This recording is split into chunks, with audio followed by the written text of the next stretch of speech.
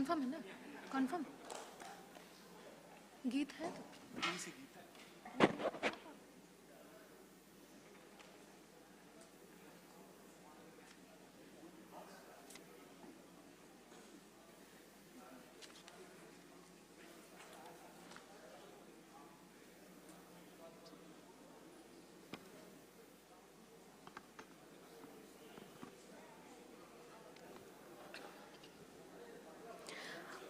A very good morning to the distinguished guests and eminent dignitaries present.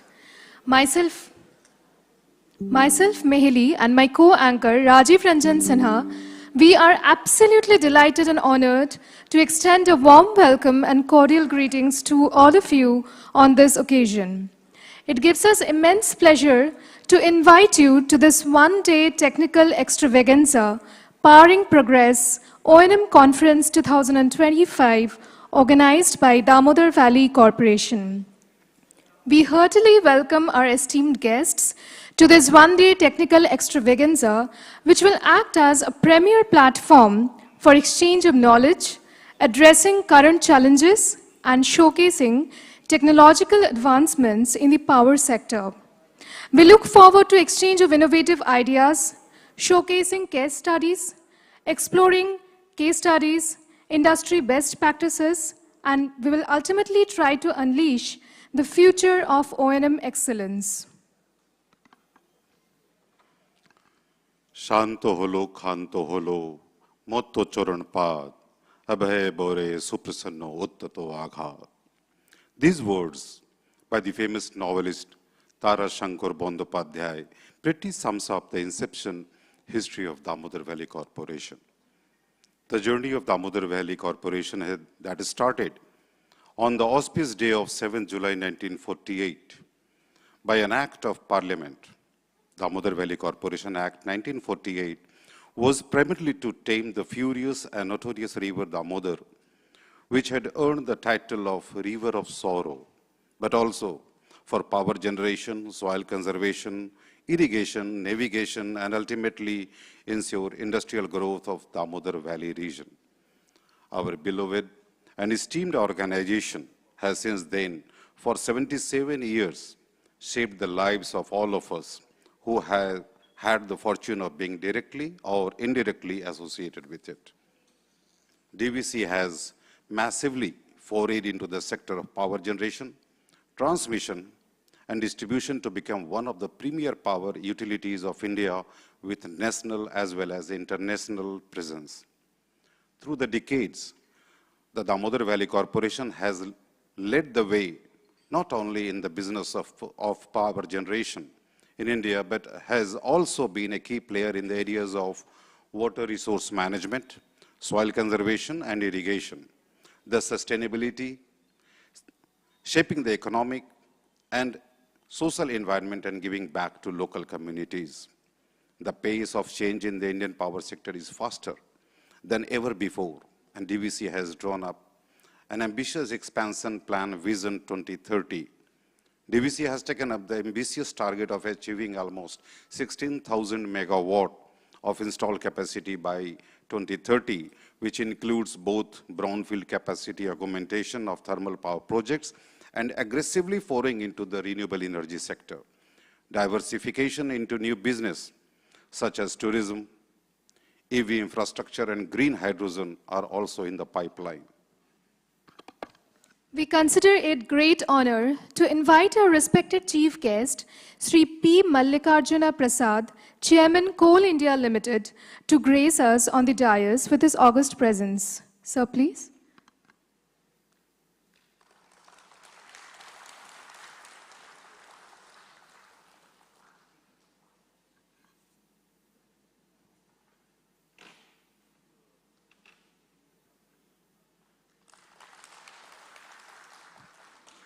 With equal pleasure, may I now invite upon the dais our Chief Patron, Sri S. Suresh Kumar IAAS, Chairman, Damodar Valley Corporation.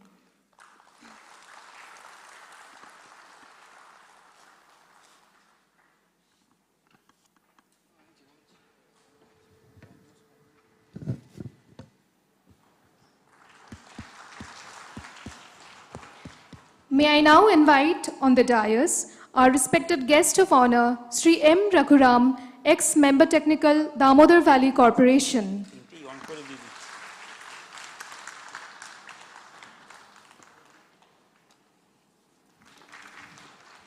May I now request our guest of honor, Sri Brajesh Singh, Managing Director, Generation, CESC, onto the dais, please.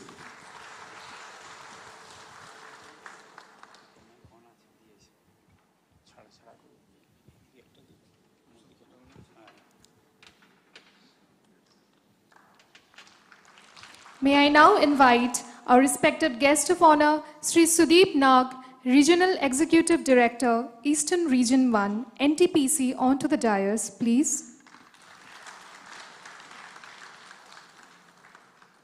I request our respected guest of honor, Sri Subrata Mandal, Director O&M, WBPDCL, to kindly grace us on the dais, please.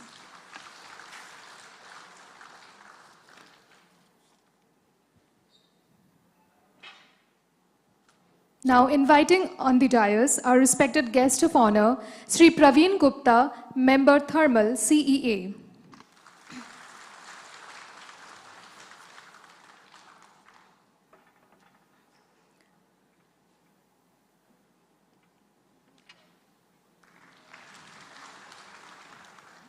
I now request everyone to kindly stand up in loving remembrance of the innocent lives which have been lost in the recent ghastly act of violence at Pahalgam, Kashmir, and observe a moment of silence.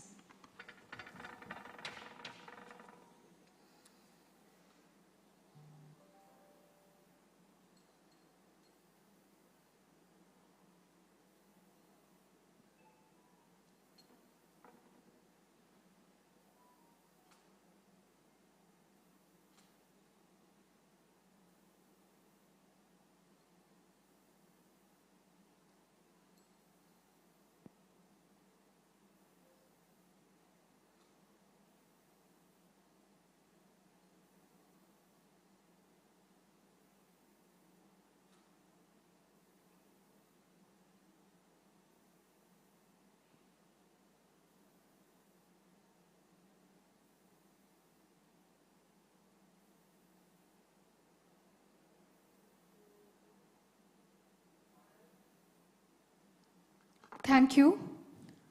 May humanity prevail above all. May I now request the esteemed dignitaries seated on the dais to kindly come forward to invoke the blessings of the Almighty and kickstart our one-day technical extravaganza with the auspicious lamp lighting ceremony. May I also request our patrons, Member Finance Sri Arup Sarkar, Member Secretary Dr. John Mathai, and Member Technical Sri Swapnendu Kumar Panda to kindly join in the lamp lighting.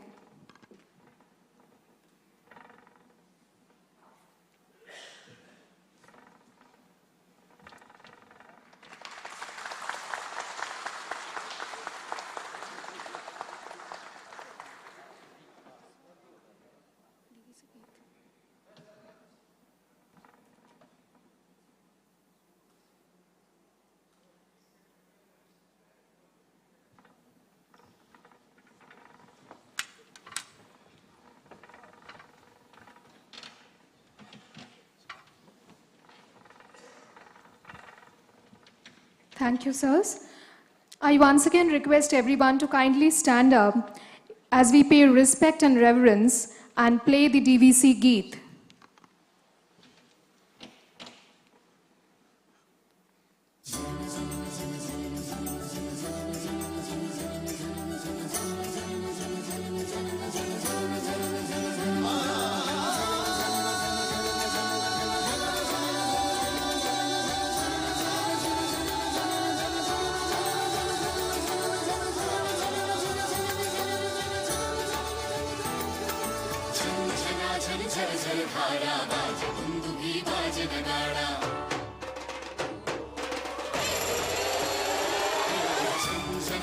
झर झर धारा बाज बूंद भी बाज नगाड़ा तेज धड़कनों का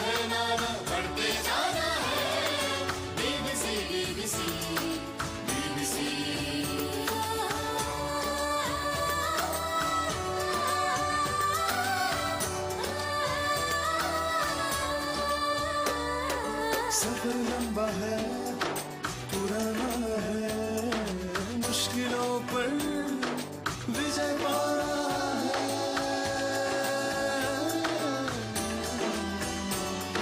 सफर लंबा है पुराना है मुश्किलों पर विजय पाना है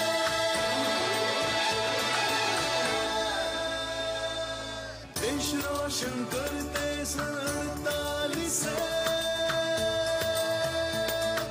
देश रोशन करते सन 48 से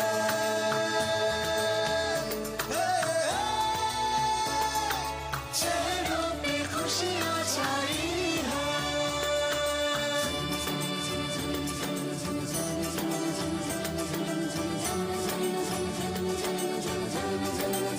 उन्नत बंगाल उन्नत झारखंड ऊंचा रहे भारत का परचम उन्नत बंगाल उन्नत झारखंड ऊंचा रहे भारत का परचम अडिग लक्ष्य और अथक परिश्रम मंजिल पाना है डीवीसी डीवीसी डीवीसी का मान अनोखा प्रगति में अभिधान अनोखा ऊंचे क्षेत्र में काम अनोखा शिखर में चढ़ना है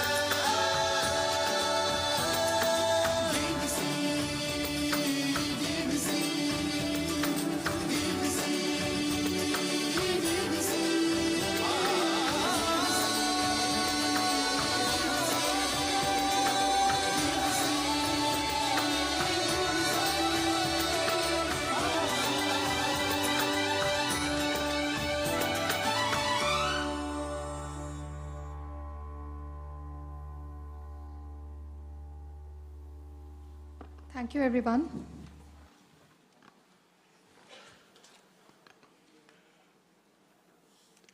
It's time to express our sincere appreciation and gratitude towards our esteemed dignitaries who have joined us for this technical extravaganza.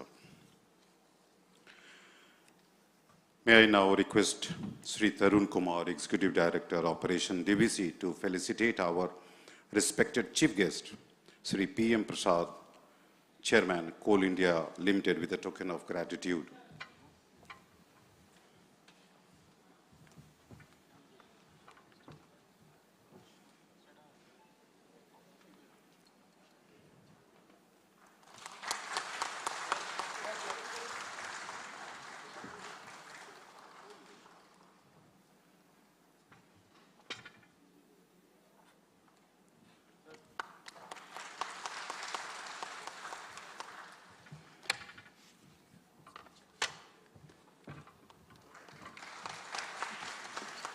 May I now request Sri Tarun Kumar to felicitate our Chief Patron, Sri S. Suresh Kumar, IS, Chairman, Damodar Valley Corporation, with a token of gratitude and appreciation.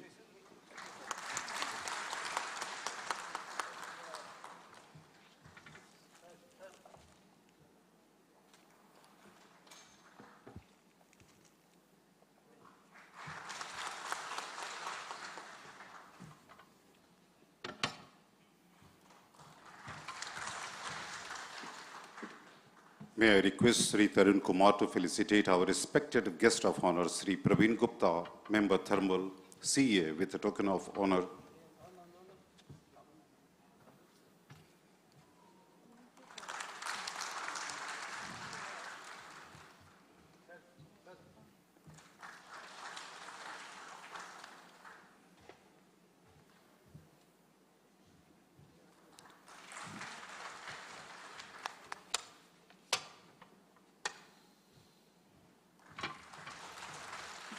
May I again request sir to felicitate our respected guest of honor, Sri Subrato Mandal, Director, O&M, WB, PDCL, with a token of honor and gratitude.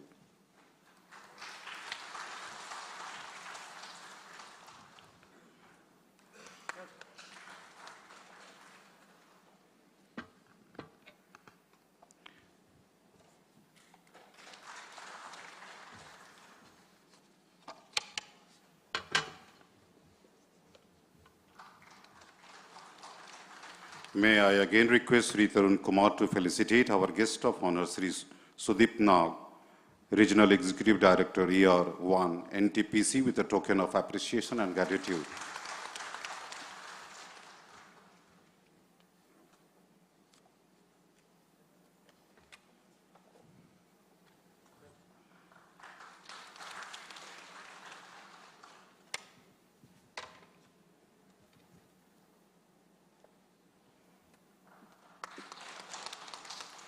May I again request Sri Tarun Kumar to felicitate our guest of honor, Sri Brajesh Singh, Managing Director, Generation, CESE, with a token of appreciation and gratitude.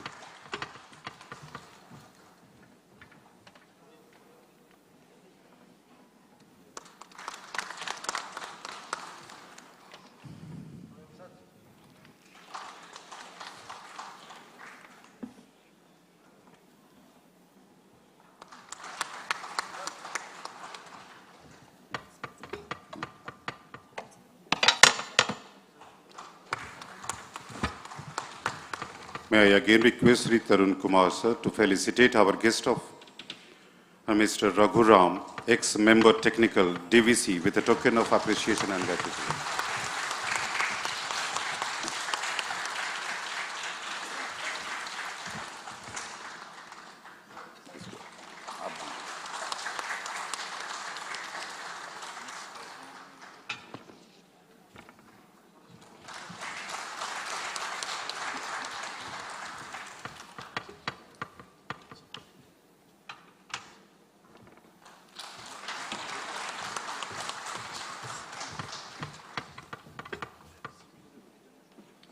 May I now invite our patron, Member Finance Damodar Valley Corporation, Sri Arup Sarkar, onto the dais and request Sri Tarun Kumar to felicitate him with a token of appreciation and gratitude with a big round of applause from the audience.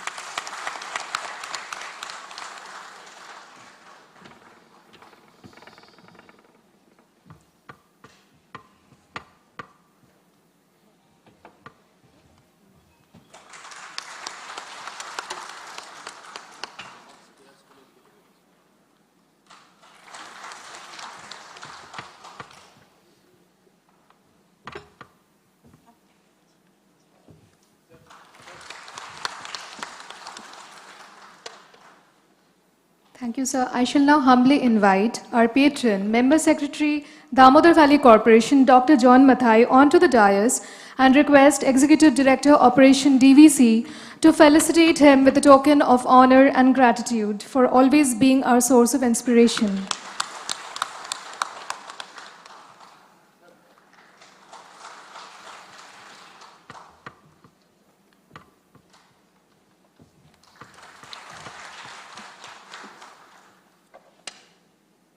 Thank you, sir. May I now request Sri, our patron, Member Technical, Sri Swapnendu Kumar Panda, onto the dais and request ED Operation to felicitate him with tokens of appreciation and gratitude for inspiring us through this endeavor, which we call Powering Progress O&M Conference 2025.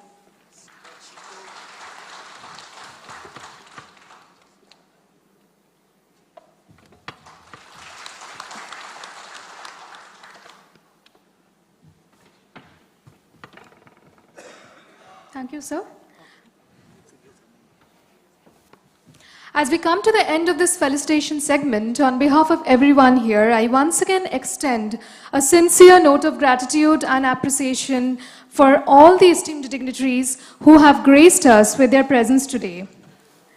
Now, may I request Sri Tarun Kumar, Executive Director, Operation Damodar Valley Corporation, to take the podium and welcome the address on behalf of DVC to this O&M Conference 2025. Sir, please.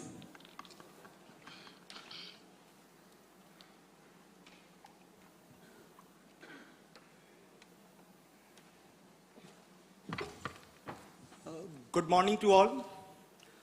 Respected DVC Chairman S. Suresh Kumar, IAS. Respected CIL Chairman PM Prasad Sahab. Respected Member Thermal CA Sri Praveen Gupta ji. Respected Director O&M WPDCL Subrat Mandal ji. respected Regional Director, Sri Sudeep Nag, NTPC, respected Managing Director, Generation, Brajesh Singh Ji, CSC, and our respected ex-member technical and ex-chairman of DVC, Raghuram Sahab. And respected DVC board members, distinguished guests, esteemed colleagues, and members of the DVC family. It gives me immense pleasure to extend a warm welcome to each one of you to this year's O&M Conference 2025. This year we are organizing conference based on the theme O&M Excellence for Sustainable Energy Future. This gathering is a vital forum for sharing knowledge, celebrating our milestones, and aligning ourselves with the strategic direction of our organization. I am delighted to share some remarkable achievements and updates from our operations, each one reflecting our unwavering commitment to excellence, innovation, and sustainability. Our thermal power plants have continued to outperform industry standard. Last financial year, DVC achieved 75.7% PLF, surpassing the national average of 69.47%. This outstanding performance is not merely a metric, it is clear demonstration of our relentless pursuit of operational efficiency and the high standards we uphold in power generation. In addition to our impressive PLF, last financial year, we have witnessed an increase in plant availability factor above 90%, along with improvement in the key performance indicators such as declared capacity 90% against normative DC of 85%, and significant and auxiliary power consumption and specific oil consumption was also within prescribed limit of the CRC.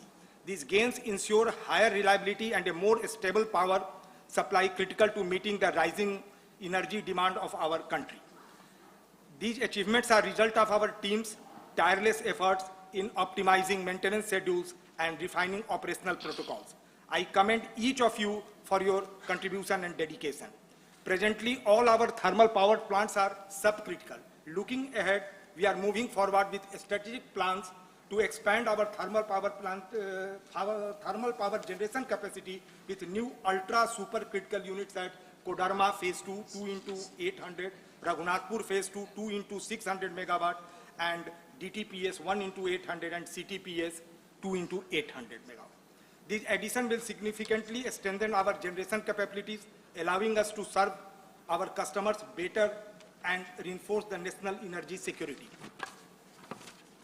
Such achievements also highlight our commitment to national and regional development and economic upliftment.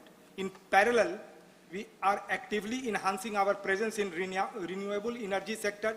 We have made significant progress in scaling our solar energy capacity, marking our commitment to a greener and cleaner energy future.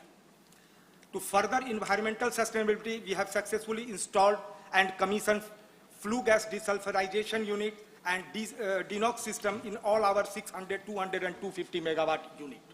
We are also adopting zero liquid discharge systems and other advanced environmental practices to minimize our ecological impact. Further, to address the challenge of fluctuating demand patterns, we have successfully implemented flexible operation in MTPS Unit 8, 500 megawatt, 4% technical minimum load, and CTPS 7, 250 megawatt, 50% technical minimum load. Implementation of flexible operation is underway in our remaining units. In last financial year, we have successfully reached an impressive 105% ash utilization. We have supplied 43 lakh metric ton of dry fly ash to cement and brick manufacturers. This supply has not only helped these industries but also reduced the environmental impact of ash disposal. Furthermore, we have supplied a substantial 66 lakh metric ton of ash to National Highway Authority of India, which will be utilized for infrastructure development and nation building projects. In line with our sustainability goals, we have launched 140-hectare green belt development project at Kodarma in collaboration with IFP Ranchi to protect the environment and promote eco-friendly practices. Looking ahead, we plan to sign a MOU with West Bengal Forest Development Corporation Limited for a 97-hectare green belt development project for the upcoming DTPS 800 megawatt unit project. Additionally, we have a significant step towards reducing our environmental footprint in initiating conditioned fly ash evacuation through rail mode from KTPS starting from the February this year. So these collective achievements are result of our shared vision, persistent effort, and deep-rooted commitment.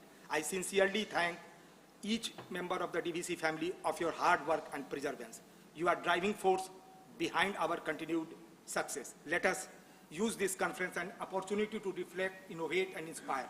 Together, let us set new benchmarks in power sector, fuel growth with purpose, and lead our organization with a brighter, more sustainable future. Thank you. I wish all you a meaningful, productive conference ahead. मैं कहना चाहूँगा कि हम वो चिराग हैं जिसने आधियों में भी जलने की ठानी है. Thank you. धन्यवाद.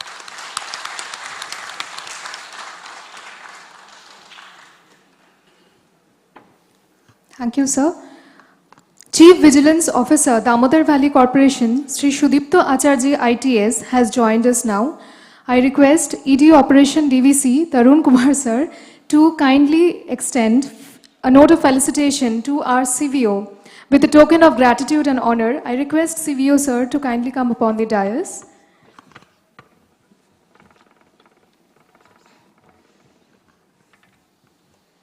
Welcome, sir. Thank you.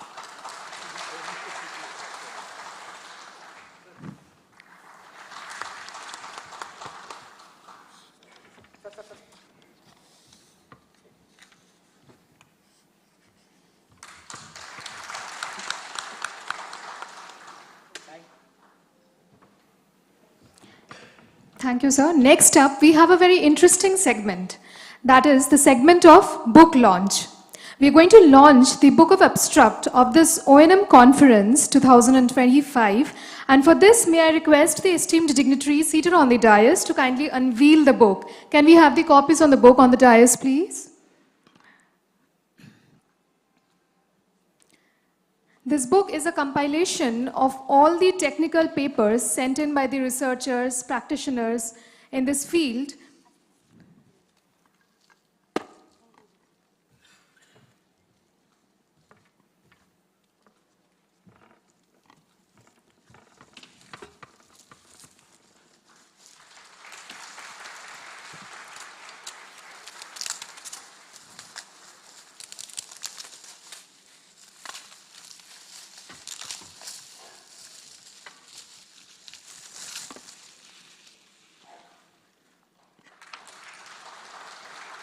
We look forward to implementing all the ideas sent in by researchers and practitioners for this O&M Conference 2025.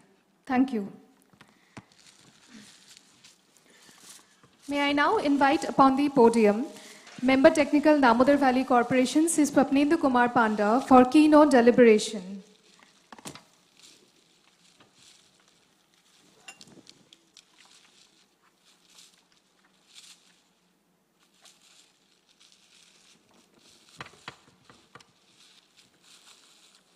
Good morning.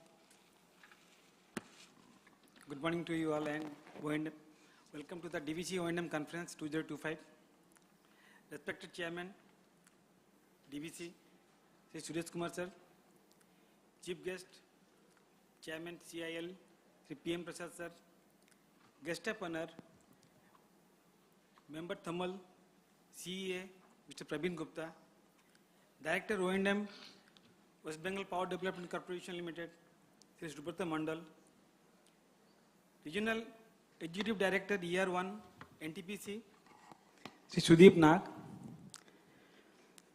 MD Generation CESC, Sri Bajaj Kumar Singh, Mr. M. Raghuram, ex Member Technical, Member Finance, Sri Arup Sarkar, Member Secretary, Sri Jan Mathai, Chief Vigilance Officer, Sri Sudipto Acharji. Of the dais, Mr. Prachanjit Pal, ED Nuclear NTPC, Mr. Rajesh Sekhar, GM Ash, NTPC, ED West Bengal Power Development Corporation, Mr. Kaushik Datta. Probably he has told to come, but probably he has come or not, I don't know. Anyway, welcome to him, it has come. And Mr. R.K.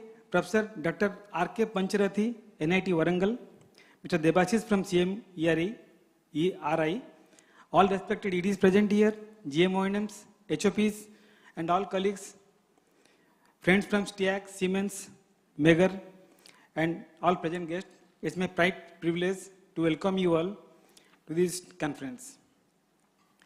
Kudos to the organizing committee for organizing such a wonderful mega O&M conference, having a theme of O&M excellence for sustainable energy future. The ultimate purpose of this conference is to discuss the ideas, best practices, new technologies, and to strengthen our core of the power sector to actualize the DVC's mission of sustainable growth with a focus on clean energy. The first O&M conference was done last year under the leadership of President Chairman and Member Technical Mr. M. Raghuram sir. We are happy that he is here today with us. And we are thanking all on behalf of the total team. I am thanking him for have this noble concept undertaken by you. This will strengthen the intangibles to have more tangible results. So now coming to the power sector scenario. Thermal, renewable, nuclear, hydro, whatever the sources of power may be. Country needs power. Country needs 250 gigawatt of power every day for its loads, for its house load, for its industrial load, for the data centers coming up. Every day the capacity, the need is increasing. So country has changed its mindset and we have gone, change has come up and we are going for again addition of 90 gigawatt of thermal to our existing power, to our existing capacity. And also, all these plants will come in the year of 2031-32, 30-31-32.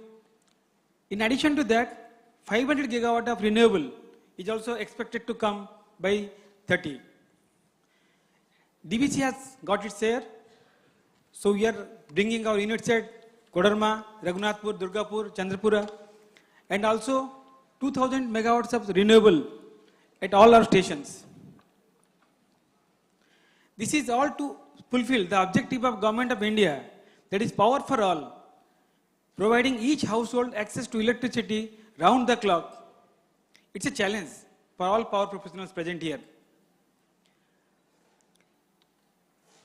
Coming to the O&M excellence, let me tell you my dream of power plant.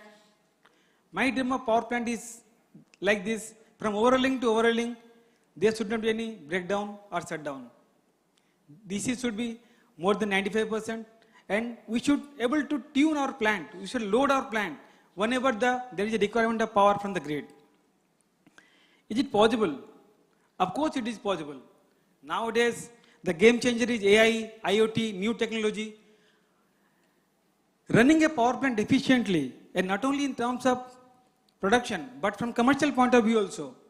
Each pie of energy from the Sankey flow chart, which is pointing towards 60% of waste energy, that is very important. Increasing efficiency in addition to the capacity addition is probably the solution to the increasing power demand. This needs to be improved upon every bit possible by the use of modern technology. So to become best and commercially viable organization, our C&I engineers, our electrical engineers, all there, and mechanical engineers, all they are designing to operate the power plant in the best fashion. Now this modeling technology has also come. We are nowadays we are not doing this SBC technology, SBC, state variables controls for this power plant tuning and all. We are all using model. Basically, there are major 4 issues I can say for any power plant.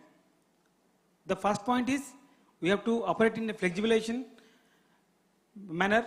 We have to come down during our daytime and we have to ramp up again in the evening time due to inflow of this renewable. Then second point is boiler tube leakage, BTL. That is killing us. 60% of our breakdowns are all BTL only. Third and most important point is, third point is our controlling of the management of fuel. We might be knowing that in Indian power sector, sector, we are all getting coal of 3,000 to 3,500 to 4,000 kilocalorie per kg. So this is a major issues for us. I mean, in foreign, the calorific value is much higher. And the last point is ash. This is also a very critical point. Ash management is taking over our plant operation. And if we are not managing ash well, I am very sure plant will be shut down, going for a shutdown. The current trends, that is predictive maintenance, loop tuning, operation optimization, load forecasting, these are all to be done in the best possible available technology so that our plant, our system get maximum benefit out of this. Many players are using it. Like many foreign players, AES, NL, NG, they are all using it. But probably we are not using that much, which we should have been. We should use technology at our best, to the best possible way. But there is a lot of scope for improvement. Digital twins, deep reinforcement learning, artificial neural network, cognitive AI, all these are technology which are now we have started only using it. So today we have experts who will throw light on these issues, and we will also discuss an emerging topic, that is planned journey towards nuclear and SMR. So moving from security constraint economic dispatch to security and emission constraint economic dispatch, it will have more weightage for adoption of environmental norms. So we will have deliberations on this issue also. But for this, of course, all the old plants, R&M need to be completed. All the ESP need to be met, and then DINOX to be implemented in all plants, FGD to be made functional. So we are the power plant operators making the boiler, turbine, and generators and BOPs, equipments, dance in the tune of grid demand by our skill, supported by the intelligent systems, makes us unique. Today, our experts, our technology partners, power plant professionals, all will deliberate and regarding the best practices to achieve the desired O&M excellence, enabling and supporting firmly the journey of India towards VIII Bharat 2047. Thank you all.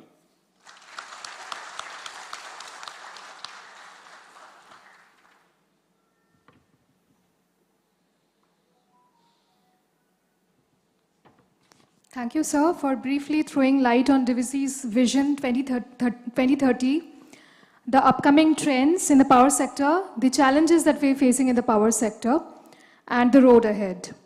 Now, may I request a respected guest of honor, ex-member technical Damodar Valley Corporation, Sri M. Raghuram, to share his immense knowledge with us on this technical platform.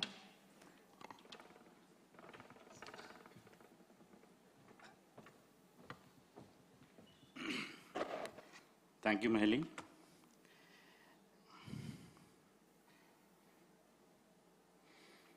Good morning.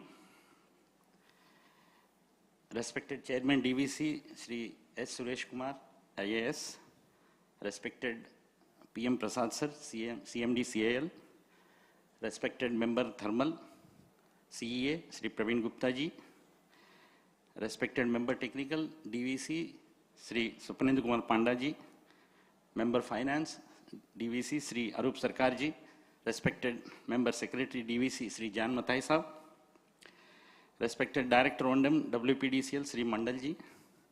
Respected MD Generation CESC, Sri Brijesh Singh Ji. Respected RED ER1 NTPC, Sri Sudeep Nag Ji. Respected ED Nuclear Technology NTPC, Sri Prasanjit Pal Ji. CVO DVC, Sri Sudeep Acharya Ji.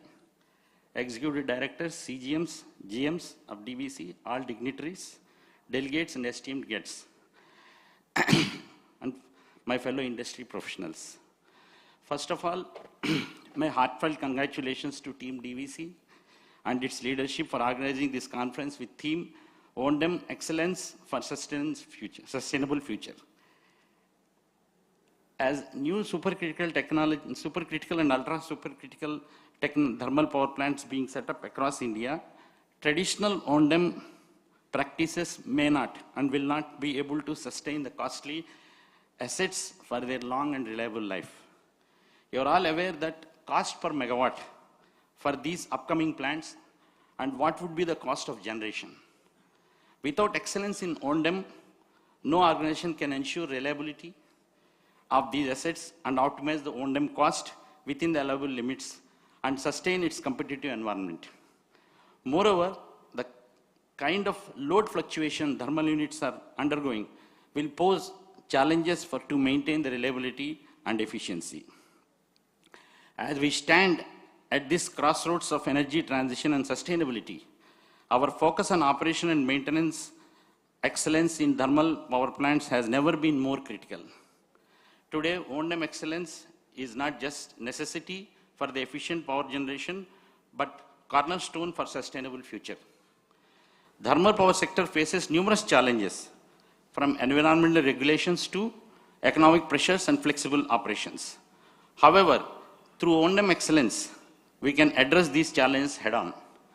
By adopting best practices, leveraging technology, and fostering a culture of continual improvement, we can enhance efficiency, reduce emissions, and ensure longevity of the assets.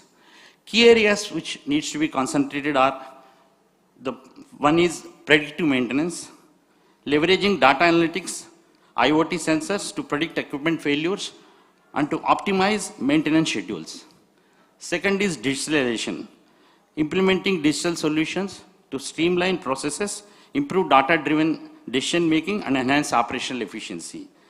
Third one is sustainability, integrating sustainable practices into our operations, such as reducing waste, conserving resources, and exploring opportunities for repurposing and retrofitting existing infrastructure. Last but not the least and most critical, in my opinion, is training and development and investing in our people, upskilling them to handle new technologies and fostering the culture of innovation and excellence. Furthermore, flexibilization of operation is crucial for thermal power plants to adapt to the dynamic energy landscape. By enhancing operational flexibility, plants can efficiently respond to fluctuations in demand, integrate renewable energy sources, and minimize environmental impact. This involves optimizing plant design, implementing advanced process controls, and adopting flexible operating modes. By doing so, thermal power plants can play a vital role in ensuring grid stability and reliability while transitioning towards the more sustainable energy in future. By prioritizing O&M excellence and flexibilization, we can ensure thermal power sector remains a vital part of our energy mix while minimizing the environmental footprint. We all stakeholders to work together, share best practices, and drive innovation to achieve sustainable future for our industry. To conclude, O&M excellence and operational flexibility are not just operational imperatives, but strategic necessities for thermal power sector sustainable future. Let us work together to achieve this vision. I thank Team DVC for inviting me for this August gathering and giving me opportunity to say a few words on this topic. Further, my best wishes to DVC for its glorious future ahead. Thank you. Thank you very much.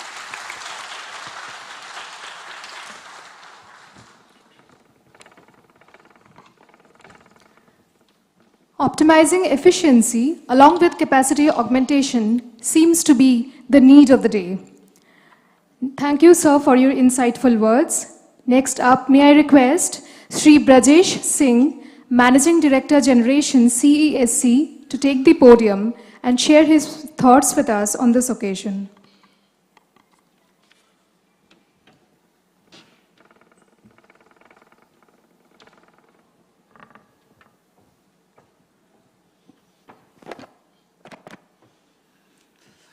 Very good morning to all. Respected dignitary on the desk, and all power plant professionals, experts, technology providers, solution providers, ladies and gentlemen. As we know, the power generation is under transition. There are a lot of transformation happens all over the world. the normal conventional way of working is no more going to last. So based on the need and requirements of the system, the regulation, and the need of the meeting the requirement of peak and off-peak, there are a lot of changes need to be done in the day-to-day O&M practices. The theme is rightly taken because this is the need of the hour. We have to rethink, remap, and interrogate, just introspect what should be done to meet the requirement of changes going to happen next 10 years down the line, particularly in thermal generation. Historically, energy is the source, energy is the prime drivers of growth. And the coal is the prime source of energy from the invention of the James Watt steam engine to till now. The revolution is started from there only. Industrial revolution is one of the start trigger point of growth. And after that, the economy changes, the need of requirement of customer changes, and based on that, the market is changing.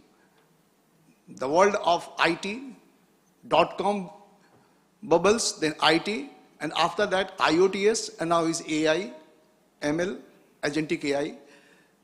The phases are changing. But the core business, whether it's energy generation, coal production, gas production, petrochemicals, these are the area of the core. Where this core business is need to be integrated with the current technology, current solution which can efficient, make the process more efficient, reduce the cost, taking the reliability, but these things need to be incorporated our operations. Operations means operation and maintenance both. What should be done for the operation sides?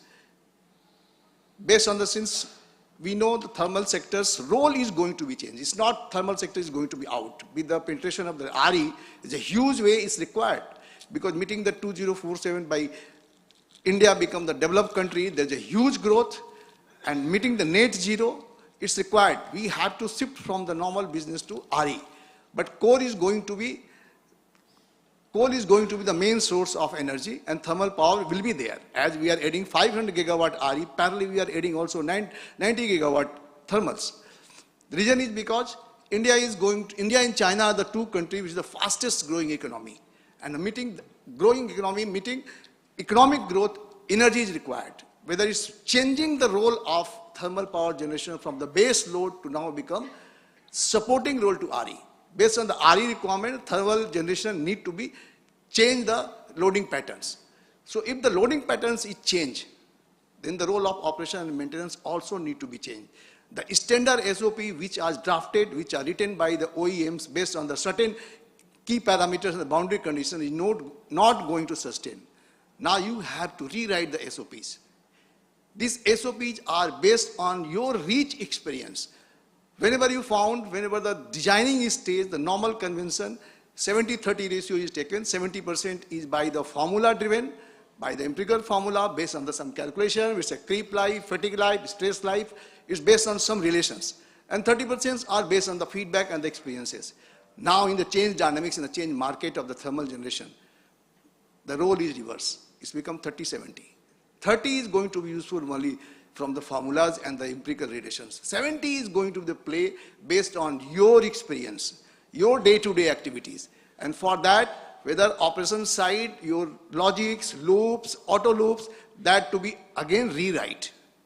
The equations which are incorporated for control system are based on some polynomials, maybe second order, third order. But those polynomials need to be rewritten. That based on the full load, half load, technical minimum load, again the full load, ramp up, ramp down, these things need to be rewrite so that the excursion can be taken care. Those equations need to be incorporated in your auto loops and logics. Then only you can maintain the efficiency. Normally it happens when the machine run at the half load and part load, there is a huge loss in the SHR and APC. But for that you have to find out how to maintain the rated parameters even at the part load and ramp up, ramp down. And for that, you need to rewrite the equations. Your auto loop should be maintained the same rate which is operating at the full load. Maintenance side, since the equipment is getting stress, your maintenance strategy need to be changed. It cannot be based on the time base. It cannot be based on the OEM recommendation. It has to be reincorporated condition-based.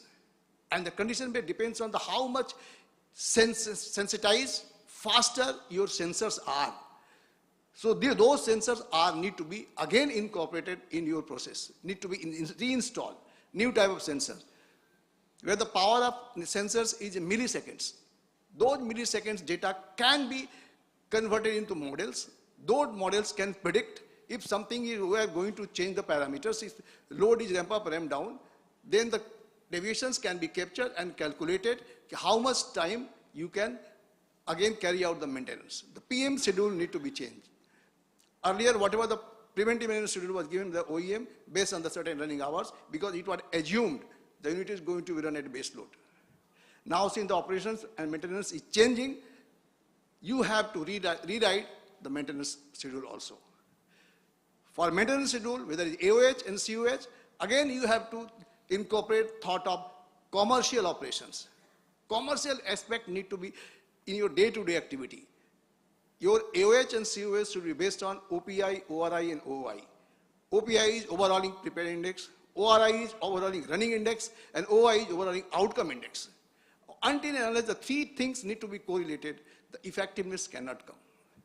So whether your operation side, maintenance side, our technology partners, OEM services, they also need to think that changing the spare part design, metallurgy, because that need of the hour. Based on the current requirement, the spares need to be also changed based to give the longevity. So it's required total linear thinking, which was earlier happens, base load operation, after that efficiency mode operation, and now is era of commercial correct operation, where the role of each and every one is required to be collaborated. So it's basically changing from linear thinking to system thinking. We have to think as a total system. And definitely, this one-day conference, there are so many power plant professional experts are there, is going to be benefit to all of us. And definitely we can come out, make out some strategy so that the future can be taken care of. Thank you very much.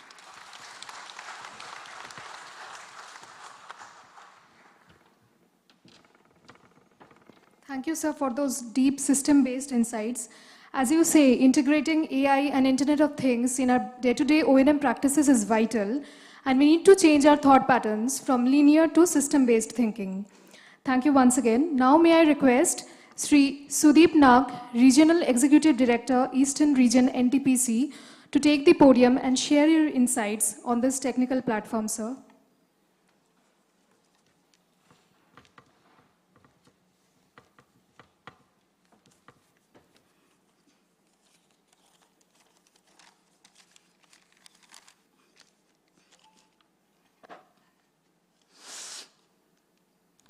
Very good morning to you all.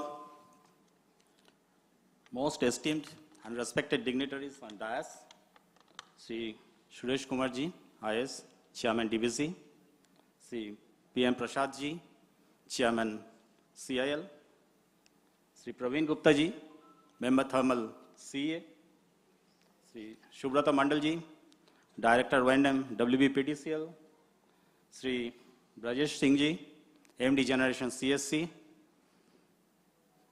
my good friend, ex-member technical and chairman DVC, Sri Raghuram ji, the esteemed persons sitting off dais, Sri S.K. Panda ji, member technical DVC, Sri Jan Mathai ji, Sri Arup Sharkar ji, CBO Sri Acharya ji, all the senior officials from DVC were present here. My colleagues from NTPC, Sri Prashanjit Palji, ED Nuclear, the other senior officials and esteemed dignitaries from all other organizations, ladies and gentlemen. I think it's my proud privilege to be present in this significant gathering, which is focused on a theme which is very, very vital and relevant today. O&M excellence for a sustainable energy future. We all know that the electricity generation, the growth in electricity is so much interlinked with the GDP or development of a country. Considering the theme today, it's more of a responsibility that we not only concentrate on the round-the-clock power supply, power generation to the grid, but also with safety, efficiency, sustainability. What does that mean? That means more from every megawatt produced and every unit installed and from the every duration of maintenance cycle, which is better than before.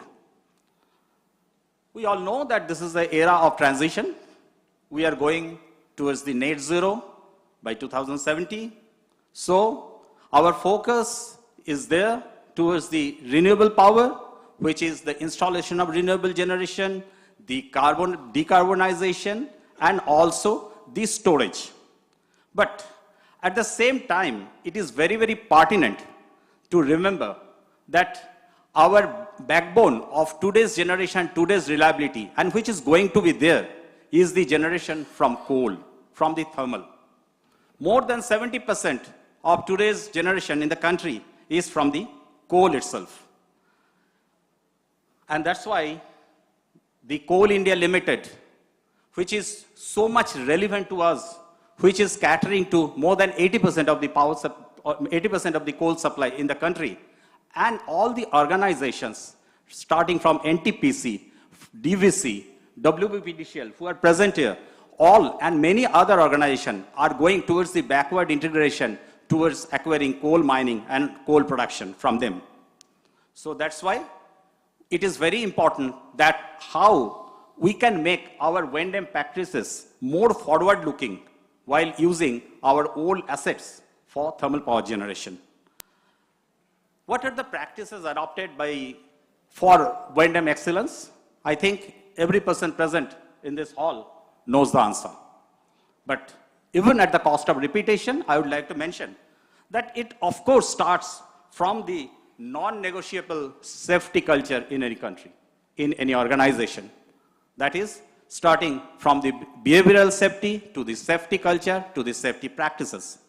It, of course, depends on other pillars like forced outage and partial load reduction through reliability central maintenance, the application of digital tools. I think my previous speaker has spoken at length about it, about the implementation of AI, the digital twins, the IIoT, and whatnot.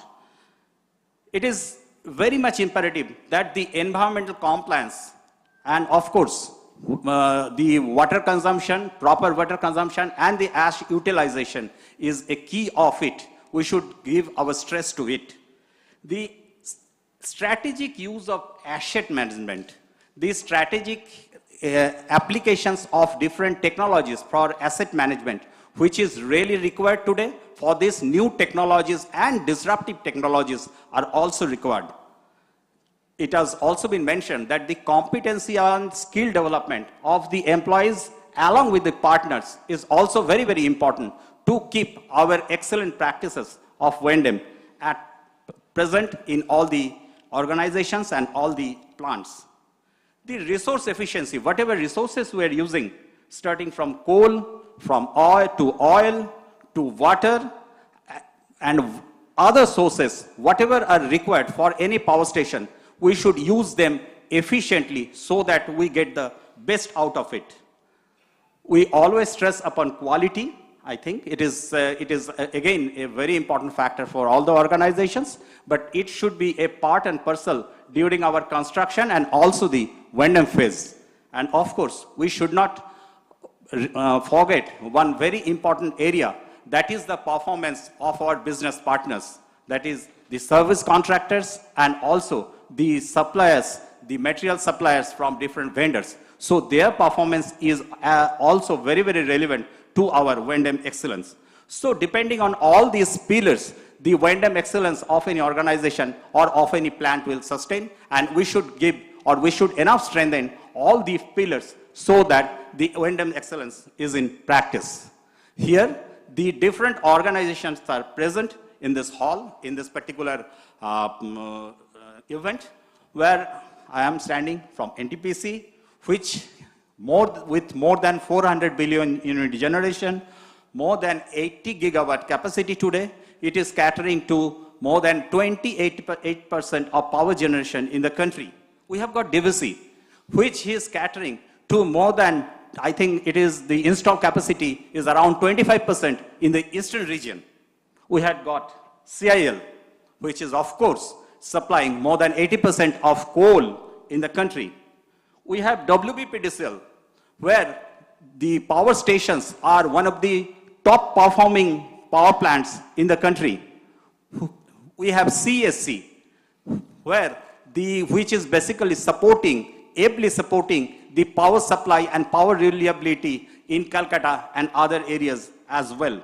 So with this support, and I think with this, the presence of all these organizations, it is now time to use the best practices and shared knowledges among all the organizations who are present here or even who are not present here. We should seek our help, and we should extend our help to all of them.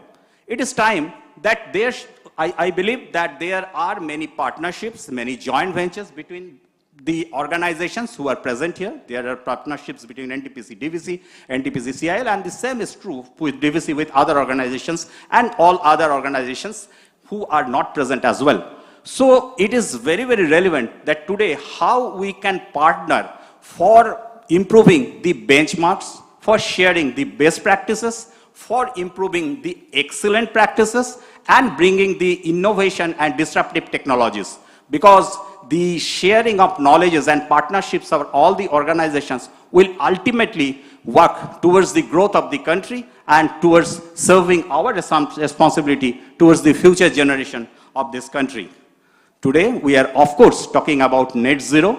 For this, the renewable expansion is of course there. We all know that different areas of renewable expansion is there, starting from solar, starting from wind power, with hydrogen generation, with PSP, with nuclear, with waste to energy. So there are a lot of areas to venture for, and all the organizations, I think NTPC is, of course, has put his foot to all these areas, and believe all the organizations are going towards this. And in all the areas, this kind of O&M excellence will be required for the sustainability for any kind of generation, whether it is renewable or whether it is fossil. So with this, I think let us again try to improve our systems with the innovative mindset, with the skill, with the competency development, with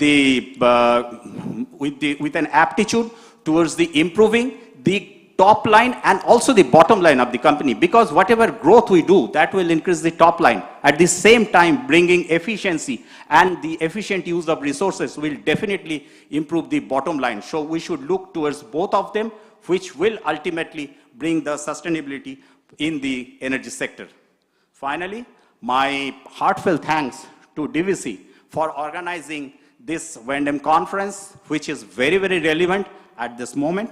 And from this, I think whatever the areas or whatever the presentations which is going to happen today, as has been told by member technical DVC, I think with these presentations, there will be many, many ideas, and these ideas should not be restricted within this hall. These ideas should propagate so that we get every unit of our power which is reliable, efficient, and resilient.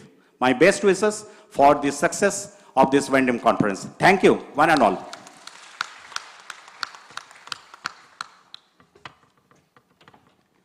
Thank you very much, sir, for stressing upon the fact that while attaining a portfolio of sustainable energy mix, we must not overlook the primary source of power production which will remain in the years to come, and that is fossil fuels. Thank you also for stressing on the bottom-up pyramid structure, and therefore we must gear up our O&M practices through best industry practices and sharing them so that we can achieve the maximum out of it.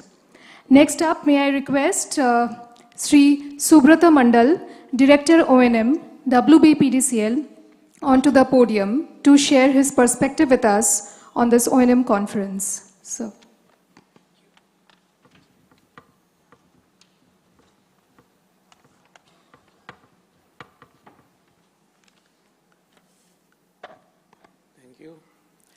Good morning, everybody.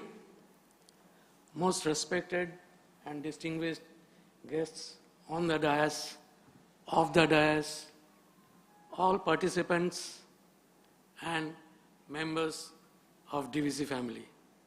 It's good to see so many familiar faces in the audience.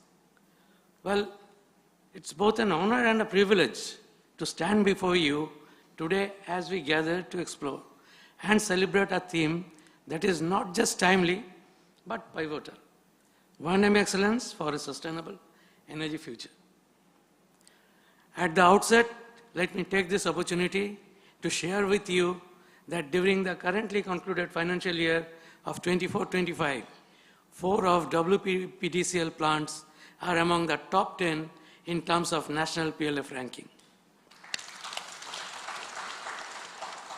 It was possible for the encouragement and support from the power fraternity. My heartfelt gratitude to you all. Coming to today's theme, as we navigate the complexities of the 21st century, the global energy landscape is undergoing a profound transformation. The world is transitioning towards sustainable energy at an unprecedented pace. Climate change, resource constraints, and the growing demand for reliable power are reshaping the way we think about energy production and management. O&M is often described as the unsung hero of the energy sector.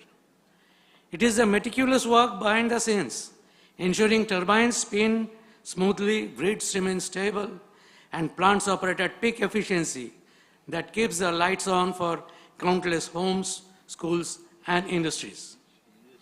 This transition, however, is fraught with challenges ranging from resource optimization to the integration of renewable energy, technological upscaling, and maintaining the reliability of existing systems. At the very heart of this transformation lies the domain of operation and maintenance, commonly known as O&M. The role of O&M in ensuring the sustainability of energy systems cannot be overstated. O&M is where vision meets execution and innovation meets practicality. It is through excellence in O&M that we ensure the uninterrupted supply of energy, the longevity of infrastructure, and the optimization of costs, all while minimizing the environmental footprint. In this pursuit, O&M excellence offers us a few critical pathways. Initially, it is needless to say safety of our main and assets are of paramount importance. It is our topmost priority. And next comes the efficiency and performance optimization of our existing fleet of units. By leveraging modern tools such as predictive maintenance, AI-driven diagnostics, and IoT integration, we can enhance the performance of our assets. Efficiency is no longer an aspiration, but it's a necessity. Every percentage point of efficiency gained is a step closer to a cleaner energy future. Integration of renewable energy is a major step which we have taken nowadays. As we increase the share of renewables in our energy mix, the role of O&M evolves. It requires us to innovate and adapt to manage hybrid energy systems, ensuring their stability and seamless integration. Especially for fossil fuel-fired generators, flexibilization is the need of the hour. And next comes the environmental stewardship. Well, I think Panda Sahab has very rightly mentioned about emission constraint economic dispatch, which is very much required. Maintenance excellence directly impacts our ability to minimize emissions, manage waste, and reduce water usage. Each step forward is sustainable. In sustainable O&M is a step towards a cleaner environment for future generations. And last but not the least, one of the most important points, people and processes are the pillars of our excellence. No amount of technology can replace the ingenuity, dedication, and expertise of our workforce. O&M excellence is ultimately about empowering our people, our engineers, technicians, and frontline workers to perform at their best. This means investing in training programs to equip them with the skills needed for a rapidly changing industry. It means fostering a culture of collaboration where ideas flow freely and every voice is heard. And it means recognizing that our commitment to sustainability starts with the well-being of our teams, ensuring they work in safe, inclusive, and inspiring environments. Similarly, robust processes that embrace sustainability at their core will lead us to new heights. Standardized best practices, real-time data utilization, and a commitment to quality assurance form the backbone of effective O&M. The journey to a sustainable energy future is not one we undertake alone. It requires collaboration across departments, with industry partners, and with the communities we serve. As I conclude, let me remind you of the profound impact our work has. Every decision we make in our control rooms, every maintenance task we undertake, and every innovation we champion ripples far beyond these walls. It powers homes, fuels industries, and saves the lives of millions. By striving for O&M excellence, we are not just maintaining systems, we are building a legacy of sustainability, resilience, and progress. Together, let us embrace the challenge for this theme and make O&M excellence for a sustainable energy future more than a vision. Let us make it a reality. Thank you, and I wish you all an inspiring and productive conference. Thank you. Thank you, sir, for your valuable deliberation. May I now request our respected chief guest, Sri P.M. Prasad, Chairman, Coal India Limited, to share his words of wisdom with us. Sir, please.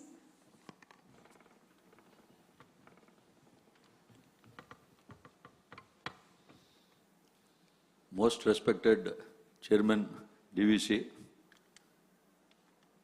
Vijay Singh Saab from CAC, Raghuram Saab, Member Dharmal CEA, RED ER1, WPDCL Director, dignitaries of the dais, team DVC, all the members, CEO Saab, all the officers, dignitaries, and our ED from DVC, ED Nuclear, new title from NTPC. When I am there, ED Nuclear is not there, but nowadays for modular reactors, NTPC is going. It is a constant upgradation. Nowadays, perform, reform, transform. First, my best wishes. This is my second year out of the 4 O&M conferences of DVC. Last year also I was there, Raghuram Saab and Chairman Saab has invited. And the second consecutive best performances. I must congratulate team DVC for getting second best performance in million units generation, second best performance in the PLF. Of course, first best is last year only. The same team is repeating almost every year. If you want to peak at one particular level, it is climbing the ladder is very tough and stiff. But still, team DVC is last 3-4 years, it is doing excellently. From 2018-19 with 59% PLF, now plus 75%. And so many number ones are there in this hall, whether it is NTPC and power plants, WPDCL, as the member is telling, top 10, some 4 units. IPP, CAC is number 1 in India. So there are so many ones and top performers, and my best wishes in future. Recently we have signed MOU 2 days back with DVC for 2 into 800 megawatts supercritical units. And I am asking Chairman Saab, so at least not only for coal plant, we should go for this solar. Solar also, we are keen, because solar for DVC also it is important for coming into renewables. Likewise, our initial target for 2030 is 300 gigawatts. Nowadays, Government of India is telling 500 gigawatts. Coal India hardly last 1.5 years, we are also picking up in solar around 250 megawatts you have constructed or already in the grid, and another 300 on our own land, and 400 megawatts we are doing in Gujarat. 300 megawatts we have given successful to a good party. We are very much sure in a year from now, 1 gigawatt and above, and for becoming net zero, we have to do at least 3,000 megawatts. So we need some cooperation from DVC, Chairman Saab, just I was discussing. If further anything on solar, we can definitely go with DVC. And also, my best wishes for this conference, year on year you are doing. And as Pandasa was telling, from one plant maintenance to another plant maintenance, the plant should run well, uninterruptedly. This is the basic purpose for any O&M engineer or any leaders. So NTPC also I served for 3 years. There, I asked my chairman in 2017, sir, now it is gigawatts company, also coal you should add. Likewise, Tubed coal mine, this year they have almost, DVC has done 4 million tons. And years to come, it is going to ramp up 7 million or 8 million. So along with million units, now this million tons also should come in our logo or this template. And I am sure, sir, being an administrative service, more than that, the last 10 years I am seeing the journey of WPDCL. Chairman DVC's role as energy secretary, I was there at BCCL, CCL. How if a company on their own, standalone, they meet their needs. WPDCL, they are doing 19 million. Previously, they are taking coal from BCCL, 6 million, 7 million. Now, that coal is wiped off. Now, we are not getting business. Similarly, NTPC, 45 million ton, they are almost more than one subsidiary company. Next 2, 3 years, 4 years, they will be doing 75 million. So, this is a good and healthy competition among us. Everyone should be self-sufficient in order to contribute in 2047 for becoming Atmanirbhar Bharat. Everyone raise our own standards. As in a country like a vast country, and per capita power consumptions are very less, energy needs are more, and there is lot of scope in this country. Of course, we claim ours is third largest economy or fourth largest, but for the last mile person who is staying, unless we improve them, unless we make our villages sound and robust, independent, so a lot of things to improve. There is scope for vast potential. And once again, my best wishes to Team DVC. I'm sorry, I want to leave actually.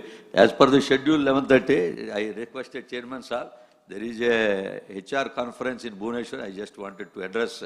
They have given me 11:30 slot for our coal mines. Our employee strength is 220,000. So this is our positive thing and negative, both for Coal India level. Biggest asset is employee strength. Even this,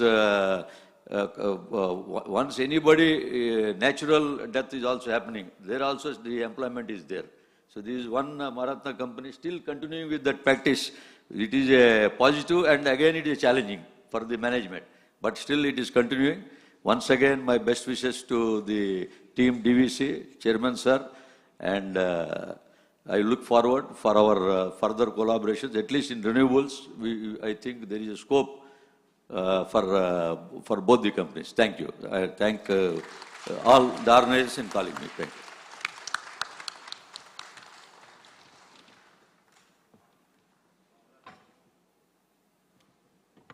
Thank you very much, sir, for your words of wisdom.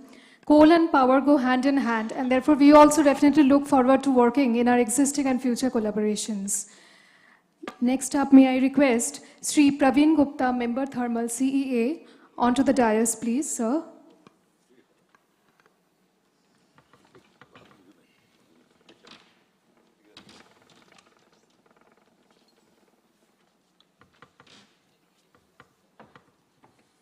Thank you. A very good morning to all of you. Most respected Shri Suresh Kumarji, DVC Chairman, Mr. Prasad, who is just leaving, Mr. Brijesh, who has been interacting with me a lot in CA. Mr. Raghuram is my old friend, and I can see the popularity with you all that most of you love so much. Mr. Sudeep Nag, with whom I have been interacting when he was Biomass Samarth Mission Mission Director. Mr. Mandal from WPDCL.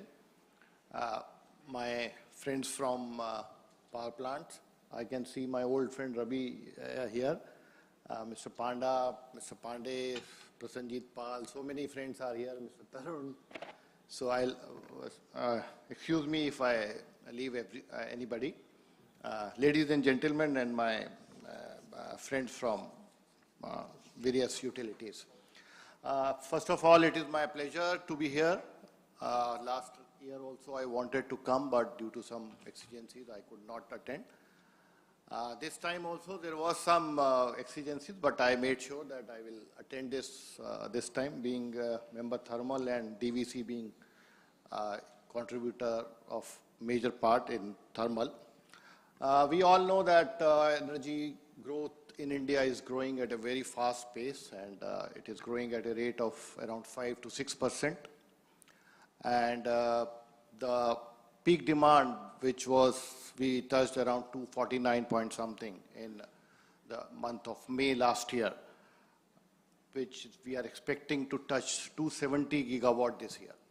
And we have already touched 227 gigawatt in the last week of the month. And we expect that in coming months it will touch around 270 gigawatts. So you can see the growth in energy demand in the country. And coal being the major part of our installed capacity, almost 50% is coming from coal-based power plants out of 475 gigawatt of total installed capacity. But if you see in terms of energy generation, it is almost 75% which is coming from thermal. So thermal will stay here, and CA has already carried out a lot of planning studies up to 2047, and we have done a detailed study till 2031-32. And we have seen that in spite of having our renewable energy target of 500 gigawatts, we still need a lot of coal-based power plant. And in one of the scenarios, we are predicting that around 283 gigawatt of installed capacity will be required from coal-based power plants by the year 2031-32. We are at around 222 gigawatts, and at least minimum of 80 gigawatt we are planning to achieve by 2031-32. And further, we may enhance our target to around 100 gigawatt by 2034-35.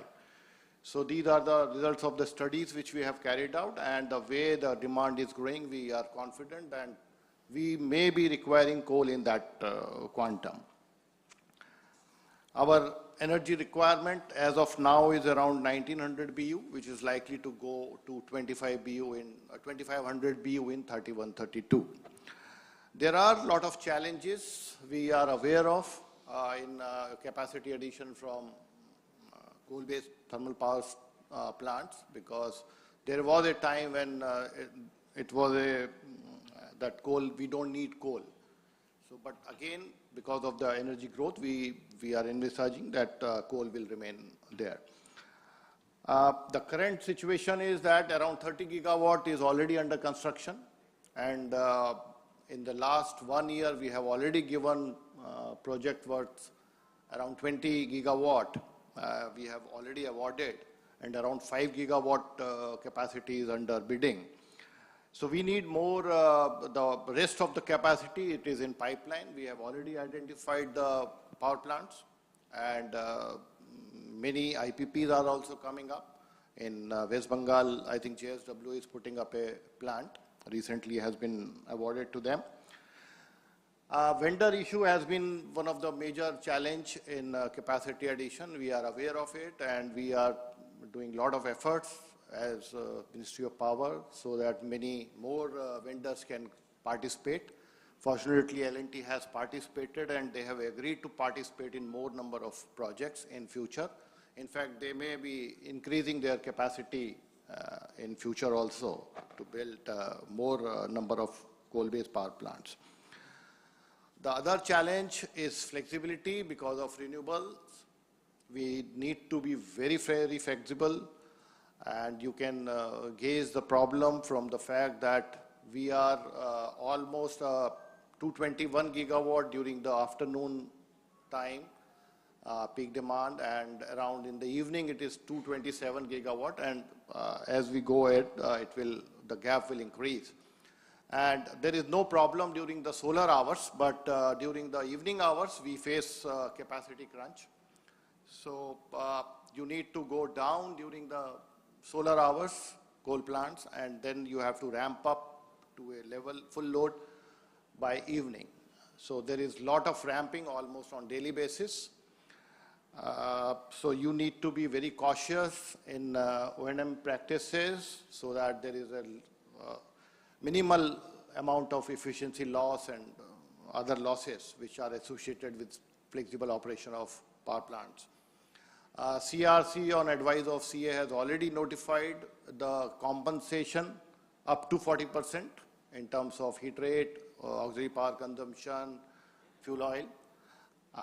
But still we are working on O&M expenses because we feel that O&M expenses will also increase. So we are working on it. And maybe in future we will come out with some because we don't have any experience of increase in O&M because of flexible operation. The efficiency of the coal plants are increasing year to year.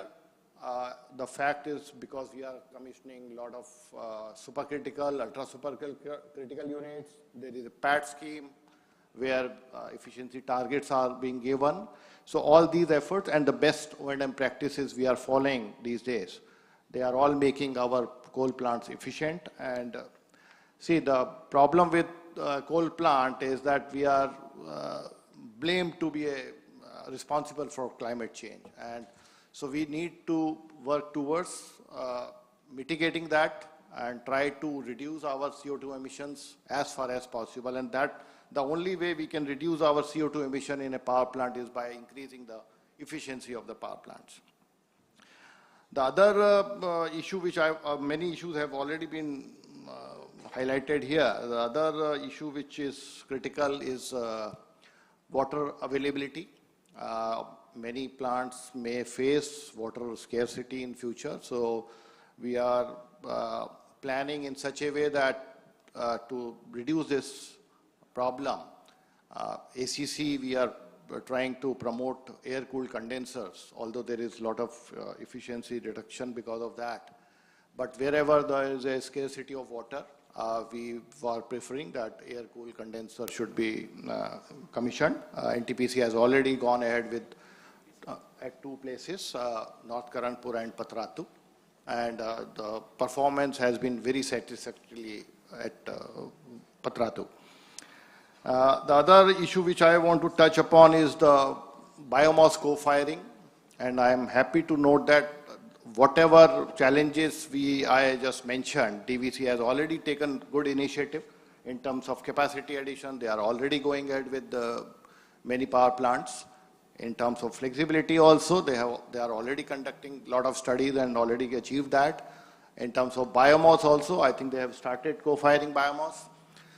See, why we are promoting biomass is that you can claim RPO against that. It is a carbon neutral fuel, and whatever you burn as a biomass pellets, it is basically reducing the carbon dioxide. So you may wonder why it is like that. It is being declared as a carbon neutral fuel.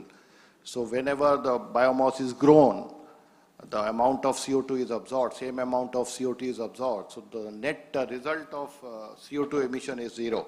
So that is why we have already mandated the policy that up now it is 7%, although it is not, there is no penalty on account of not firing biomass in non-NCR region, but in NCR there is a penalty imposed by MOEF. So this may be extended further to other regions also. So there is lot of scope in up to 5%, 7%. NCR region power station around 11 are already firing with great success, and they have not found any problem with that.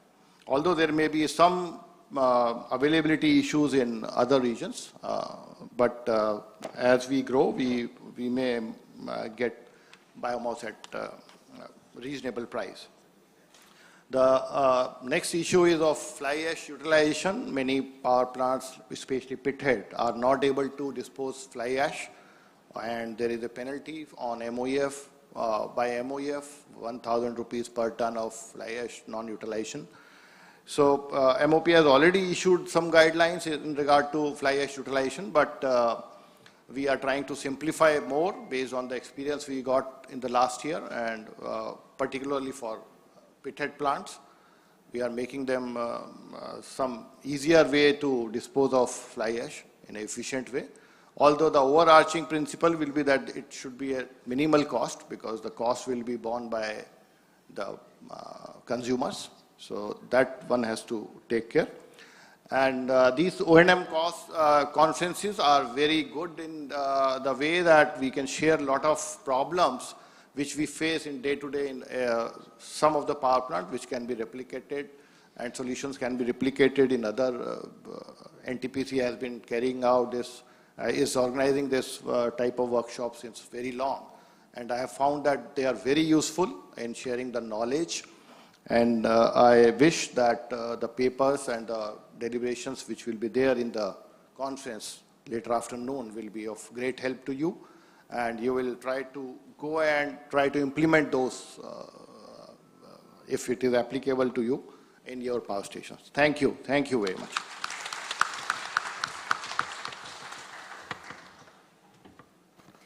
Thank you very much, sir, for walking us through those demand-supply statistics in the nation's power sector and throwing up those, highlighting those issues, the current challenges in the power sector, and how we can unlock our potential to address them. So a lot of challenges have been thrown in this session, and let's see how we can unlock those, how we can solve those challenges in our next technical session. Now, and also about biomass co-firing, I believe DVC had started biomass co-firing back in December 2022, and now we are operational with biomass co-firing in all our plants. So with that, may I now request respected Chief Patron, Sri S. Suresh Kumar IAS, Chairman Damodar Valley Corporation, to share his immense knowledge and technical insights on today's O&M Conference 2025. Sir, please.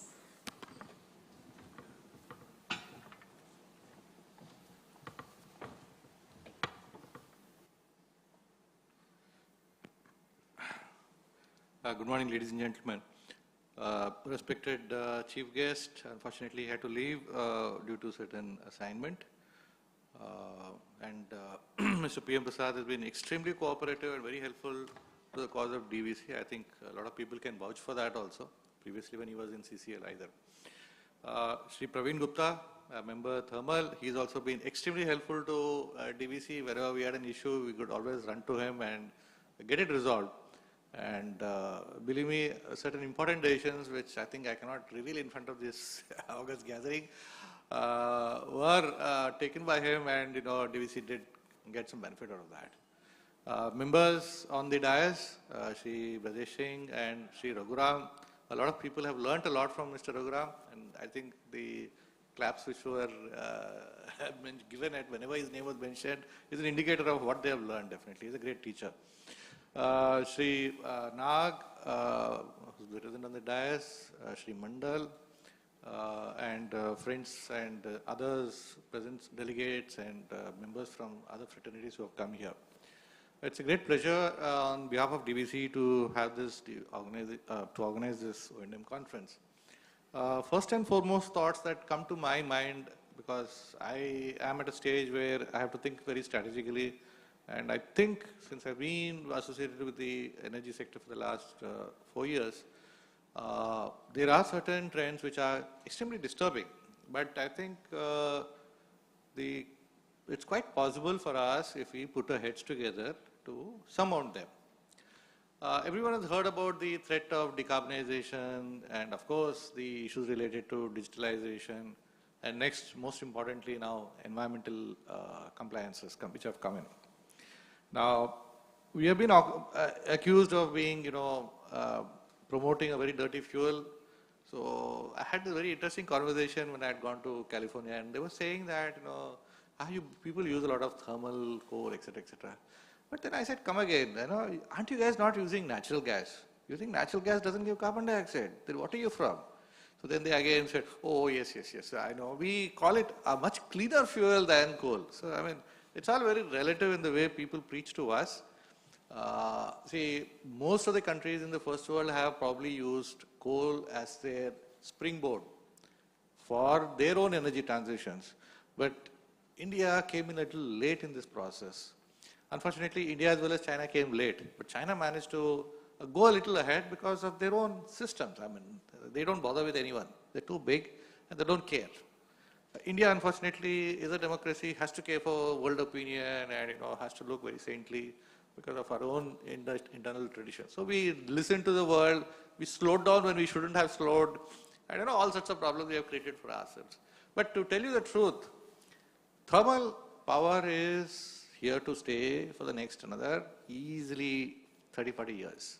That's my thing, and that's been my advice also to Mr. Prasad time and again. And I've said that, look, whatever is your current state of production, it will easily go on till 2050, pakka. You don't have to worry about it. The issue which is happening is that quite a few PSUs and state GENCOs have started their own captive mines, and they're all going towards their own CIL Mukt systems, which is don't get anything from CIL for whatever reason. So I think everyone understands what I mean to say. The other issue which is coming about actually is that India is growing around 7% on an average in terms of GDP. For that energy needs that you need to grow India at 7% are huge, believe me. We have been just actually coping with a requirement. We have not been on top of the curve. We are supposed to be on top of the issue. Well, we aren't. Every year we grapple. Oh my God, 270 GW, 280 GW, and I don't know how many of you know also, on 21st April, which is hardly a few days back, our frequency hit around 49.4 in the afternoon at 3:30 or 4 o'clock. A little below, we would have had a collapse. Okay, so this is a very sobering thing which is going on in terms of how do we manage a grid, how do we push power in when the demand is so hungry. Growth is happening probably, I think, in the north, west and the south. East is relatively quiet. East is relatively quiet because of certain other reasons. Well, but East is also going to catch up. Now, what's going to happen actually is when the demand and the hunger for power keeps growing and growing, we have to match it. Unfortunately, storage as a solution, we have not been able to push forward the way we ought to have done. By now, if we had been able to have a concomitant amount of storage along with the solar, probably we would have been able to handle things in a much better fashion. Well, we don't have. We are still have to depend on thermal power, and in a big way. Efficiency is definitely an area on which all of us have been, as engineers, have been emphasizing, and definitely we will continue emphasizing on it for the near future. And efficiency along with cost reduction is extremely crucial and critical, otherwise we will not meet the requirements of our consumers. Consumers want power at cheaper rates. Unfortunately, our power costs are still below what China offers for their own consumers. They have huge power plants right at the pit, hardly 5-10 kilometers. And they don't have issues about quality or transport or obstructions or any of these issues. Day in, day out, 24/7 into 365, they just do nothing but generate power. It is something different. So they are able to offer at a rate which is a fraction of what our power rate is. And that's the reason why China has become the global manufacturing hub for the world. again, turbulence in the world trade, etc. is happening now, and supply chains are reorienting all over. I think you must have all heard about it. India is now has on its plate right now a golden opportunity which would at least take it forward for the next 50 years without any difficulty if it were able to utilize this opportunity, which is this China Plus One system which is coming about, where all supply chains are now reorienting and trying to come into either Southeast Asia, which is Vietnam, Cambodia, India, Sri Lanka, and other places where systems exist like technical manpower, natural resources, and an availability of land to set up manufacturing hubs. So this is an area where I think in the next 5 to 10 years, it's going to be extremely critical for India that we meet power demand. So yes, the next few years we will see a lot of expansion in terms of thermal power, but global commitments remain. It is up to us now to understand and see whether, after having met the global commitments, do we really need to clamp down on our thermal power generation? My opinion, well, I don't think it is the optimum solution, because end of the day, due to the seasonality of both solar as well as wind or any other power source which we have currently, we have to depend on baseload power. And efficient running of our baseload power is always and is the main fulcrum on which the whole energy sector runs. Our energy consumption per capita is one-third of the world. It's around 340, 380, I think currently. It's increased a little bit for the last 2 years. It's around 380 units per person per annum. Developed countries have maybe around 8,000 onwards, etc. But the world average is around 1,100 units per person. So we have a long way to go. I mean, if all the people in the world, in India, were to start going towards even the world average, I don't think we'll be able to meet the requirement. So that is the potential that India has at its feet, and it is it's a stage at which the takeoff has to happen. We have to be able to meet the demand, and we have to really ensure that we produce power more effectively as well as more efficiently. This is a major challenge. This is a great way, in fact, to interact and exchange issues and understand what the issues are happening. In the eastern part of the country, we have seen 4 major stations from WPDCL in the ranks of 1, 2, 3, and 5. Then the Majbat station as well as the Haldia TPP is also in the top 25. DVC has 1 station, Kodarma, within the top 25. So, and NTPC has a whole host of stations within the region. Of course, one or two are there from the TPPs like Amarkantak, etc. So, East has definitely played a major role in the power generation, because definitely yes, because all the major coal-bearing areas are all within the East, and East will continue to retain its advantage in terms of thermal power.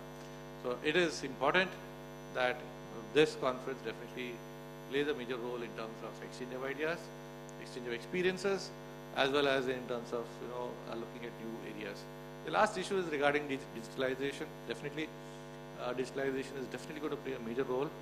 I don't know how many of you are aware, the country is now probably moving away from the 15-minute slots to the 5-minute slot probably. Which will probably, I think, CA is examining it, and the power grid as well as the grid controller is examining the issue. So 5-minute block, I'm telling you, if it comes, no man can handle it. It has to be on AI/ML, it has to be on an IT system. We'll have to work towards that. So this is an area which is definitely coming forward. Our own plant maintenance, our plant operations have to be much more automated. It's happening, it's not saying that it's happening, but it has to be much more higher level of automation is required. Probably we have to reduce the manpower to run this thing also, which will come automatically also. So that reduces the man-megawatt ratio and reduces the costs also. Lastly, environmental regulation definitely is impacting the way in which we operate. Whether it's any byproduct which is coming in, whether it is like ash or now gypsum. I tell you, gypsum is becoming a major headache also. To sell the damn thing out, which is a problem. Only a few cement manufacturers are interested in taking over the gypsum. But what do we do with the remaining gypsum? We'll have to find ways for that. Ash, 43% to 60% of a coal is ash. How do you dispose it? Now, Mercifully, the NHAI has come up with their road projects, but we are paying a lot of money to, in fact, take the ash away, which is also expensive. So there is a time coming in which we have to find ways to, how do we use the ash. Current policy of filling mine voids, etc., is still not really workable, because Coal India also is not willing to let go of their own mines, because they all feel that currently it may not be economical, but maybe in the near future these mines might become viable. So in spite of having huge mine blocks which are completely open, underground mines, and can be used, we are unable to get hold of them. So these are all areas which are coming up in spite of the debate about FGDs. I mean, DVC has gone forward and is installed most of the FGD units, barring 2, which I think will also, that award has also happened. We hope that may not meet the SO2 issues, because SO2 is not much of an issue in Indian coal. But yes, the PM 2.5 is a major issue in our systems. That definitely is going to come down to single digits, which we have seen also that it has come down to single digits. And our height of our stacks are definitely on an average around 275 meter, being dispersal has always been effective. Overall, I would rate that for the next 7 to 8 years, we have a golden opportunity of expansion, as well as bringing in efficiency and also reducing the costs. That's the only way in which we can all survive, because end of the day, again, costs matter for the regulator, costs matter for our consumers, costs matter for everyone and for the growth of the country. Thank you.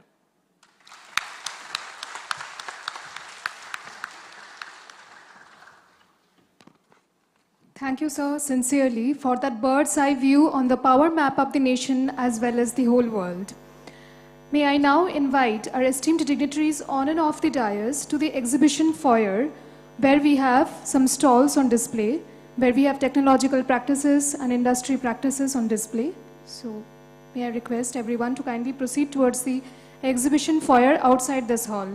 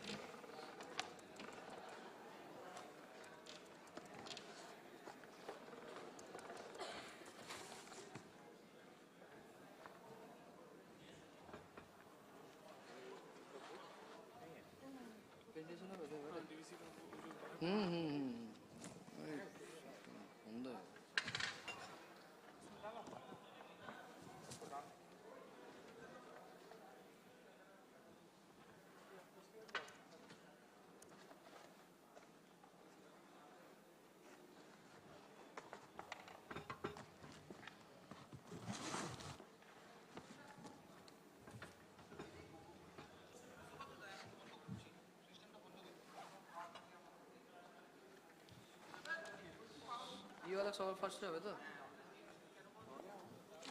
Sir बस ये है sir आपको ये button ये button से तो हाँ बस ये बटन से अच्छा हम पीछे सर आप बैटमैन हैं तो आपका रॉबिन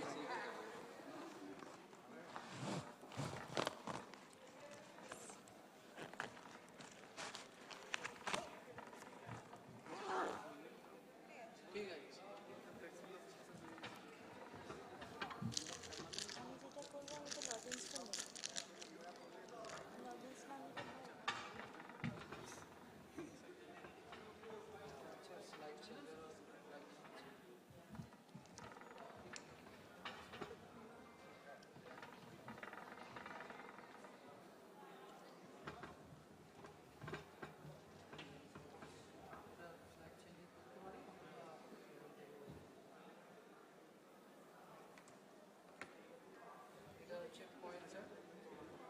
পয়েন্টার আছে ঠিক আছে এখান থেকে টিপে হ্যাঁ এইটা থেকে আপনি স্লাইড আচ্ছা ঠিক আছে আমি আবার চেক করে নিই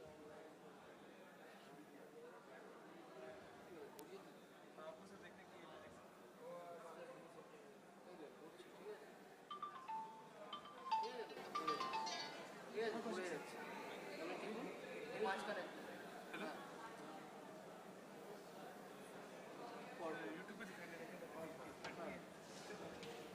যদি ব্যাক করতে চান তারপরে নিচে আর ওটাও একটা পয়েন্টটা সেটা ল্যাগ বোঝা যাচ্ছে ঠিক আছে এই নিচে ওটা থেকে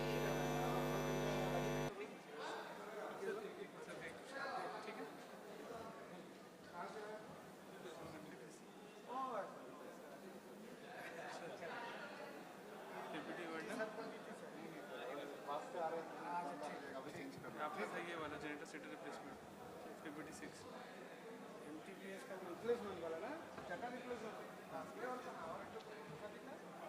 बनाना सर ठीक है वो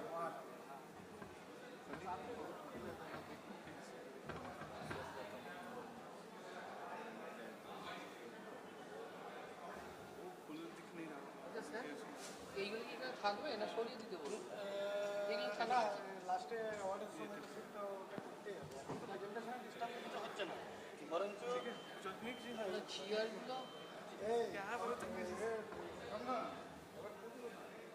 চেয়ারগুলো কি সরিয়ে দিই এইগুলো তো থাকুক হ্যাঁ স্যার চেয়ার থাকবে स्टॉल के बाद चले जाता है फिर अंदर आएंगे क्या उधर से सब लेके चला जाएगा छोड़ दीजिए हाँ कुछ हटाने पड़ेगा এখন তো পুরোটাই তো হবে এইগুলো থাকুক এইগুলো থাকুক ও ওরা কাজ করছে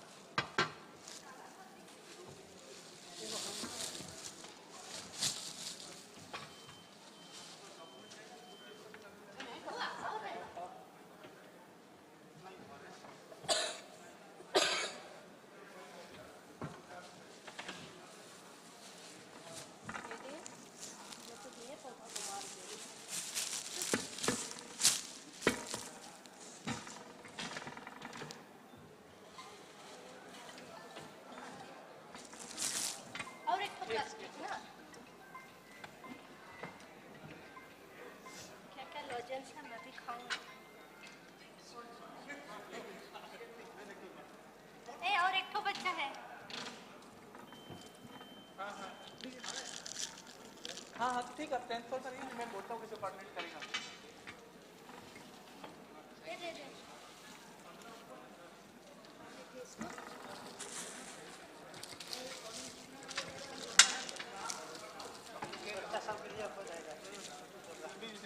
ठीक है लीजिए तो उसके धारी को देते टेबल तो हट जाएगा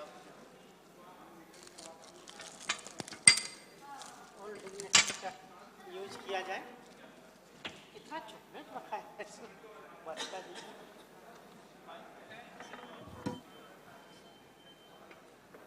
अच्छा सुनो वो HLBS वाला है HLBS वाले को आ रहा है वो रिमोट दे रहा है ठीक है तो 2 नया AI HLBS वाला खोलना उसको रिमोट में दे देना और वो कुछ बायोस में डालेगा बोला रिमोट में इसको तो रखिए तार तो उसको रिमोट को दे देना है ठीक है समझे तो पहले 2 सिस्टम में लगा के देखेंगे क्या इसमें ठीक है दो लोगों को ट्राई करने के लिए दीजिए बोले पापा कोऑर्डिनेट कर लेगा ठीक है वही रहेगा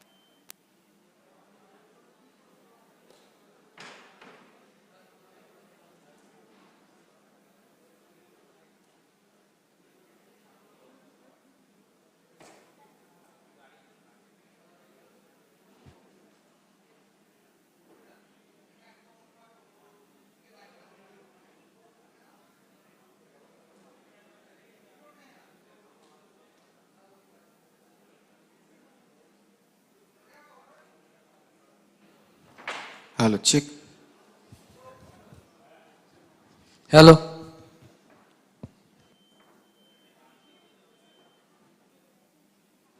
Hello, check.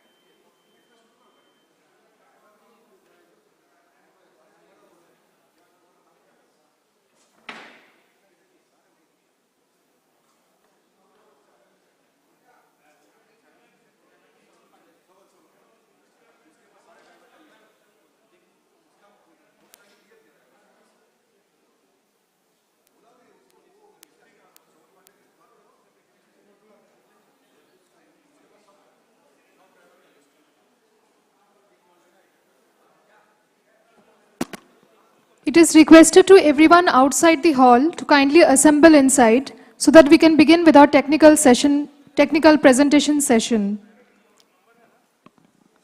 It is requested to everyone outside the hall to kindly assemble inside so as to enable us to begin with the technical presentation session.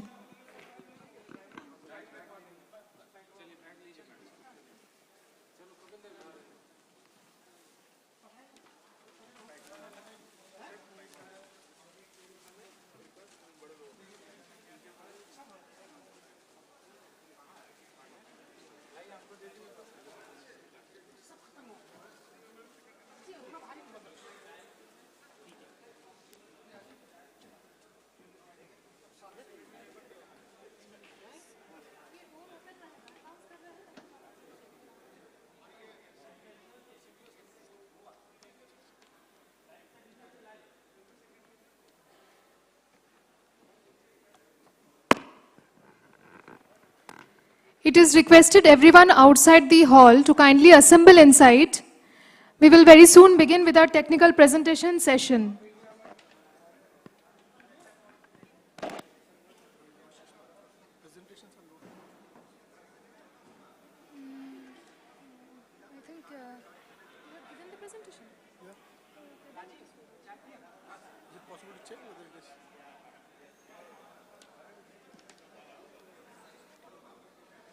On this session I have third or fourth, I think.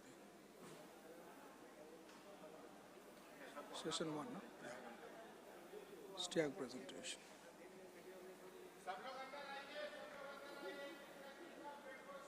Yeah, this was it.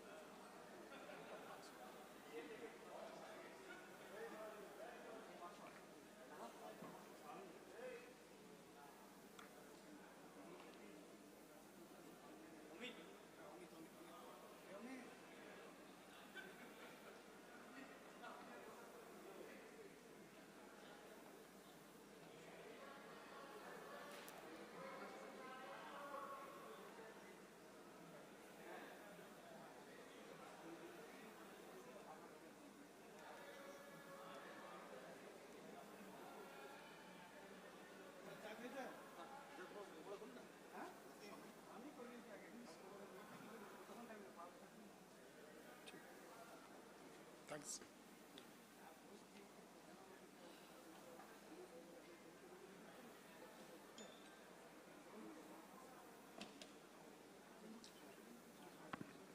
Kindly assemble inside the hall soon as we are about to begin with our technical presentation session.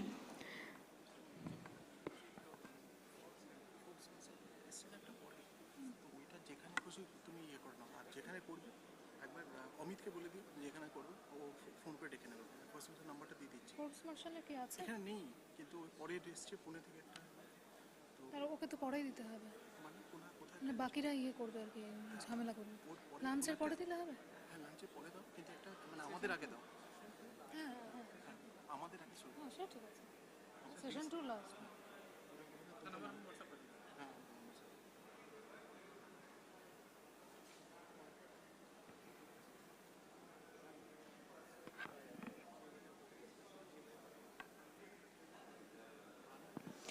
Everyone kindly assemble inside the hall. I request the volunteers outside to kindly escort everyone inside the hall so that we can begin with our technical presentation session.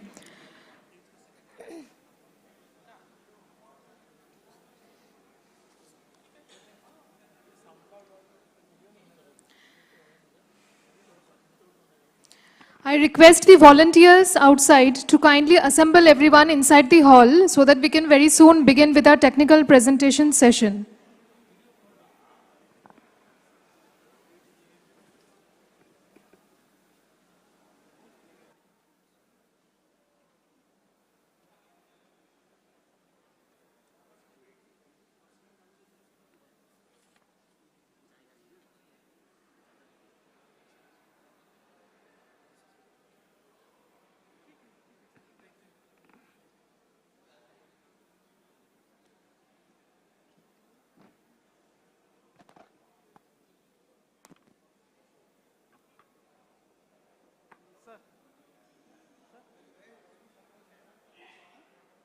Sir আপনি শুরু করে দিন তাহলে হ্যাঁ আপনার তো on খুলে করে গেছে দেন না এটা তো হ্যাঁ এটা চালিয়ে দেন না না এ মোডে হ্যাঁ ফুল স্ক্রিন করে দেন ওটা এখানে আসেনি তো এখানে তো ওটা আসছে না ওইটাই বলছি তো सर ये कनेक्ट नहीं है यहाँ पे ये वाला पीपीटी वहाँ पे ओ आ रहा है अच्छा अच्छा उसको पुश करना ठीक है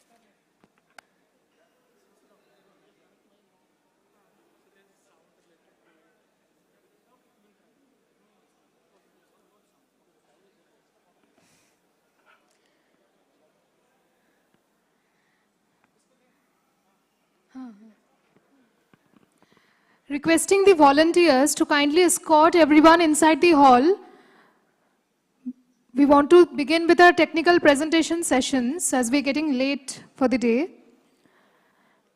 The volunteers kindly escort everyone inside the hall so that we can begin with our technical presentation session.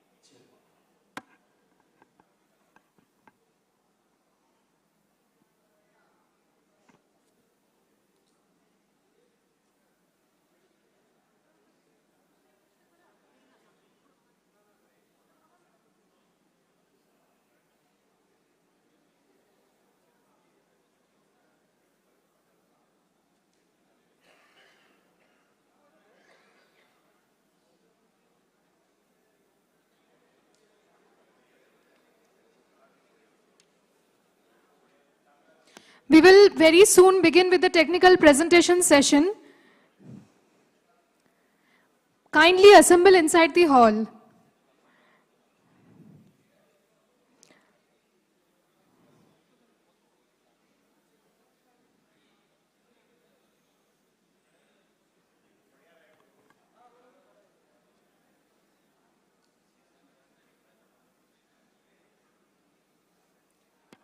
I request the Corporate Operations Services team to gear up for the presentation. We are about to begin shortly.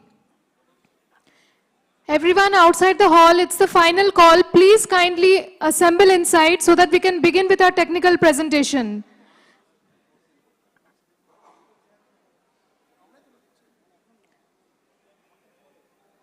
Corporate Operations Services, kindly come up to the podium so that we can begin with the presentation. So we can begin, sir.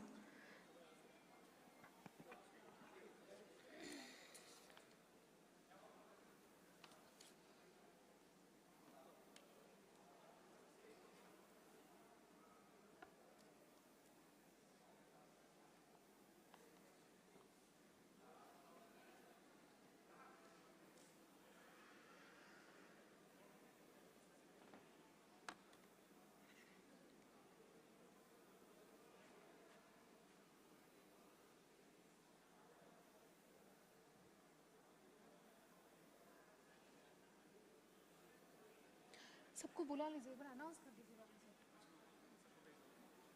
और नहीं तो ये door open रखिए, हम announce कर देते हैं.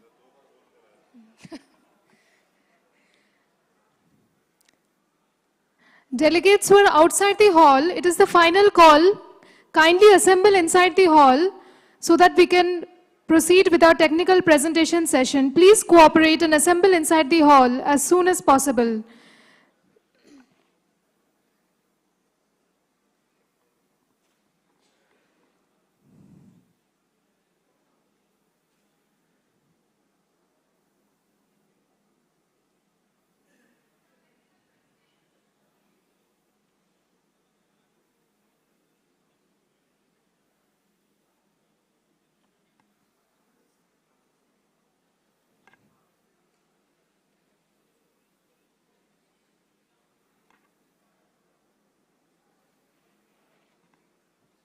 Team Corporate Operations Services, kindly come upon the podium so that we can very shortly begin with our presentation. Everyone outside the hall, it's the final call. Kindly cooperate and assemble inside the hall. We are getting late for the day. Please cooperate and assemble inside the hall so that we can start with our technical presentation sessions. 10 minutes. 8 minutes of first bell will ring. After 10 minutes, second bell will ring.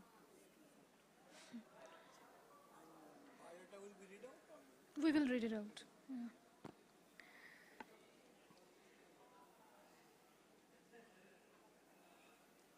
Team Corporate Operations Services, kindly come upon the podium so that we can start with the presentation.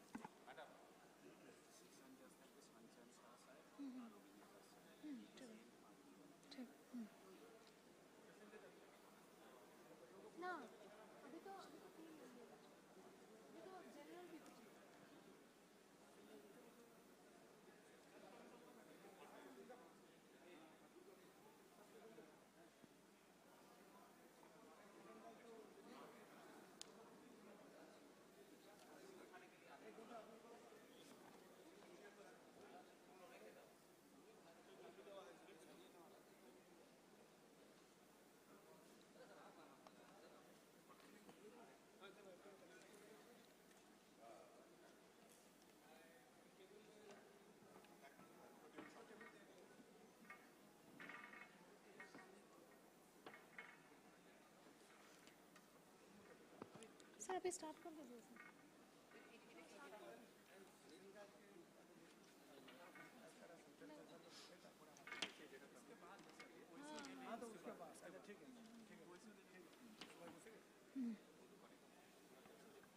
Ladies and gentlemen, we are about to begin with the technical presentation sessions for the day for this technical extravaganza, which we call O&M Conference 2025. To kickstart the presentations, we have in the line Corporate Operations Services, Damodar Valley Corporation, a presentation from Corporate Operations Services, DVC.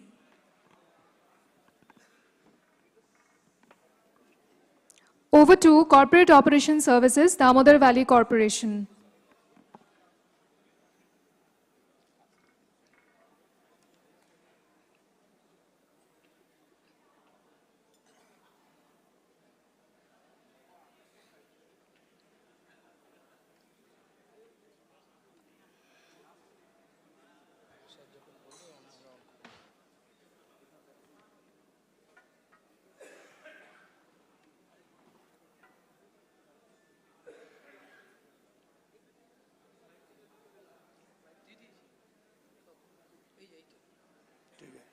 चलो ठीक है हाँ हाँ हाँ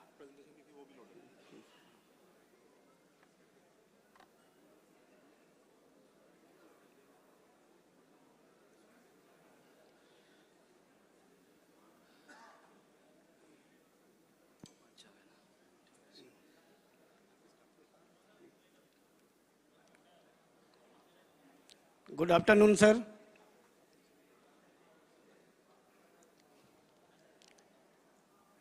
Respected Chairman DVC, respected board members, all dignitaries, paper presenter, and guests who are present in this hall, a warm welcome for our O&M conference, Powering Progress 2025. Sir, you know, Damodar Valley Corporation, DVC, is the first multi-purpose river valley project.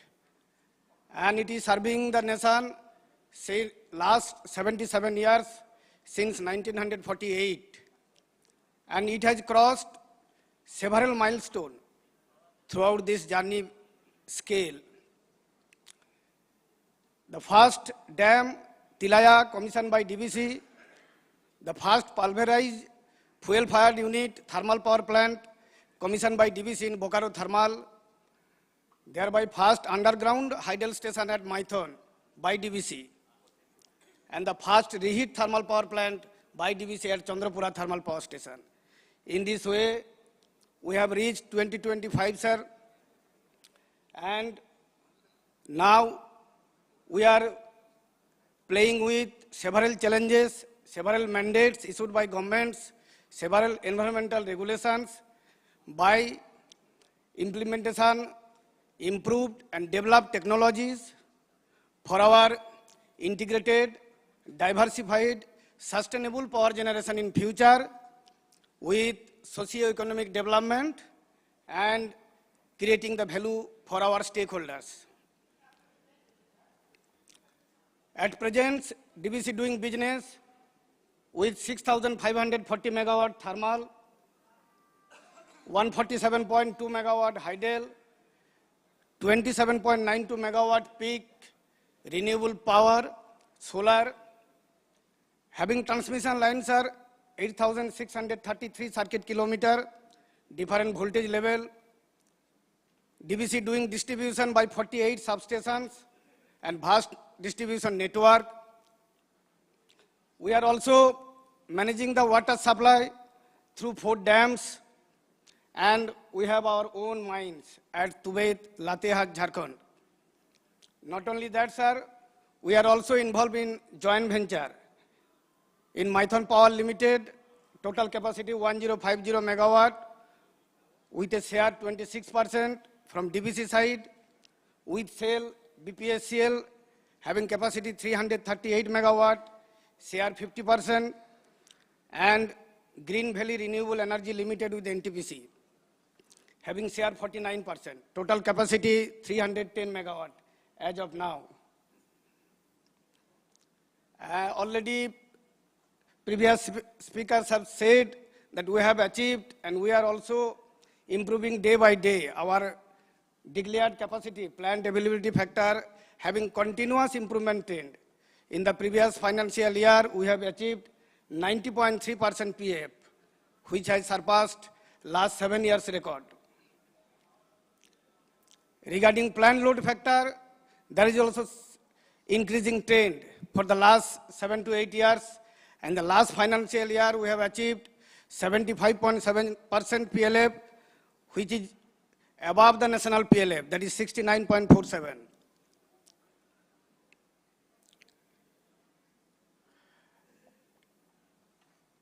For cost-effective, environment-friendly generation, reliable generation, sustainable generation, DVC have taken and also is taking several key initiatives.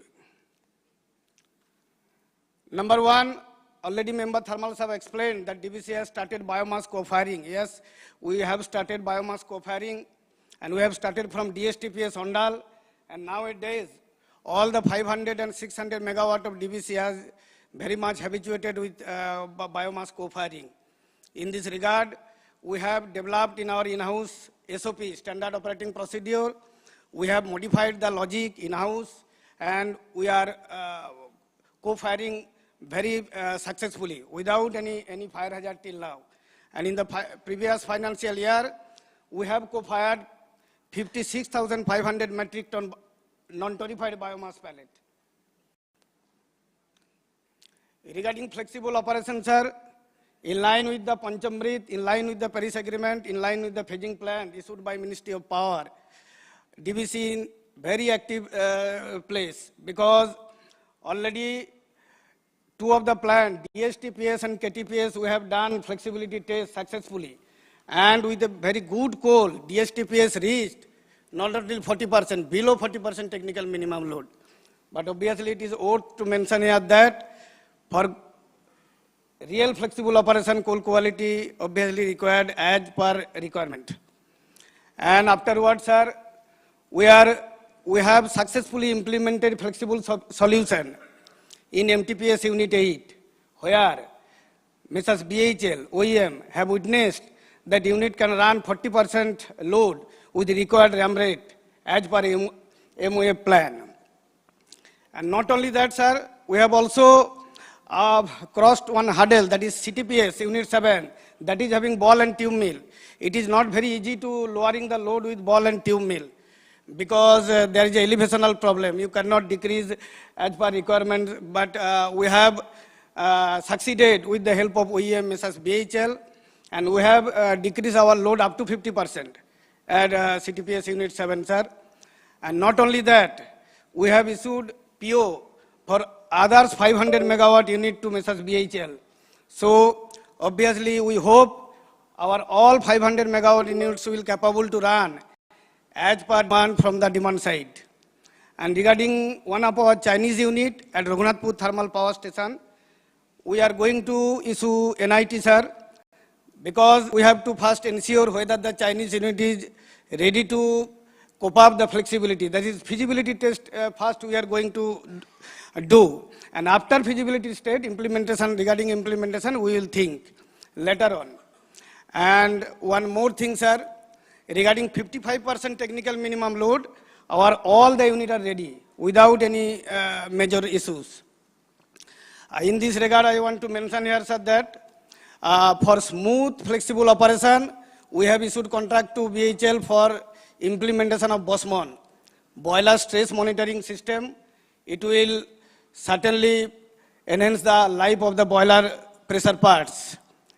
Axial flow stall measurement system we have issued, such that PF fan, FD fan, those are axial, and lower load operation is a major hindrance for those plants. So axial stall protection probe we are going to install. And BFP recirculation valve from on-off to we already have done all the unit from on-off to modulating. Remaining unit we will do very shortly. And regarding another units are advanced process control. Another major hardware we have established, advanced process control. The main function of advanced process control is tuning the loop directly or indirectly through DCS or by alone, standalone mode. Now regarding emission control, which is a burning topic of today's, but DVC in well advanced stage. In our all the 500, 600 megawatt units, we are running FGD successfully, and we are also selling gypsum with required quality limit. Regarding DINOX, sir, 600, 500, 200 megawatt units we have installed DINOX successfully, and we are running, keeping service in auto mode. Regarding MTPS 1 to 3, we will do along with the RNM. And regarding MTPS Unit 4, it will be installed by August 25. And regarding ESP augmentation, sir, we are in advanced stage, and MTPS Unit 3 ESP augmentation is under progress, and I already started from February 2025.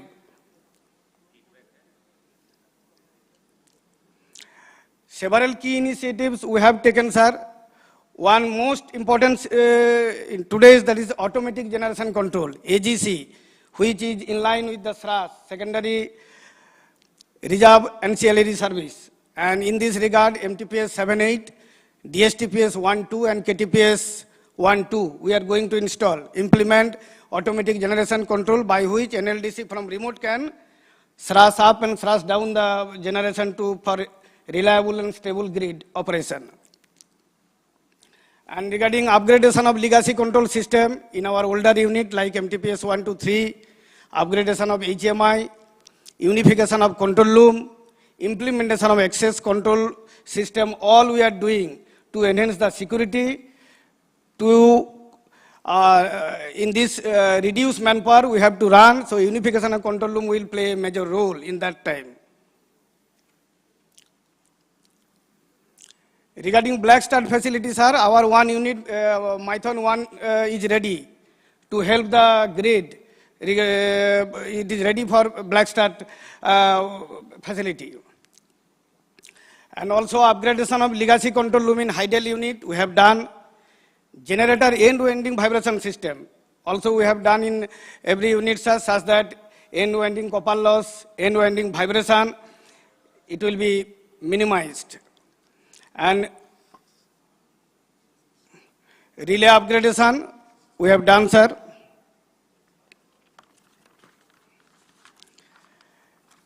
And one thing, sir, latest we have done cold, consumer operated lube oil depot. That is, we are going to install coal in our Raghunathpur, Mejia and Kodarma, such that from these three places, other stations will take lubricants where inventory burden will be minimized. As and when required basis, they will take lubricants from these stations, so no inventory has to be blocked unnecessary.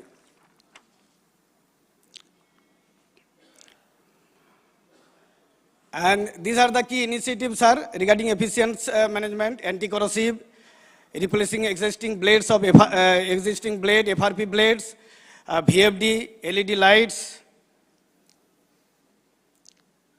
Regarding achievements, sir, our maximum field formation have achieved several prestigious awards from in the recent past.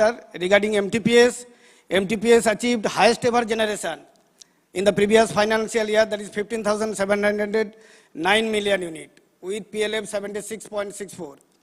And also, it has achieved several national based PLF plant, national water efficient unit, national efficient water recycling and reuse practices. DSTPS also achieved several awards, sir, excellence in energy management and Best National Air Handling Plan 2024. RTPS also achieved Best Thermal Power Performing Stations Award and also Best National Water Efficient Unit Zero Liquid Discharge Compliance Award. KTPS also achieved, sir, Best Energy Efficient Plant, National Renewable Energy Integrated Plant and Best National Efficient Sewage Treatment Plant of the year. With this, sir, we have few roadmaps. That is, we are going to enhance capacity of thermal power plant by adding KTPS 2 into 800 megawatt ultra supercritical, Raghunathpur thermal power station 2 into 660 supercritical, Durgapur thermal power station 1 into 800 ultra supercritical, and Chandrapura 2 into 800 megawatt ultra supercritical. And also, we are going to add capacity through our renewable energy solar, that is ongoing project, and also we have an upcoming project. Also we have a battery storage project in the ongoing and as well as upcoming. With this, sir, I again thank you to all of you and wishes grand success of this O&M conference. Thank you, sir.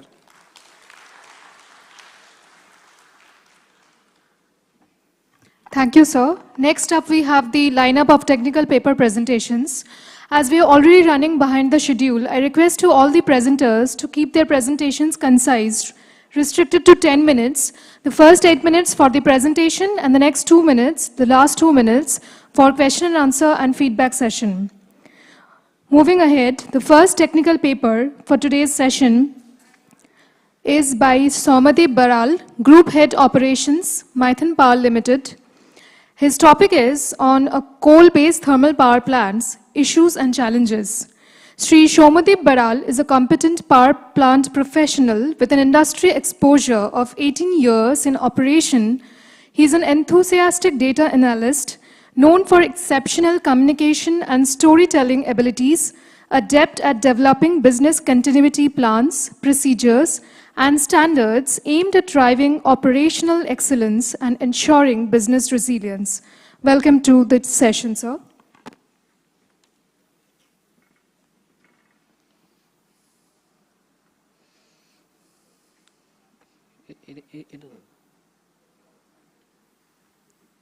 Pointer আছে, এটা আছে, ঠিক আছে। হ্যাঁ, এইটা থেকে slide show করতে পারেন অথবা এটা থেকে করতে পারেন, ঠিক আছে।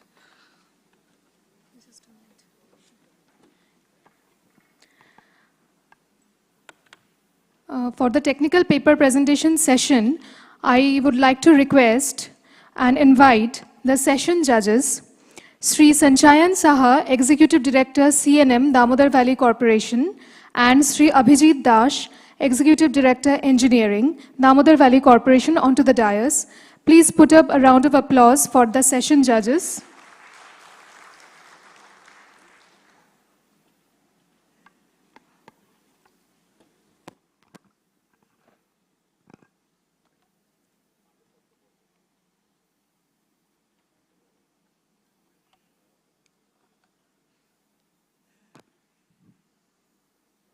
A very good afternoon all. To all the dignitaries present of the Power Fraternity. I am Somadip Baral, Group Head Operations from VIII Power Limited, and along with me I have been accompanied by Mr. Anirban Pal and Mr. Praveen Raut. One is the Head Operations and one is the Head Performance and Efficiency. So to start off today's topic, it's a measure that we have already gone through all the challenges that has been said in the first half sections. So to reiterate all those things, I would just once again go through it. So my topic for today is coal-based thermal power plants, issues and its challenges. We will be talking of two such challenges, which is a practical approach as far as VIII Power Limited is concerned, one being a technical one and another one is of a regulatory concern. So to start off, let's give a brief introduction about Tata Power as being one of the largest integrated power company. We have a distribution consumers of around 12.5 million, a clean energy portfolio of 38%. Our presence in power sector is more than 100 years, a generation capacity of 14,339 megawatt, and India's one solar EPC rooftop for 9 years in a row. Moving forward, let's give a brief introduction of MPL. So it's the first 1,050 megawatt thermal power plant, which is of a public-private partnership, about 24% of DVC and 76% of Tata Power. The primary coal resources are from GCL, BCCL and ECL. We have got a mixed bag.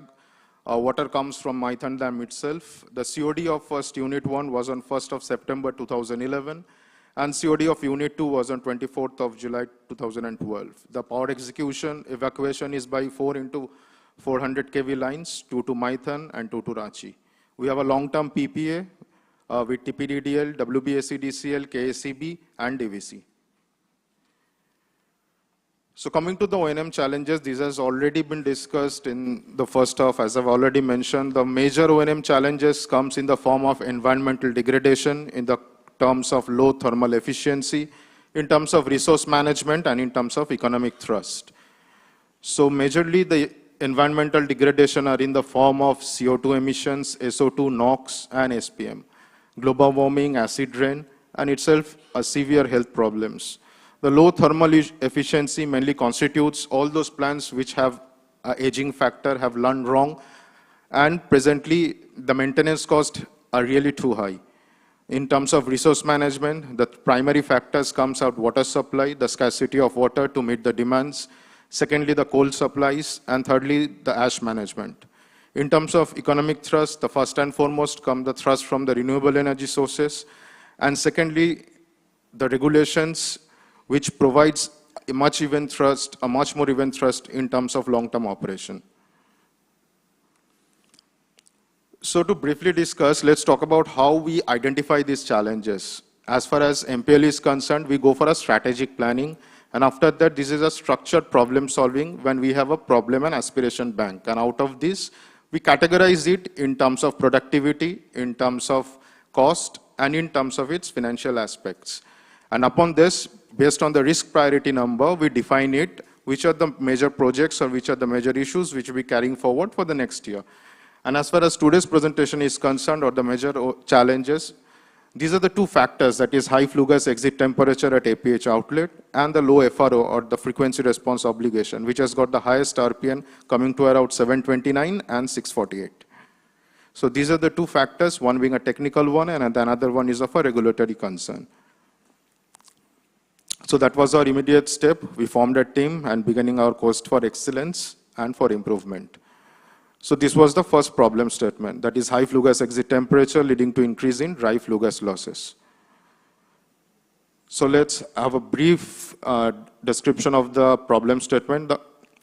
To understand that, let's first talk about what is flue gas exit temperature. It's the temperature of the flue gas at air preheater outlet. As far as methane is concerned, the design value is at 137 degrees centigrade. And as far as the dry flue gas losses, it's the quantity of heat that is being lost in terms of the exhaust gases, which ultimately would have been used in generation. So the equation states that M Cp dt. So Cp being a constant value, we all have either two terms. Either we go for reduction in M or we go for reduction of dt. In dt also, we have the exit temperature and also the ambient. The ambient, which we have a very little control. So the final call comes out to reduction in the APH outlet temperature. So I will be telling about the list of initiatives which we have taken to reduce the same.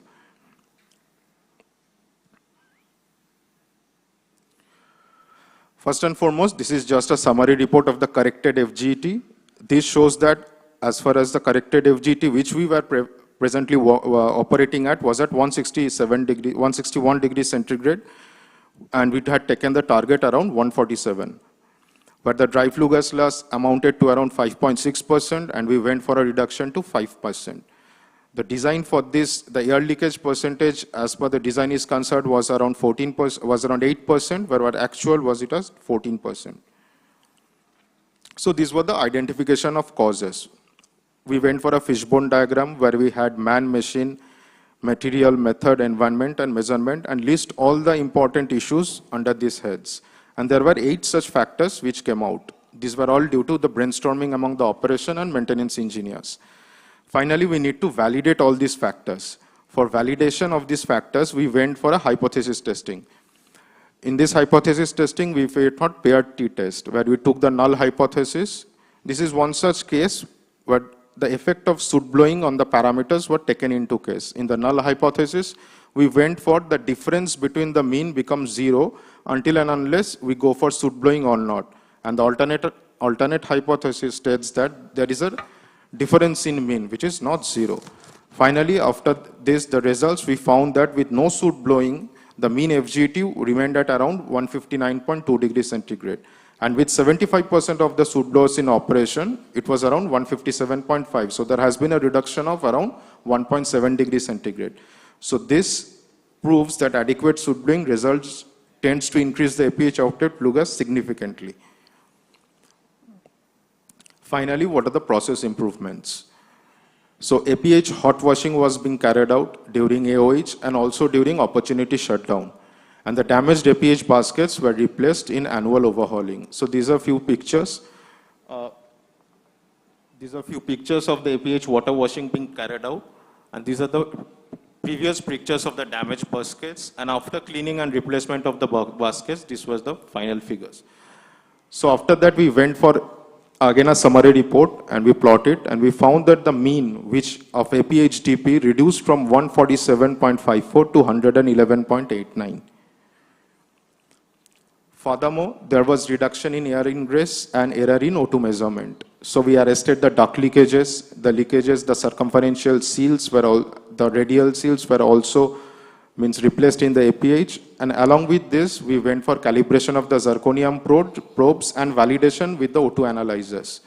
The figures pre-AOH and post-AOH were remarkable, where we had seen there is a reduction of around 5% of O2 post-AOH after arresting of all these leakages.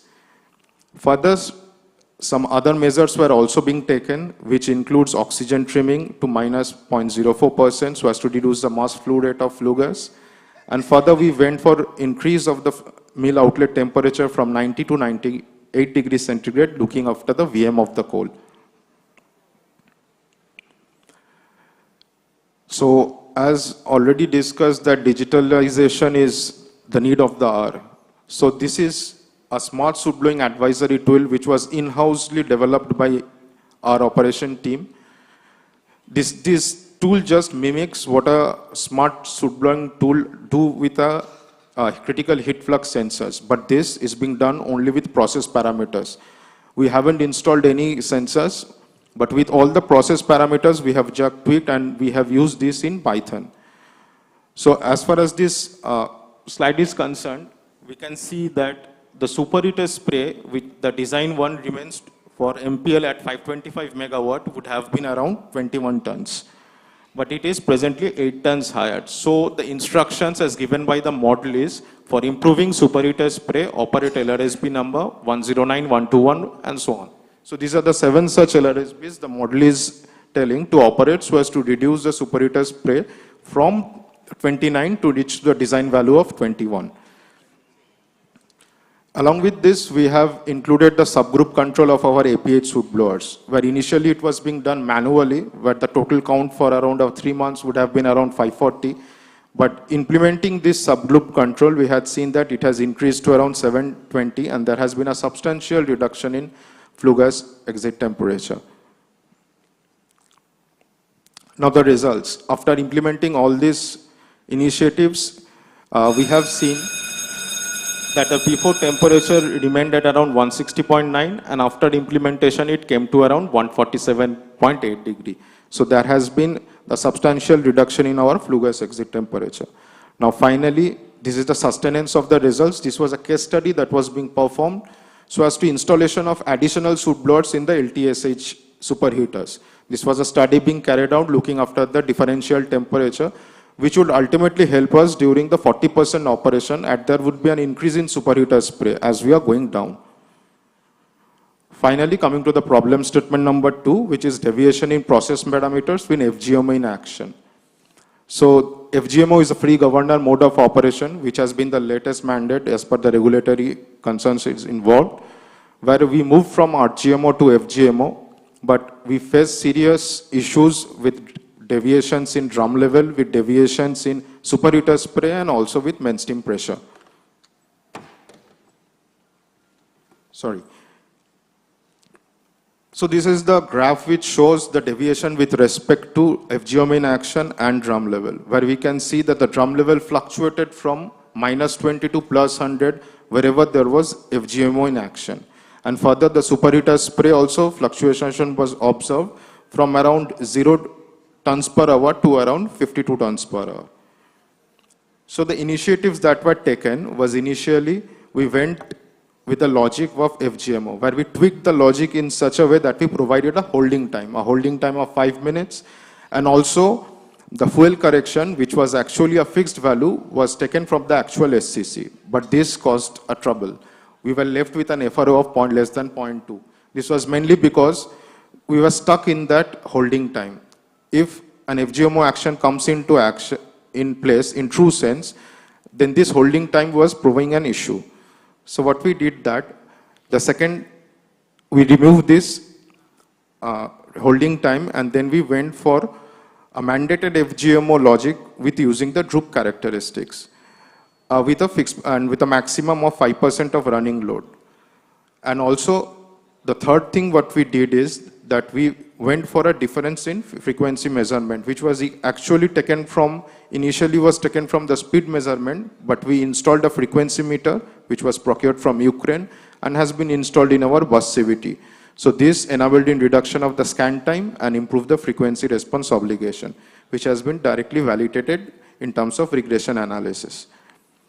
Further, in terms of drum level fluctuation, we did a dynamic response of TDBFP with respect to load. We changed the reset value as such, when if the load is less than 400, the reset value would be 2.75, and if the load is less than 400 with recirculation valve in open condition, then the reset value would increase to 4 and would become more aggressive to reduce the steady state errors. Similarly, with load greater than 400 megawatt. All these initiatives made us the drum level fluctuations were reduced to a considerable limit. Finally, this is the aligning to the environmental mandates that has been already discussed, that is installation of SOFA for the NOx control. MPL had also did it, and presently we are operating with a NOx value of less than 450 milligram per normal meter cube as per the government mandates, which is presently for Unit 2, it's operating at 320, and as far as the FGD is concerned, so Unit 1, it is in commissioning state, it would be completed by this year only, and for Unit 2 by 2026.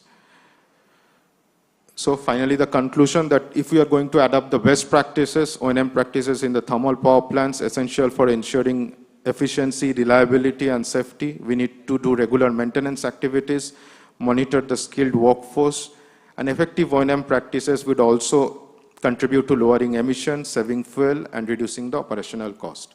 So by this, I come to the end of the presentation, and I'm open to all questions. Thank you.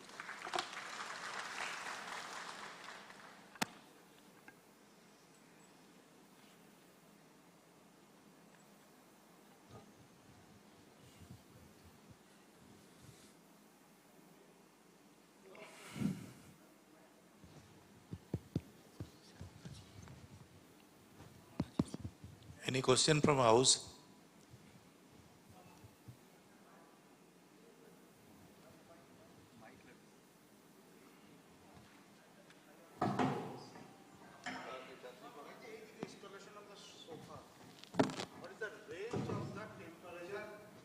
Fluctuation. Range of temperature? Yeah. So we have installed that SOFA above the GH elevation. Normally that comes around in the just above the combustion zone. For the combustion zone, the temperature remains at around 1400 to 1500. So after the installations of SOFA, that has come down considerably to around 1100. So what we can see that with this installation, we are having an issue with maintaining the reheater temperature. That comes an issue. But certain tweaks have been done. We have gone for a reverse logic. As far as the BHEL, the BHEL SOFA, what they give is first operate the topmost. There are 4 such elevations. First operate the topmost, D, C, B, A. But we have done it in a reverse way. We have gone for an A, B, C, D. After that, what we have seen that initially, after installation of the SOFA, the temperature profile would have been maintained around 528 to 530. The design is around 540. But after this reverse logic, it came to around 534, 535 on an average. Yeah, it's within the 800 degrees centigrade. Yeah. Yes, sir. True. Thank you.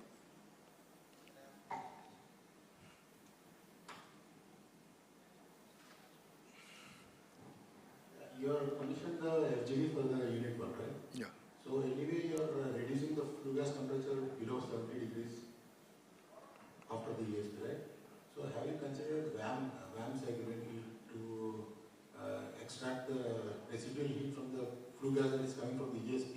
You could as well use it in the VAM cycle to power your refrigeration and your So that, air conditioning in your plant. yes, sir, that what you have told is which we have lightly looking after. Till now, those thoughts haven't been coming to our mind, but we'll be looking after those thoughts.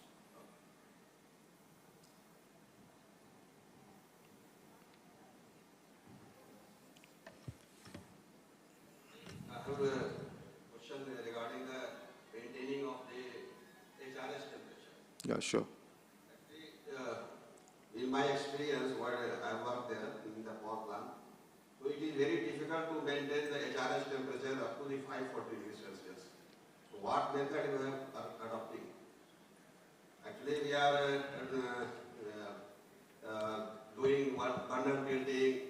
We are also carrying out the soot blowing, even though we could not maintain the HRS temperature to the 540 degrees Celsius. Sir, do you have DeNOx burners?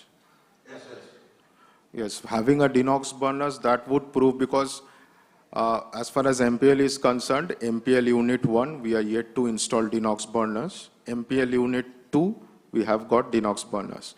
After installation of DeNOx burners, for the first around 15 days, we faced tremendous issue of HRH temperature. Because MPL is having the ramp rate of around 1%. So for a 1050 megawatt, we are ramping at a total capacity of 150 megawatt per block. For during that period, the HRH temperature sometimes drops down to around 528 degrees centigrade, 528, 525 even. So first and foremost, what we did, we changed our SOP in such that we went for a gap mill operation. That was something I might think it's very little heard of. A gap mill operation is irrespective of you having all, because MPL is having 8 number of mills. So the most preferable mill combination is go for a consecutive mill operation, starting from the bottom to the top. But in what we did, so as to take the entire furnace volume, what we did is we went for, let's say, I'm citing an example, the lowermost mill is A mill and the topmost mill is H mill. So intentionally we are going to stop C mill and F mill. So we will be utilizing A, B, C is in stopped condition, D, E, F is in stopped condition, and G, H. So in this way, we are utilizing the entire furnace volume. We are utilizing the topmost mill. We are utilizing the bottommost mill.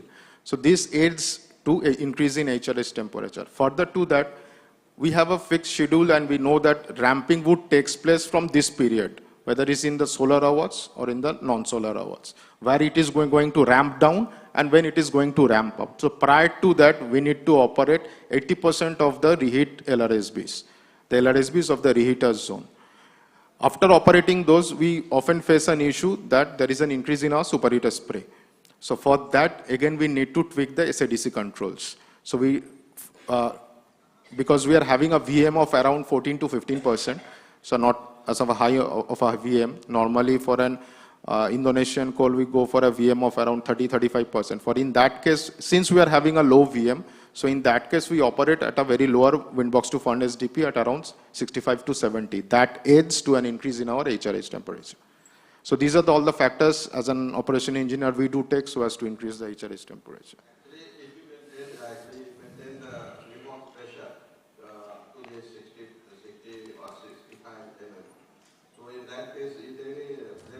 No, there's no such flame disturbance.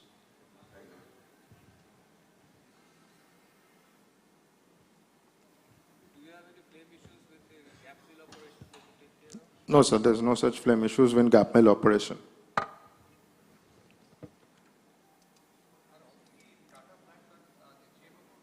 Yes, sir, all the Tata plants are in, I won't say all the Tata plants are in FGMO mode because Trombe is in on FGMO mode, Mundra is on FGMO mode, Maithan is on FGMO mode, but the plants which we are having on Kalinganagar, those are not in FGMO mode. Average specific coal consumption comes to around 0.61 kg per kilowatt hour.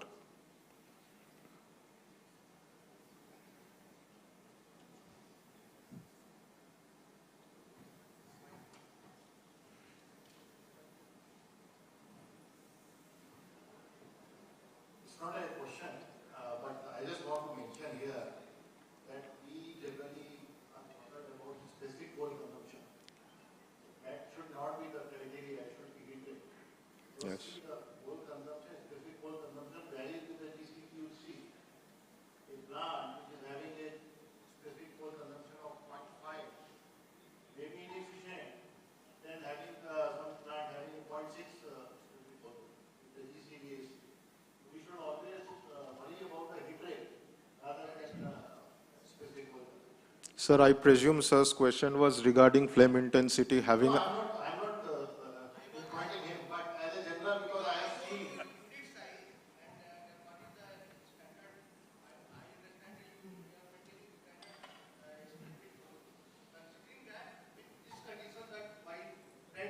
Regarding this wind box, the effect of wind box pressure on the furnace flame intensity. That's why I asked just to have an enough idea of the Yes, sir. No. coal quality.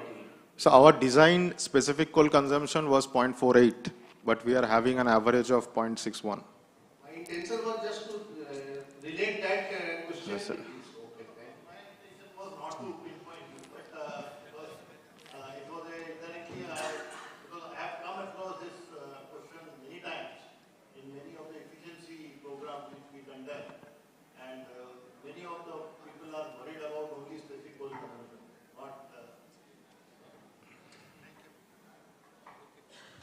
Thank you. Thank you very much. I have a question. There's someone is pointing hand. We have someone pointing his hand.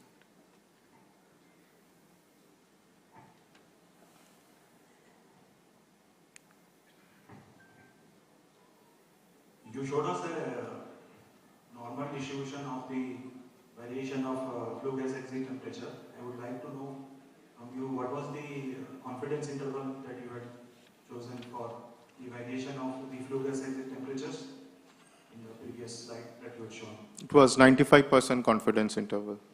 So we came across that and we found that as far as the statistics are concerned, the p-value should be less than 0.05. So in that case, the p-value was less than 0.039. Thank you.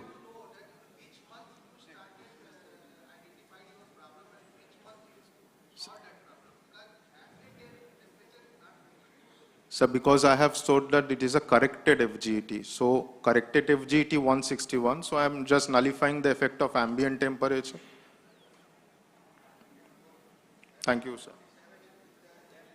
Yes, with air ingress and with ambient temperature. Corrected FGT means you have corrected the air ingress case also. Air ingress as well as ambient temperature. As well as ambient. So Yeah. it is related to now efficiency of the aerator mainly. Yes. And the soot blowing what you have told. Yeah, sure. So basically you have replaced some basket, made some cleaning of aerator, and then made some soot blowing logic changes as per your internal advisory, and you got the improvement. Yes, sir.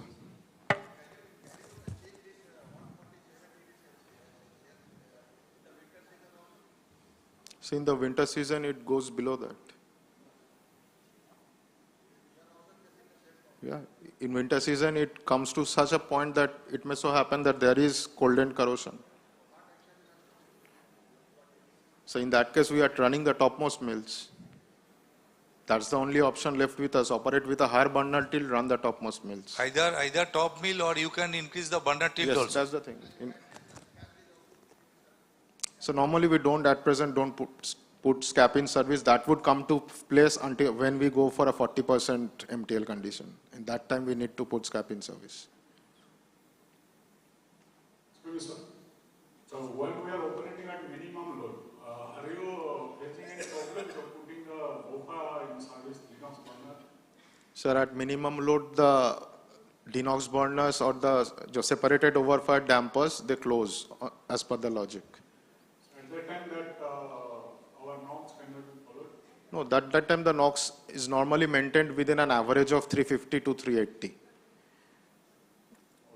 Because the separated overfire dampers scatter to around 30% of the total airflow. So through the combustion chamber, that total airflow will reduce. That would definitely impact on the flame intensities. No, sir, as of now, no.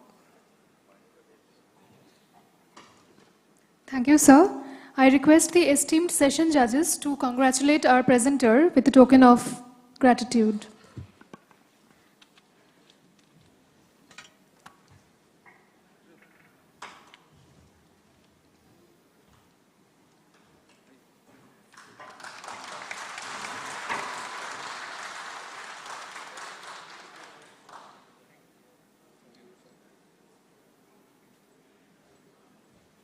Next up, we have paper presentation by Mr. Prasenjit Pal, Executive Director, Nuclear, NTPC. Sri Prasenjit Pal has been the Executive Director and Head of Nuclear Wing at NTPC.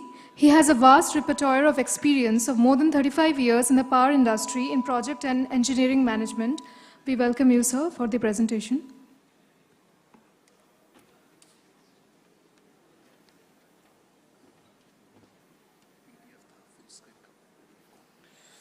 Yola.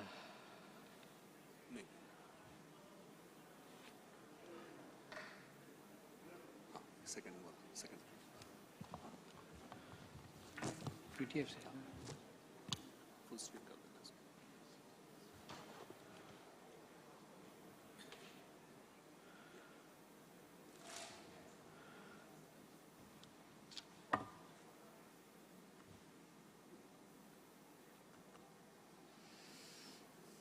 full screen.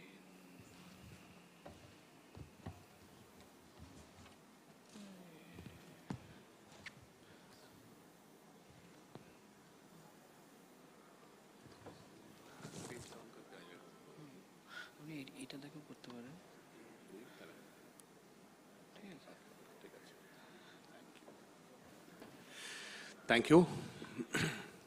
Well, good afternoon, ladies and gentlemen. I'm here to basically give you a flavor of what is it that we do in nuclear. Now, if you go by what the press has to say, perhaps tomorrow would be the day of nuclear. But unfortunately, nuclear all over the world does not move that fast, no matter which country it is. So,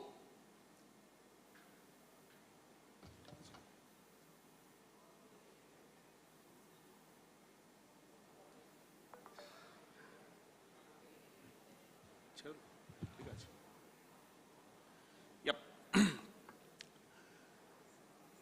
And if you go by again what the press has to say, perhaps it will be a case of हर घर SMR. लेकिन ऐसा नहीं होगा, हर घर SMR नहीं होगा. Nuclear is a bunch of technologies, and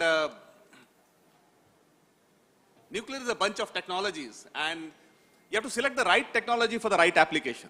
For instance, if you needed 1,000 megawatts of power at any customer location, would you select, let's say, 1 megawatt generators into 1,000? You would not, because that doesn't give you efficiency of scale. And therefore, every technology has a place, and every technology is to be used in the right perspective. If you look at the international scenario, all over the world, energy security has been a basket approach. A basket of technologies. In some countries it is coal, some countries gas, some countries petroleum products, and in some countries like France it's nuclear, predominance. And of course all the other technologies contribute to it. Now as we grapple with the challenge of progress, as we grapple with the so-called green initiatives, as we look at efforts to reverse global warming, obviously this basket of technologies that we use across the world in different countries, we have to leverage this basket.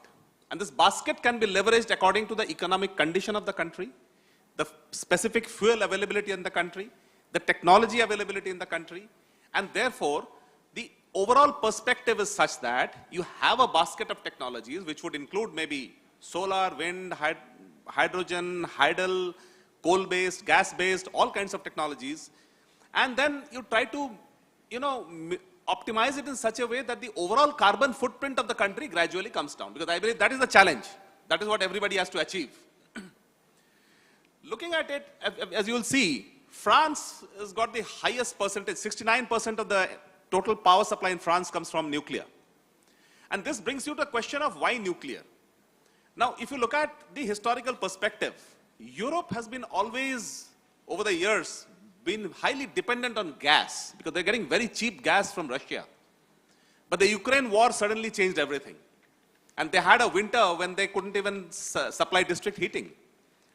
So Europe started looking for alternatives. What is the alternative to Russian gas? Obvious choice was nuclear, because they didn't want to bring in more of coal. So that is how the thing started moving all over the world. And that really is a factor, because if you look at the second graph, worldwide again, if you look at the contribution of nuclear power is the order of somewhere between 5 to 10%. And in India, it's about 3%. But as we go forward and leverage our resources, we would be having a higher percentage, and therefore because the basic target is to reduce the carbon footprint. Again, in terms of total energy utilization, you see, coal is going to remain a mainstay. You see the bottom part of the graph, it's coal. And every other technology is sitting on top of it. So as the economy develops, and as the energy requirement is there, obviously you leverage every kind of technology. And these are all data available from international websites, IAEA and the International Energy Agency. This is just data taken from them. So if you look at the combination of this, the government of India now has a target that for VIII Bharat 2047, we are looking at a certain combination of various technologies. If you look at the table at the extreme right of the screen, we're looking at coal roughly contributing to about 140, oil and gas about 25, nuclear 100 gigawatts, hydro 174, solar, wind, and this whole combination is going to be there, and we're going to leverage every possible technology to achieve our end. Now, as we talk of shifting focus, this particular slide just brings out one factor, that as we move from chemical energy to nuclear, the basic fact remains that while every 1 ton of normal coal would be equal to only 24 grams of natural uranium. So you are not just solving your energy problem, you are also solving your transportation problem. Just imagine the number of rakes that would typically feed a plant. I remember when I was in Telangana, it used to be 6 rakes per day. And with 24 grams of natural uranium, you can do the math. Internationally, when we look at the technologies, there are various technologies. And in terms of fuel, we have natural uranium, we have enriched uranium, plutonium, thorium. Of course, thorium cannot be used directly. Thorium has to be used in combination with other fuels. And then country-wise, you can see there's a different combination of each kind of fuel. Essentially speaking, nuclear reactors are of 2 types. Those that use the thermal slow neutrons and those that use the thermal fast neutrons. Now, for the reactors that use slow neutron, there are heavy water moderated, which essentially are Canadian reactors and derivatives of that technology. Then you have light water moderated reactors, which is BWR technology. Again, most of the countries in the world are having the BWR technology. And of course, there are graphite moderated reactors, gas-cooled reactors.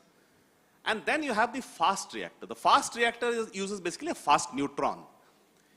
We all know that when the chain reaction happens, what essentially started as the nuclear bomb has been controlled into a controlled emission of energy for the betterment of mankind. Okay.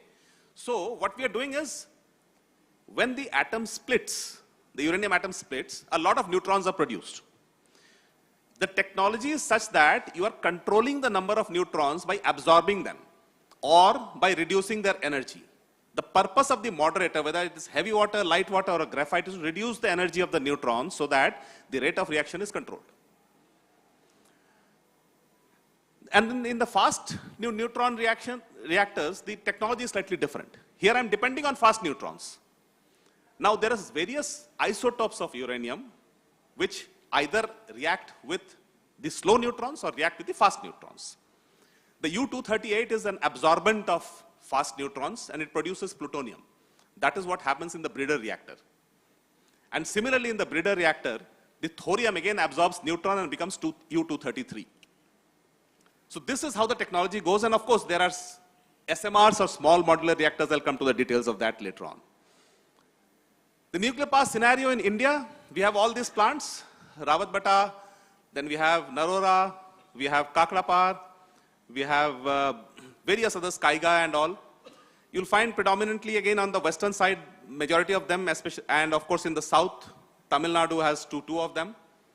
And among the new reactors, we have Nuclear Power Corporation is building 2 in Chutka, 2 in Kaiga, 2 in Gorakhpur, and Mahi Banswara, Rajasthan is the first NTPC JV nuclear project where we are building 4 of 700 megawatt pressurized heavy water reactors. That brings me to India's 3-stage nuclear program. Now, what is this 3-stage nuclear program? The first stage is the natural uranium-based pressurized heavy water reactors. The fuel that I put it in is natural uranium. The moderator I use is heavy water. We are fully competent with this technology. When the Canadians left with the reactor incomplete, the Indian scientists moved in and we have done total reverse engineering, and now this is a totally indigenous Indian technology, pressurized heavy water reactors. Now in terms of the possibility, purely in terms of domestic uranium availability, it was estimated that about 12 gigawatts of electric power could be got for 30 years continuously using only domestic uranium. But of course, these are estimates, and currently the country is not using much of domestic uranium and we are depending on imported uranium as well. The idea again is strategic. I want to conserve domestic uranium and use international uranium. It's purely a strategic decision. Now the spent fuel out of the pressurized heavy water reactor contains basically depleted uranium and plutonium. Now we extract plutonium out of it, and what we feed into the stage 2 of the fast breeder reactors Incidentally, the PHWR, we have multiples of them, both the 220 megawatts, the 500 megawatts, and the 700 megawatts in operation in the country and till date with 0 accident rate. So that is the kind of safety that we have. The fast breeder reactor, the first commercial reactor of its type, 500 megawatts, is under fueling in Chennai, and hopefully by end of the year, we'll be able to reach full load, and therefore the technology will be proven.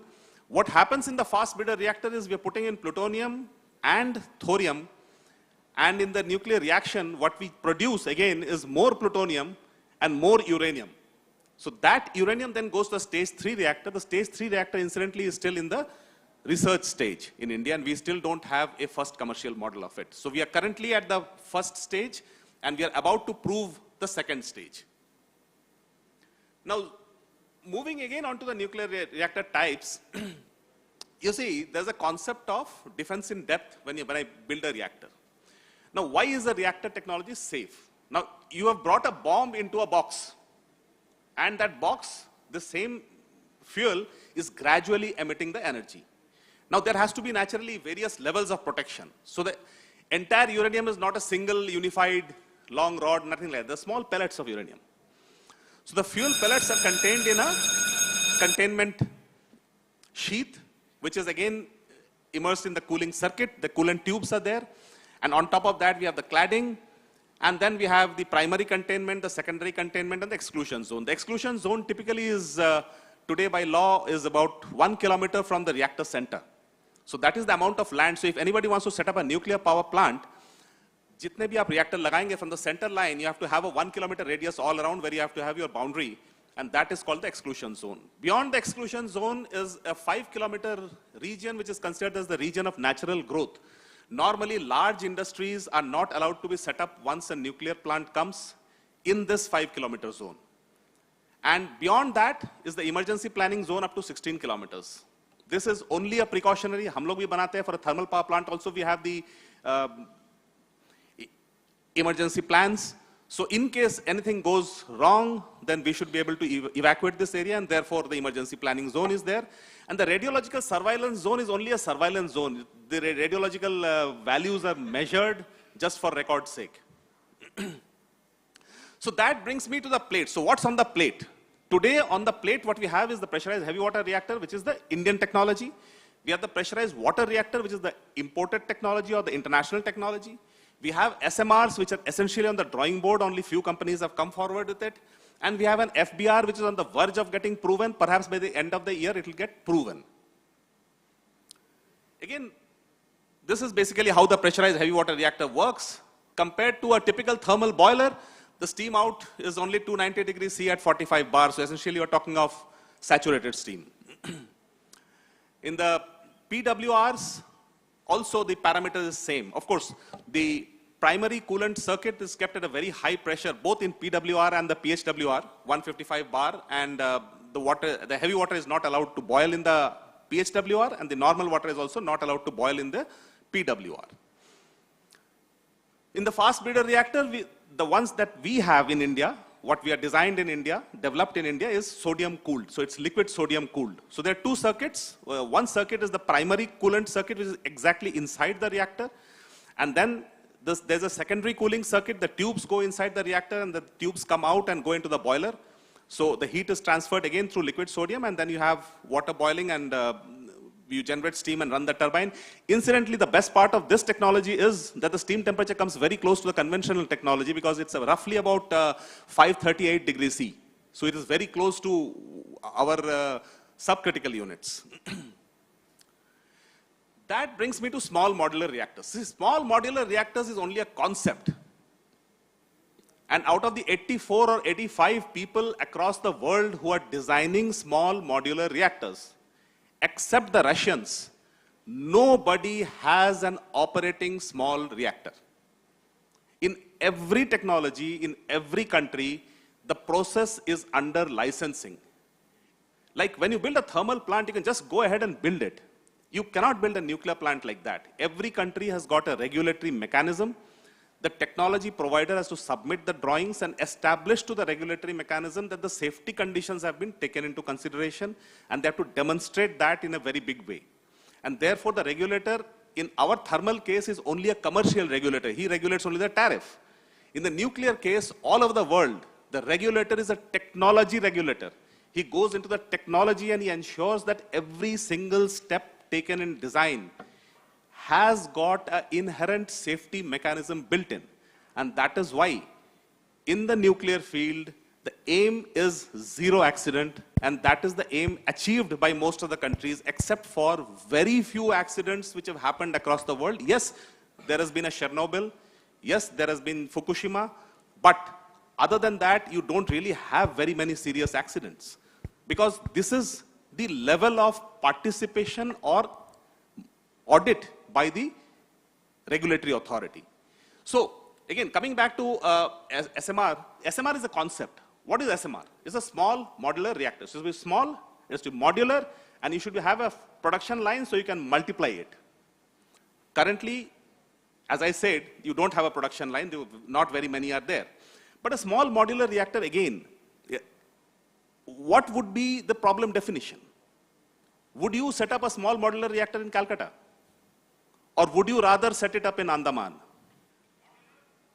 So, Andaman seems to be a more reasonable target for a small modular reactor. Or maybe Ladakh could be a reasonable target where grid connectivity may be difficult and therefore you have a small modular reactor to supply power to a constrained grid or a local grid or something like that.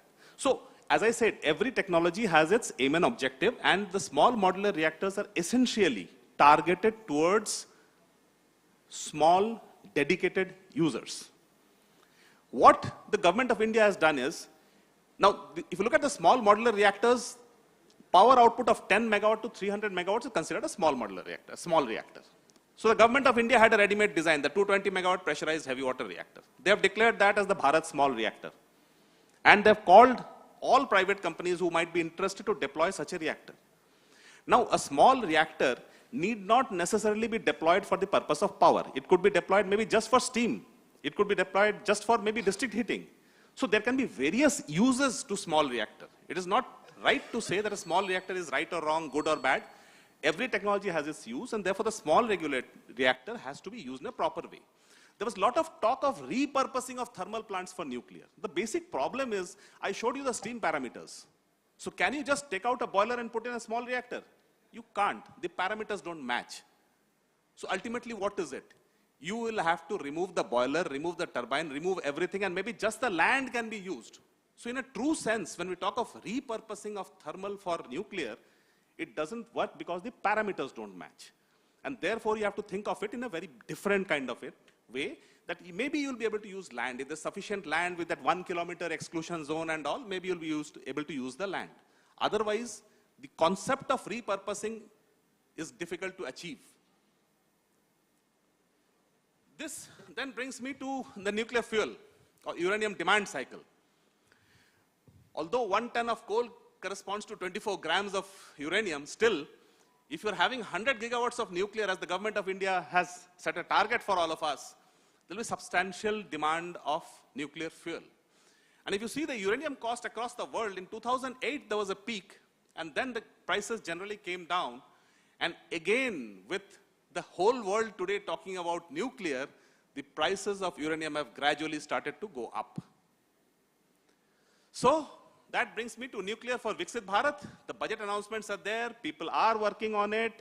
Obviously, a lot of things will happen, but to achieve whatever was announced in the budget, we need to relook at the Atomic Energy Act and the CLND. And the government has already set up task forces who are working on that. It is expected that very soon we'll be in a position to bring in the amendment bills to Parliament.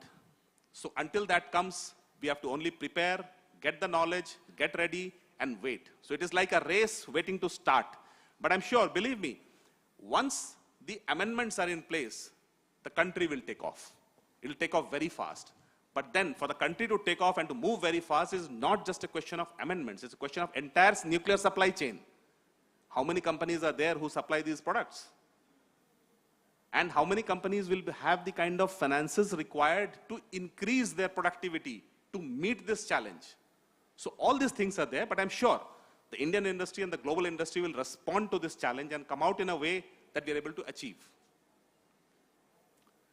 So moving forward, the country is looking at policy improvisations. These are all under discussion.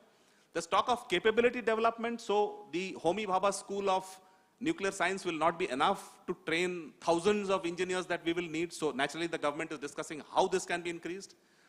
Then public awareness and acceptance. Today if you go to the village and say that I want to acquire land for a nuclear plant, chances are that they'll chase you out with a stick. So that concept has to change. So a lot of soft advertisement has to go in so people understand nuclear and try to accept it. And then once you set up nuclear projects, you should be able to sell the power. The cost of technology today is such that the country will have issues in managing this technology. If we are expecting that nuclear power should be within the merit order range, look at the average tariff today. So the nuclear plants which were started some 15 years back are being commissioned now. And the tariff of those plants are at around 4.5 rupees to 5 rupees. That is within the merit order basket. But the plants that will come in future, let's say we will go for imported technology, is a challenge. That is a challenge. Nobody has the exact costs, of course, but that will be a challenge. So today, the best hope for India is to move ahead, wait for the challenges to come and see how we can meet the challenges. So that, in short, ladies and gentlemen, is what we as a country are moving forward to do for nuclear. Thank you all so very much for giving me this opportunity. Thank you, Pal Sahab. I have one question. You have shown that 1 kilometer boundary will be required across this power plant, nuclear power plant. Is it megawatt specific? 1 kilometer, 5 kilometer, and then 16 kilometer? It is not megawatt specific. Irrespective of the size of the reactor, if you have a reactor, then you need 1 kilometer radius around it as your boundary wall. That land has to be acquired. Okay. And beyond that 1 kilometer is a 5 kilometer zone where natural growth is supposed to be promoted. So everything 16 can kilometer happen. is the safe zone, safety 16 for. kilometers only planning purpose. Okay. That in case anything goes wrong, I should be able to evacuate the population. So planning ke liye chahiye wo, aur kuch nahi. Everything can go on normal life. Everybody, all kinds of growth. So suppose sir, there is a accident. Suppose. So how much time it takes to diffuse? Is it this 16 kilometer is enough for this evacuation and diffusing plan? Because I have to diffuse the plant again.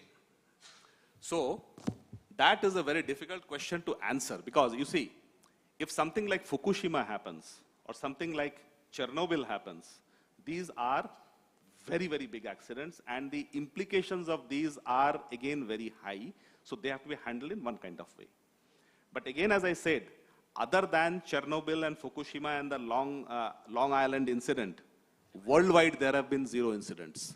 So the kind of defense in depth concept which goes into the very design of the nuclear plant, and the kind of interface which the regulatory authority exercises right from day one ensures that the plant is designed and built safe. So we are trying to exclude an accident.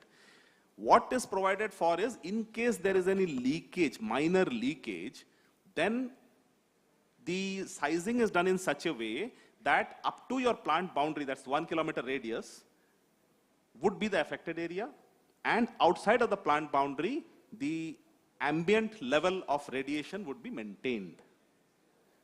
Now, if something big happens, if the blast happens, yes.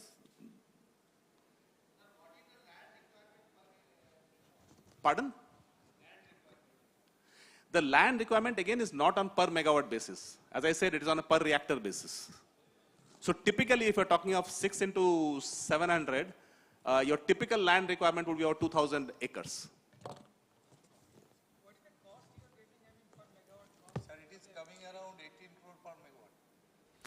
Actually, it is not an NTPC figure. It is not an NTPC figure. Actually, the government of India gave a approval for a fleet mode implementation of 10 nuclear reactors in 2017. And the government of India approved cost estimate for those 10 reactors to be implemented in fleet mode was around 15 crores to a megawatt.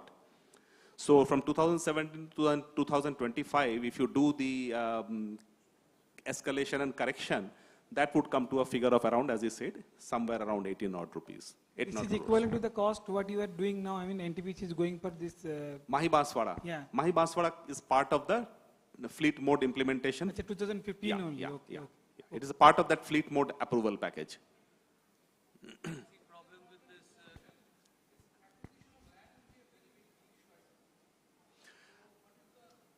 acquisition of land is going to be a challenge no matter what industry you put. I think Saab and me have faced that challenge in North Karanpura also. So it is not nuclear specific, sir, because today there is much more acceptance. See, thanks to the kind of press this nuclear technology has received, today everybody in the country is talking about nuclear. Today everybody is saying that nuclear is required. तो educated mass में तो एक acceptance है कि nuclear is required. Uneducated mass में धीरे धीरे हम लोग जा रहे हैं, because you can't be aggressive there, because if you are aggressive the people would go against you.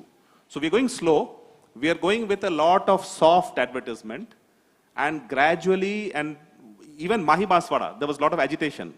So we have taken those people, from every village, a group of people, we have taken them to Rawatbata nuclear plant. कि भाई देख क्या हो, कैसा है. So we hired bus for them, took them there, they went and they saw the movie about the plant, they saw the plant, and they are now convinced कि ना ठीक है, Rawatbata चल रहा तो we are also safe. So उसको धीरे धीरे build up करना है. It is not something that will happen overnight.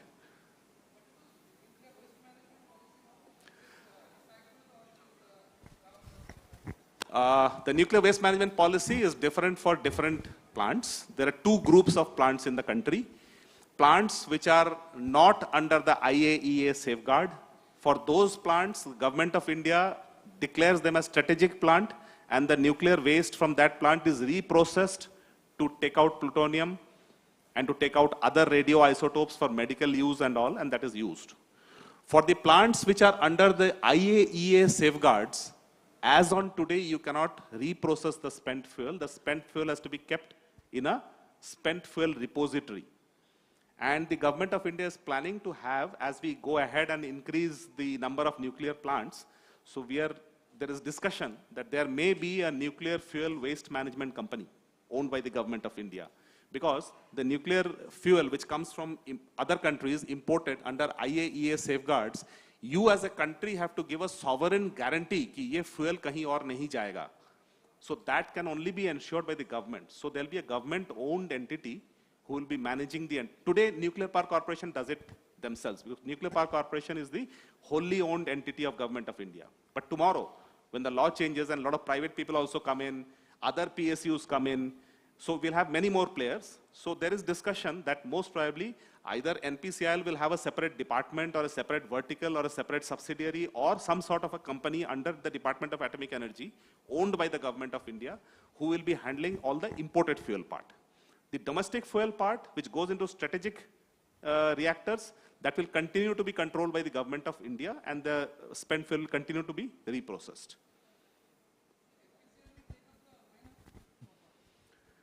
100 gigawatt का NPCIL O&M नहीं कर पाएगा. So that is being discussed. That is why I said that there is a lot of talk of having additional training institutes to develop the kind of engineers required for manning the large number of nuclear plants that are going to come in the country. Yes, NPCIL will play a major role in terms of giving the advisory support, the training support, the plant deployment support, because a nuclear plant operator in key areas, unlike a thermal plant, requires to be licensed to operate in that area. So unless that nuclear engineer has worked for certain number of years in a particular nuclear plant of the same technology, he will not get licensed to work in that area.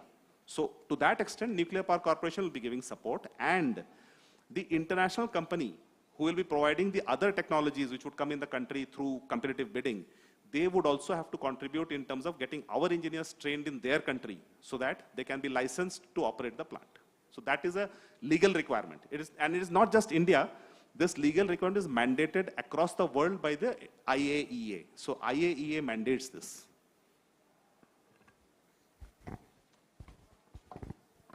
Thank you, sir. I request esteemed session judges to kindly congratulate and felicitate our presenter, Sri Prasenjit Pal, Executive Director, Nuclear, NTPC.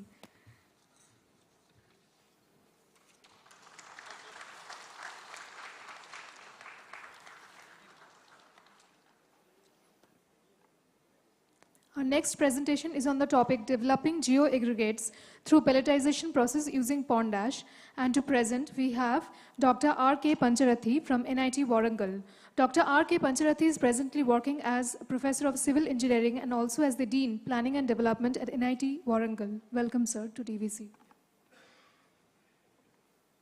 So here's my presentation.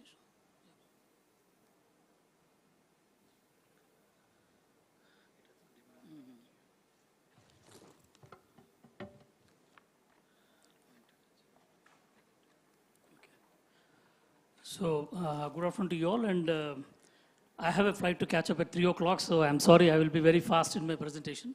Within 10 minutes or 12 minutes, I'll be completing my presentation, but if there are any questions, you can actually send to my mail ID. I work in the area of, first of all, I have to thank DVC R&D for giving me this opportunity to work on developing aggregates which are using, which I'm calling it as GeoAg. We are now trying to patent with GeoAg using the pelletization process with pond ash, fly ash, as well as GGBS. One of the issues I think in the morning we were trying to talk about is how to dispose this pond ash, right? So I have a solution to this, how best we can try to dispose this pond ash, which is going to be a major, what you call, pollutant in the to water. Now, I'll try to a little bit fasten up my work actually. See, there is, we know about the commitments at the global conference. We call it as Confederation of Parties 26, where we have made 5 tall promises, which we call them as Panchamrit, right? And out of which you can see that we want to raise a non-fossil fuel, right, based energy capacity, you know, by 2030 around 500 gigawatts. And then similarly, we want to make the country to meet with the renewable resources by cut around 50%. And then we want to reduce the total carbon emission by 1 billion ton. And then we want to make the carbon intensity of the country be reduced by 45%. And the country should become carbon neutral by 2070. Now, this is a great challenge. Of course, we have posed, we said that this particular thing in the Confederation of Parties 26, but it's a challenge which everybody, all of us have to basically attend. You see some statistics, 7.8 billion tons of coal ash is being generated annually. And then around 22-23, we have, around 45 million tons of pond ash is there. And so my idea is that, how basically we can make use of this pond ash by developing, one of the important things is, in case of concrete, for example, I talk about, I come from a civil engineering background. When you see concrete, you have 60 to 70% of the aggregates, which are basically occupying the greater part in concrete. So what is actually understood is that if there is a possibility that I can make an aggregate, because it's occupying 60 to 70% of the total concrete, so if it's possible to develop aggregates from this pond ash, then that's a very good thing. So in fact, we have taken 2 different challenges. Challenge number 1 is to develop aggregates, which I'm calling it as eco-aggregates, because the aggregates which I'm going to develop is also going to be energy intensive, energy extensive. So which obviously means that, the amount of greenhouse gases which are expected to generate out of this particular product is also less. That means the embodied energy is going to be less. So that means I'm really developing a low carbon footprint material. Now the thoughts are basically here to develop a geo-aggregate. It's a novel geopolymer aggregate based concrete, aggregates. Now people have developed, it's not that, people didn't develop the geopolymer aggregate. They call it as artificial aggregate using fly ash, and most of the time they try to use fly ash. But here the challenge in case of DVC R&D project, which is given to me, is basically to reduce the pond ash, because it's a large amount of pond ash is being developed. So that is one point. The second point is it also possible to use this pond ash as a filler material? That means, can I really use it as a partial replacement for sand? That is the second challenge. Now, some properties have been determined. I will not go deep into that, because I try to basically do the properties as well as the chemical composition based on the XRF analysis, that's X-ray fluorescence analysis. And then I thought that, along with the pond ash as well as fly ash, we do require certain amount of what you call GGBS also. So I tried to go for multiple options. I did work out what is the microstructural analysis. I understood the what is the total the power the amount of I did the XRD analysis, I did the SEM analysis, I did the the FTIR analysis, and then come out with a certain conclusion based on the optimal values. Now this is how the manufacture of geo aggregate is developed. The geoaggregates are there in my hands, basically, which I've developed using certain amount of pond ash, fly ash, as well as GGBS, and they are right now in front of me. That means I've developed a product which is ready now. But the only thing is, I need to go for technology transfer, as well as I want to make it into a larger scale. So you can see the series of the activities which are done. The raw material preparation, you have the alkali activation, right? And then you have the pelletization process which I've used. And then you got the pellets. What you're seeing over there is basically the pellets which are produced. The pellets, what you are seeing over there. Yeah, these are the pellets. And the same pellets is what is in my hands.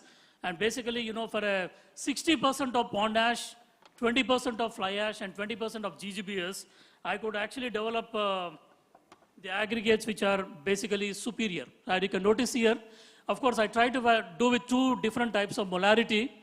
I mean, 2 molar solution, which is 1:1 sodium hydroxide sodium silicate.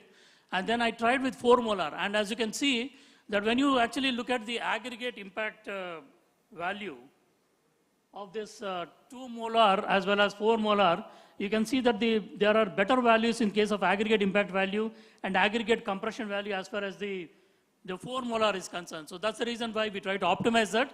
And one more notable thing I have to point out here is that for a 60-20-20, which means 60% of the pond ash, 40%, so 20% of fly ash, and 20% of GGBS, I could get the right quantity.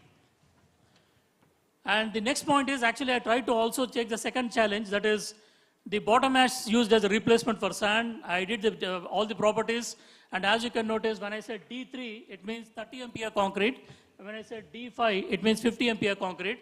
That means using bottom ash as a replacement for sand. Can I really go for what is optimum amount of bottom ash I can replace? I tried with several options, in fact, with 0, 25, 50, 30, etc. And I got, for a 25% replacement of bottom ash for sand, right? So that means if I can replace sand with 25% of bottom ash, so far I could get 30 MPa as well as 50 MPa concrete. These are some of the fresh and hardened properties. For paucity of time, I'm not presenting, please. But I could get a slump value of around 100, more than 50. And then I could get a compaction factor value, which is reasonably good. That means the flow is really good. And also I could get a compressive strength, as is very much evident there. You can see the values of 30, 31, 31.5, 26, etc. And then you can see 34.5 in case of D5, which means 50 MPa concrete. You can notice that the values are more than 50 in case of 25%. That means, but while if I go to 35% and 50%, I'm getting a drop in the value of that 50 MPa. So I'm now trying to optimize that 25%. Also, the non-destructive tests are done. I also tried to calculate the production cost for 1 ton of eco-aggregate. I call it as eco-aggregate or geo-aggregate because it is economically feasible, right? Environmentally viable, and then technologically feasible, plausible, as well as, it's also really a total quadruple bottom line approach I can obtain in this. So this is the total eco-aggregate, total cost per ton. As against, similarly, the embodied energy I try to calculate. When I say embodied energy, I mean to say the amount of energy required to develop a product. So the amount of embodied energy I'm getting in case of natural aggregates, which are actually becoming extinct. That is the reason why we are trying to go for developing these geo-aggregates or eco-aggregates, what I'm trying to mention. You can see the embodied energy is around 263.14, whereas in case of geo-aggregate, I could get with around 253.359, which is marginally low. I will not disagree with that. The only thing is, because I want to go for a very, very, the natural aggregate is becoming extinct, I want to go for artificial aggregates or aggregates which are based on a waste which is coming from the power plants, thermal power plants. The next point is that I want to go for the technology transfer because the product is already developed. And then we have to go for, certain government incentives and all, so that it's not that, try to develop at a laboratory scale. It's always important that I try to take it to a factory level. Now, I will try to come to the final slide. These are some of the primary outcomes. One is I could actually develop these successful production of geo-aggregates using 60% of pond ash, 20% of fly ash, and 20% of GGBS. And which means obviously it is something like wealth to waste. And then I'm also satisfying the concept of circular economy, and I'm trying to reduce the reliance on virgin materials, which is a very, very important aspect. The next important thing is geo-aggregates, which are in my hand right now. They are basically they're demonstrating a 9.55 million joule per ton energy saving compared to natural aggregates, which is something which is very important. And that means I'm really ensuring a reduced carbon footprint. And I'm also getting a 90% cost saving as compared to the natural aggregates, which means it is economically feasible also. And then coming to the second aspect, that is replacement with natural sand, I'm able to replace 25% of pond ash and develop 30 MPa and 50 MPa concrete, which is definitely a step towards sustainability. And the other thing is, I'm not actually satisfying the technological aspect, the social aspect, the economical aspect, as well as the environmental aspect. That means I'm actually touching upon the quadruple bottom line approach. And finally, I would say that the only thing is I have to now take it from the laboratory scale to an industry level. And so I can say that the embodied energy is actually reduced and the cost is actually reduced. So thus we can develop an eco-aggregate, which is using the pond ash, which is coming out as waste, and then it is posing a severe environmental problem in this case. So thank you very much. I'm sorry for the paucity of time. You may actually send to my mail ID if there are any questions. I have to leave now. Thank you very much. Please, very quick.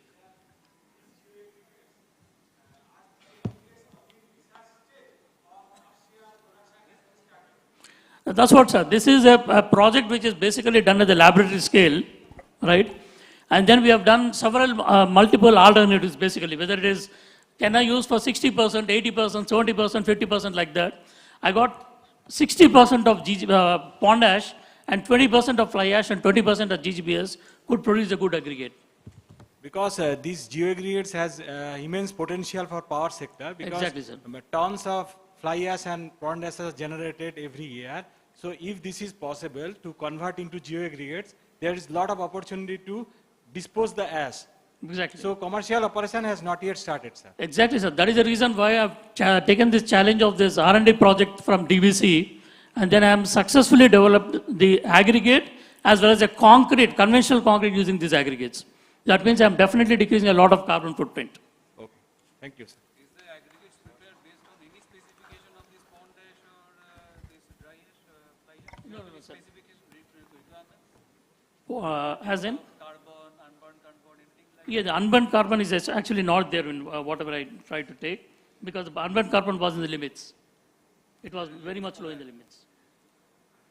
So, sir, these aggregates you have done considering unburned carbon limit maximum up to 1.5? That's all. That's all, na? That's all. So, how you are ensuring consistent quality when compared with natural aggregates? The quality, so the process what I'm adopting is basically pelletization process, sir. Okay. Pelletization and cold bonded process. So which is actually ensuring the aggregates which are coming as so that bonding quality is ensured? Yes. So far I have developed about 2,000 kgs, sir. Okay, sir. And then you have gone for design mix followed by trial mix also has been done with respect Absolutely, sir. I have developed the 30 MPa concrete and 50 MPa concrete design mix. And then the aggregates are of different sizes. The mantra is basically to go for particle packing. I'll say that the mantra is basically to go for a very good particle packing approach, which we normally call it as a compressible packing model. So I've used that approach and I've developed this concrete. Okay, thank you. So thank you very much. I'm sorry, sir, I have to leave now.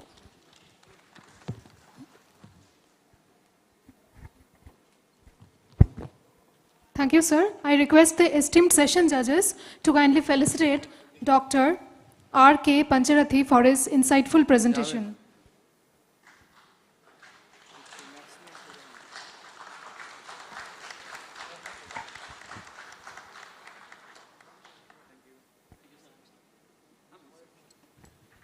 We will have one more presentation before we break in for lunch. The next presentation is on the topic Present and Future Best Operation Services Cell by WBPDCL. And for delivering the presentation, may I invite upon the dais Mr. Debashish Majumdar, AGMOS from WBPDCL. Mr. Majumdar served previously in Kolaghat Thermal Power Station, Shagordighi, TPS, DPL, Durgapur and Corporate OS in various areas in CNI, maintenance planning, IT, project construction and commissioning. Welcome, sir.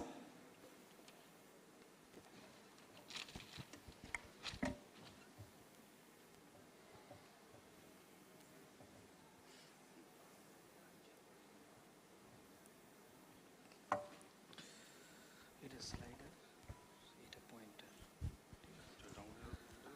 হ্যাঁ হ্যাঁ হ্যাঁ, তাছাড়া এইটা টিপলেও আপনার যাবে, ঠিক আছে।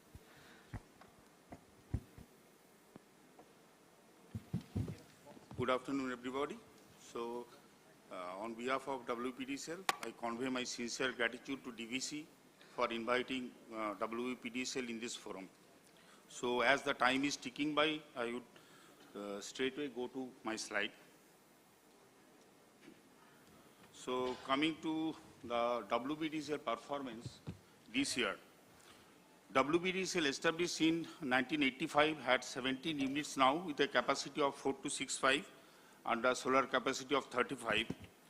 In the last commenced financial year of 2024-25, WPDCL clocked a PLF of 88.9% with a generation of 33.2 billion unit. And WPDCL mining department actually contributed to this performance by supplying 21 MMT of coal from our captive mines. So this year, actually, we did not have any supply from CIL. All the supplies of coal we have managed from our own captive sources only. Now, going to the performance of our plant, so 4 of our plants have actually clocked positions within the top 25 based on PLF-based performance, with Santaldi 94.38%, Bakreshwar 93.31%, Sagarjigi 90.85%, Bandel 89.62%. An improvement has been achieved in all spheres in respect of SOC, APC, force outage and partial outage. So all the best practices by all departments, including CI, actually contributed to this performance improvement. For CNI,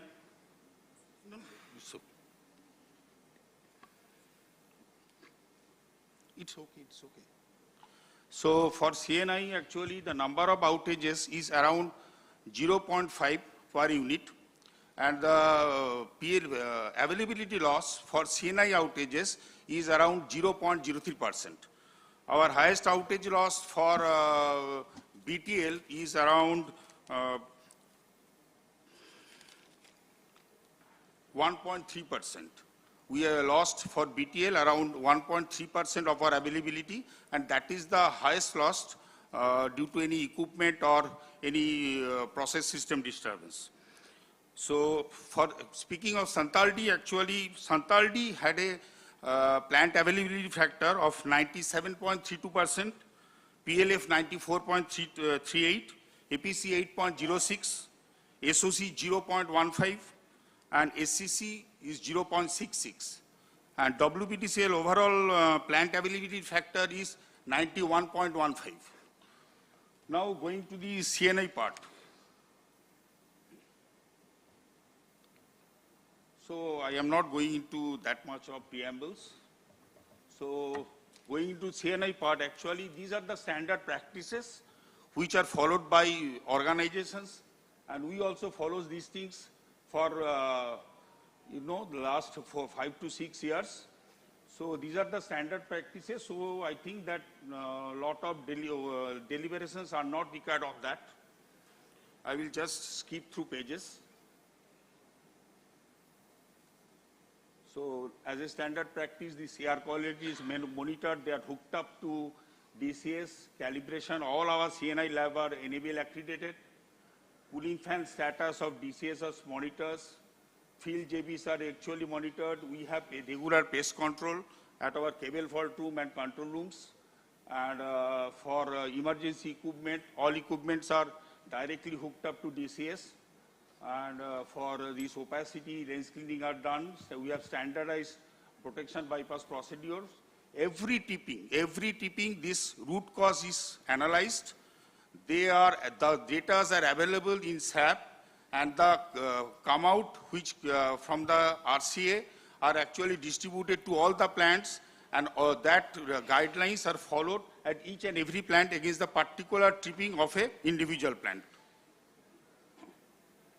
So we have a mixed bag actually of old units and new units. Our BTPS unit is commissioned in 1965, and the newest unit is 2016, that is Sagardigi 500 megawatt. So what we are doing that we have studied that what are the normal outages happening in our plant due to CNI. So these blue ball pressure switches is one of the major outage contributions for CNI part. So what we have done for all old units, we have replaced the pressure switches with blue ball transmitters. All coal pipes temperatures we are monitors, and those are hooked up to DCS. For boiler drains, actually previously there were no drain temperatures.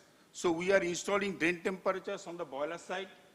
So for Kolaghat, there are a lot of manual valves. These operators have to go down to operate those valves.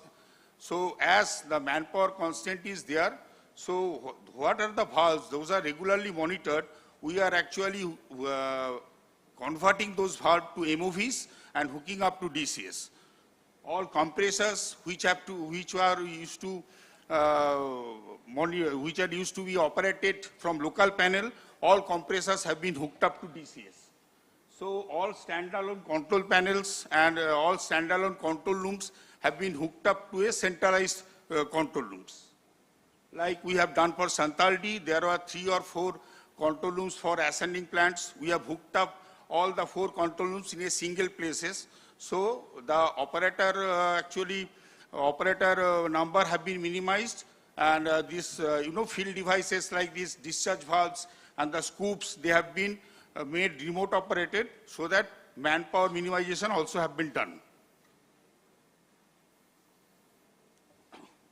Now for online efficiency, as we are having our PI system installed, Aviva PI system is installed for all our 17 units, and that has been centrally hooked up.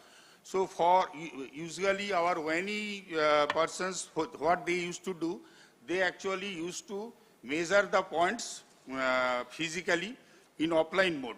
So whatever actually points these O&E people used to measure offline, all those points, most of the points we have installed online instruments, and we have hooked up to DCS, so that this online efficiency calculation for all 17 units is visible to the O&M person.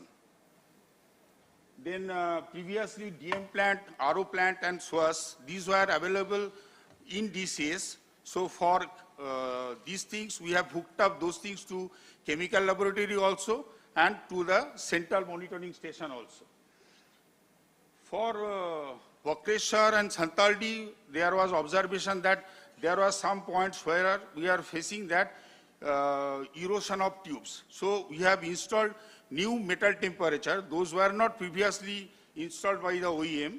We have installed for Vakreshwar and Santaldi and our old units, APL units at Kolaghat and Bandel. So we have formed a team of O&E, operation, CNI and chemical persons, and actually we are doing this, we have developed some use cases, and actually if for any parameter deviation, any deviation of critical parameters or chemical parameters from the PI system, directly this alert is going to the mobile numbers of the particular engineer or the HODs, and there is a level of escalation. See, if it's level 1, it is the operating personnel, level 2, it goes to the HOD, and level 3, it goes to the AGM responsible for that, so that quick action are ensured. So nowadays we are also monitoring the shift-wise HR loss, which has been done in the last day, and in which shift we have suffered what amount of loss against some particular parameters, and that is discussed in daily morning meeting, and actions are formulated. For metal temperature, actually as we are having problem with especially reheat metal temperature in Kolaghat old units and for Santaldi also. So we metal temperature, we monitor the metal temperature excursion and the outage hours online basis, and actually on every morning we generate a report that which tube has generated how much number of excursion and what are the number of excursion and what is the maximum temperature that has gone, so that we make a profile of that particular tube metal temperature, and we pass it to our operation wing and also our boiler cross-functional team for actions during the boiler overhaul. And day-wise, as the penalty regime is coming for PM excursion, so now we are monitoring this day-wise environment excursion also.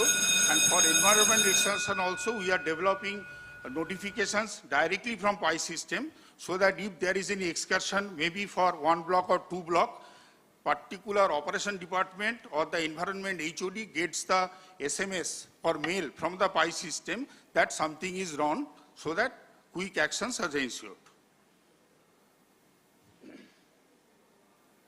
Now going to the way forward. So for CNI spares actually, so we are making some pool system, you know, that from one unit to one plant to another plant, if there is any scarcity, operation person can see that whether it is available to that unit, and they can pull the spares from other units. And regarding this online performance, we have actually running one POC on asset predictive analysis in our Santaldi power plant that is running for 1 month now. And we are actually working for performance monitoring and advisory system for actually monitoring the critical parameters and data and getting advisory from them to the operating personnel, so that proper actions and correct actions can be provided at time. For flexible operations and AGC, there are some challenges that we are planning to incorporate. And we have a problem that basically our new unit at Sagardigi, whenever operating personnel is coming to the old units at Kolaghat, they are actually suffering from some operational flexibility, that something parameter is not available because those are old units. Maybe something have to be operated manually. So we are actually trying our best to make a platform, standardized platform to the operating persons, so that we are adding more and more temperatures, instrument pressures, temperatures which are available at Sagardigi. We are actually creating field instruments. We are installing field instruments for Kolaghat and Vandal, so that those parameters also are available to the operation engineer, so that they get more operational flexibility. That's all, sir. So thank you for your patient hearing.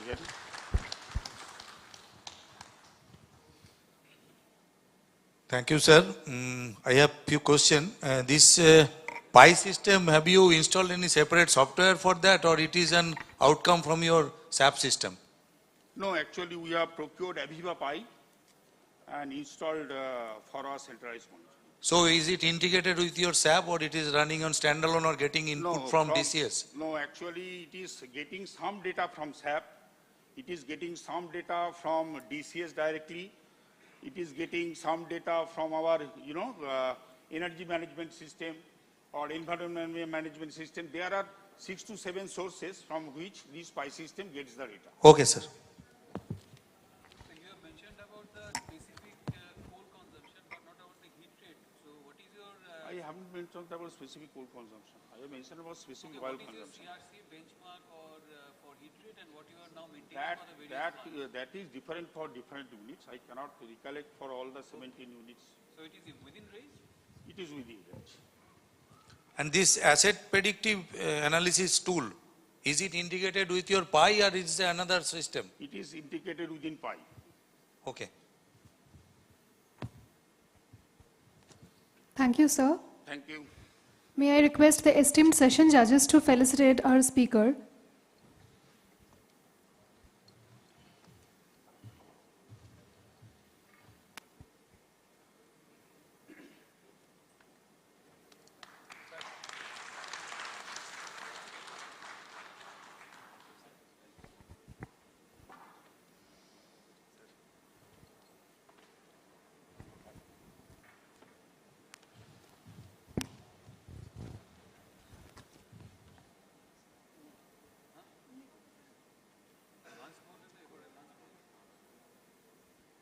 So we will break in for lunch now, but as we are running behind schedule, I request everyone to kindly assemble by 2:45 p.m. positively.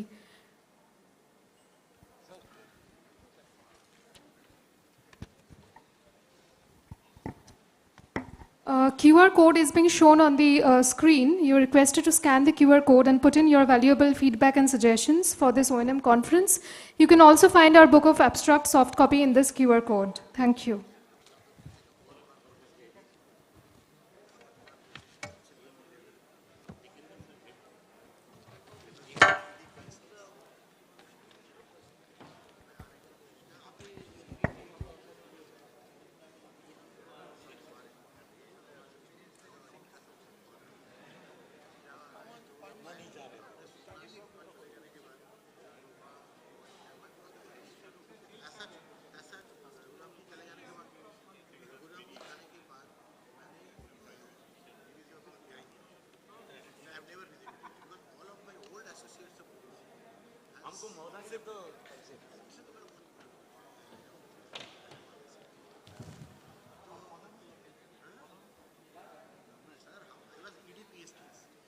VIII की तरफ से I was the head of technical services. We faced a lot of issues. So I was heading that as a EDPS case to structure your association and NTPC के साथ में क्या था ना, जो भी फरक का से क्रिया चालू किया, जो भी बंदा 84 फरक का में जो लोग क्रिया चालू किया, मान लीजिए हमारे पूरा लोग तक क्रिया दोस्त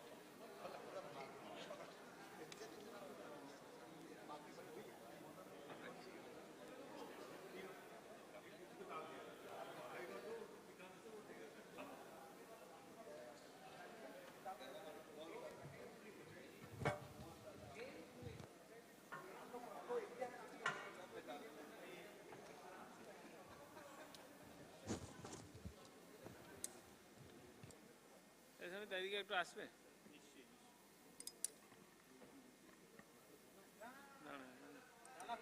দিচ্ছি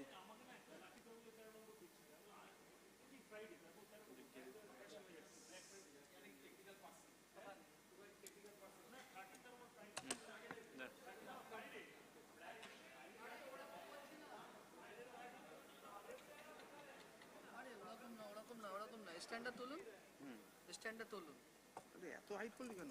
আরে আমি কি বলতে চাইছি দেখুন, এই আছে তো, হ্যাঁ এই এইখানে কিছু একটা দিন, এখানটা দিন, অপোজিট করে দিন না। হ্যাঁ বাস ছেড়ে দিন, হয়ে গেছে, শেষ হয়ে গেল, বাস ফার্স্ট ক্লাস হয়েছে, আর কিছু করতে হবে না, ঠিক আছে। আর প্রেজেন্টারগুলো কোথায় গেল? দিন না, ওরা তো স্লাইড মুভ করবে। হ্যাঁ এখানে রেখে দিন, ছেড়ে দিন, ঠিক।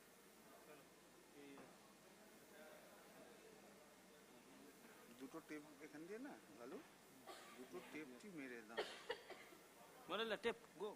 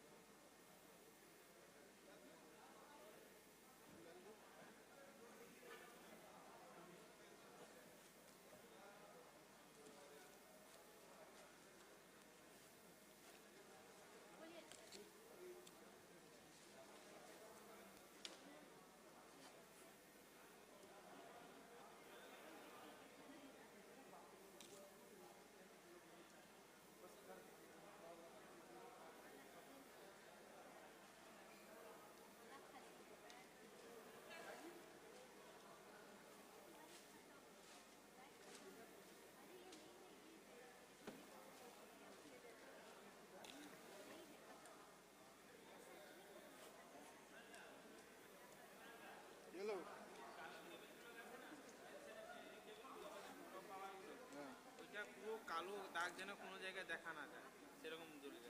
ওটা মেরে দে, কালো দাগ যেন না দেখা যায়, টেপের উপর দিয়ে মেরে কোনো পারে না। সাউন্ডের কোনো পার্টে হাত দেবে না, বলে দিন পরিষ্কার। দেখেন না পুরো পুরো এরকম ঘাটটা না মুখ দিয়ে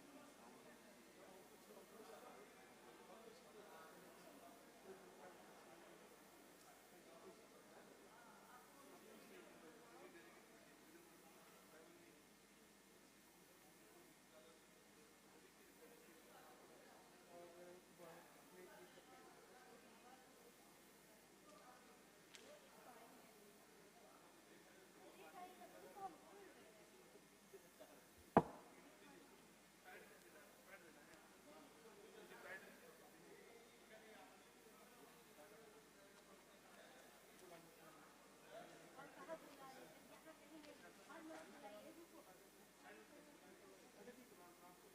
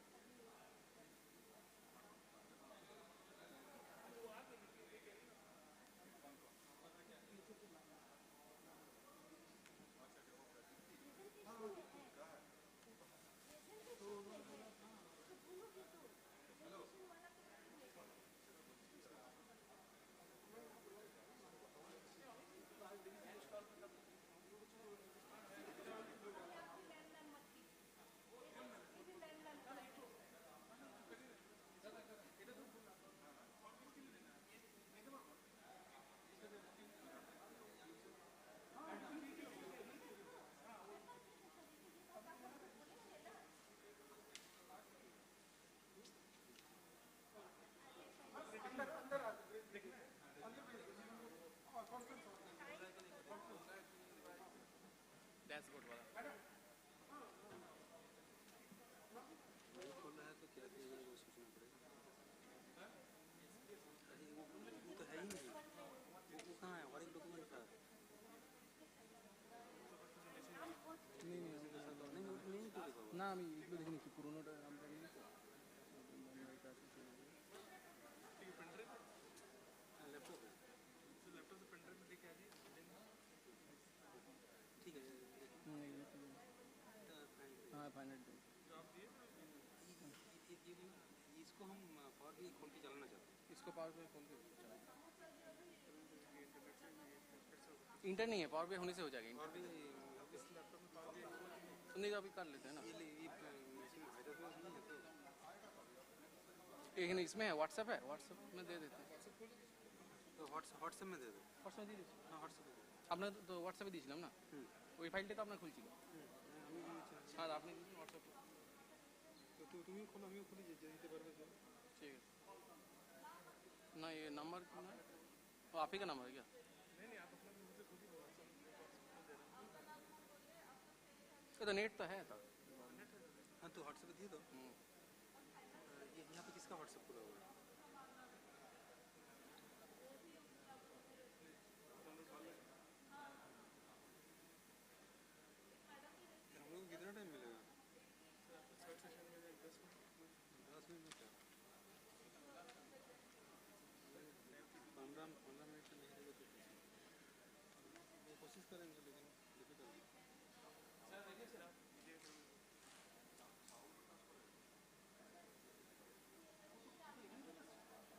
ये दुटी पाठिয়ে দিচ্ছি না।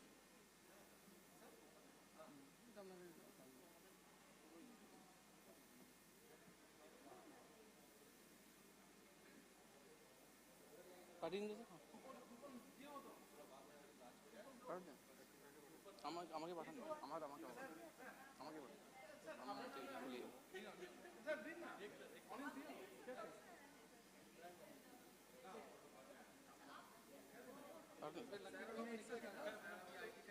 গেল लो एक कूपन तुम लेना मत, तो मुझे दे देना। कूपन लो,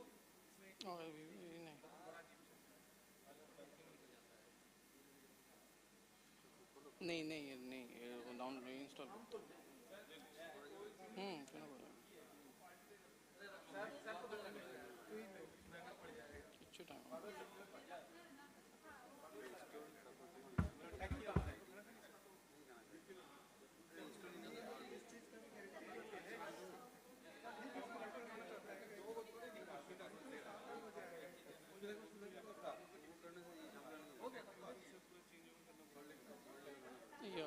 चेक करो। और भी आया था, आईटी को बुलाइए ना सर, आईटी जो है उसको बुलाइए।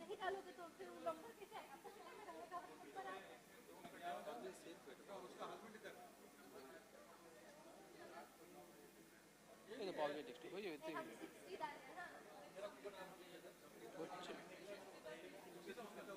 ऑनिस ऑनिस इतना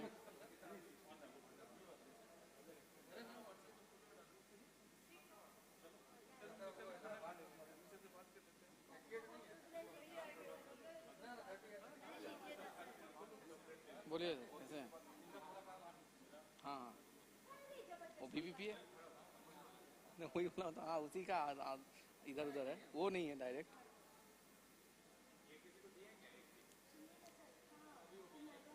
आपका भी है क्या? आपका क्या है? फोटोवोल्टिक ये दिए थे ना आप लोग कहीं से?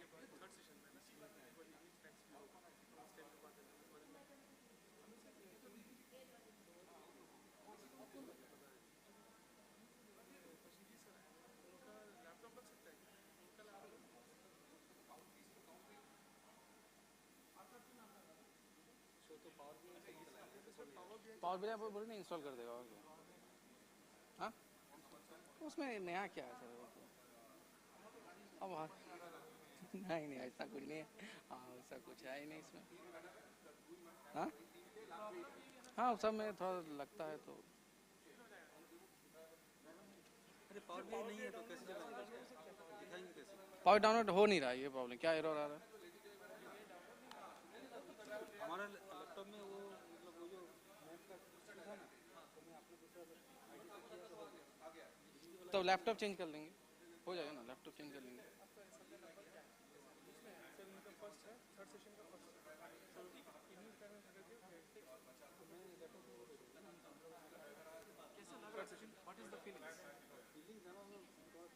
तुम इधर तुम इसका नंबर है तुम हटा लिए क्या हो रहा है? ये क्या हो रहा है? इसको दो, इसके नंबर बोलो ना। 8436 पीडीएफ पढ़ा था 75 777 last minute changes in PPT 6 ये आपका चीता ये ज्यादा फर्स्ट है। हाँ ये तो बोले लोगो जोड़ दो है। बोलिए लैपटॉप में चेक करते हैं, लैपटॉप ठीक है इससे अभी ठीक है ना? सीटू दोबारा खोल। हां सीटू भूल गए तो। अरे आप सब बड़े आदमी छोटे आदमी को भूल जाते हैं। लैपटॉप दे देंगे उस समय हमको डीवीसी छोटा आदमी बना देंगे। सेशन के बाद बड़े आदमी लोग छोटे आदमी को देखिए सेशन के बाद देखिए यानी सब भूल नाम भूल जाते हैं। बड़े आदमी हैं सब भूल जाते हैं। देखने की सर टाउन पावन लास्ट मुहूर्त देखे नहीं ना लास्ट। हां नहीं बीपीसीएल का वो ये है क्या सैमसंग है बीपीसीएल का आदमी है। Please give him respect. चलो ना आओ तो रहोगे बैठ करके। अच्छा हाँ चलो तो रहो ना, पता चलेगा। अपना करवाएं, हमको नहीं जाना है, वापस कर दो तुम चले जाएंगे। हमको नहीं जाना है बीपीएससीएल। ये वाला है ना? इसको कट करो हैं? काटो ना जो काटना पीटना करो।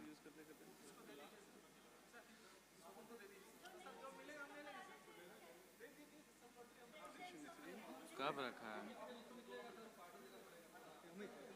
दूसरा नंबर है। तुम्हारा क्या नाम था? यही है, पीपीटी 2 कर दो ना।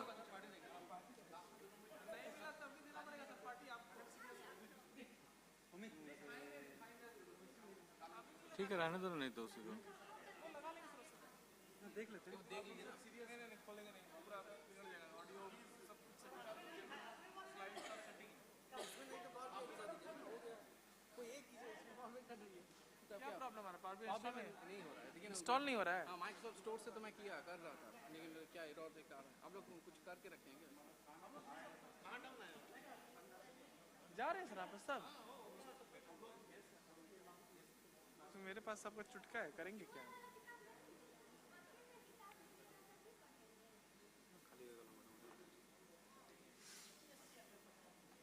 हो गया मेरा ये काम। यहाँ से नहीं है पावर। हाँ ये इसमें टच पैड काम नहीं कर रही, लेकिन टच स्क्रीन है, कोई दिक्कत नहीं होगी। सर देखिए पावर बीआई तो आ गया, आप बताइए इसमें क्या करना है। वो फाइल खोलना है अभी, वो click sign in sign in sign in sign in. Sign DVC वाला में से मत करो, नहीं तो वो नहीं दिख रहा है डीवीसी वाला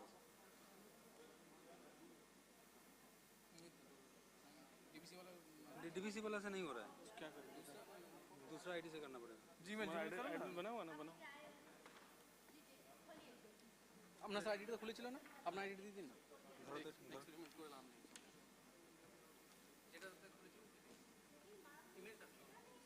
ঠিক দিচ্ছি, না না কোনো অসুবিধা নেই।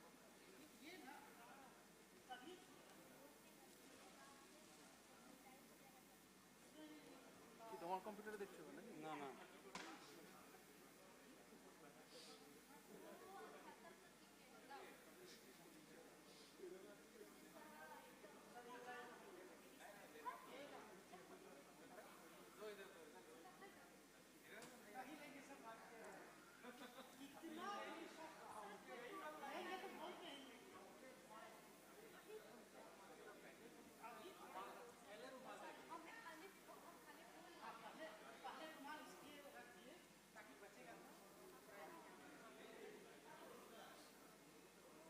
यूजर नाम दे चुके हैं।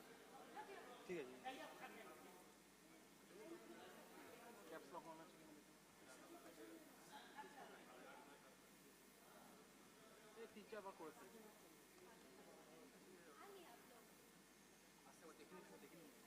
ঠিক আছে, ঠিক আছে।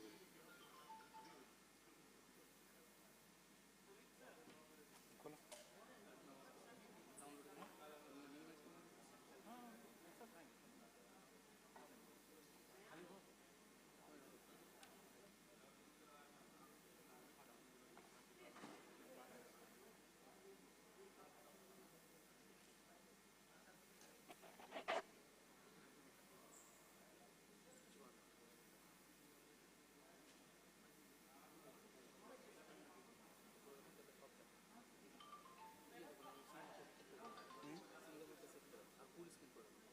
না ও তো মিনিমাইজ করবো ওরা না এখন। অমিত কি খেতে গেল? ঠিক আছে, মিনিমাইজ করো ল্যাপটপটা তাও রেখে দিও। ঠিক আছে, আমাদের হয়ে গেল, মিনিমাইজ করা আর ডাউনলোডের file.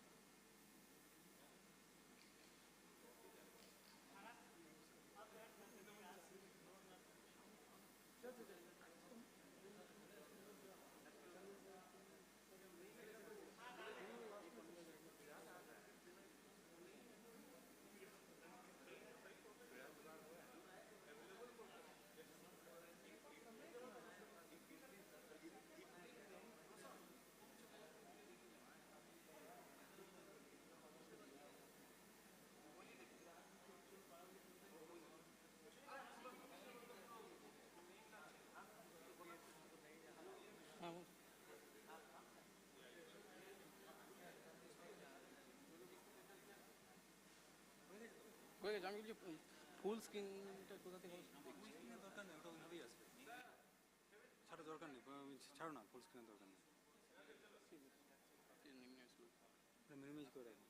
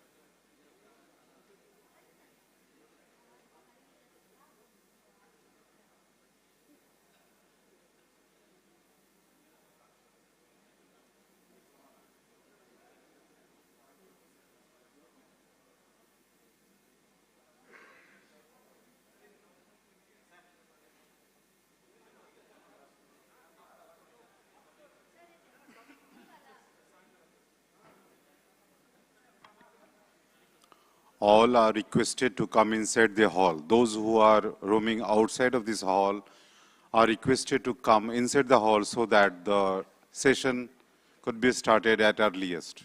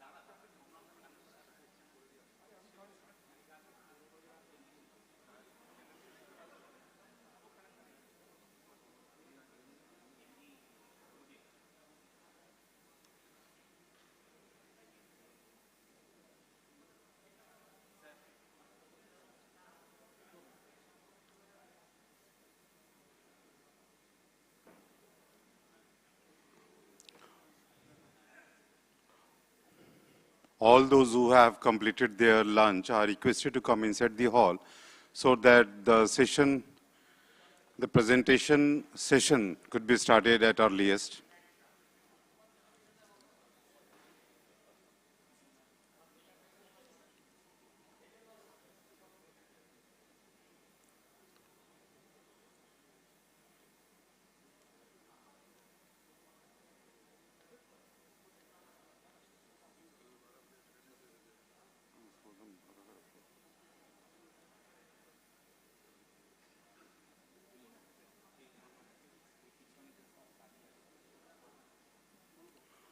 All volunteers of DVC team are requested to please spread the information that technical session presentation is going to be started soon. So all are requested. Those who have completed their lunch are requested to gather inside the hall.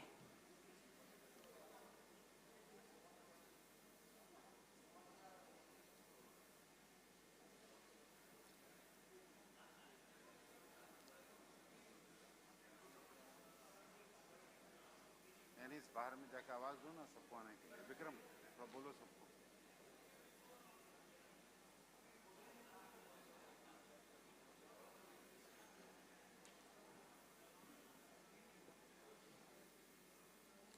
Car WhatsApp खोला है अपना take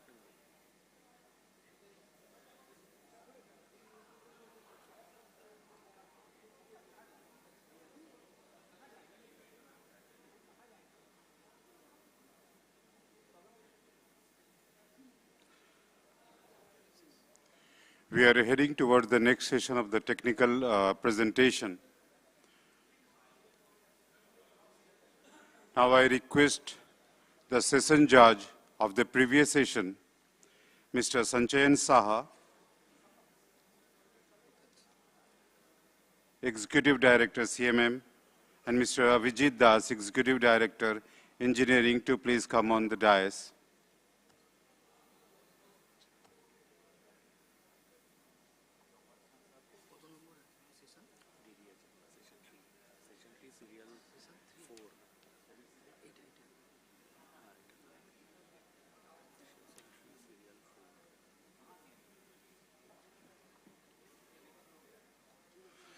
And now I request Executive Director Operation, Mr. Tarun Kumar, to felicitate our session judges, to Mr. Sanchayan Saha and Avijit Das. Sir.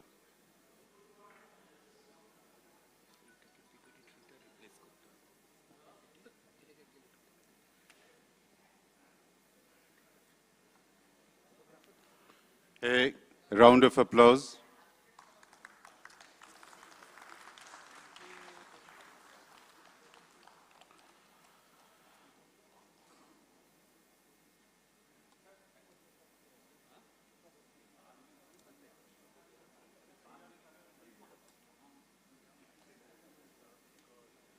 जो होगा वो खोल दिया ना data driven हाँ ये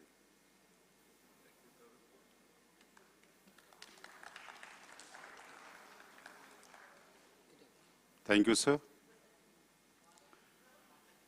And now I would like to invite our Executive Director, Sri Chaitanya Prakash, Executive Director Project, and Mr. Sanjeev Srivastav, Executive Director Commercial, to come on the dais and to facilitate as the session judge for the coming session.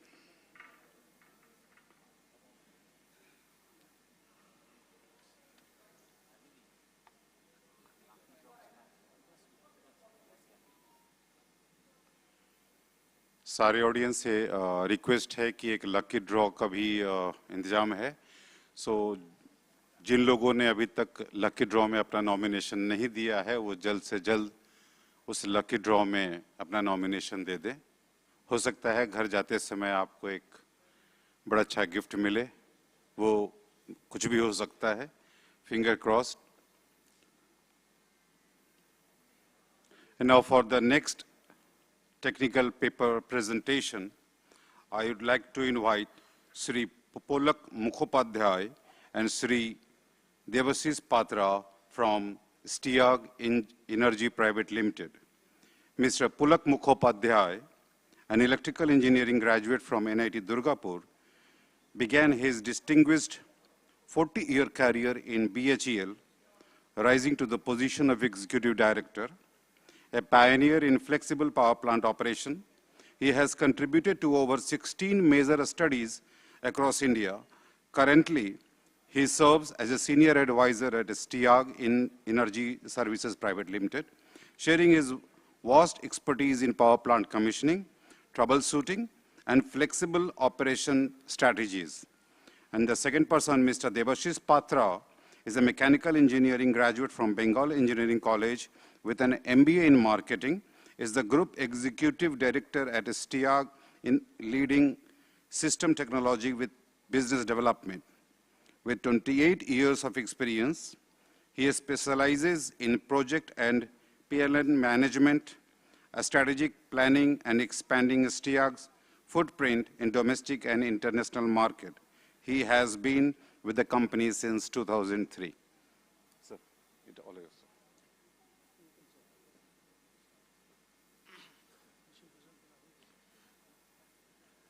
Thank you everybody. खाना खाने के बाद थोड़ा सा better है थोड़ा जाग जाना और थोड़ा सा हम अपना एक्सपीरियंस से कुछ थोड़ा बहुत शेयर करेंगे।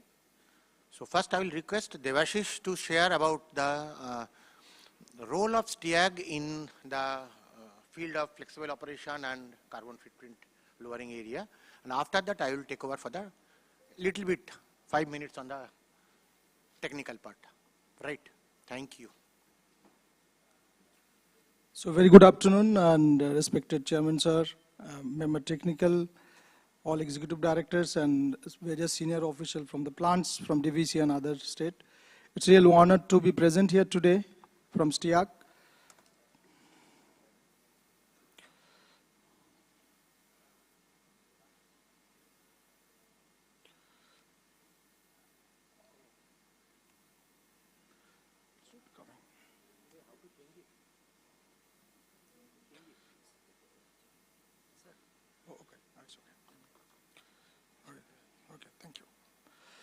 So XIII is a German power IPP company, more than 87 years old company, and we are 100% subsidiary in India.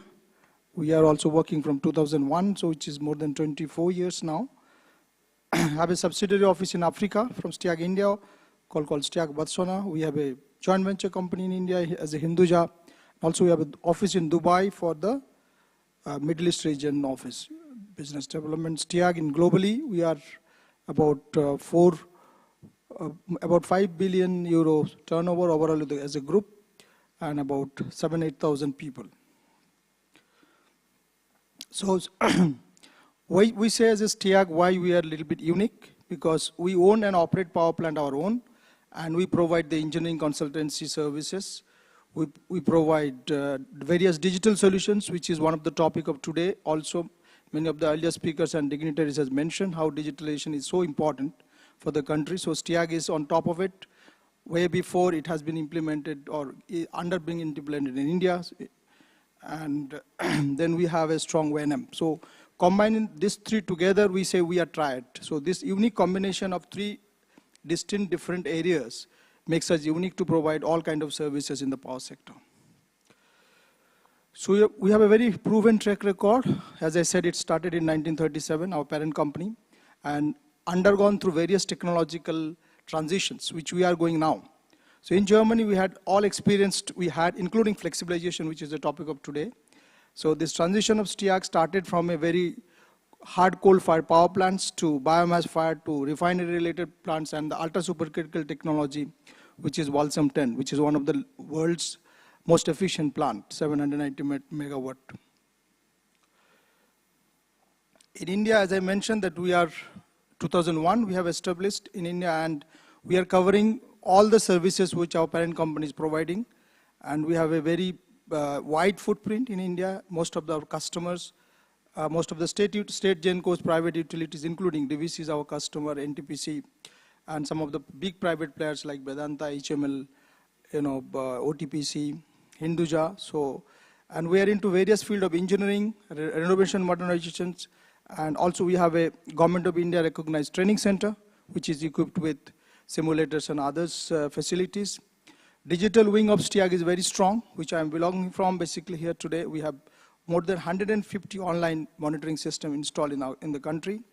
We have online customized training simulators and various other digital technologies like predictive analytics, APC. Those are the solutions which we are providing. And we are into now, although we have done many implementation of centralized monitoring solution, because which was one of the interest of DVC, I believe, as well as some of the all in GenCos today. So STIAG has a very rich experience on setting up centralized monitoring solutions, because we had started our own centralized monitoring in Germany for monitoring our power plants with all digital technologies, including predictive analytics, AI/ML-based solutions. So in India, we had also started. Currently, we are executing 28 units of Mahagenco centralized monitoring solutions, which is equipped with all the both AI/ML-based digital twin as well as the first principle-based thermal twin. That makes us unique. So Mahagenco has chosen us as the only qualified technical partner for implementations. There are various other service providers who can provide data. You can take the data, put it in nice dashboards. Now, I've seen some of those references, but why Mahagenco has chosen us as a OEM? Because the technology which we bring in is basically comprehensive with respect to our capability in the first principle-based solutions, which takes care of data validations, which takes care of the quality of the KPIs, also added with the AI/ML technologies, and nice dashboards as always wanted. So we are going ahead with various other state utilities also, and we are looking forward for implementation similar. We have about 2,000 personnel, full-time personnel, let's say, and another 2,500 maybe for our partners or shareholders. Our offices in India, Botswana, Bangladesh, and UAE. That's STIAG India's offices I'm talking about. We have many accreditation empanelment. I'm not going there. That's quite standards, but we comply. We are into regulations. We're supporting consultancy to the regulators as well as the Central Electricity Authority of various projects. One of the digital tool, which was recommended by Central Electricity Authority for the entire fleet of the state GenCos, and DVC is also one of those project participants, let's say, which was funded by, which was implemented under Indo-German Energy Program. So STIAG was the consultant and also the technology provider for the same. This is our service profiles. You can see that we are covering various operation maintenance is our core competence. That's where we come from, which is supplemented very heavily on digital solutions. So our system technology, which we are talking about as a division, is covering all the digital solutions in generation as well as in transmission distribution. So it's a comprehensive digital portfolio which covering all the latest AI/ML technology to cutting edge technology of, let's say, PADO. So it's a very elaborative capturing entire systems, also for the training simulator there. Energy technology, we have all the engineering capabilities. Software solutions is one part of the problem. But since we have this background of comprehensive operation maintenance, we have a background of engineering. So any solutions, digital solutions, which are being offered by STIAG is fully supplemented by these two verticals, which is holding the hand. So that any practical solutions, when we want to implement any plans, we become much more reliable to our customer. That's why we are penetrating quite heavily on this. So now I would like to hand over to Mr. Pulak Mukhopadhyay, just because since the time is short and already we are after lunch, so I don't want to take much time. I hand over to Mr. Mukhopadhyay. Later on we can have a question and answer session. So he will be focusing more on digital, one aspect of flexibilization, which STIAG we are proposing. Mr. Mukhopadhyay, please. Thank you, Devashish. Thank you, Devashish. See, that whatever I am speaking, I will be speaking is based on my experience of my parent company, VIII, for a longer duration, who has taught me everything throughout my life, and last 6 months I am with STIAG, so it is only a new baby for me. See, I will talk about the three things. CES guidelines is already been clear. The two things, ramp rate, low load, and two shift operation. One of my best friend and colleague, Sumanto, is sitting here. I think he was here just now. So he knows how challenging for us for propagating the starting of this business in India. And DVC was my first prime customer. I'm thankful to Mr. Raghuram and his team for giving us the opportunity. आज जो booklet का first page में लिखा हुआ है, वो first page लिखने के लिए कितना तकलीफ उठाना पड़ा, ये हम जानते हैं. कितना दफा हम रघुराम जी से अलग से बात किए हैं, and how much he has supported me for starting this. And both PDCL and DVC, they are ahead of many power stations in India. Let me tell you, that is the thing. That's why even on a ball and tube mill, it's the first time we have taken the order on behalf of VIII and implemented it. It's a unique experience. In India, nowhere it has been done. Nowhere. So that is the two things. I'll be speaking regarding how to overcome the challenges of two-shift operation. That is the main thing. I'll be talking about 2-3 minutes, maybe 1 minute, 17 seconds is left. These are these things, so it's not that. What is meant by two-shift operation? Basically, two kinds of operation is thought for. One, mandatory running of 8 hours. Another is mandatory shutdown of 8 hours.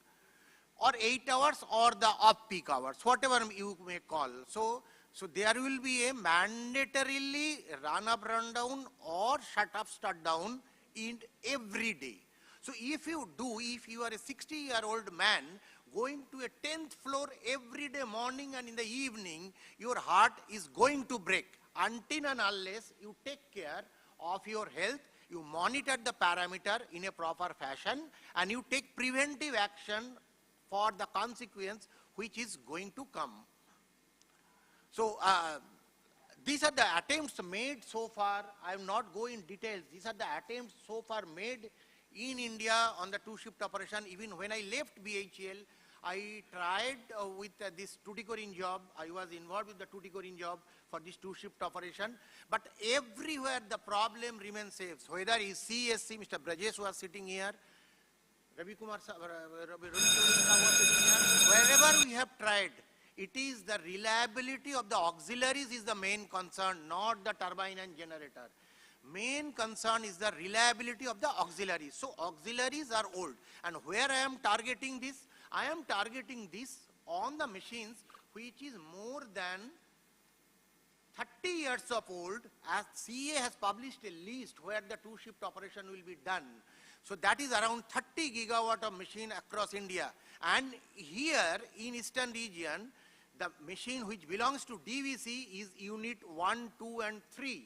So what I suggest in the and these things that reliability, these are the technical challenges, and definitely the stress, strain, I will not go to the details, all these health challenges will come, but there are ways to overcome these health challenges by proper kind of monitoring.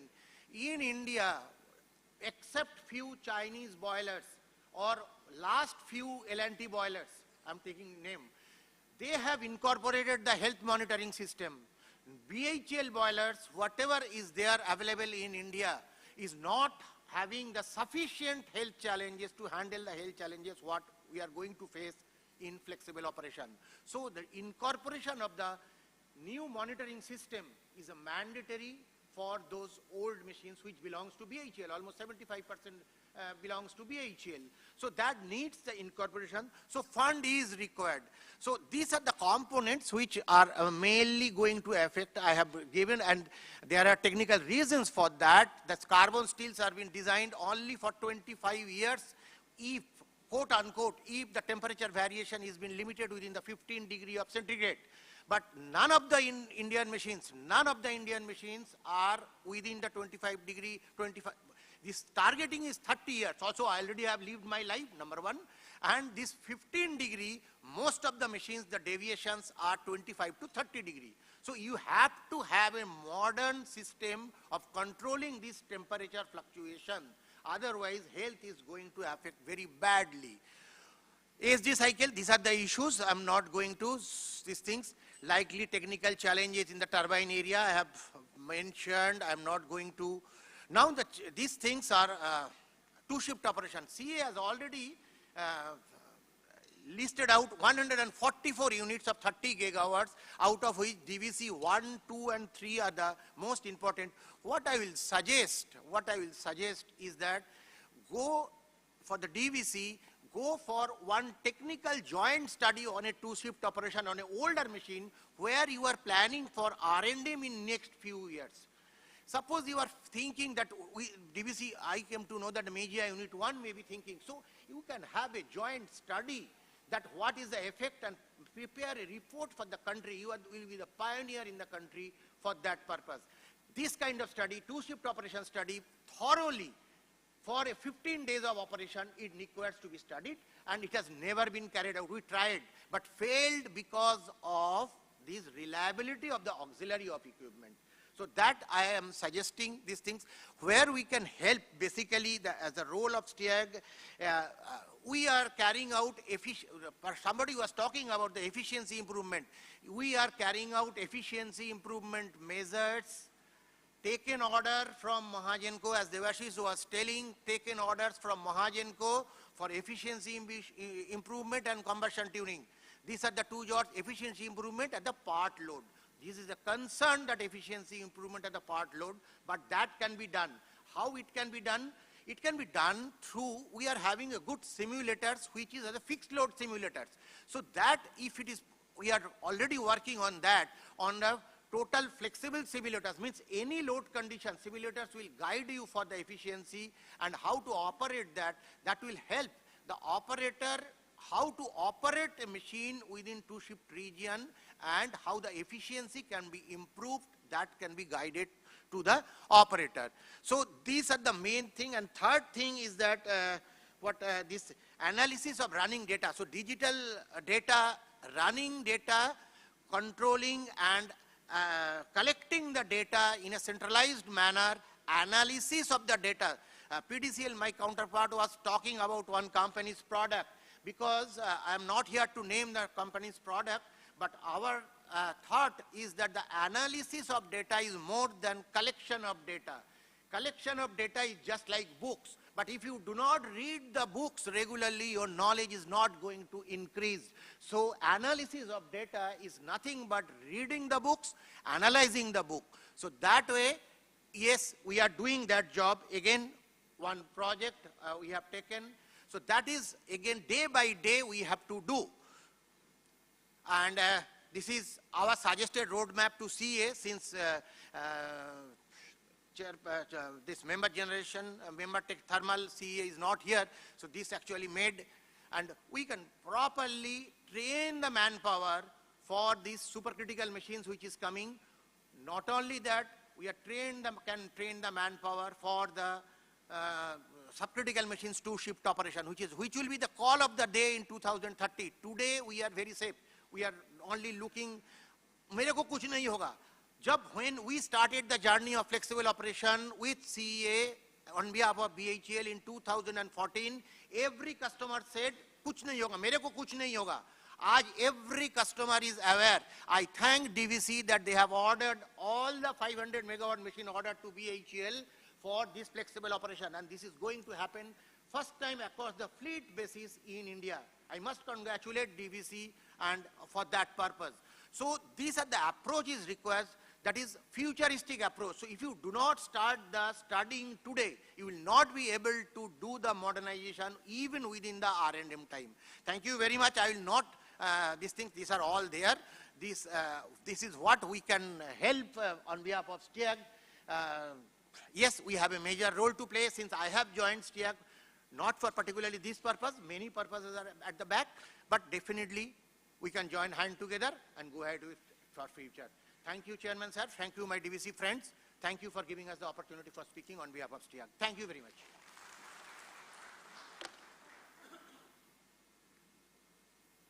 I hope there will not be any question, because thank you.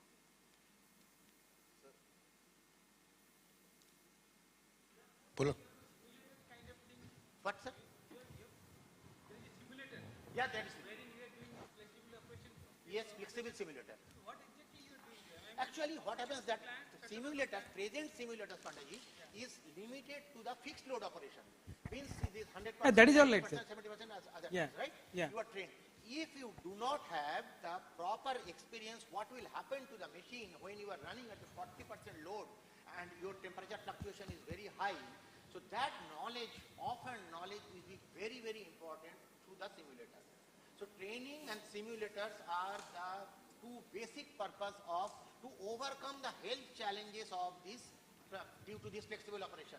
Health challenges will come because उम्र हो चुका है 60 साल 70 साल हो चुका है सब आदमी का बुरा आदमी का तो तबीयत खराब होगा ही होगा लेकिन उसके लिए आपको और मॉनिटरिंग सिस्टम लगाना पड़ेगा और ज़्यादा मॉर्निंग वर्क और इवनिंग वर्क करना पड़ेगा ऑपरेटर को ज़्यादा ट्रेन करना पड़ेगा ऑपरेटर को ज़्यादा सिमुलेटर में बैठा पड़ेगा so the machines are safe.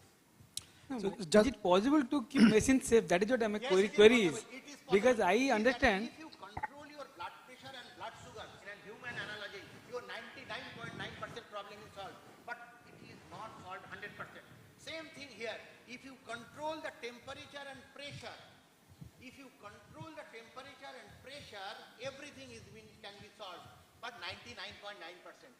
Already CEA has given an incentive on behalf of all the utilities. What are the things they are planning that agar hum declare karte hain I am ready for the flexible operation, incentive will be given. They are going to give you certain incentive. So I always request to all customers to come ahead with this concept and get the benefit. Okay, investment is there. बिना कुछ चीनी डाल के पानी मीठा नहीं होता है सर. तो आप थोड़ा चीनी डालिए, मीठा कीजिए, बढ़िया तबीयत रहिए, आप सुगंध खाइए. More than, more than, yeah, please. Yeah, just to add, sir, what Mr. Mukhopadhyay said, the simulator topic, why it came into the flexibilization is because there was a discussion between Ministry of Power, between India and Germany, because there are a lot of experience from Germany flexibilization implementation measures. And they selected STIAG for carrying out or let's say converting a flexible simulator with the real plant data and to be demonstrated. So we have done one joint project with GIZ, which is a German agency, German government agency, and under Ministry of Power. And we have set up with the simulator training at site. From VIII, so there is not only simulator, but overall flexibilization. What is the flexibilization topic? What is the risk? The two purposes were served. First purpose was to make some confidence building towards the operators, because operators might have apprehension that if I go to the load so low, there could be some instability, the flame instability or any other metal temperature excursion. I don't know what is the impact happening onto the components.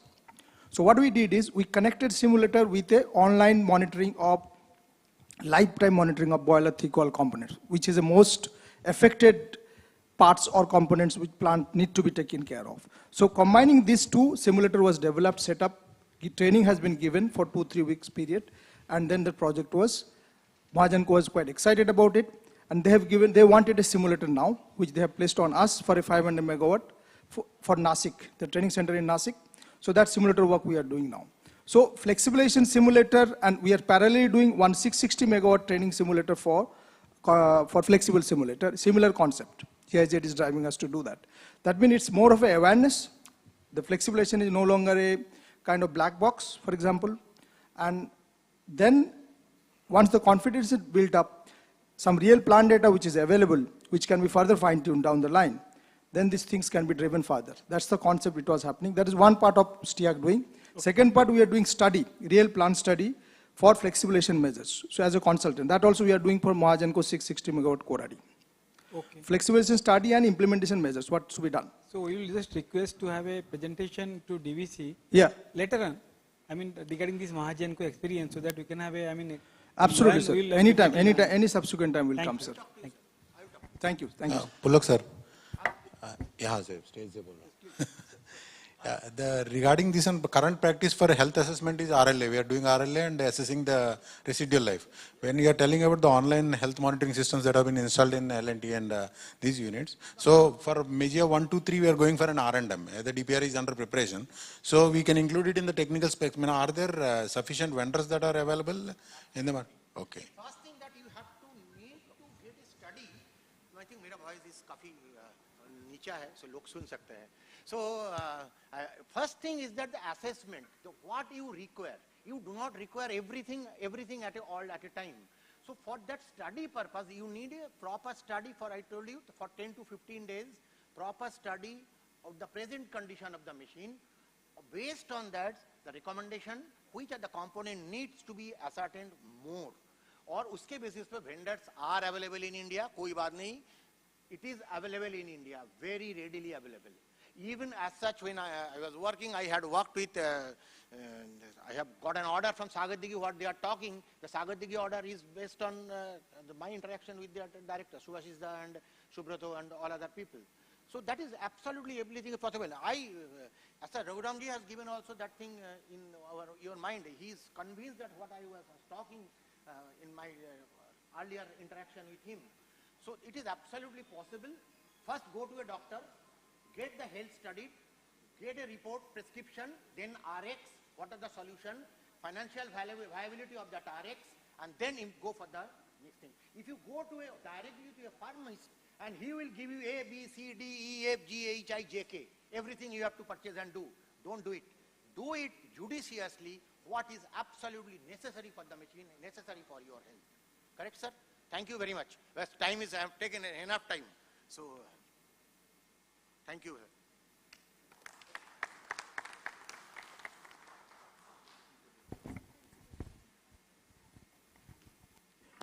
Thank you, sir. May I request the esteemed session judges to felicitate our speakers.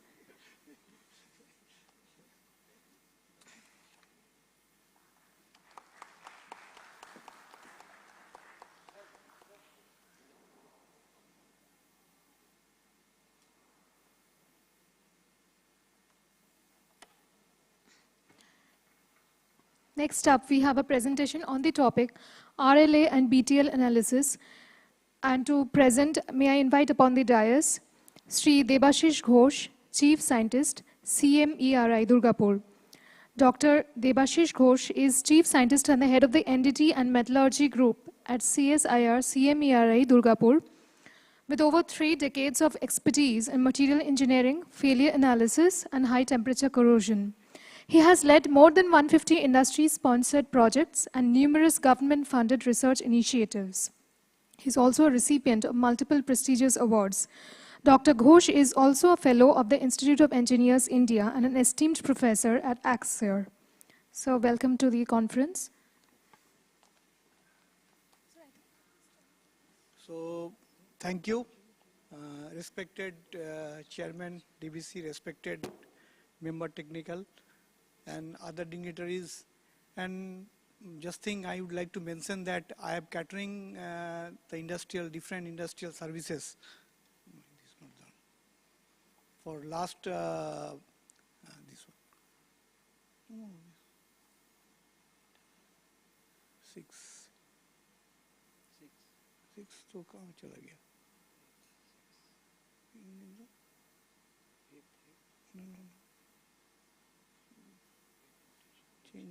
Change के कर लो. This one. Sorry for the.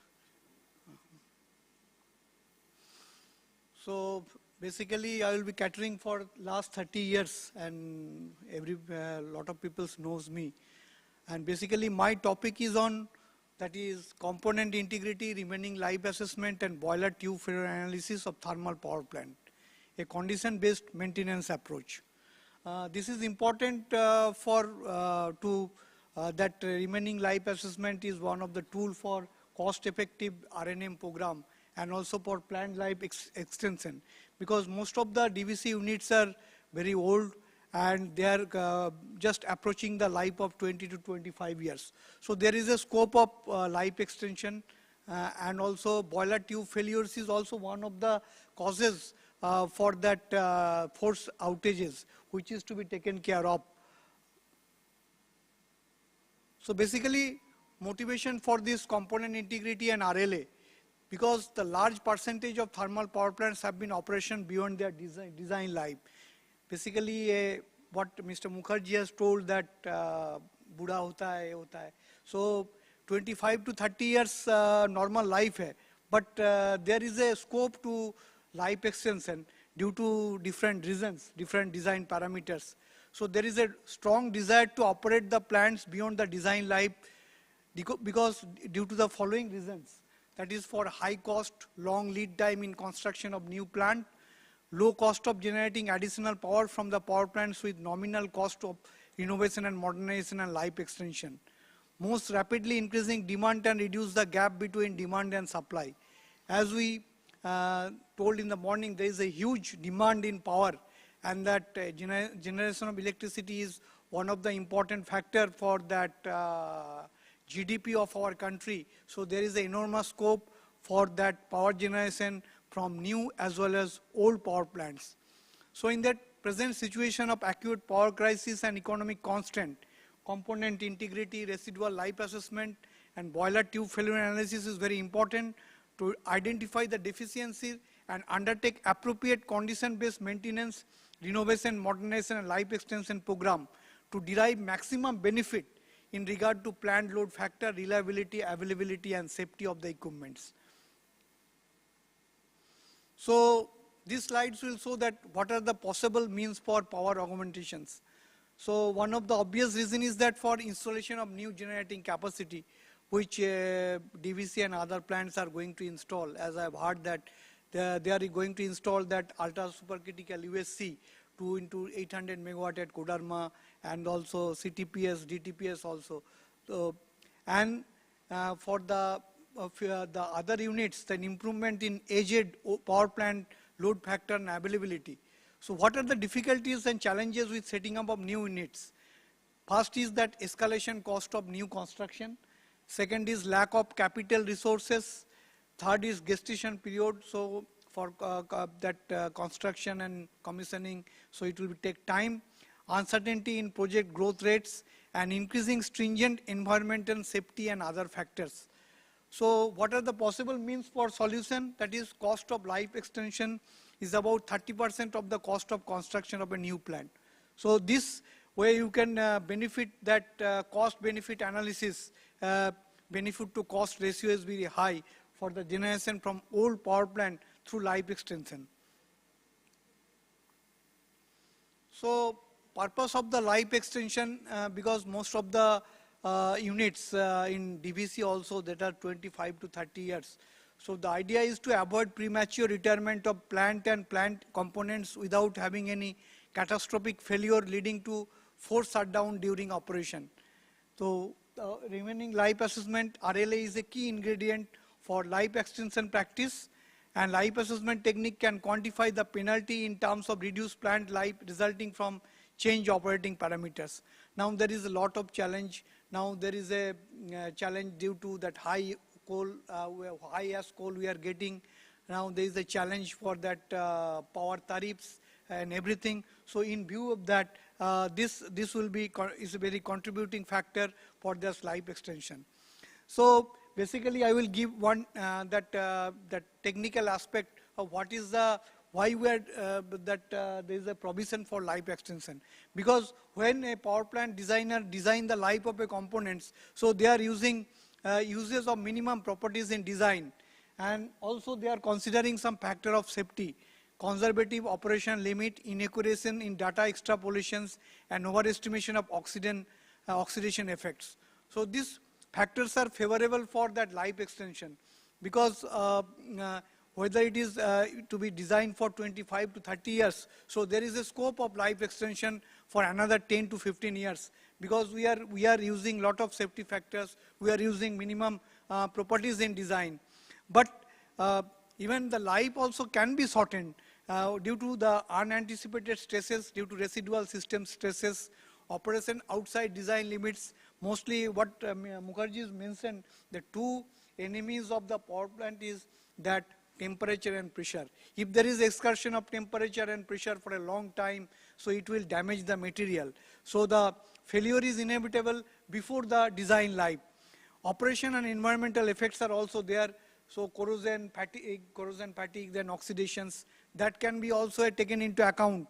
That degradation of the material properties in service, temper embrittlement, softening, creep damage, that will be come into factor. So both these, everything, so there is a, as the life is also shortened, as also life can be extended. So if you can maintain the parameters, in properly, so you can have you can run the unit for another 20 to 30 years. So this is the benefit with all these things. Basically, how that design of high temperature is designed, that high temperature is mostly the most severe damage mechanism is creep. Creep is a permanent deformations. So they are designed in 1% creep in 1 lakh hours. And all that low temperature basically designed with yield stress, that ultimate tensile stress and fatigue. So these things has been taken care of. If we can have a good temperature operation limit, so you can have a, without any creep, without any fatigue, you can run the unit for a longer time. So these are the general material in boiler construction. So these are the boiler construction, both that plain carbon steels are and chrome moly steels are used. Now people are go for 500 and 800 megawatt. So we are using that is 5 chrome 1 moly steel, 9 chrome 1 moly steel, and lot of T23 material, P92 material, and also austenitic stainless steel alloys. It is for ultra supercritical, that is 18 chrome 8 nickel, then 18 chrome 10 nickel, that is stabilized with titanium, and also columbium. So these all materials are used, which is have a different damage pattern, which is to be analyzed. So in future DVC, they are going to install 800 megawatt. So there is a lot of challenge in material for this damage assessment as well as welding. So these are the allowable stress for engineering steels. I am not going into the details how the allowable stress can be calculated. This is basically a minimum of that 2/3 of YS, 1/4 of tensile stress creep, and 4/5 of rupture strength. Based on this, material will be designed carbon steel, that grade A1, 192, that is T2, T11, T22. So these are designed for this boiler construction. So basically, what are the various tests for component integrity and RLA? So basically, we are doing RLA for all MEGIA units and other DVC units. So this is the mandatory test, that is visual inspection, dye penetrant, visual inspection, dye penetrant inspection, that magnetic particle, ultrasonic, dimensional measurement, hardness test, and metallographic test by replication techniques. This NDT-based life extension and life assessment service includes component integrity of the critical component, damage assessment of critical equipment, life assessment and plant life extension, damage prediction, and fitness for service evaluation. Why these tests are done? This is decision regarding run, repair, or replacement. That is important. Run means whether it is fitness for further service, you can run into unit. Whether it has been repair, sometimes there is a crack in the welding in header. So you can repair it by suitable weld repair technology. This is repair. And something is very, very damaging trend like creep damage, and there is a severe creep fatigue damage. So this has to be replaced. So this way you can give that possible life extension beyond the design life by cost-effective renovation and modernizations. So these are the different techniques of the boiler component. As my previous speakers has told that health monitoring. But health monitoring based on the data is not sufficient, because the level 1 is with design, temperature, pressure, and everything. You can, software you can do. But this is not the actual damage prediction. Actual damage prediction can be done by inspection, that is lot of NDT inspection in the on-site, and on-site data analysis, and also calculation based on this. You have to have a more damage trend and RLA of the critical equipments. So these are the different possible classifications. That is Neuber classification for creep damage equipments. So I am not going into the detail. If it is a link cavities or micro crack, this is you have to replace within 6 months, and macro cracks immediate repair is required. So I am not going into the details. These are one of the calculations for RLA. I am not going into detail how RLA is calculated, because most of the plants in DVC are old. We are doing RLA for these calculations. This is oxide scale based technique, and this is failure versus inspection mode. That is the different failure mode is there: corrosion, erosion, surface crack, scaling. So visual is one of the technique to see this type of damage. then surface crack by wet fluorescent magnetic testing, dye penetrant testing, then surface defect and internal defect by ultrasonic inspection, then fiber optics probe, boroscopy, fibroscopy for internal inspections of the inside headers and pipes also, creep damage by replications, metal loss, tube wastage survey, demetering, embettlement and creep damage, material samples, and eddy current testing for condenser and heater tube testing.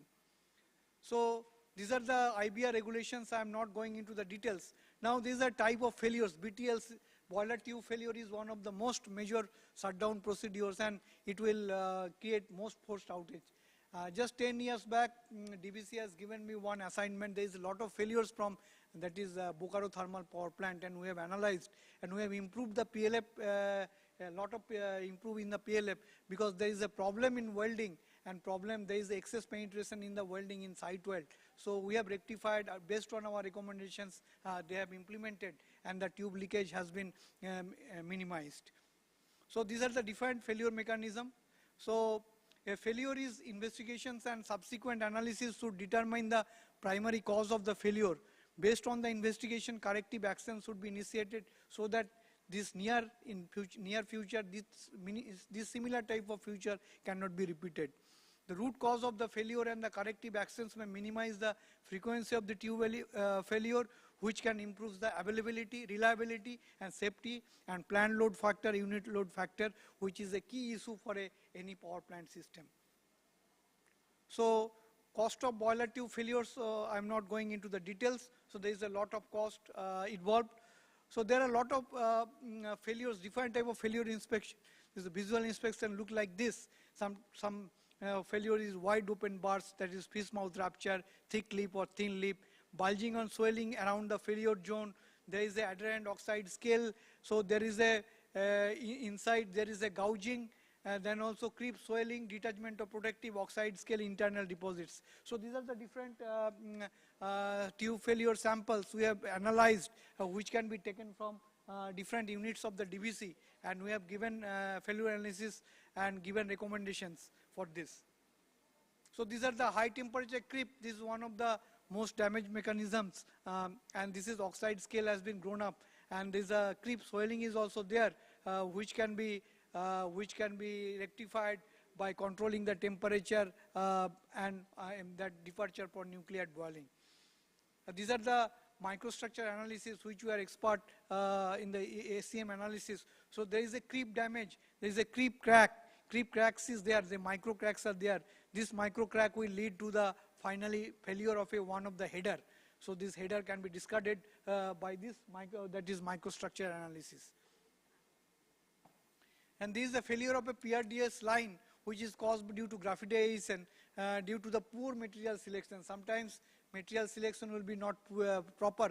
Instead of T11, P11, they are using that plain carbon steel, so it will not withstand the boiler tube metal temperature, and it will burst, so it will fail. So this is one of the case of graphitization failure. This is the microstructure analysis. We see that there is a chain of graphites will form. Then this is the hydrogen damage is also one of the failure. This failure is of window type, and failure is thick lip. There is a brittle appearance in the fracture surface in a hydrogen damage, and it looks like a discontinuous crack. Yeah, so caustic gouging, coal-ash corrosions. So one of the, just 1 minute, there is a case of study of repair. You see, we are doing one of the plant in DVC, whether there is a cracks, and these cracks will be gouged, and this repair welded, and then it is post weld heated, and it will be running fine. So this this role we have done in our consultancy service we have provided for DVC. And this is one of the other case we have case of decision of repairs we have done that for residual life assessment of 20 X or 210 megawatts boiler. Then there is a ring header in that in case of that RTPS DVC, there is a huge crack which can be rejected. So these are some of the things we have done in DVCs, boiler tube failures. So these are foreign materials inside the headers we have done through boroscopy. So these are foreign materials. So thank you. So due to the paucity of times, I cannot give a lot of things. So is there any questions?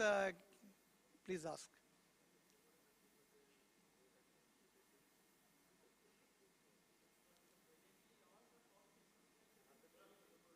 Yes.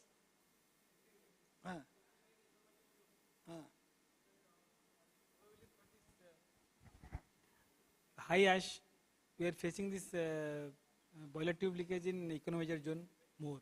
Sir, you are absolutely right, because the problem is that fly ash erosion or flue gas erosion, because the whatever coal we are getting, which is having high quartz, alpha quartz, this high silica alpha quartz, which will impinge at a high velocity, which will reduce the material.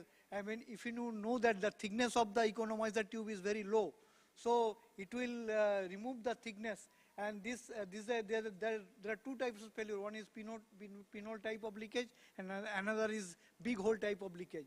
So that way, I just suggest that though you can do some velocity mapping, so that that airflow will be uniform throughout the boiler. So if there is a higher velocity with the fly ash, because the ash content, that coal content is not in your hand, because most of the coal you are getting, we are getting analyzed, that is having high alpha quartz, which is a very high abrasive index, and when it is impinged with the high velocity, it will create failures. So for this, I would request you to collaborate with VIII and to design some, help them to design something for, wherein we can, run our plants in a much better way. Yeah. Obviously, we are going for that. Yeah, please. We are studying for that. Any question for? And one more thing, that boiler tube, even I in different plants I have seen. So that is, soot blower is not properly operating. So there is lot of that molten fly ash that is sticking on the pendant superheater and pendant platen and pendant reheater. So this is causing high temperature corrosion. And because there is a external wastage of the material from outer surface. Because I request all the power plant owners to run soot blower once in a day, so that, or you can clean the soot properly, so that the high molten deposits will not be accumulated in that pendant zone. Sir, but as you suggest, cold air velocity, CAVT you are telling. Yeah, CAVT. But CAVT doesn't truly reflect in the dynamic condition, actual operating conditions. CAVT is being done in the commissioning stage. Even lot of boilers it has been done. But true sense with the coal firing, CAVT doesn't reflect the actual conditions. Any other methodology to uniformly distribute the velocity? Actually, you are right, sir. We are also experiencing. This knowledge I have gathered for NTPC. Earlier, NTPC is doing lot of CAVT. They are also recommending CAVT. But CAVT, we can look for the other solutions, maybe some other solutions. Sir, one thing is maybe some dynamic study, simulating dynamic study on the... So we will look for that with the other groups, that some simulations of studies, that whether that velocity mapping in each and every zone, so that this fly ash erosion, because this problem is very much there in second pass, because most of the failure in LTSH and also in economizer. So this is a very burning problem. And CAVT will not serve the purpose. You are totally right. So we are looking for that some simulation test. Even stack energy you can throw some light on this issue, that some simulator, so that the velocity in the second pass, they are not controlling the velocity of the air in the second pass, which will create a lot of erosion problem. And I have seen that in most of the plant in DVC and other plants also, in each and every 3-4 years after, they are changing the economizer tubes. They are changing. And the biggest problem is that when you are changing the economizer tubes, even there is a tube stub joints, you have to repair this tube stub joints. So if it is not proper weld repair, so it will create again problem. So economizer zone tube leakage, it is creating indirectly problem to other zones also. I will request that let us have a R&D project with DVC, so that we can do some proper solution to it, the real issue. Yes, sir. Okay, we will try. We can address this issue. Okay. Sir, I am Naman Chandel. Actually, we are Naman Chandel, sir. Sir, here. बोलिए. Sir, we are facing quite frequent boiler tube failures in the stubs of second pass ring header. And after doing RLA, there is no recommendation to replace that headers, that stubs. But still we are facing that stub failures in our media unit 1, 2, 3 especially. Sir, So see, what can be done, sir, therefore? see, because in RLA, there is a that we are doing based on the protocols. And even one thing I would, all the time I would request that is there any vulnerable zone, that failure history zone is there. So even that RLA in media, they have not highlighted any that failure history zone. So even there is one failure, there is only on ring header. Okay, there is one failure is only ring header after RLA. Just I have told that if it is happens, these tubes you just hand over to me. I will at a free of cost, I will do the analysis and give your recommendations. Sir, Okay. after doing RLA in unit number 1, 2 and 3, we have faced stub failures in all the 3 units. No, but failure Just after overhauling, sir. after overhauling, and see let us give 1, 2 samples. Let us give 1, 2 samples. I will look for that. I will look for that. Because earlier we have done so many RLAs, but this 1 and 2, you have not told this problem. Now you are telling, so I just request you to give 1 sample so that we can do the analysis. Maybe if you can, there's a lot of things are there. Because stub tubes, if there is a lot of thermal fluctuation in this player, so fatigue is coming into play. So that there might be the cause of thermal fatigue, and also creep fatigue interaction will be there. So you just give the sample. I would request you to give the sample. Free of cost I will be doing. Free of cost. Sir, can you suggest some NDT tests that can be done during overhauling so that this type of failure do not recur? If it is there, I would request you to do all the NDT test of the 100% that NDT test. So what type of test? Huh? What type of test? That is the magnetic particle test. So we are doing that. Basically, magnetic particle test will give you some surface and subsurface crack. That might be coming from thermal fatigue. So you can do this test. If there any cracks are there, so you have to, because stub tube, it cannot be well repaired. Nah, it can be gouged. So you have to well repair for this. So I just suggest in each and every overhauling, you just have a visual and also magnetic particle test. Sir, replica will help. Replica will have one replica will take. We just, that's why I have taken that. If it is a shutdown, we can take one replica, or you can give the sample The to replica us. test is being carried out in our boiler in Bokaro. So right now it is under overhauling. Replica test, see, replica test, there is a limitations. Because the stub tube joints, that portion is very narrow. So grinding and final polishing is not possible. Just like header is a big joint. And if it is a tube, why you are going for replica? Because if you are reducing the thickness for 0.5 mm, that matters a lot. In replications, you have to remove the some surface layer up to 0.5. Otherwise, you have to polish it. Otherwise, you won't get the microstructural The replica image. we are primarily doing to identify the effects of overheating in the superheated tubes. Yeah, that can be. You can give me the sample, or you can give me the sample. I will do that. Whether it is a microstructure, you can see that whether it is overheating or not. Okay, thank you, sir.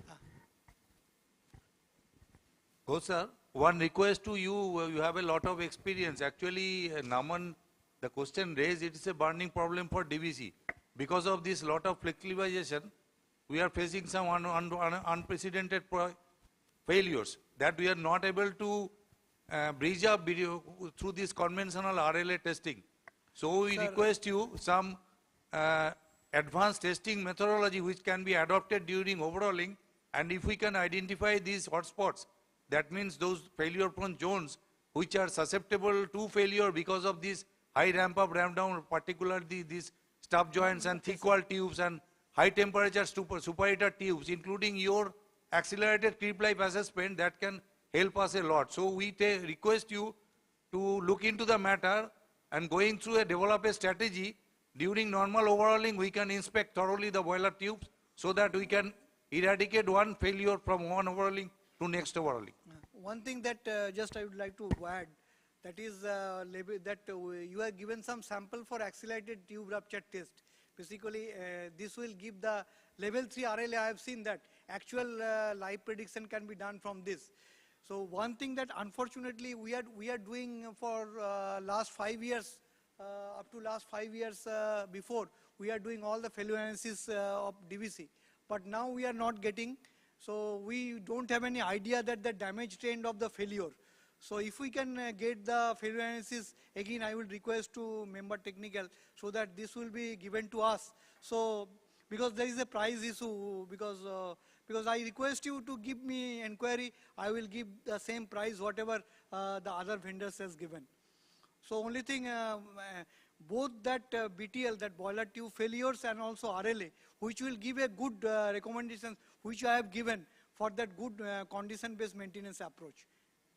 So that I will request to you. Thank you. Thank you, sir. Requesting the esteemed session judges to felicitate our speaker with a token of gratitude and appreciation.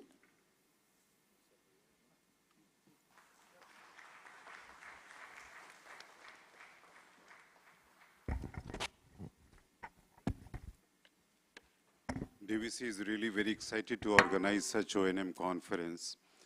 And in future, DVC will keep organizing such conferences in future also.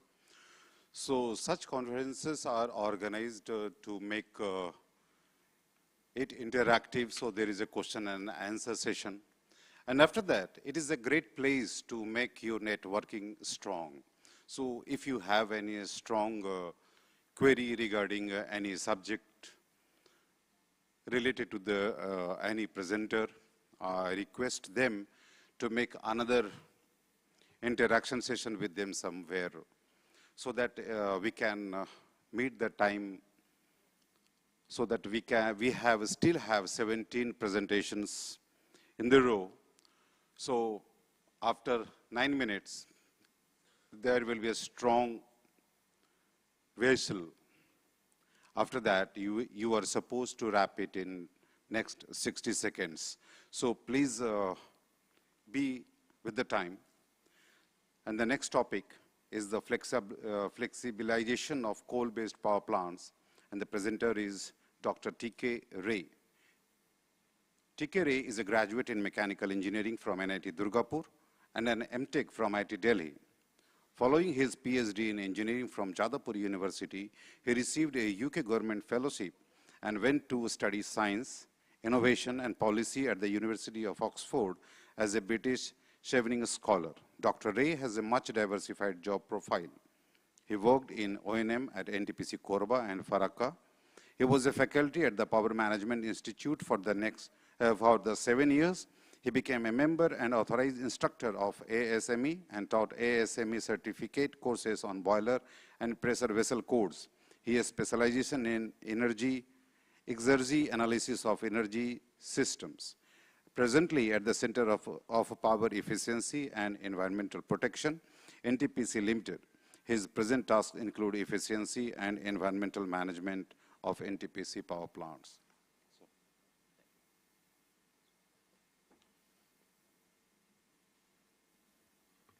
Thank you very much. Good afternoon, ladies and gentlemen. You can start. Actually, my topic is on flexibilizations. Since morning, almost all speakers have mentioned about this topic. So this is a major issue. Okay, thank you.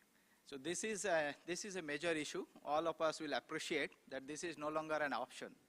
So this is a system-wide imperative to go for flexibilizations, to bring down the technical minimum load so that we can support this energy transition, which is characterized by integration of more and more renewable energy, which is unpredictable, intermittent in nature, season dependent. So for grid stabilizations, all the thermal power plants have to adopt flexibilizations. So I would not like to portray a very rosy, misleading pictures. But there are issues with flexibilizations, with the coal-based large capacity, particularly supercritical and ultra-supercritical large-based coal plants. there are issues. So we are facing these issues, and we are the best person to explain the problems that we are facing and the steps that we have been taking. Operating the plant at 40% just for 1 hour, 2 hour under close supervisions with lot of eyes on it is one case. We have also demonstrated our plants at 40% capacity during, that was part of our guarantee, parameters. I mean, during boiler PG test we have done that. But if we see the Grid India report, on certain days, the flexing requirement is about 40 to 50 gigawatt, minimum to maximum load. And in all India level, during solar hours, when the power, there is a power surplus situation in the grid, NTPC average thermal PLF is 57%. National average is 69 to 71%. Why? The other plants average is 76 to 73%, not below that. So on an average, if one plant demonstrating in one plant is 1, and operating it when it is really required at 55, even 55% is a big challenge. So when the average PLF, average thermal PLF of NTPC is 57%, or the cheapest plant, even where the ECR, the variable price of electricity is 1.19 rupees, that plant is also operating at 55%, 800 megawatt load. Okay. So there are issues. We have been collaborating with international organizations. We have taken the membership of EFRI for this program, flexibilization programs. A lot of projects are on, and we are finding solutions to the problems so that minimum damages are caused to the plants or thermocol-based plants. And we are addressing these operational issues, and we are trying to minimize the equipment damages, ensuring safety of the furnace, safety of flame stability, reliability, and life of the plant is definitely compromised. And another major issue is the environmental issues. The environmental control devices, their functions, their performance is impaired during low load operations. Okay, and particularly the plants, I'm glad to know that DVC has also installed in many of their plants already FGD and DeNOx, this combustion level NOx control systems have been adopted.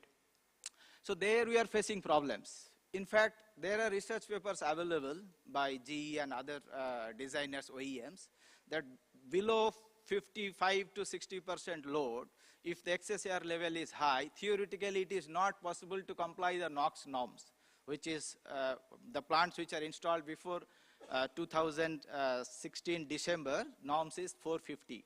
It is going high, and theoretically it is not possible. So there are issues in this. And post-combustion level NOx treatment we do not have because there are issues. So certain data and certain reasons with scientific explanations we will see. And what we are doing, so here in this next 10 minutes, I would like, just 5 minutes left, I'm very sorry. So this is really disturbing, it's putting me under additional pressure. Anyway, so this, what we are doing and what is to be done to ensure that damages to these components are minimized under these flexible operations, high ramping rate and lower minimum load. Those things we will only focus. And yeah, so as we said, that in large capacity units we are facing many problems, including during very low load operations, the accumulation of ash because of lower gas velocities. So these problems, we are time to time during shutdown, we are clearing huge ashes, and these kind of problems are not envisaged at its design stage. So we are doing some minor retrofittings in the flue gas ducts and all, but those are not giving permanent solutions. Still we are facing with this. And this damages, this flexibilization, it is attributed to this higher ramping or lower load operations is a function of what kind of flexibilization is happening, what is the ramping rate, and at what low level we are operating. So the characteristics may not be same, so it is varying. Okay, and as we said that critical equipments, we have faced catastrophic failure of critical equipments like turbine blades, then boiler tube failures, attachment failures. These failures are very common when units are subjected to higher level of flexing. But then we will have to do it. We all appreciate that we will have to do it. So we have taken certain precautions for that at operation level and maintenance level. And also we have gone for some minor retrofittings, minor modifications, which involves low costs, of course. And every projects, they have carried out many research projects. They have suggested some modifications also, which involves some large investment. There are study reports, project reports of European Development Group, Technology Development Group.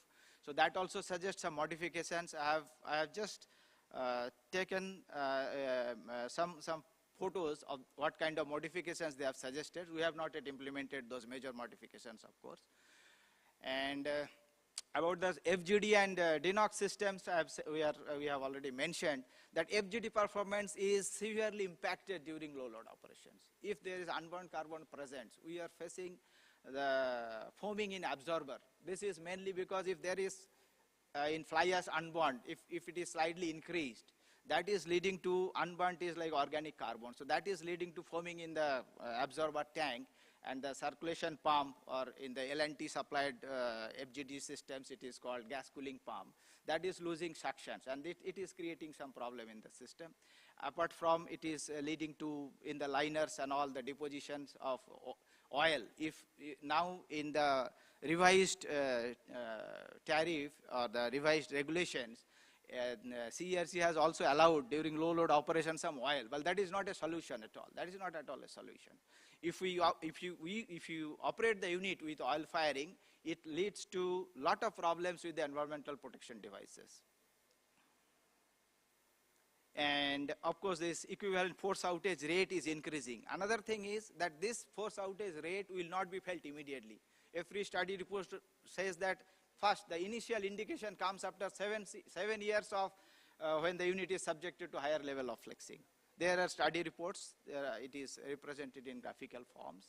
And why this NOx control is not possible, there are research findings of GE, and I think one of the speakers also explained a lot about NOx control.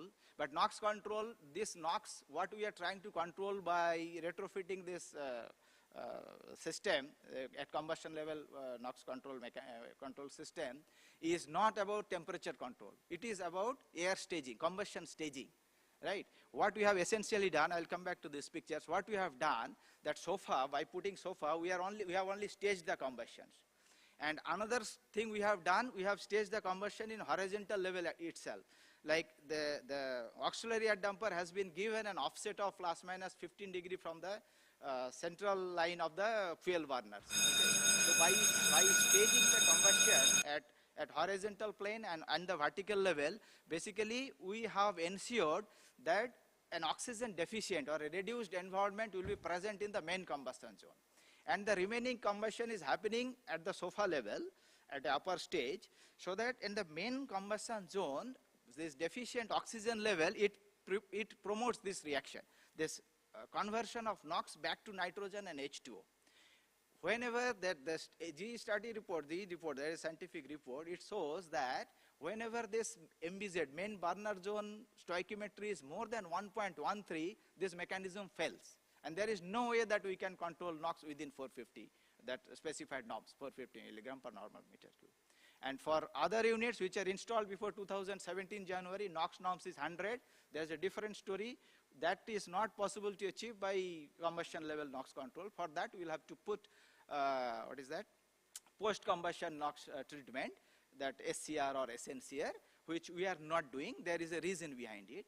So by the way, just one more point I'd like to mention here, which I missed. Actually, only we are trying to control the fuel NOx, which is attributed to conversion of nitrogen in fuel into NO or NO2, nitrogen dioxide or this nitric oxides. Okay, so this which is about 75%. We are trying to control only this. Thermal NOx we are not trying to control.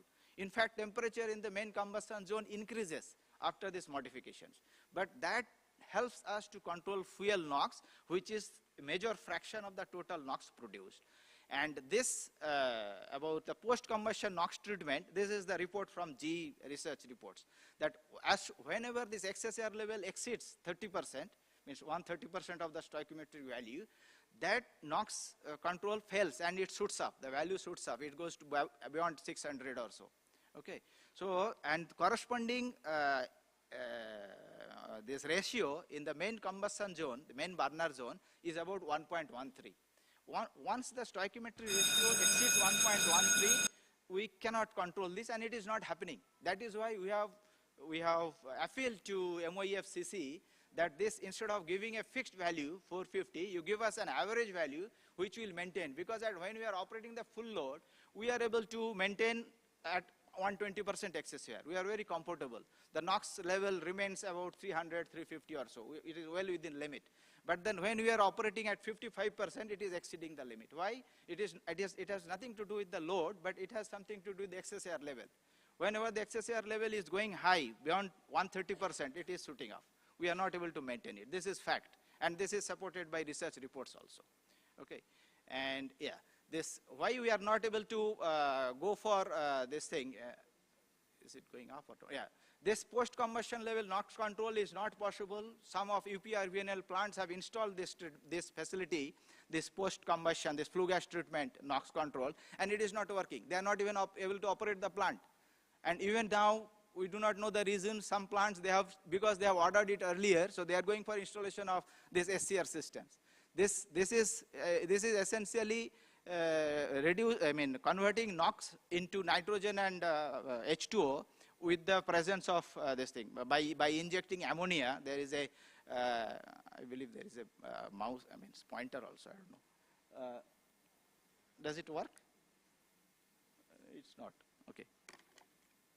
Yeah, so this ammonia is sprayed here, and then it passes through a catalyst block where it has coating of vanadium pentoxides or titanium oxides or this tungsten oxide. So in presence of this catalyst, this ammonia reacts with NOx and converts its nitrogen and H2O. Now what is happening, because of high ash in Indian coal, so this coating is getting eroded fast. And once it gets eroded, it is slipping. Ammonia is not slipping. If ammonia slips, that is a highly poisonous carcinogenic substance that we all know. But it is not slipping. What is happening at 220 to 240 degrees Celsius, this ammonia is reacting with, because this is before FGD. After air heater it is installed, it has to be about 380 degrees Celsius. So this block is before air heater, after economizers, and FGD is after that. So there is SOx present. So this ammonia is reacting with SOx, SO2 and SO3, and it is producing ammonium bisulfate, which is a sticky substance, and this is formed about 220 degrees Celsius. So at hot end there is no problem, cold end also there is no problem. But intermediate baskets are getting badly choked, and their ID fan, FD fan is stalling, and they are not consistently they are not able to operate the plant consistently. Frequently they are forced to take the plant under shutdown, clean this, and this is imported thing, this coatings and all, there's very expensive items, and they are not able to keep the plant even operational. So this is not viable. That has already, we have already had some demonstration projects, some collaborative projects with some international organizations. We demonstrated it in Sipat and the VIII projects, and so we have taken it up with MOEFCC. That is why this has been waived off. Now, yeah, some mitigation measures, which was actually my focus in the topics, but then, okay, I would like to answer when the question comes. But the thing is, just 1 or 2 points I would like to mention. The cold start is very dangerous. This is almost 5 times more stressful than hot startup. And warm startup is about 3 times more stressful than hot startup. So for there are research projects which suggest how to avoid this cold startup, even if you are bringing back the unit after overhaul. So they have suggested some trickle feed, some heating of this economizer bank, and there is a method of keep hot water flowing in the water wall and economizer circuit, so that the cold startup is avoided at any cost to minimize the damages attributed to frequent startup. It's not moving. Okay, it's okay. Thank you. Okay, so this is the study reports. There are, I'm not going to explain all those financial terms and all. That the cost of cold startup is very high. It causes serious damages to the equipment. And the report says, this is the point I was trying to mention. See, even the unit, when the unit is subjected to higher level of flexing or very low load operation, very low load means it is beyond the design limit. This is not envisaged by design. So what is happening is that equipment damages are happening, but the failures are not reflected immediately. After 7 years or so, the initial damages, the increase in frequency of damages are observed. And then subsequently the frequency, the gap reduces and the damages are more frequent. So that is leading to serious damages, serious losses in component life and plant life. Sorry, and these are certain failure mechanisms which are specific to components. So for example, economizers, which is subjected to higher stress reversals, particularly during cold startup, it has the minimum fatigue life because it is subjected to higher thermal shock. And the headers, of course, because of thicker components. Then there are some suggestions for this thing, additional, which requires minor investment, some additional stress monitors, some additional monitoring of dissolved oxygens, and some high temperature thermocouples. Like we have good monitoring facilities for turbine TG equipments, but in boiler we do not have those equipments because these were not envisaged that we will be operating these units under so much of ramping and such a low level of conditions. Okay, and then upgrading of some components which involve some major costs in some cases, and some cases some additional drains and orifices they have suggested in their reports. We are still on this collaborative project is ongoing with XIII USA. And this is the one which they have suggested, that it is not that BCP, that's boiler circulation pump, suggested a small pump even when the unit is under shutdown. For example, if the smaller units, as Mukhopadhyay sir was explaining, that those older units will be prepared for 2-shift operations. So if we keep this kind of small pump and keep this circulating, even if it is in place, say 3 hours or 2 hours before when I need to bring back the unit, this will help this keep flowing, and it will lead to minimized stresses on this equipment. And this is for economizer circulation. There is another pump. It is in the same line where eco recirculation valve is there, but it will be aided by a small pump. This kind of schemes already there in the research papers, but for detailed work, for actual installations, we need to do further collaborative work. And of course, there are some design changes to avoid thick-walled components, which is leading to higher level of fatigue failures. And I can see here as well. Okay. Okay, I'll finish in a minute, next minute. Okay, okay, she is chasing. I'll have to finish it now. Okay, okay. The point I was trying to make, yes, this is the point I said. Okay, I'm sorry, yeah, don't mind. Okay, okay. So this is not our study. This is the Grid India report. It is available in public domain. Okay, so this line is 57% on a particular day during solar hours when there is surplus power situation. NTPC average PLF is 57%. And other than NTPC, thermal PLF is 73%. What is the national average? 69%. So 1 or 2 plant, they might have operated for 1 hour or 55 minutes for 40%. That doesn't mean that units are capable of operating at 40% when it is really required. Okay, but they're not coming down. In fact, you see the national average, it is not below 69%. And there are every day. It is not just 1 day report. It is like this only. So there is another red report. This is also available this is from Grid India report only. Okay, so the problem is that this kind of disproportionate flexing burden on few generators, it is causing to safety, reliability, and component life for those plants, and that is a national loss. It is not just loss of resources, it is wastage of national assets. If few plants are forced to come down to 55% or even lower, and other plants are operating at 70% or 75%, so that is leading to a very, grim situation, grim situations in future. Power scenario will not be good. Our plants will not be, even the cheapest plants will not be able to operate at full capacity when it is really required. So there should be a mechanism for uniform technical minimum load. There should be a mechanism for merit order dispatch. based on ECA, and there should be a mechanism that, the ramping rate and this thing. That is why there was a meeting, I think last week there was a meeting at CEA, and NTPC has been asked to conduct programs for other stakeholders, other generators, that how to come down to 55% fast, before asking others to come down to 40%. For 40% studies and all, this is fine. But bringing down the unit below 55% will cause serious damages to the valuable assets.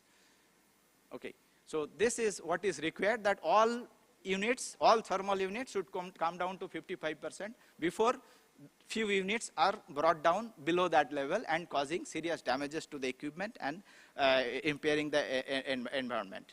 Thank you very much. Thank you. Any questions? I would like to take questions, although I have wasted a few minutes. Please. Please. Sir. Okay. Is it because I have taken much time that somebody is not asking? Sir? Thank you. Thank you. We would love to collaborate with you. Thank you, sir. Thank you, sir. I request esteemed session judges to felicitate our speaker, presenter, for his very detailed and elaborate presentation.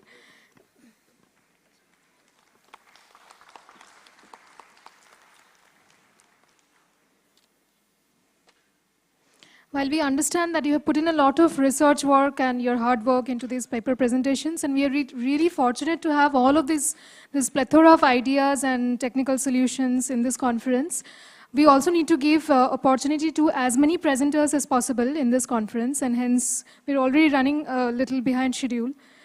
So the next paper is on abstract and paper on dashboard for real-time heat rate monitoring and predictive analytics based on artificial intelligence and machine learning. And to present, I will call upon the dais Shri Rajarshi Sharma from NTPC. Rajarshi Sharma is an electrical engineering graduate from NEET Sultanpur. He holds PGC in Artificial Intelligence and ML from BITS Pilani and IP ML level C and D. He's also a BEE certified energy auditor. He joined NTPC in August 2007. He has more than 17 years of experience and knowledge gained in a variety of roles in power plant operations and maintenance. Currently, he is a member of Center for Power Efficiency and Environmental Protection team of Corporate Operation Services, NTPC. Welcome to the conference, sir.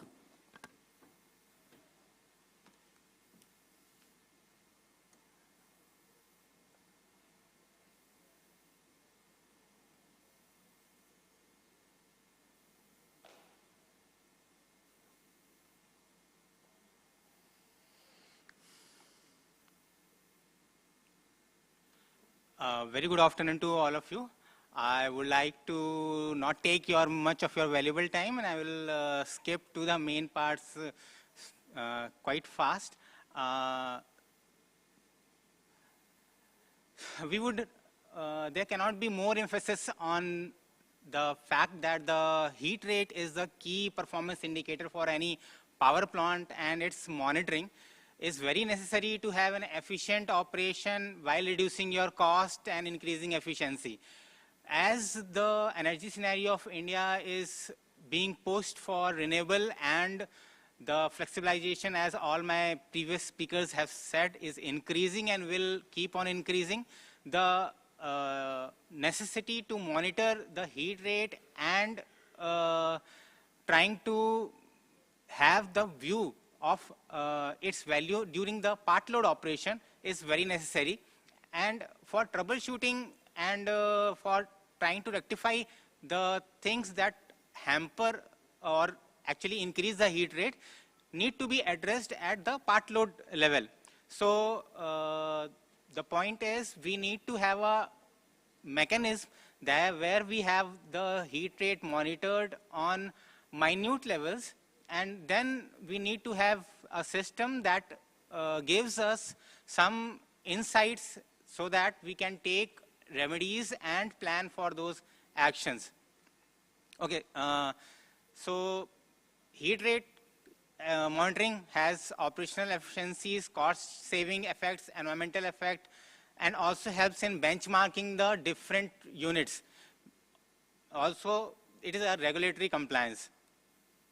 Now, as we know, the renewables have imposed grid fluctuations. So coal is here to stay, but they will be there to back up the renewables. So the part load operation of our equipments is very important because it gives stress on the equipment, and we are not able to adequately account for how much of the equipment is being stressed.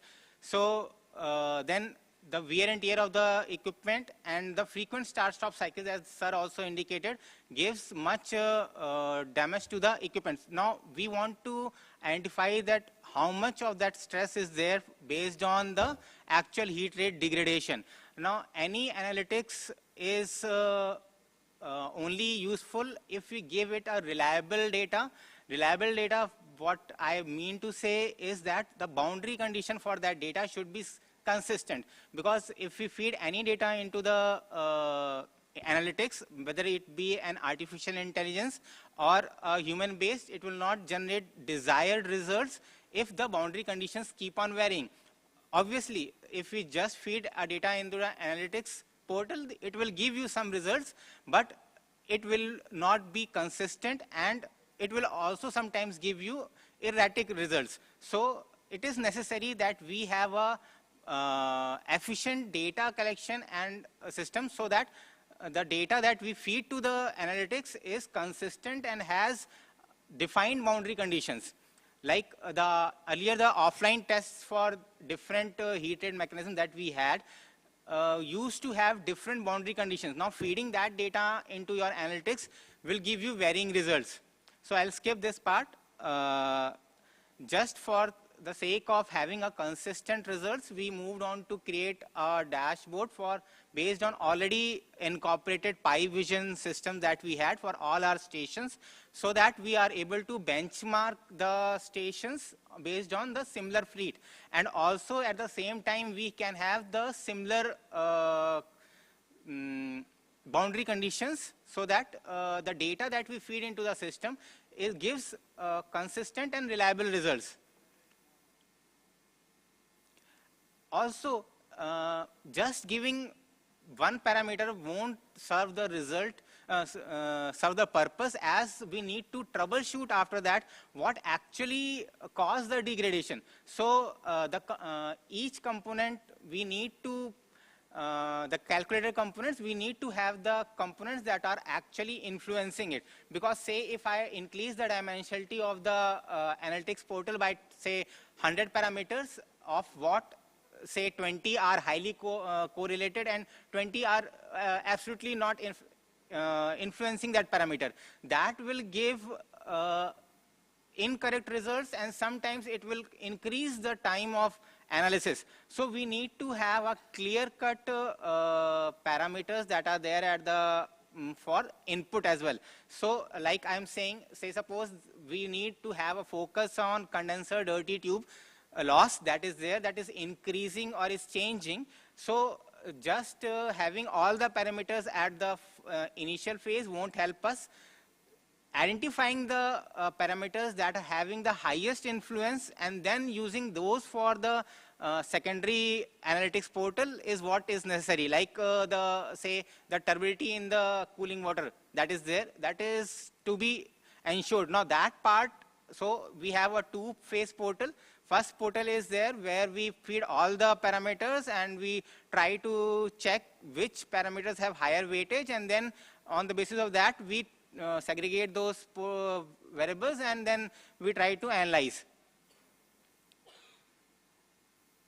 For having a better rectification analysis, the operator should have one-to-one picture of where the unit is running and how he will be able to improve it.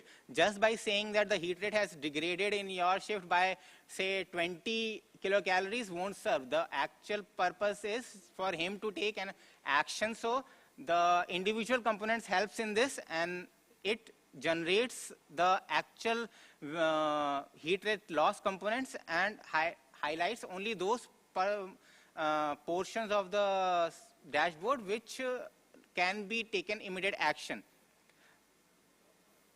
So the main role of artificial intelligence is to predict the patterns that are there in the system and then have a fault-based analytics in at the output. Now, suppose we build a digital twin as well.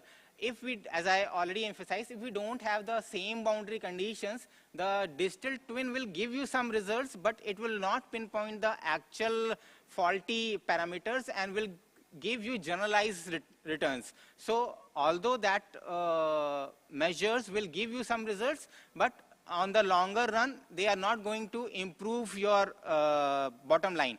Now, during this flexibilization study, when we are hit at the bottom, so that is what is necessary to have the consistent boundary conditions.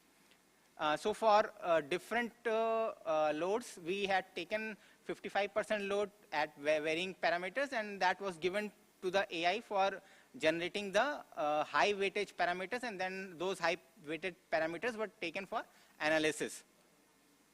So the key benefit that we got was the maintenance that we are trying to plan is proactive, like what is the time period, because every resource needs time for material procurement, for planning of services. So we already know that due to this particular variation, my dirty tube loss is going to be of this parameter. So in next 10 to 8 months, I would be in a position where my losses will increase. When my losses have already increased, then planning will give me much higher losses. So having a 6-month period drastically improves my position in planning. So that gives a better decision making, informed decision making, which also helps me in sustained operation. Also, that is also a compliance base, so that I have an efficient operation and my carbon footprint is lower. So more penetration of renewables in the grid increases grid fluctuations. So it puts much pressure on thermal power plants to have an even better efficient operation. Heat rate monitoring is the key parameter for optimization, and integrating the optimization with AI helps us to predict better. Thank you.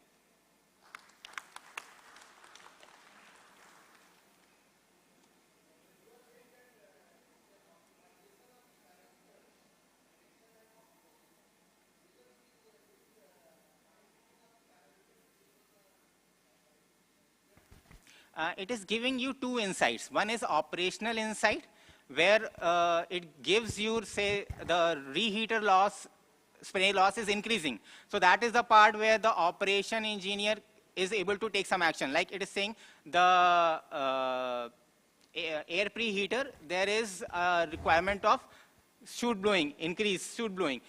Those are operational, where operation person can where operator has to take action. Yes, actually, the operator can directly take action.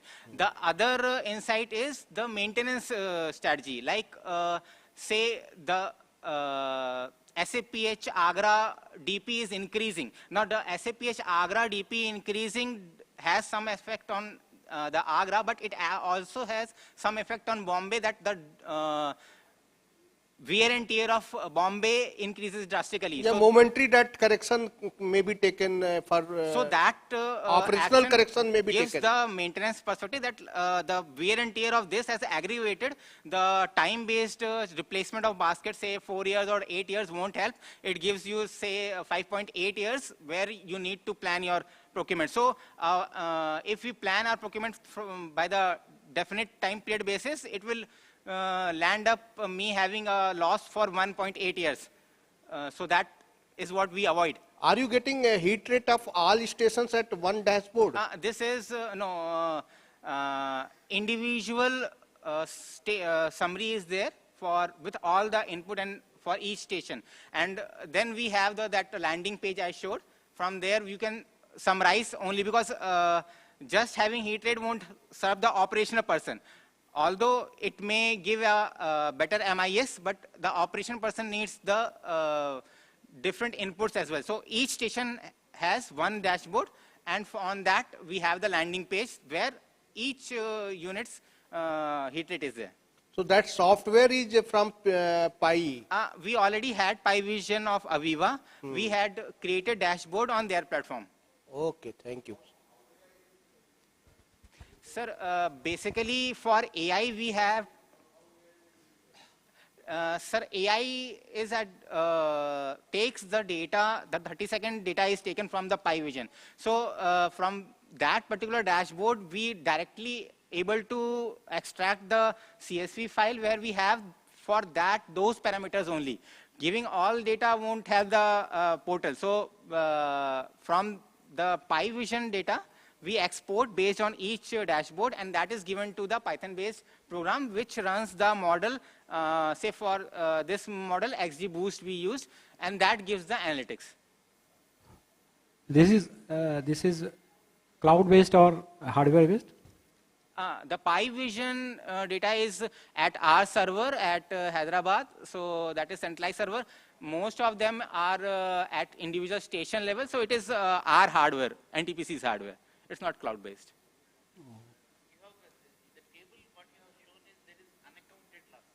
Sir. Between unit 1, unit 2, there is a difference. Sir. These unaccounted losses is a resultant of some testing?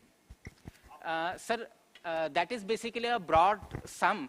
The unit is, say, operating at part load. So just by operating at part load, the heat rate is much lower than the actual rated load. So that part of operating at part load is also the part of other losses. But part load operation, you have a load variation, there is a loss of heat rate.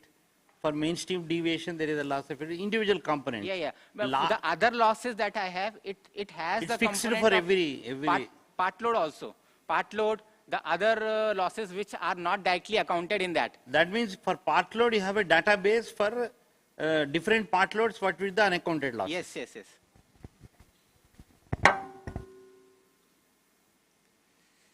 Thank you. Thank you very much. Thank you, sir. Requesting the esteemed session judges to felicitate our presenter.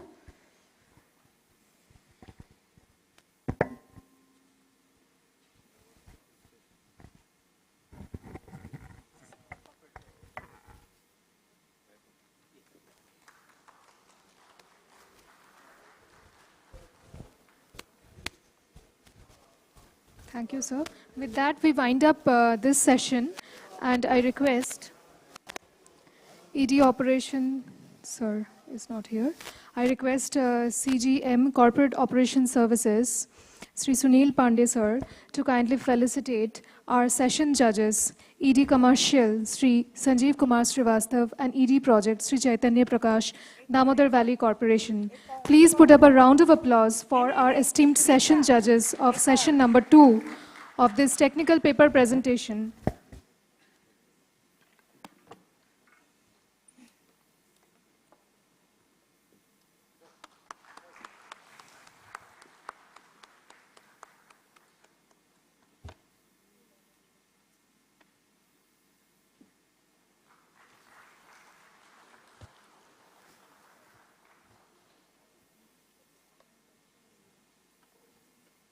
Thank you, sirs. Now, moving on to the next session, session number 3, I invite the esteemed session judges, Sri Manoj Kumar Thakur, Head of Project, Kodarma Thermal Power Station, Damodar Valley Corporation, onto the dais, and Sri Tarun Kumar, Executive Director, Operation DVC, onto the dais. Please give a round of applause as we have the esteemed session judges on the dais.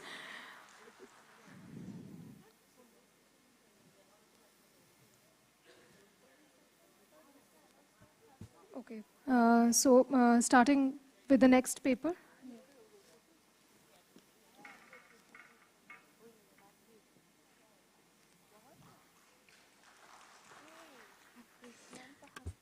Moving on to the next paper, the first paper of this session. The paper is on the topic, New Service Concept for Steam Turbine. And for presenting, I would like to invite upon the dais, Sri Indranil Acharya from Siemens Energy India Limited. Sri Indranil Acharya is a key expert in steam turbine design and service engineering at Siemens Energy with 20 years of experience in utility steam units. He is a mechanical engineering graduate from IIST Shibpur. He has authored several design guidelines, technical procedures, and papers within Siemens Energy's global large steam network. Welcome to this conference, sir.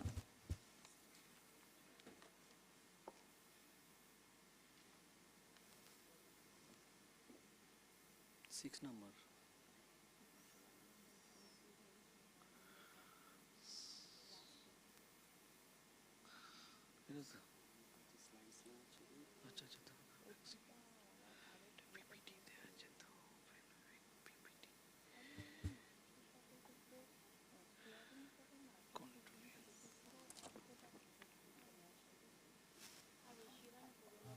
Sudipta event.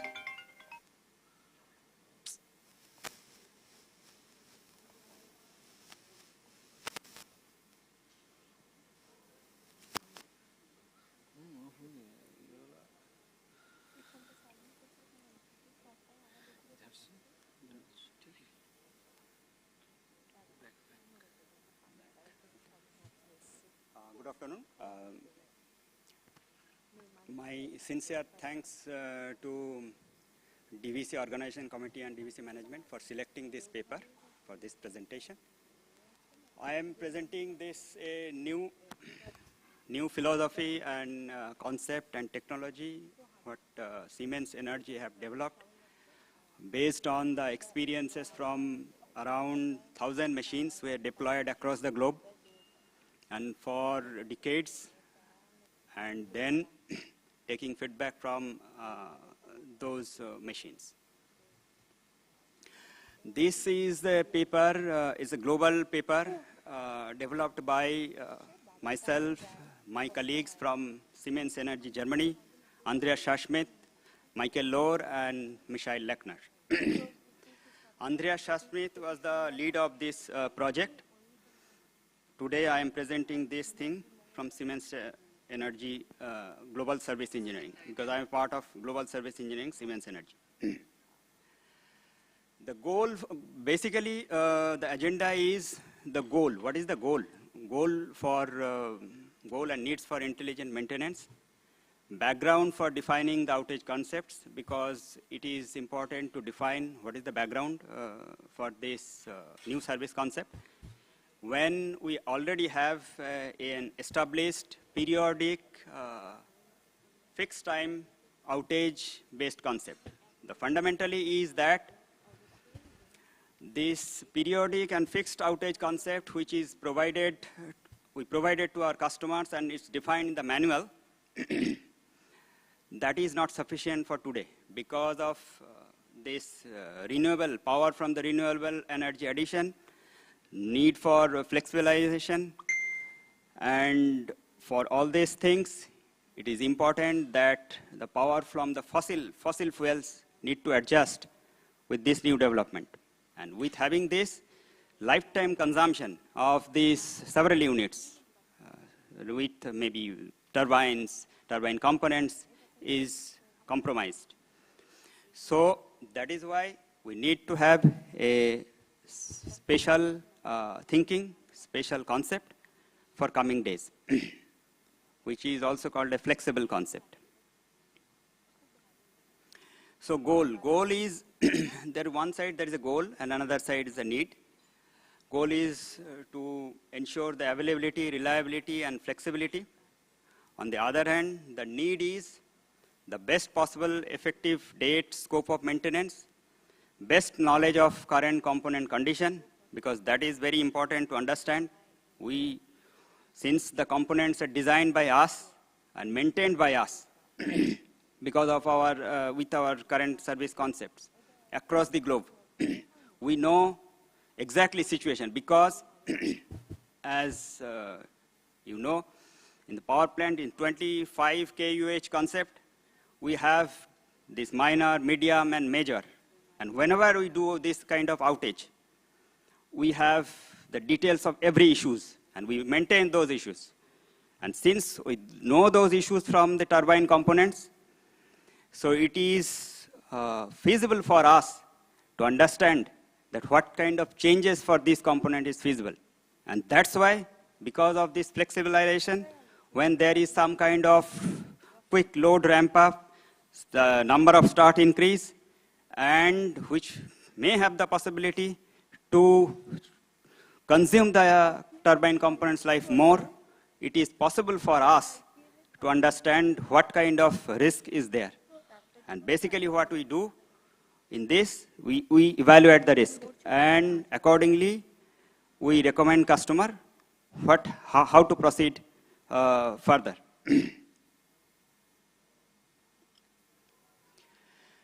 A short overview of the consumption of lifetime. Basically is defined into three parts. One is parameters, drivers, and affected components. Parameters is defined basically in 4 parts: operating hours, starts, time, and unexpected damages.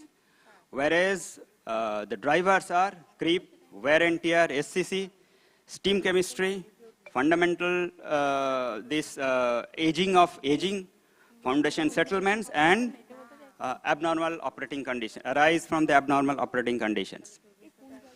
And these have impact on casing, shafts, actuators, bearings, and other components. This is the drivers of determination of service intervals. One is design life. As I have already mentioned, that since we design the components, we know the design background, we know the components backgrounds, and we do the servicing, so we also know the service history.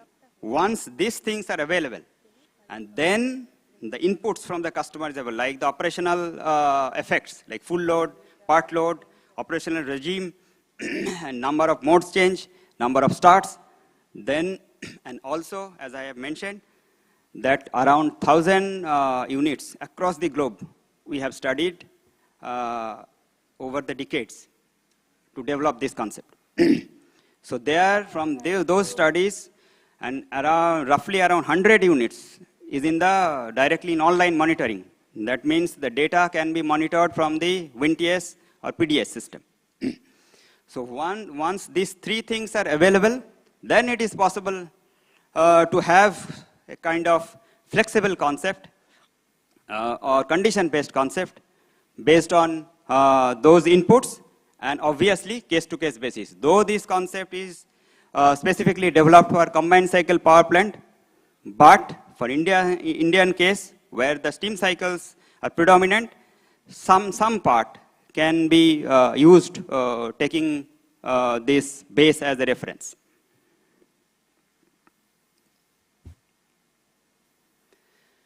So our, at the moment, conventional fixed UH concept, which I have mentioned, the 25 K UH concept, which have that specific time period for minor outage, medium outage, and major outage. And then we have this UH calculation methods, and then with this we developed some factors to calculate this UH. Now you can see that this factors is also evolving, and which is, since we are continuously in touch with the customers and taking the feedback from the customers, and you can see from 2001 it was a fixed. But when it gradually moved to 2006 and onwards, it's variable. You can see since 2006, the variable factors according to temperature gradient during startup. In 2001, such a detailed thing was not incorporated.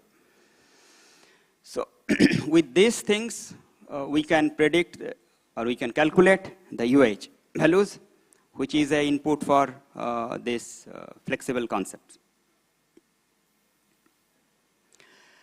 So basically, as I have already mentioned, that this development is related to, first it started with the combined cycle power plant. So this is just a short overview that how the concept is. Combined cycle power plant, gas turbine is the driver. Yeah. So gas turbine outage, aligning of the gas turbine outage is the main concept, and steam turbine, HRSG have to follow that. Here one cases, it is shown that how the medium outage is try to shift with in order to align the gas turbine outage. And another case, a major steam turbine outage, try to shift with the gas turbine outage. So when we shift these things, we need to analyze the risk, that up to what extent is feasible. And since we have this design data, we have this data from the plant operation, and also the feedback from the customer and plant needs, this can be assessed. So modularization concept. Modularization concept is a reassessment of complete inspection, because we provide customers an inspection list during when we supply the turbines. And that inspection list we have completely revisited, re-inspected. Several things have been optimized, and it has been broken into 6 individual modules. You can see that turbine modules, bearing modules, valve module, condenser modules, and auxiliary modules. Taking the parameter considered, like the operating hours, starts, equivalent start hours, ESH, equivalent operating hours, UH, and years.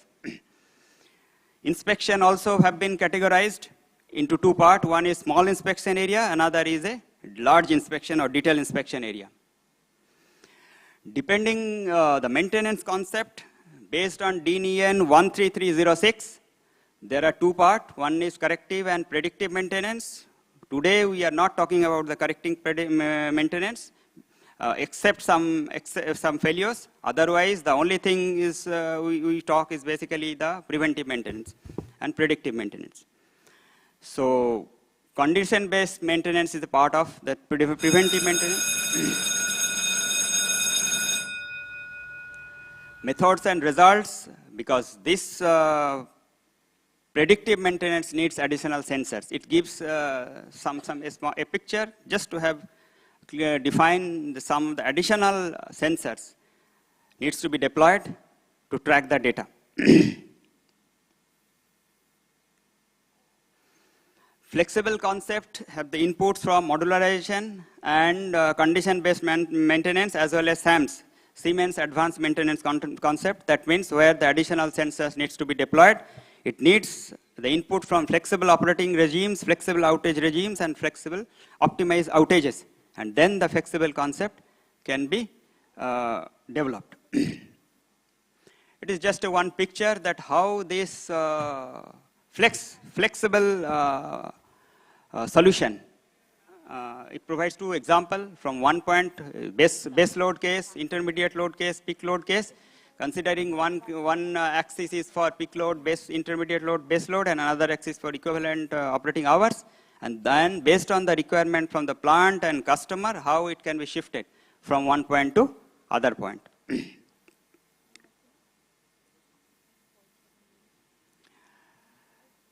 This is basically a switchover from a standard fixed time period based concept to the module based, flexible, and condition based inspection. Solution to meet actual plant needs taking into account and responding to changes, operating demands and outages. For Indian market, not every part of this technology is applicable to the full extent. Individual adoption might need to be checked case to case basis if we have the query from the customer.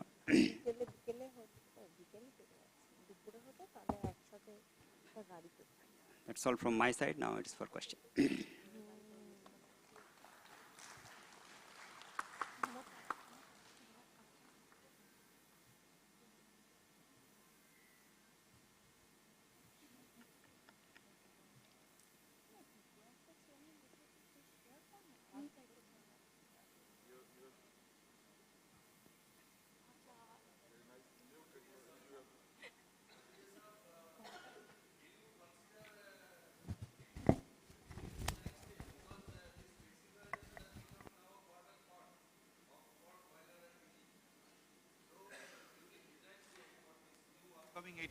Yes, megawatt units. Whether you have considered this flexibilization into account, because this of ramp up, ramp down, there is no more base load operation. So this thick wall component, the probable failure zone, how the modification has been done, and whether it is being done for upcoming units or not. No, it is related to the question of 660, 800 megawatt turbines, HMN units, SST 6000 units. 800 megawatt all ultra supercritical unit, they will be subjected to this flexibilization, huge ramp up, ramp down. Right. So now our existing unit, they are designed on base load. So they will be subjected to this flexible load. And we also provide customer the different other things like the condenser back pressure power, operational restrictions and all these things, right? Sir, that's okay, but what I am asking, whether during design stage, that stress analysis is being done into consideration so that this premature failure does not occur during the life cycle of the upcoming turbines. It may be a challenge for future generation turbines. No, one certain level of flexibilization or certain level of flexibility has already been considered in the design state. But the question is, there are restrictions also. And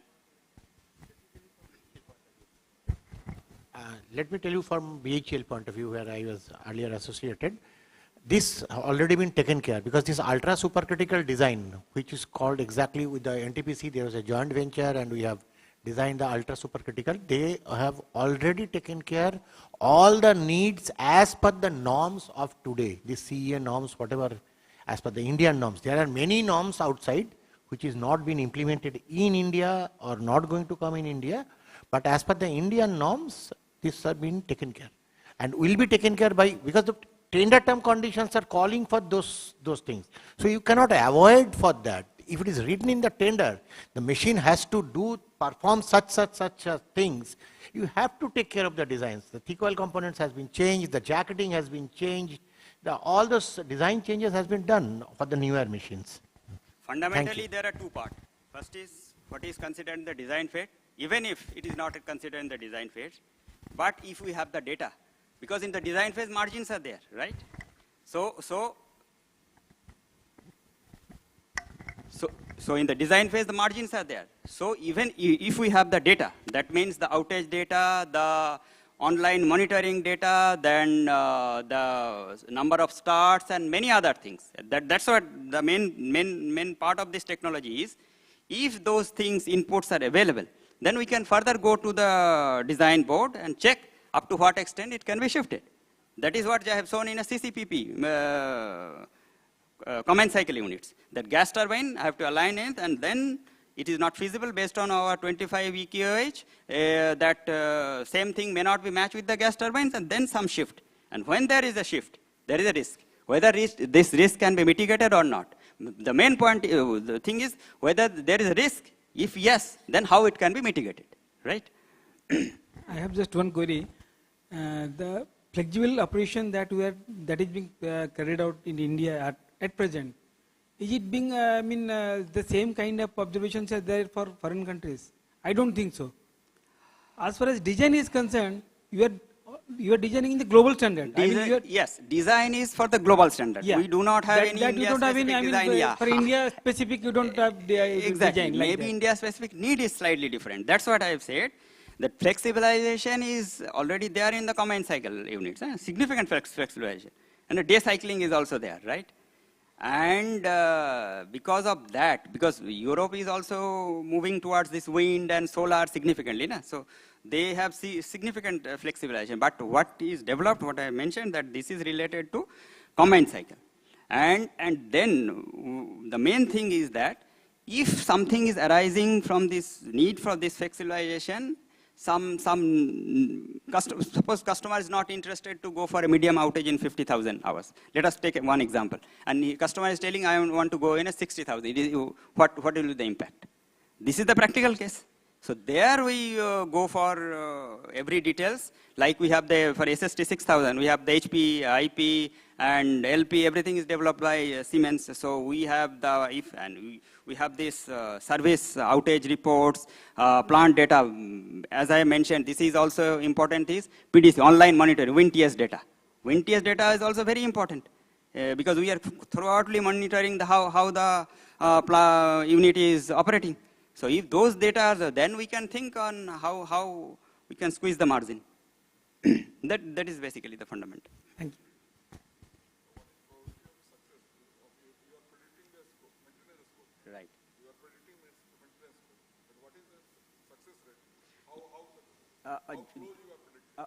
Actually,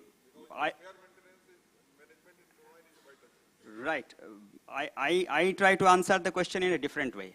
Every unit is different. So what if there is a need from one unit? Maybe then we need to plan. Maybe if customer comes, what the global practice is, customer comes to us around 1.5 years before the outage, that this will be outage. So recommend us what is the spares. So we go through this and we recommend customers these are the spares. We develop a special instruction provided the customers. We call it a DPTI, Design Process Technical Instructions.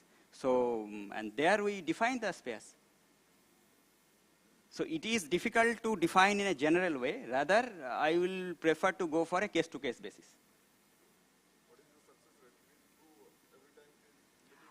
Yeah, I explain in that way. Rather going in that success rate, I say mitigation of the risk. Yes, we mitigate. Most of the cases we are mitigate the risk. Yes.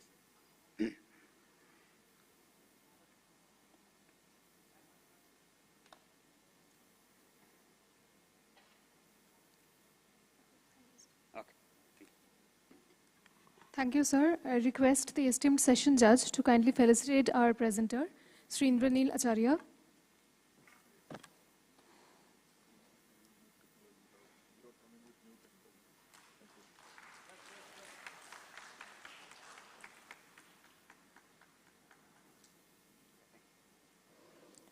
Our next paper is on the topic Artificial Intelligent Modeling on Performance Optimization of Condenser for Moving Towards Net Zero in the Power Sector, a case study.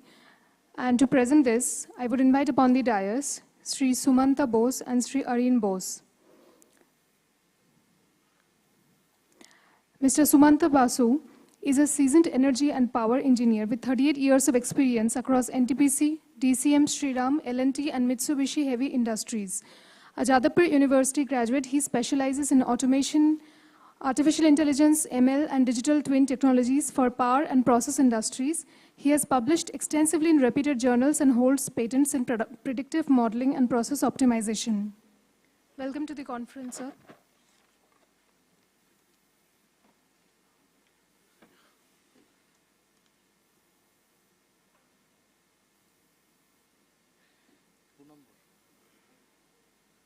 Yes, 3 number.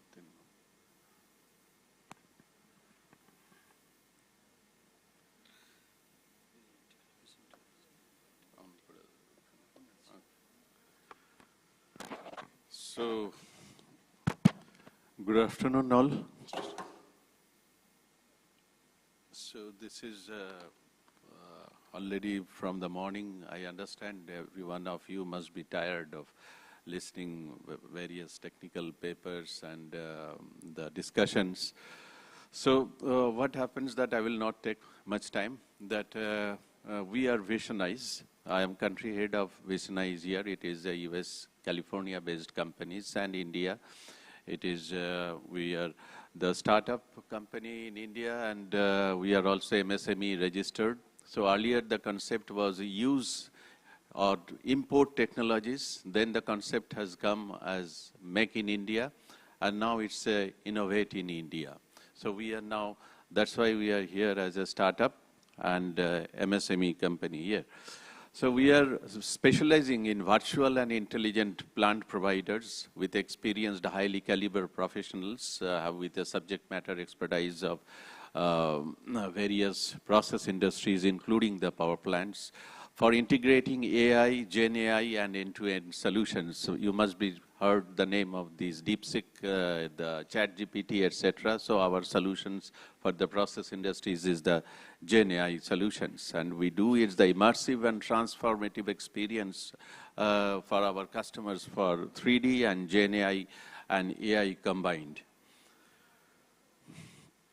So these are in India. We have the customer base of Tata Steel, L&T, UPRVNL, and IIT Guwahati is our technologies partner here. We are working, they are working with us.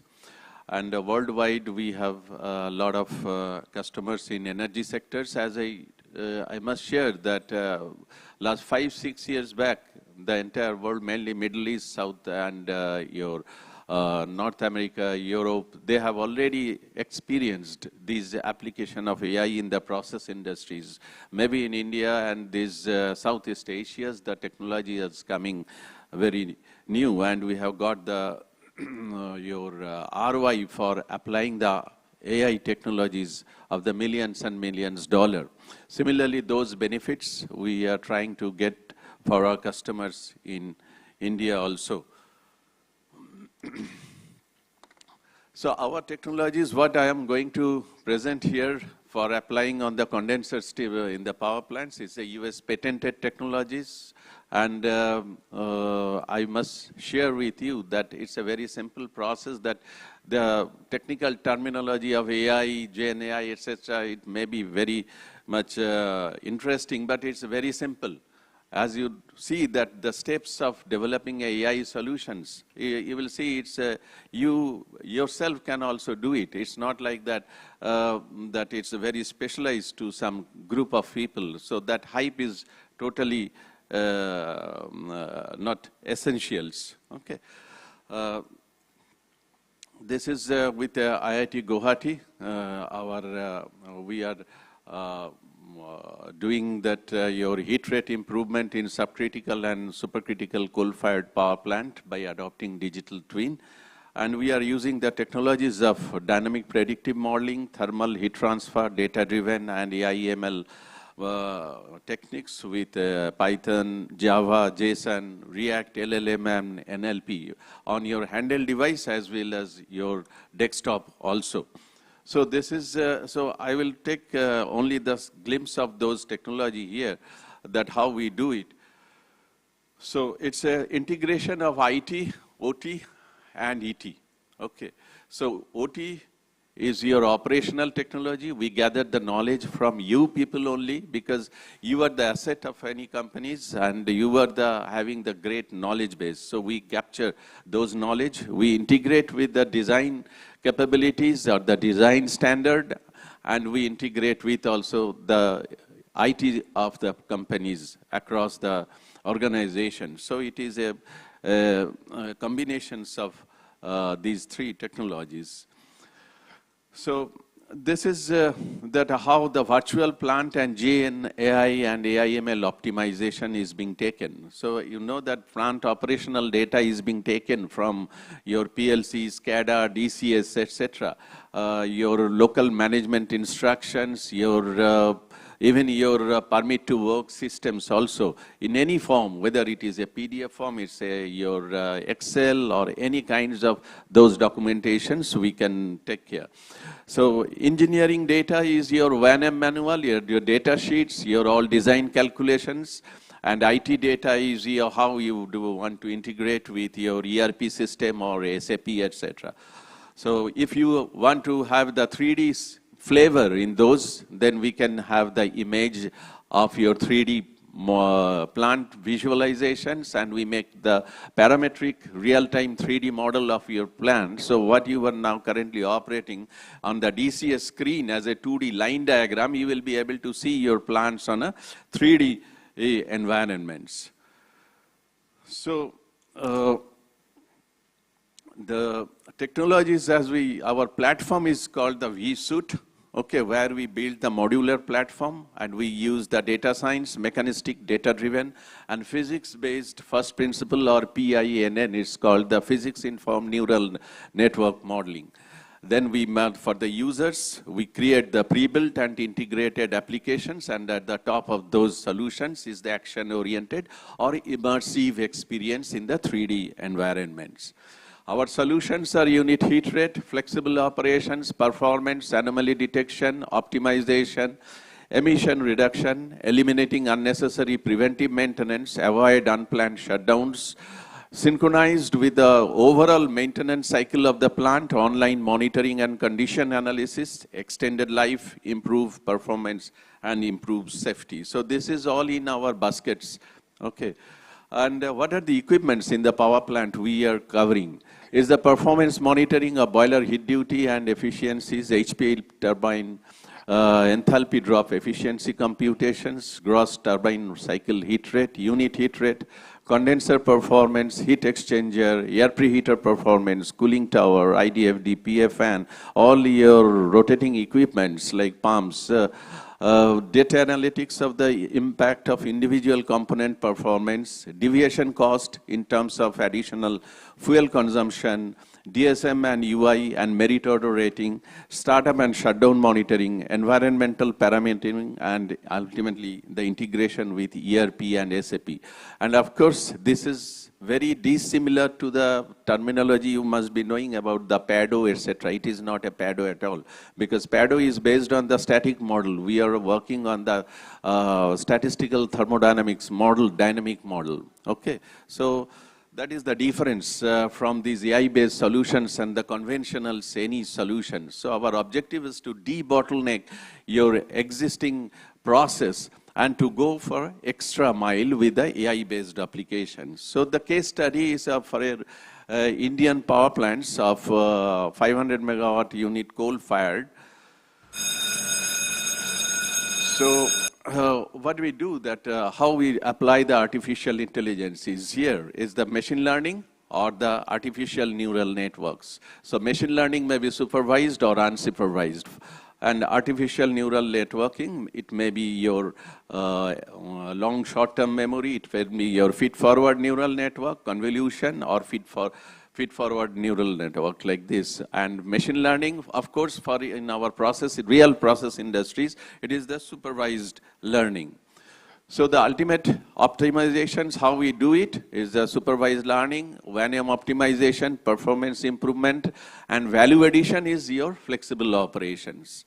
So this is a cost analysis for the particular unit. We did it. A 500 megawatt unit incur 500 lakhs of rupees per annum per unit deviation from your design conditions. Okay, so you can also calculate from your plant data that how it costs. So this is a standard methodologies that before we take a project, that what is the cost incurred in the projects. So it's as a general, it has been found that with a coal cost and coal GCV of this much, the cumulative losses of 500 lakhs per annum per unit deviations of the parameters, the listed parameters here. If you see, the condenser is having an impact of 44 lakhs per annum with a 0.001 kg per centimeter square change in the back pressure. So the challenge is that, of course, I'm not going to tell the challenge because you are operating the plant, you know it. So so why we're doing these kinds of analysis, we model the dynamic heat balance of the machines. You must be operating the BHL machines or MHI or LNT machines like that. So it's a static heat balance diagram. Okay, so the power plant is a highly non-linear process. From 50 to 80% is not just you extrapolate or interpolate and find the parameters. It's a highly non-linear. So you need to have the dynamic modeling of the power plants. So that's why I call it that it's a static based on not the normal thermodynamic process. It is the statistical thermodynamic process of the power plants. So what we do is that the predictive analytics, what we do here, we do the data collection, clean the data, build and test model, deploy model, monitor, define. So again, this is the cycle, and then the predictive analysis comes here. So the steps are data ingestion, data management, contextualization, AI/ML, visualization, and deployment, finally at the plant level. There are a lot of technologies used here. I used a lot of ANN and machine learning model, but finally the results are being compared, and it is found that the techniques of AI/ML, which is called the XGBoost, that is one of the algorithm technique. This is the patented technique, so that's why I can share with you, because it's not, you cannot, nobody can copy it further. So, so we have used this XGBoost, and its performance has been found the best. I will show you that how it is the best model. So this is how we deploy the model at the plant level. Okay, so the plant predictive model, then the AI optimizer work on that, and finally the optimum operating parameter is given loop back to the DCS, and finally DCS control based on that. So this is the projects that, for example, this is from the condenser data, we have taken it, then we have done the RCA, we have done the predictive model, and then what is the alerts and advisories, then forecasted the time to failure also, and what if analysis. If you change this, vary this parameter dynamically on the model, you can do a lot of tests on that performance model of the process. So you need not to replace of your existing systems. Whatever systems you are having, your DCS, maybe ABB, Emerson, Siemens, whatever. We work on the top of that as adding a flavor on that to have an extra mile for the performance optimization. So there is no chain requirement in your existing process. And it requires only a server. For a unit, it's only a computer server where we installed our predictive model softwares there. This is how we deploy it. So this is the machine learning server. So where all the algorithms are being deployed here, it is taking the DCS real-time data, and finally the operator gets the benefit of this. So the modeling, so this is for condensers. Okay, there are thousands of parameters in the plant, and for the particular case, we found the condenser performance deteriorating because of the drains of the HPLP heaters. Okay, not that simply the CW inlet temperature is only or the environment temperatures, whether it is summer or it is winter. So it is not like that. So in addition to that, there are some factors we are deteriorating on the condenser performance. So normally the operating people, they do not see all those things. So these kinds of tools, give an insight to the various problems, whether it is a direct or indirect impact on the condenser performance. So as I told that I have applied the machine learning as well as deep learning. So when we compare the both, that are almost, you see that 7 machine learning model has been used, and this performance is compared. And the deep learning models for the condenser has also been done. So the results are here. So these results are all patented. So there is no point of afraid of being copied or this. I can easily share all these. So the time taken by the model is also an important. Okay, so if your first process has to be controlled by first controller and first optimization. Slow process is by slow controller or slow optimizations. So the condenser's performance, it is a fast process. Okay, so immediately you have to control that parameters. Mainly which is the parameter is the back pressure of the condenser. And if the performance is that it takes the 700 milliseconds only. And the error, if you find that it is a 0.2031, okay, and that is the lowest. So the result is that highly accurate prediction of the condenser back pressure, and finally you will get the obviously the efficiency improvement, and you're reducing the carbon footprint. So this is the performance of the actual measurement of the condenser back pressure and is the predicted back pressures. The beauty is that if you don't have the measurement correctly also, you can use this model also independent of your measurements, because the model works independent of your any measurement systems. Because the model has been prepared based on your several years. In this case, I studied, it's 3 years data. So it's this data you are seeing from the December 2000, January to December 2000 to next year December 2000. So 1 year data has been considered in the model, so that your both season, your different season is being considered, whether your summer, winter, monsoon, so everything, because the environmental effect is having a larger impact on the condenser performance also. So if you see that both are superimposing, so this, as I told, the accuracy of the model is 0.0031. So that is being evident from here. So this is a study from that, the predicted work pressure versus CW inlet temperature for January first 30 days. So we have seen that how the model is behaving with the variations of the CW inlet temperatures. You see that this is one for the HP heater 6A emergency drain. So normally operating persons, they do not see these parameters because these are not required. There may be the passing of the drain valves, there may be some emergency opening of the drain valve based on the drip level, etc. So this remains unnoticed, but ultimately it is affecting your condenser back pressures in any case. So this is the plant considered under this case study on what basis we did it. There we found that these are some insight of the data analytics, what you have got the major factors of.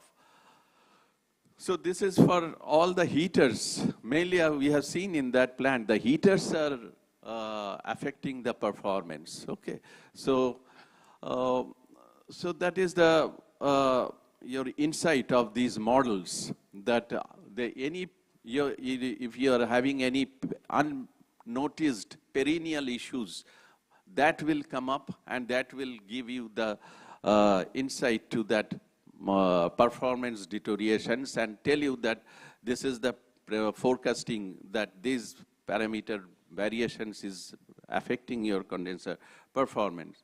So key takeaways from this is XGBoost is the algorithm based on which with this, and this has been applied for the patent. So the ultimate objective is improved plant efficiencies, data-driven O&M proactive interventions, fewer outage and better resource use, and guiding tool can be handy for the operator to switch off CW pumps, cooling tower fans, and other auxiliaries which affect condenser vacuum. Yeah. So this is the finally, I have shown you that the final objective is the unit heat rate improvements, and this is one of the module only I have shown you. So that's why we call it the digital twin value propositions for the solutions. So that's all from my side. Thank you.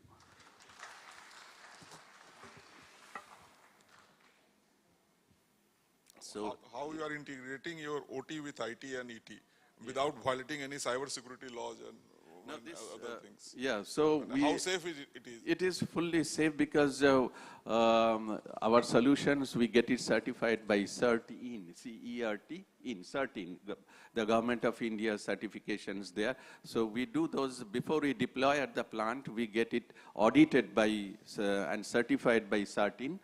So, and the solutions, what we'll propose is also will be certified by IEC 62443. Okay. So these two will take care of the cyber securities. Physical level separation is not required. Physical level, our solution is already physical. It's not connected with the plant DCS. It is through OPC connected. So it is not on the same DCS platform. It is getting data from the DCS through OPC.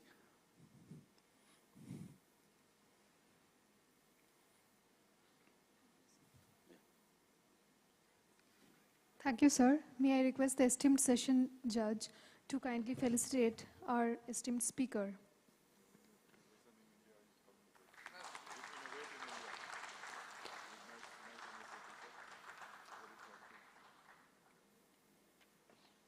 Thank you once again. Our next paper is on the topic Enhancing TG Set Maintenance Through Remote Vibration Diagnostics, a case study. And to present the paper, I would invite upon the dais Sri Abhishek Banik, Sri Diptendu Ghosh, Sri Ankit Agarwal, Srimati Diptimai Sarkar from VIII, PACR, India. Welcome to the conference, sir.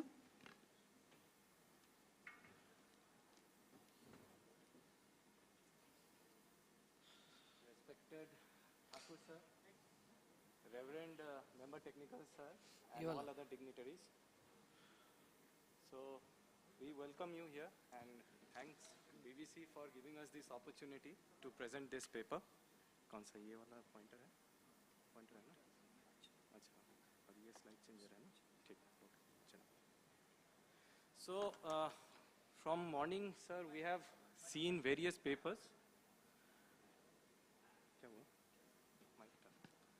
So, since morning, we have gone through various papers describing regarding various AI parts, flexible operations, and remote-based condition monitoring.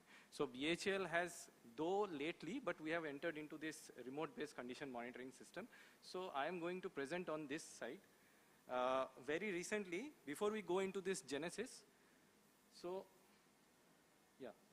so this genesis was, we started it from the COVID-19 period when we physically couldn't deploy our people to the site.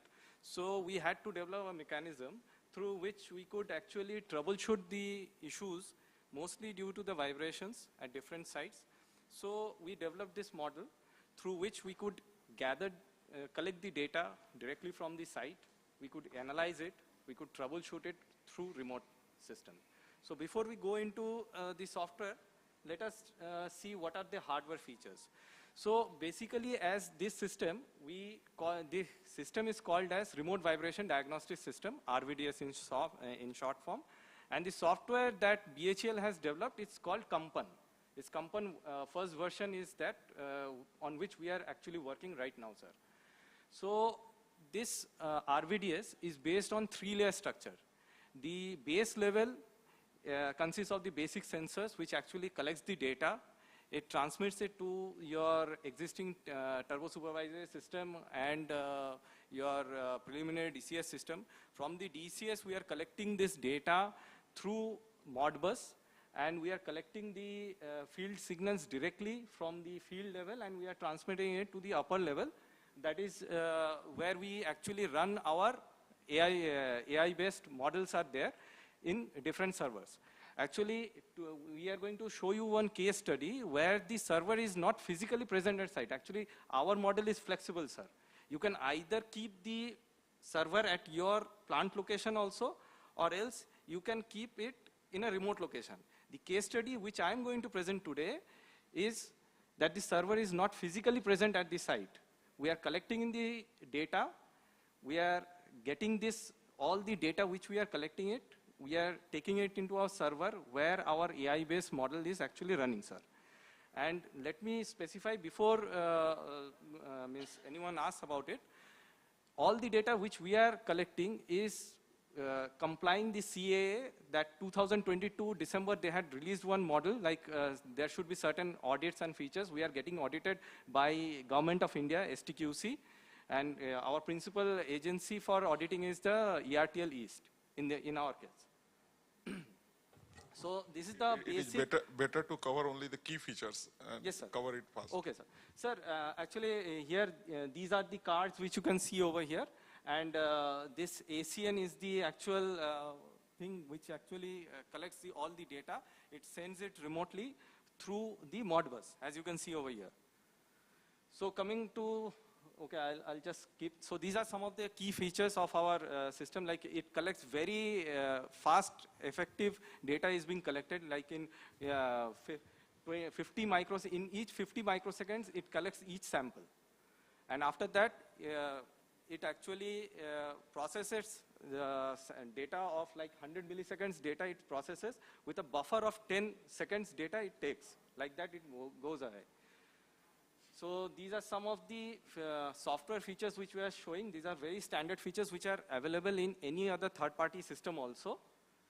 Now this is the basic architecture through which we are collecting the data. As you can see over here, sir, this is the remote site where we are actually collecting the data. This is being connected through various firewalls are there.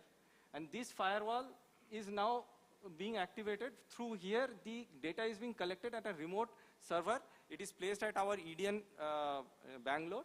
And through there, we are getting the data being transmitted through at different locations of BHL, including BHL PSR Kolkata also. So these are some of the key benefits. I'll just directly skip into some of the case studies which we have actually solved. So our first case study is based on, although our component is applicable for both the your subcritical set and your supercritical set. The upcoming supercritical set at Kodarma is already being equipped with component 1.0. So I'll show you some of the features and how we have troubleshooted these problems. So this was the first problem which we faced at one of our WBPDCL site at 500 megawatt. Actually, it underwent through many cycles of flexible operations were there, due to which it encountered vibration problems. So initially, we had to carry out trim balancing. Even after trim balancing also, this machine had very high vibration at the LP rear end.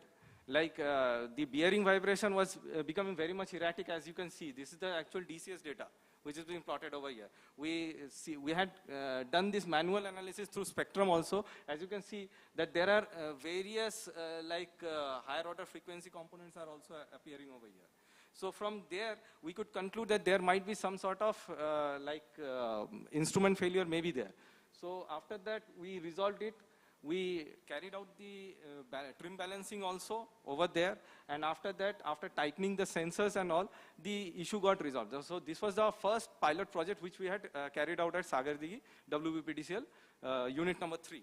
So following this, now this is another case study at 210 megawatts. So this is actually at one of the site where the machine has been running for more than 30 or 32 or 35 years.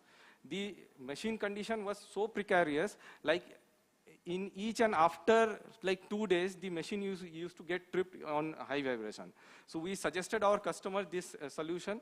Now after they installed this system, we had carried out remote balancing. Now I'll tell you, sir, how we did this remote balancing. Actually, means we did not even physically deploy our person over there also. In the previous case, in 500 megawatt, our person was there. But in this case, there was no single person was there. How we did it, I'll just show you. So in a 210 megawatt, if you go ahead, you will see the exciter is it's not a brushless excitation system. It's a static excitation system. So over there, you get this plane surface. Over here, all the angles are being marked over here, sir. Okay. So we used to direct our customer that you bring such and such angle at the top. Our planes are defined like LP rear, LP front, HP rear, IP front, all are defined. So we used to direct our customer through, there is one communication channel also. That, this is actually made by Valmet DNA. So in DNA communication, through DNA communication, we used to tell them that you put such and such number of weights in this location. So they used to do it, and the unit never got tripped in high vibration since then after this balancing. Though one of the case I will show you after this, and this is another feature which actually helped out. So this is the auto-diagnostic feature which uses this artificial neural network system, which I was telling you earlier. Now, this actually shows you what is the confidence level of these probable causes. Like how much confident are you that whether this is unbalanced or misalignment. As you can see, in our case, the highest confidence was on the unbalanced part. So we could decide that this is the unbalanced problem, so we had to go for balancing problem issue only. Now, likewise, what happened was that one fine day, this unit again got tripped due to some other operational parameter mismatch, like the mainstream temperature suddenly dropped out. And at 2 a.m. in the night, I believe... Just wind up, sir. Okay. Your trouble and your solution. Yes, sir. Actually, this problem was like the mainstream temperature actually means after tripping of the unit, they had restarted the machine. Now, what happened is that during hot startup, the turbine's temperature should actually be maintained around 500 degrees centigrade or more. Now, what happened is that, I'll show you. You can see over here, so these are the cycles where after tripping, the mainstream temperatures were not maintained, due to which there was vibration issue in the HP front and the HP rear. So we diagnosed the problem immediately at 2 a.m. and the night also, and we resolved it immediately. So this is another problem where actually there was another sensor failure was there in bearing number 2 for the same machine. So we immediately diagnosed it that there might be some sort of looseness or anything like that. So with that, we replaced the sensor at that moment. We got it resolved. So these are some of the 3 case studies through which we could actually resolve the issues. So these are some of the future directions where we will be working. Like we'll be enhancing our ANN, artificial intelligence capabilities also in future. And so that's all from my end. And I would like to thank my other partners, Diptendu Ghosh from EDN Bangalore. Diptimai sir is also here, over here, and Ankit Agarwal from PSTS Noida. So I'm open for the questions.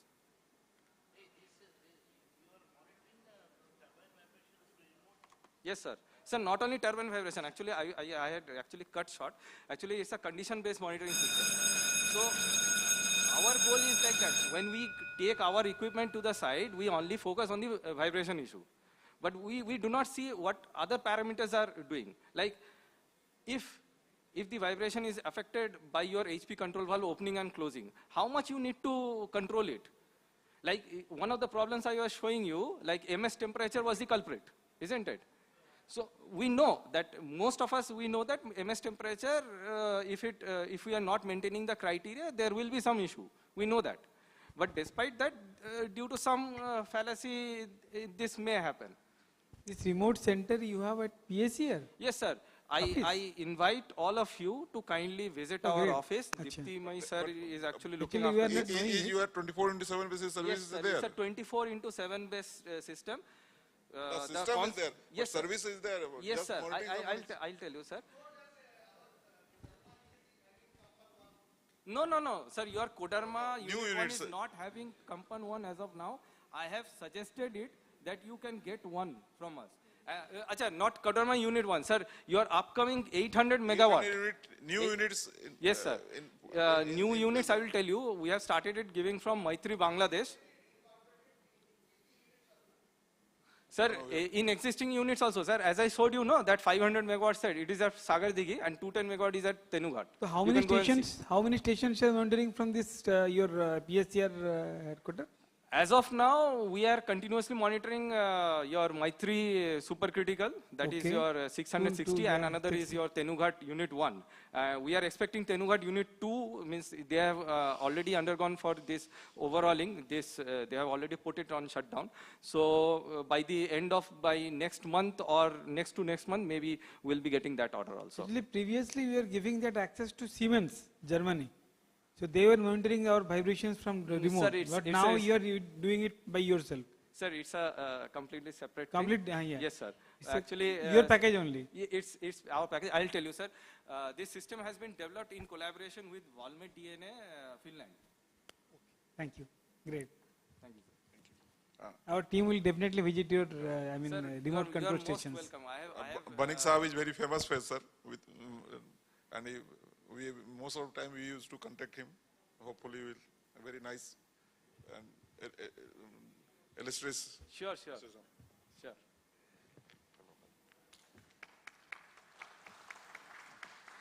Thank you, sir, for your insightful presentation.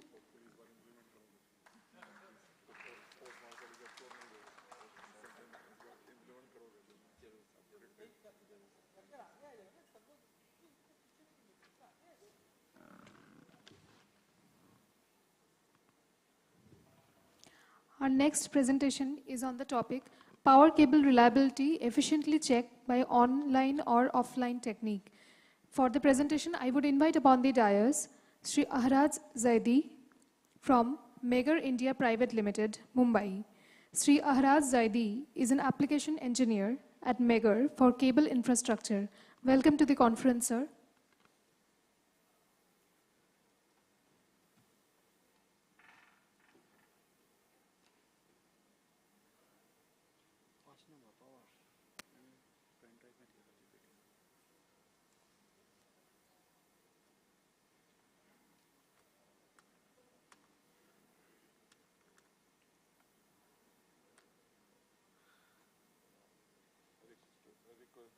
We are running short of time, sir. So requested to apply human intelligence and complete as fast as possible.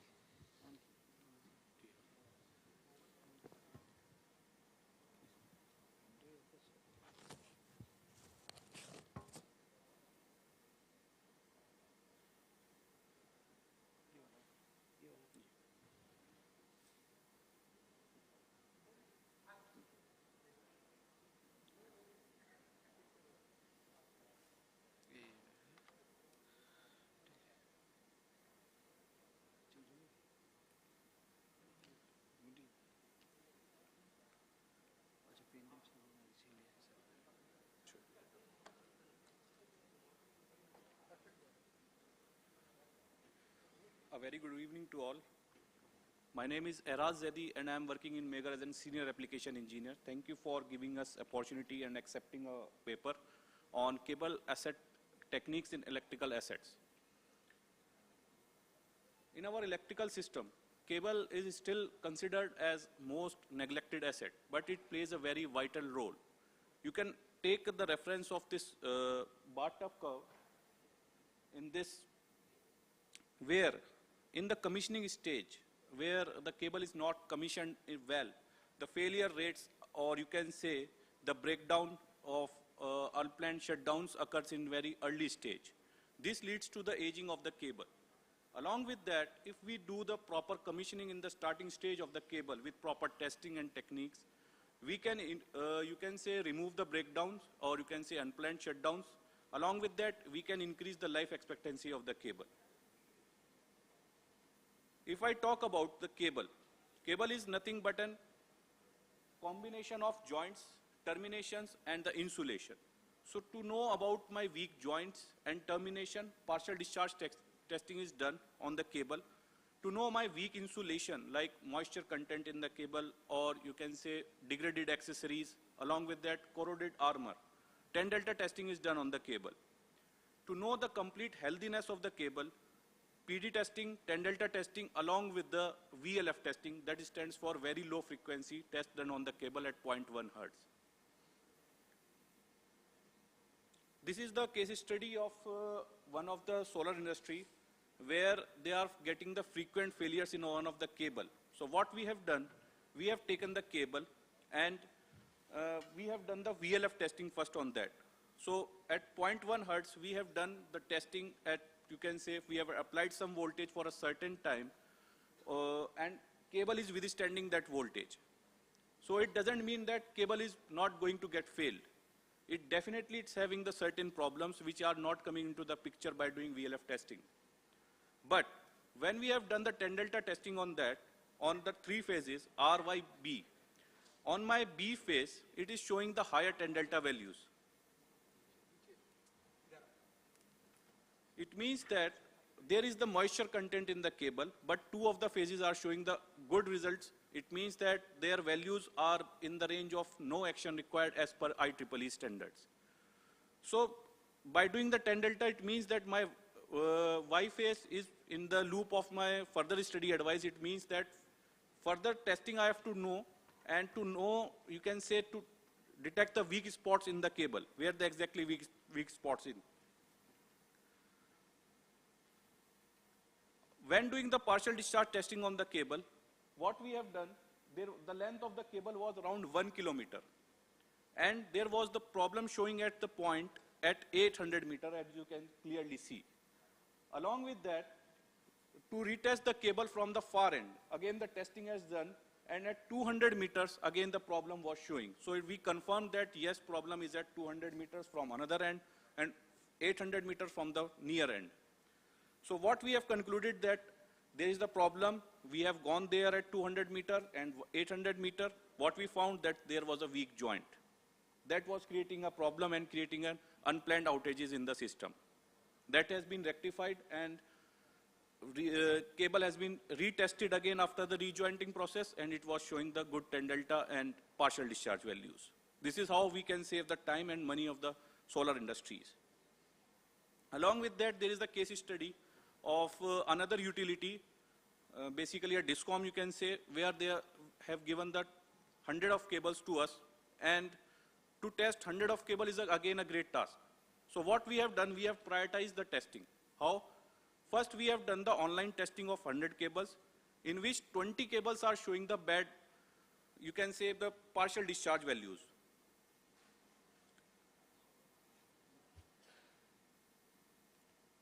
On 20 cables, first we have done the online PD testing. It shows that there is the partial discharge in the cable or not. PD testing just shows an indicative tool. There is a PD in the cable or not. It will not localize. It will not give you the exact value where the discharge is happening. So in the online stage, less efforts is required. We just have to mount the sensor in the online stage of the cable, on the armor of the cable. That is the HFCT sensor, which stands for high frequency current transformer. High frequency means when there is the partial discharge on the cable, amplitude is very less and frequency is very high. So by doing that, we have monitored and find the 20 cables where in only 20 cables we have taken the shutdown and proceed for offline PD testing to know where the problem is occurring in the cable. So as you can see that in the 3 phase of that particular cable, from 100 meters to around 200 meters, there was a complete problem, and again the recent failure is occurring in the cable. So what we have suggested to remove that 100-meter patch and do the rejointing work again in the cable. Due to this, again they have followed the steps, and you can say now their failures are not occurring, unplanned shutdowns are not occurring. Again there is a save of money. So I am winding up in very less seconds. So thank you from my side. If you have any question, kindly please let me know.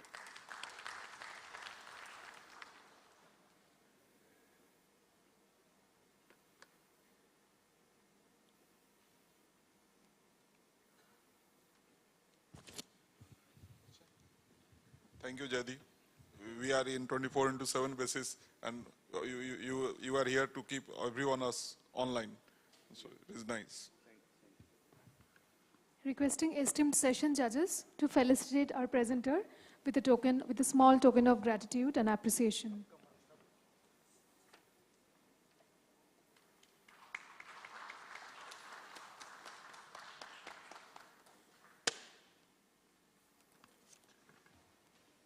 Our next paper is on the topic Renovation and Modernization of Steam Turbines and its Systems for Improvements in Efficiency, Flexibility and Reliability. And for presenting this, I would invite upon the dais Sri Shekhar Thakur from Siemens Energy India Limited.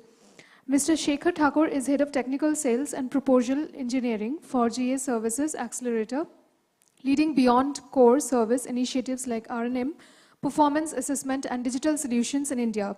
With over 22 years of experience in the power sector, he has worked with major OEMs including Siemens, Alstom and GE, and actively engages in industry advocacy through forums and regulatory interactions. Welcome to the conference, sir.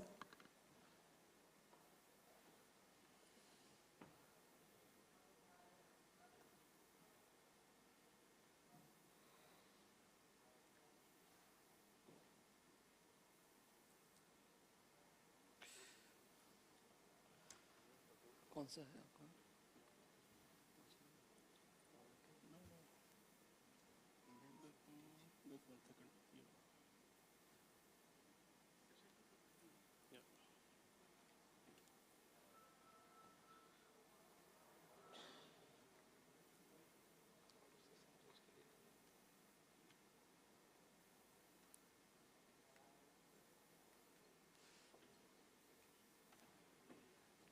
Hello.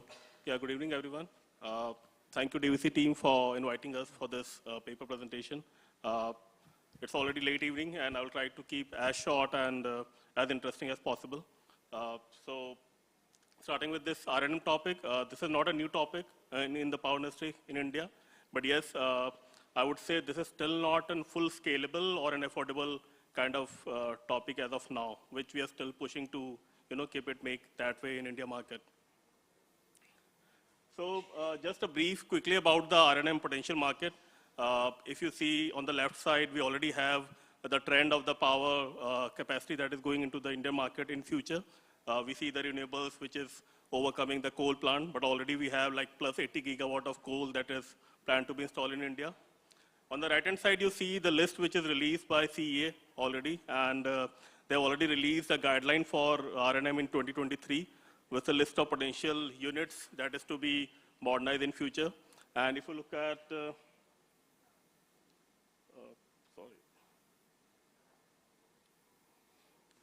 So if you look at something around 122 units is something we see which are already more than 25 years of age. And this is something which is already in a strong pipeline for a modernization. And in India, we see like almost 13 units have been ordered as of now.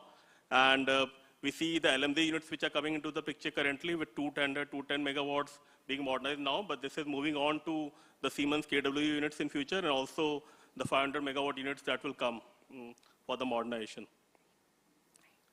From the morning, we have been talking about heat rate and efficiency improvement, the challenges that is coming from the flexible operations regime that is now being faced by the Indian power sector, and also the reliability issues that is coming with all these challenges which is coming with the operations. So as you see, the R&M is one solution that gives all the complete package for this solution. You can optimize your requirements, the operating regime for the future, for the next 5-10 years. You can optimize that, and then we can customize the solution for the R&M, which could cater to the efficiency requirement, flexibility requirement, as well as the reliability requirement. So this is something which could cater to all the requirements for future operation regimes of a particular power plant or a particular unit. Another aspect is like how we compare with the in-kind replacement. There is a lot of questions which come into us is how R&M is better than the in-kind replacement. So if you see here, when we only talk about the in-kind replacement, there's still a quantum of money that is involved, the cost is involved, but what you get is only a lifetime extension from there and also the reliability for the same design of the component. But if you go for the modernization, there is an incremental cost increase, but you will get much better reliability, much better lifetime improvement, and also there are aspects like flexibility and efficiency improvement.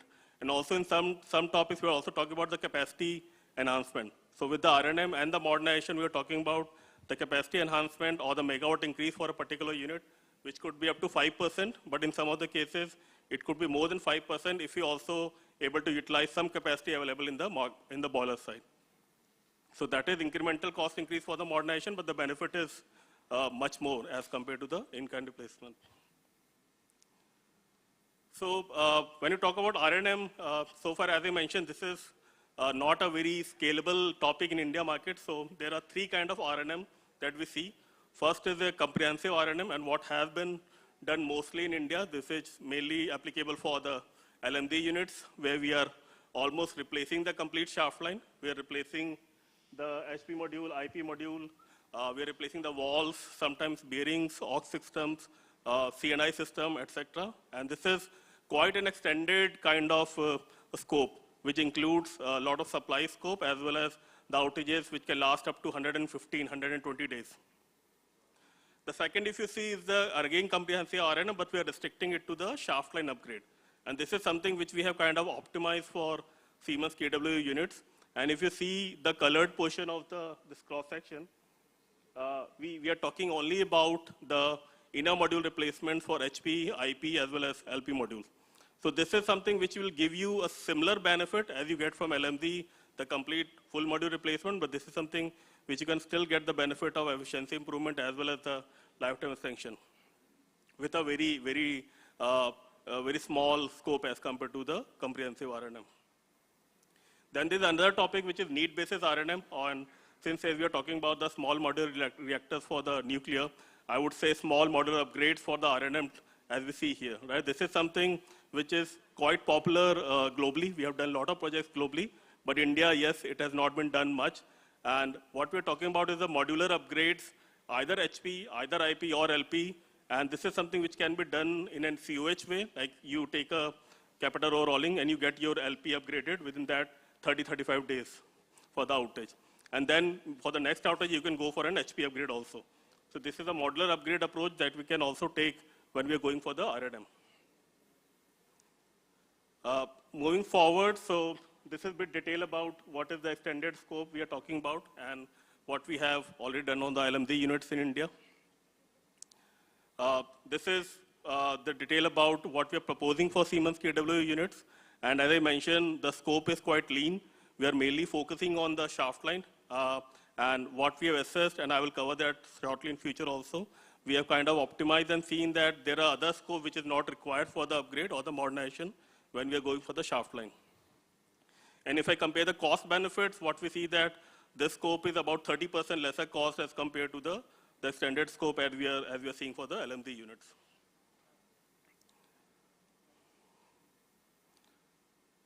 Sorry.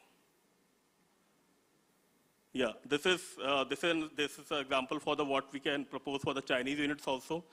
Chinese OEM like Shanghai is something that Siemens can cater to, and we already have a solution for the modernization of both HIP as well as LP kind of module here. This I was talking about the modular upgrades. As you see the cross section, if you see the above cross section, there only the HP module has been upgraded, which you can get the required benefit for the HP. Like in this case, there could be a requirement of only a flexibility improvement, because when you're talking about like the higher ramp rate, the HP module become more critical as compared to IP and LP, and you can get it upgraded for the requirement. Similarly, even the lower cross section, you will see the LP module has been upgraded. And from the efficiency point of view, between HP, IP, LP is the most, the module which is most giving the inputs to the efficiency improvement between the HP, IP, and LP. So you can go for LP first, then second could be HP, and third could be IP upgrade that could be planned here. And some of the benefits, as I mentioned, the outage schedule for this, like when we're taking the outage of 120 days in LMZ, it's actually generation loss for our customer. But in this case, you're planning the COH every 5 to 6 years, and within that, you can also plan to get the modules upgraded. So the loss of generation is not there in this case. As I mentioned, we optimize some of the R&M scope for KW units. So these are some examples. We did the RLA studies. We took some case studies for some of the modules or some other units which have been in operation for last 25, 30 years. So we did the RLA, we found that the design life for, let's say, HP outer casing as well as IP outer casing is still about 20 years there. So this is not required to be upgraded with the R&M. Better to complete, sir. Yeah, and similar is the case with the HP and IP walls, which we have kind of not considered. This I will skip. Aux scope is something also we can kind of customize as per the requirement for a unit specific, which we can do that. What I will do, I will go to this slide. As I mentioned, we are talking about efficiency improvement, flexible operations, as well as reliability and availability. So if we talk about efficiency improvement as compared to the in-kind replacement, we are not only talking about the module efficiency of HP and AP, but we are also talking about the complete turbine cycle efficiency improvement, right? So if you have a degraded feed water heaters or the generator efficiency is going down, the complete turbine cycle can be optimized to get the best efficiency. Also, in case of a flexible operation, we are talking about the part load efficiency. As the unit may be operating in a PLF for like 70% or 60% in future.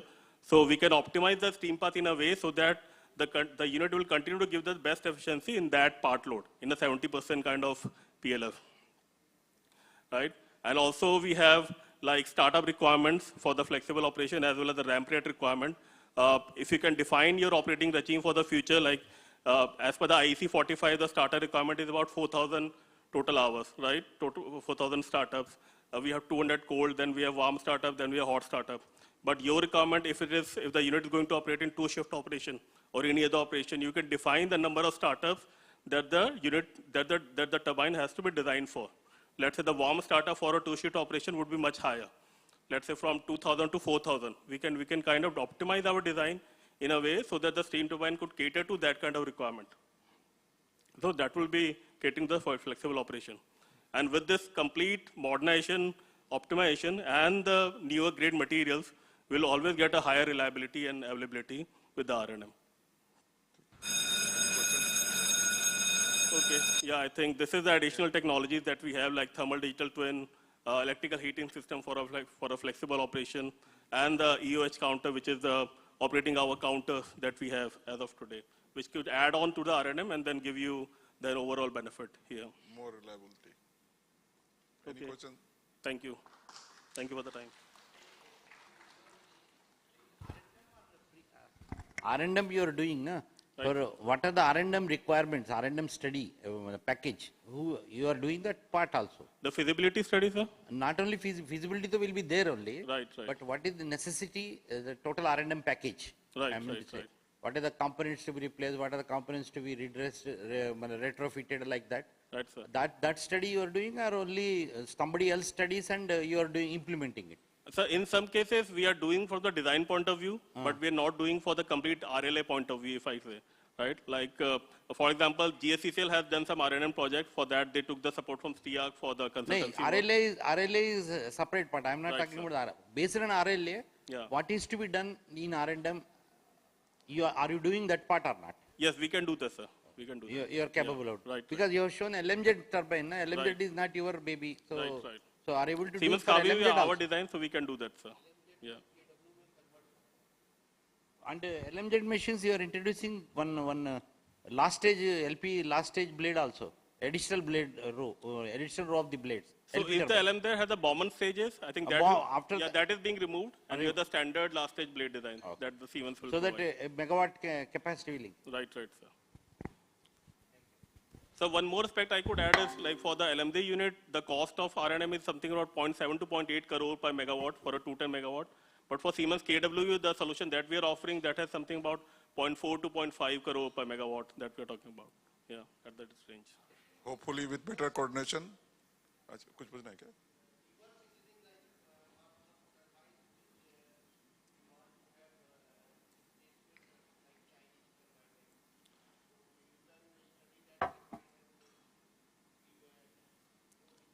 Yeah, my colleagues are there who can do that, but yes, we are doing reverse engineering also for some of the components like Chinese. Okay. Right.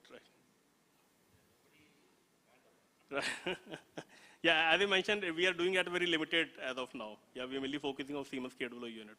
Hopefully with better coordination, this time R&M project will be successful in India. Right, Thank you, right, Mr. Thakur. Thank you. Thank you very much, sir, for your presentation.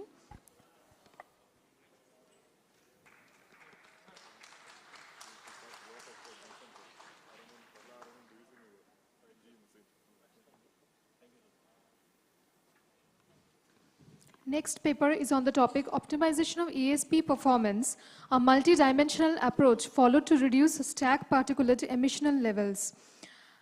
To present this, I would invite upon the dais Sri Dipanjan Datta Chaudhary. Sri Dipanjan Datta Chaudhary is working as Senior Manager Operation at NTPC Singrauli. He is a graduate in electrical engineering from JU. Prior to this, he has worked in NTPC Farakka for 10 years in Operation and Electrical Maintenance Department. Welcome to the conference, sir.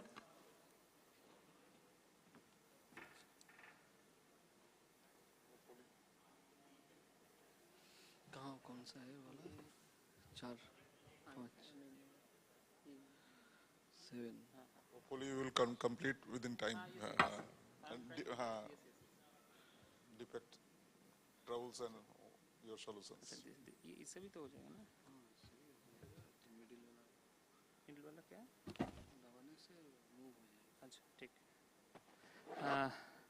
Wishing a very good evening to everybody, and I am thanking DVC for inviting me to this conference. Now my topic is the optimization of ESP performance, and it is based on a multidimensional approach to reduce stack particulate emission levels. Now the brief outline of this presentation lies with the basics of the ESP fundamentals, the case study that was conducted on our Singrauli Superthermal Power Station 500 megawatt units. Thereby we have devised several SPM reduction strategies and formulated best practices, and thereby we have enhanced our ESP performance, and thereby we have reduced emission and moved a step towards saving our nature. Now, as per the latest emission standards, the units commissioned before 2003 are to be maintained below, SPM levels are to be maintained below 100. Between 2003 to 16, it should be below 50, and from 2017 onwards, it should be below 30.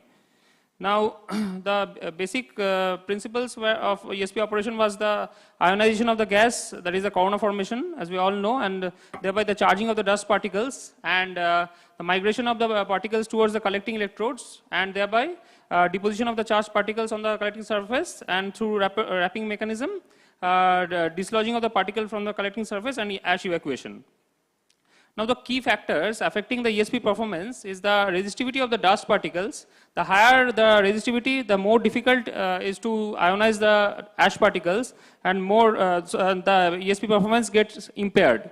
Now, the flue gas velocity, with the increase of flue gas velocity, the retention time inside the ESP decreases, and thereby the performance of the ESP reduces. And with higher particle size and field strength, also the ESP performance improves. As the field strength improves, the performance of the ESP improves, And wrapping frequency also plays an important part. Higher the wrapping frequency, then what will happen? Too high a wrapping frequency will cause re-entrainment of the ash particles into the flue gas stream, and too low a wrapping frequency will cause huge ash layer deposition on the collecting plates, and it will cause lower ESP field voltages and thereby reduce performance. And spark rate should be minimum. And hopper, last but not the least, the hopper evacuation also plays an important role, as if the hopper is not evacuated properly, then ash level will build up and it will cause damage to the ESP internals.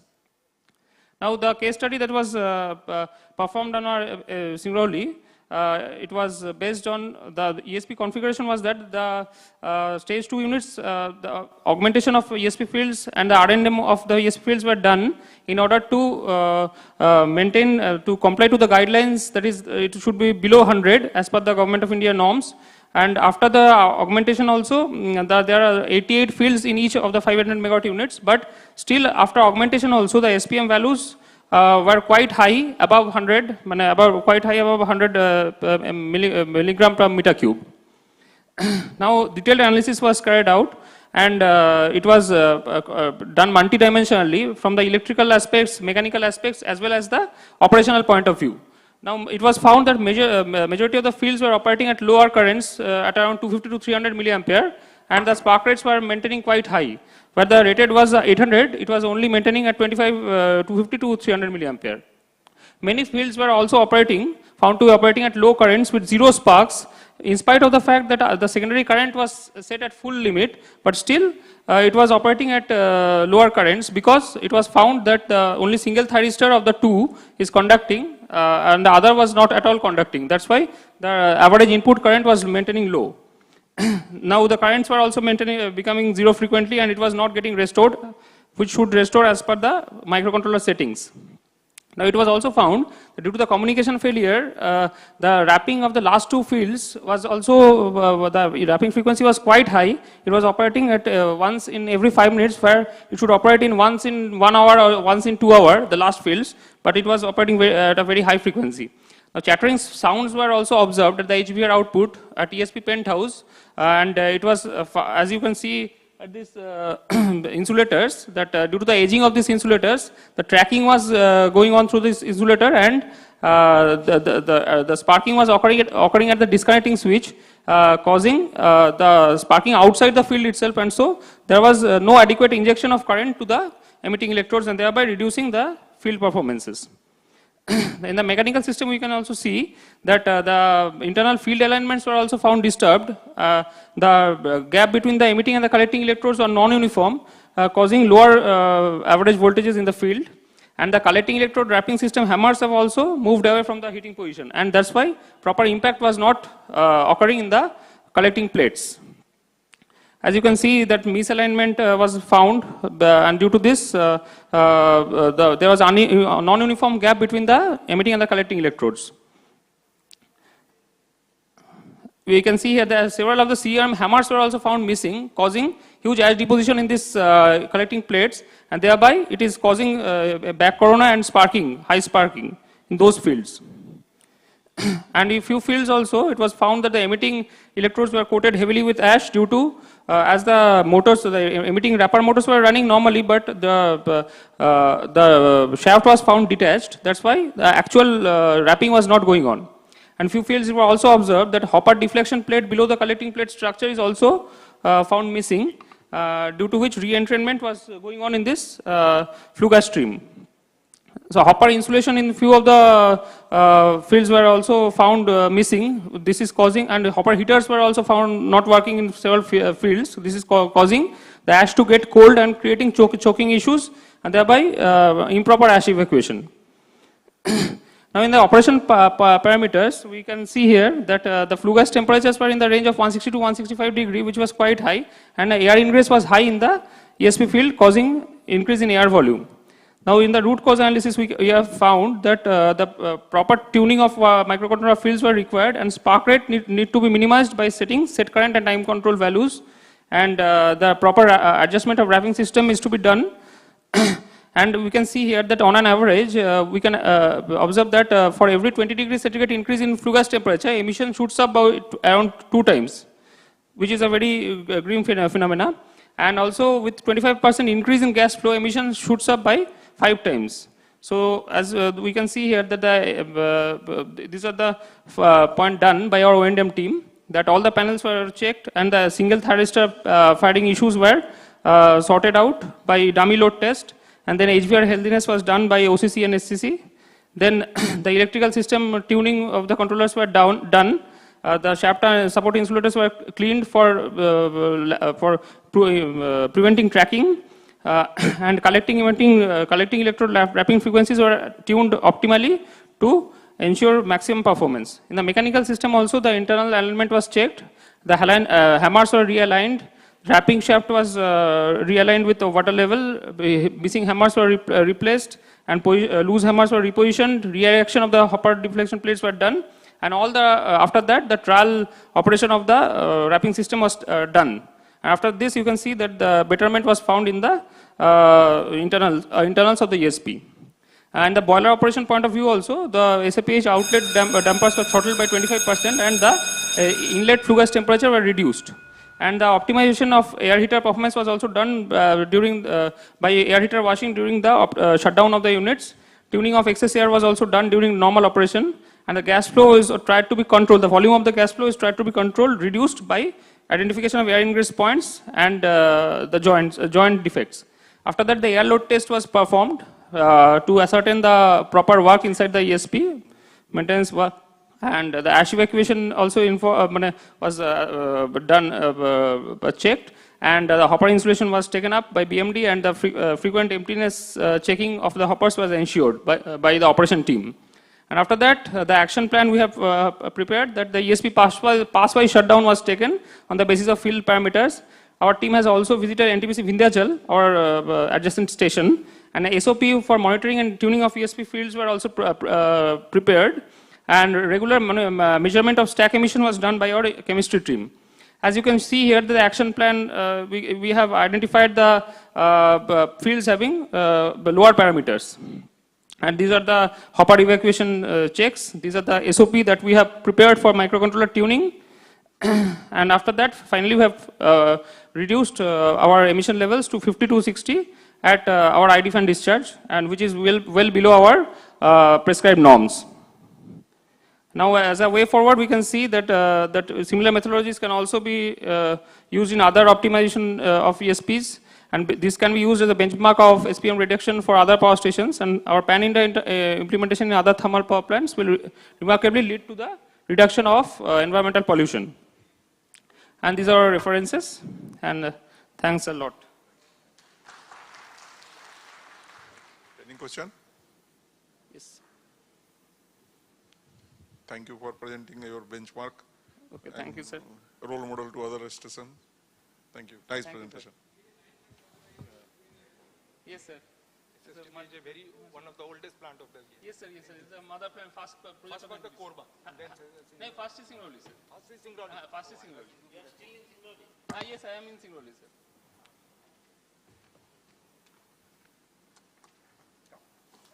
Thank you, sir.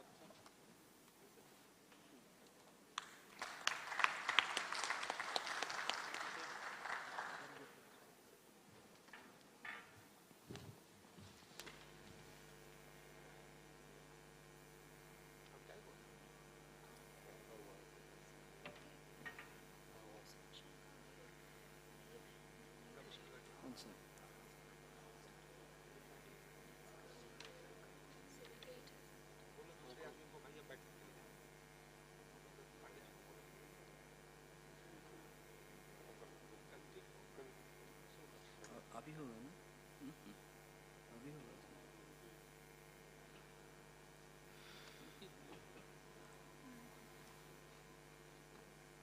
Thank you, sir.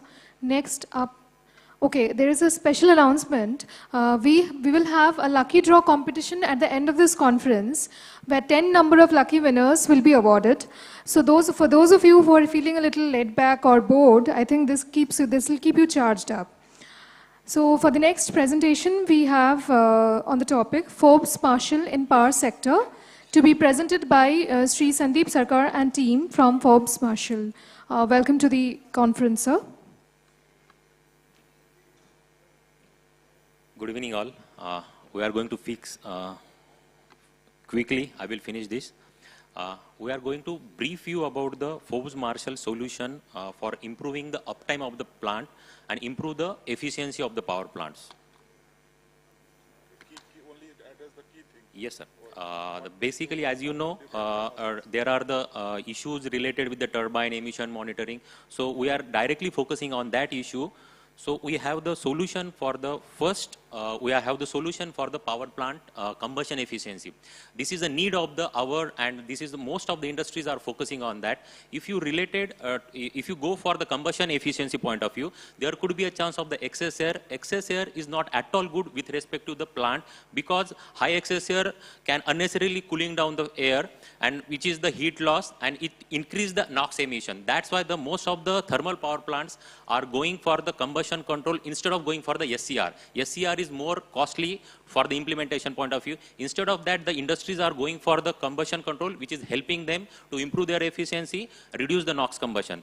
Then there could be a chances of the reduction atmosphere condition, which is more dangerous with respect to the atmosphere as well as the plant life. So in the reduction atmosphere condition, unburned formation is there. In the unburned formation is the loss of the fuel, which is the direct the financial loss to the industries. Second, the CO gas is highly corrosive gas. Looking to the corrosionness, it can starting the ducting the corrosion, it reduce the plant life. So the minimum of the CO emission is highly important for the plant perspective.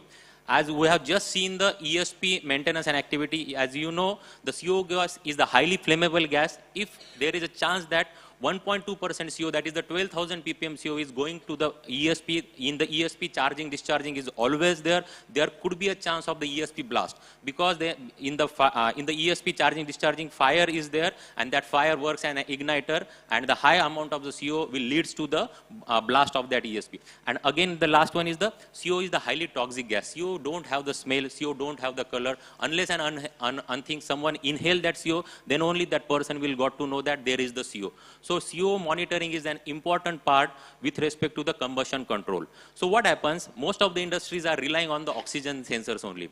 As the plant become older and older, oxygen sensor, there could be a chance of the, because of the ingress error, oxygen sensor can show the wrong reading. Your plant running is perfect conditions, you are putting the 2 to 3% of oxygen, but because of the ingress error, that oxygen sensor can show the 7 to 8%. As soon as the 7 to 8% is seen by the operating person, reduce the FD fan speed. As soon as that person get reduced the FD fan speed, there is a little amount of air is going for the burning, and which can lead to the unburned formation. So that's why for the any combustion control, we strongly recommended, along with the oxygen, CO2 measurement is an important. Doing all measurement of this will help the industries to tune their boiler and reduce the emission and improve the combustion efficiency. Again, the talk of the nowadays, the FGDs. In the FGDs, we have the unique, there is a really challenges with respect to the FGDs. FGD is the harsh environment. FGDs is putting, if the FGD is not in working condition, there is a temperature on 130 to 140 degrees centigrade. If the FGD is in working condition, there would be the temperature of the below dew point, the 50 to 60 degree. So whatever that, whenever the power plant is going for the FGD measurement, the analyzer measurement of the SO2 is critical for that, because to operation of that FGD. So while ensuring the analyzer should work all these harsh conditions. It can work through the below dew point, the 60 degree temperature. It should work for the high temperature application. So while selection of the instrument, it is the most important. So we have the in situ analyzer. Most of the DVC plants are using the in situ analyzer. Same analyzer with the heated condition. Industry can use, or DVC or the power plants can use the same analyzer with the heated jacket for the wet FGD solution. So by looking all these analyzers, you can minimize your inventory. So the same electronics is using for the FGD inlet, the FGD outlet, you can optimize your inventory for that. And the most important, the digitization. Since morning you are learning, or you are hearing about the different thing, the digitization. The Forbes-Marshall also have the digital solution for their various products. We have the emission monitoring, keeping the emission monitoring in upfront. It is a big task. So with the help of this digital solution, we are helping industry to keep their emission monitoring upright and reduce their emission monitoring product. In this digital solution, we are proactively telling the industry. So doing so, they are preventive maintenance, predictive maintenance is the thing. So the industry is doing their maintenance activity very properly, and we are improving the device performance as well as reducing the emission performance. For the next presentation, for the next product, I will request the Balaji. Yeah, thank you, Praveen. Good evening, all. Yeah, sure, sir, sure. Here my topic is vibration. So as we know, vibration is a very vital parameter for the machine protection and also to avoid the catastrophic failure. So here from the Shinkawa, we are providing many solutions for the turbo supervisory and the vibration monitoring systems and the actually on-premises server for the like RV200 for the detail analysis and diagnostics. So here I will not focus on much on this. So as many plants we have seen, this system is already installed. So here. Here I will explain you about the MacPulse. So this is a completely digital solution where we can see as in the picture. So we are using here the smart sensor that is a battery operated sensor. So it's a very easy installation. There is no cabling involved to see this data on the dashboard. So easily it's a web-based dashboard is available, and using the AIML software, we are doing complete machine health mapping, and we can display all the various faults available, mechanical or bearing related faults, and easily we can using this solution we can do the predictive maintenance instead of the preventive maintenance. So looking at this screen where we can see these features of, we're talking about the features of this sensor. So this is a truly a wireless sensor. So that means it has a battery inside. So we don't require any external power to power on this sensor. So also we have ATEX as well as the non-ATEX application. Both kind of sensors are available. So this sensor is providing 9 monitoring parameters. Basically, single sensor is a triaxial sensor which provides the all 3 direction X, Y, Z, velocity, acceleration, vibration, as well as the surface temperature. So we are measuring, and that will be transferred to the cloud-based database. So using in the cloud-based database, using this AIML software, this machine learning software will help us to find out the remaining useful life. So many of the speakers we are discussing. So it's monitoring is not only important. So we have to again find out the remaining useful life of the assets. So that things also we are providing here. So complete, we can put these solutions on the remote, basically remote applications where it is very difficult to go and collect the data also. So this is actually, as we discussed, this is a sensor is using the mesh technology. So there is no wire required to send the data, and even though the router, we can, single router can connect 100 of the sensors. So this is okay, sir. Thank you. Yeah.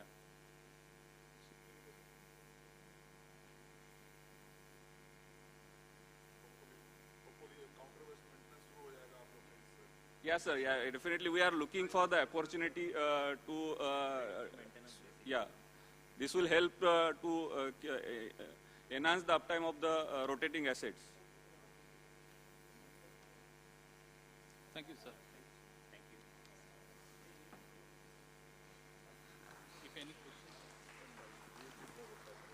Battery operated और easily mountable आपका probes है जो दूसरे से आपको अलग करता है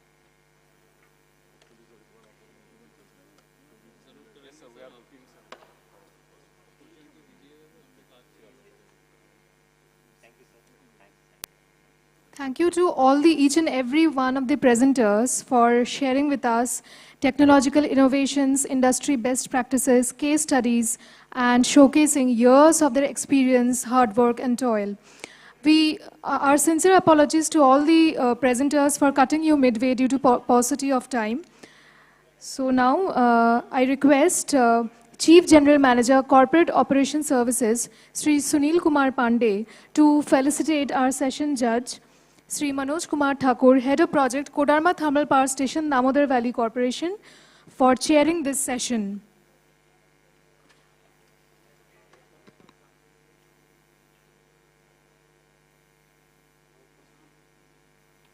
Please put up a round of applause for our esteemed session judge.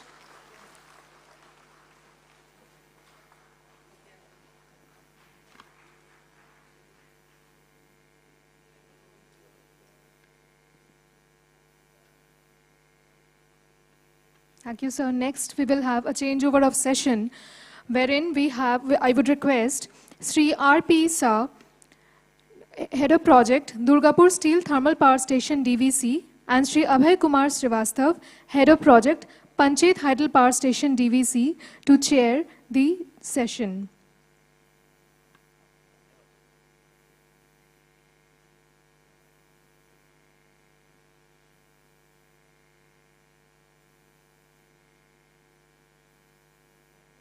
Please put up a round of applause for our esteemed session judges of session number 3.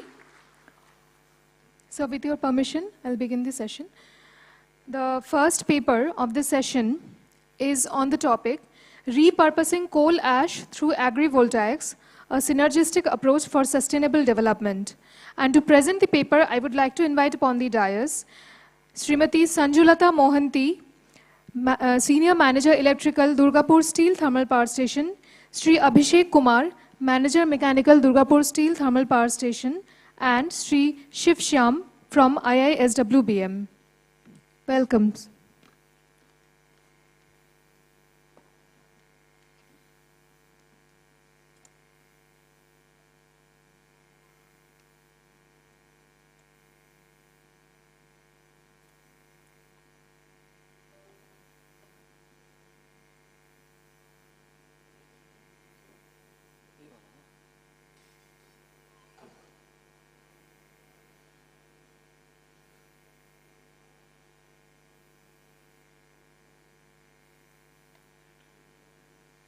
Honorable Member Technical Sir, Member Secretary Sir, and all the dignitaries present here.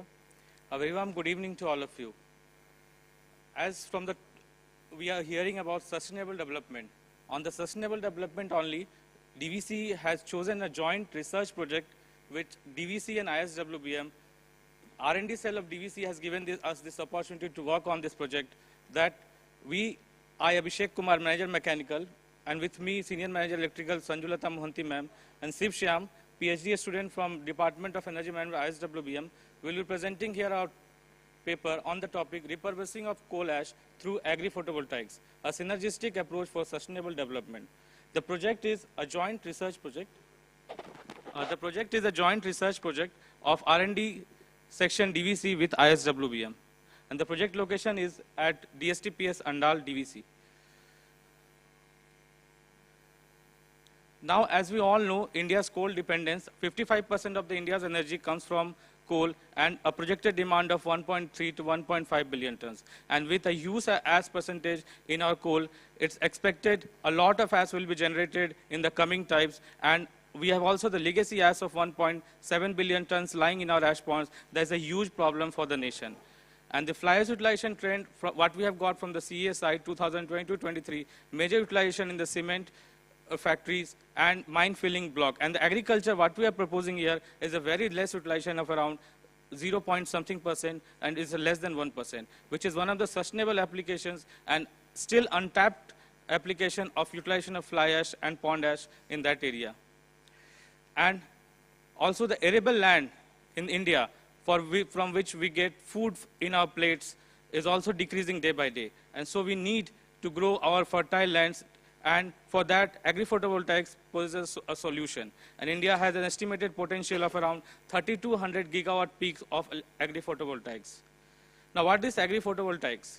The agri-photovoltaics, as seen in this figure, is traditional farming and ground-mounted solar projects on the same place. And we will grow our crops and we will produce energy at the same land. So, in one arrow, we will have two aims. And in this, we can make efficient barren land use, improved crop microclimate, and climate mitigation also there, as we will go for renewable sources of energy and CO2 mitigation. And what are the fly ash opportunities? Based on the research paper works of various researchers, we have found out that fly ash improves the sand quality of sandy loam soil and clay soil, which are in the semi-arid and arid climate soils. And based on this, ISWBM has conducted a successful pilot project of growing several crops from DVC Andal project, and they have cultivated several crops which are a testament of the success. The pictures here shows a successful plantation of many vegetables like jatropha seeds, also tomato, brinjals, radish, and also flowers are flowering in 100% ash. And this is a big success they have got. Based on this, we have also tested the vegetables, whether they are suitable for human consumption or not, in a government certified lab. And that the vegetables, what have been tested, are quite good for human consumption, and they are also organic foods. And DVC has always been in the front runner for showing innovative to the whole nation. And based on this, DVC took, with R&D section of DVC, took the initiative with ISWBM to make a pilot project on agri-photovoltaics. And based on this, a 5.2 kilowatt peak ground-mounted solar PV panels have been installed at DSTPS Andal, and till date we have produced around 1.92 megawatt hour of electricity, 1.52 tons of CO2 sequestered, and most innovative features is there. It is acquainted with the auto sprinkling and auto panel cleaning system, and the rainwater drainage which will be from the panels will be used for the irrigation of the crops will be grown in the agri-photovoltaics. And substrate trials will be going on and comparison of crop yields. And what is the nobility of the project? When we thought about the project, we thought that why not make it a model project for ash utilization? So first what we did the boundary wall, we made the boundary walls with the utilization of the ash bricks. The second, when we tried to make the partition wall, we utilized the reject coal stones to make the partition wall. And also the mortar, what is being used to join the stones and the walls, were being prepared by replacing around 30% of the sand with the pond ash. And this was another novelty what we added to the project. So I next hand over to Mr. Shiv Shyam to take over the technical specifications of the project.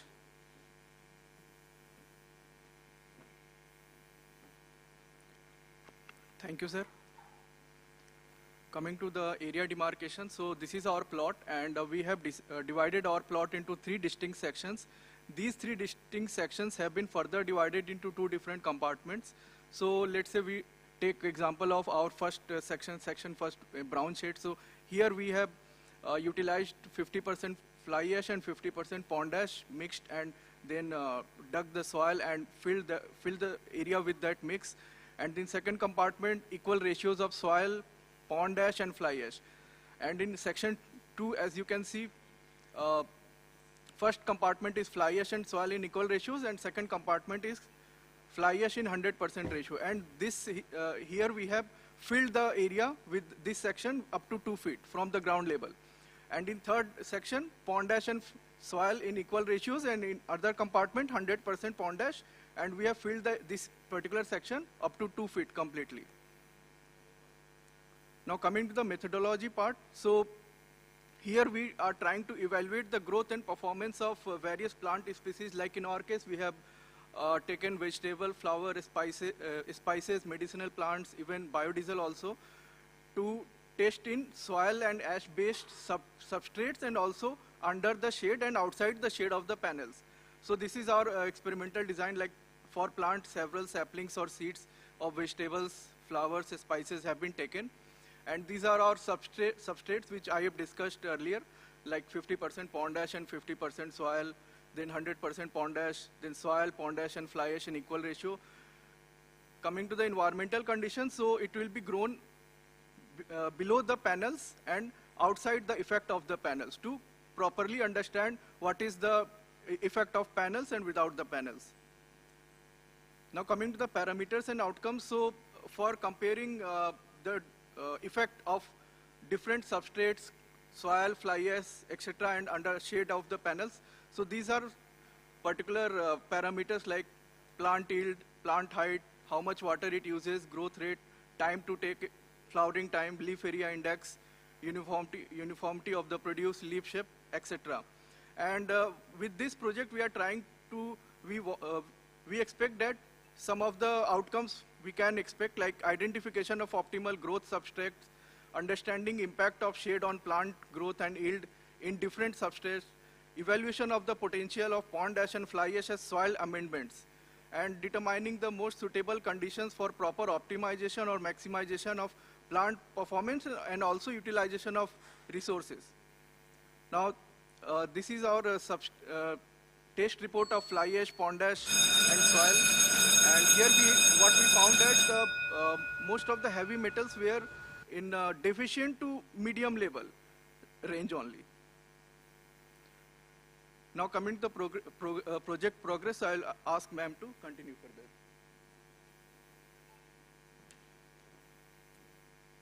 As explained by Shipsham, that all the areas have been prepared as per the ratio maintained between the fly ash, bottom ash and soil.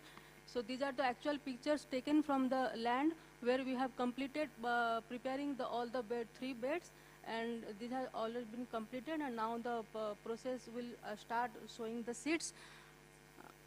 So this is a paper presented. It presents a novel idea that how to utilize the ash and soil and to find out a solution that our future is moving towards that. The main problem of a power plant is huge amount of ash is generating every day. So this project, the success of this project will address the problem that each and every power plant is facing. Next is the food security of India and the environmental problem that a farmer cannot, without disturbing the farming in a land, the farmer can cultivate as well as the energy can be produced by using the RE powers, and the development of the socio-economic areas of urban areas can be achieved. So with this high note that the success of this project will lead towards a sustainable future, I conclude. And before concluding, I would like to thank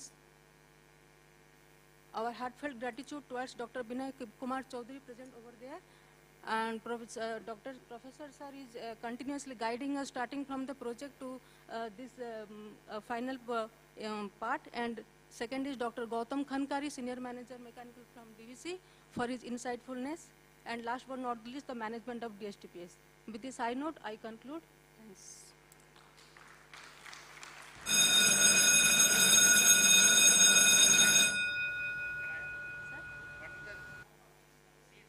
Sir, brinjal, cucumber, okra, these are the seeds already been we have implemented. But ash में आप लोग जैसे check कराया था, heavy metals नहीं है, जो ash में जो बोल रहे थे deficiencies, क्योंकि this is a major part of this utilization of fly ash, which is between the presence of heavy metals, which should not. Otherwise हमारा pond से पानी जो जाता है उसमें भी तो heavy metals का ही issue. तो ये sustainable basis पे check कराना पड़ेगा. Otherwise it cannot be commercialized. Sir, so we have till now I have. So as of now, I have tested the sample of brinjal, so it was safe. And We have tested the sample of brinjal, but you have to test the groundwater quality also. Not repeated sampling has to be done, repeated testing has to be done, because you have to have the large database to approach people की भाई मैंने इतनी साल भर 2 साल 1.5 साल okay.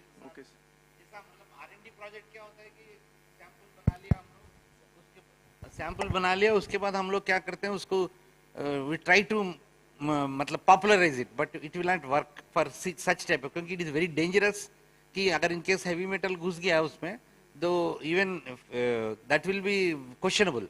इसलिए repeatedly आप लोग जो कर रहे हो बहुत अच्छा कर रहे हो, उसको repeatedly large area लेकर के large area samples लेकर कुछ 6 महीना 8 महीना साल भर लेकर database बनाओ, then you can approach this thing right people. I think your professor must be guiding you properly. It has to be done, sample size and number of samples should be large, then only it can be established. Okay, got it. Okay, your ash content, ash में जो heavy metals है depends on the coal. Yes. कोल में heavy metals है कि नहीं हमको तो check तो करते नहीं है. That's what actually, that is the only thing that I wanted to tell. Thank you. Got it, sir.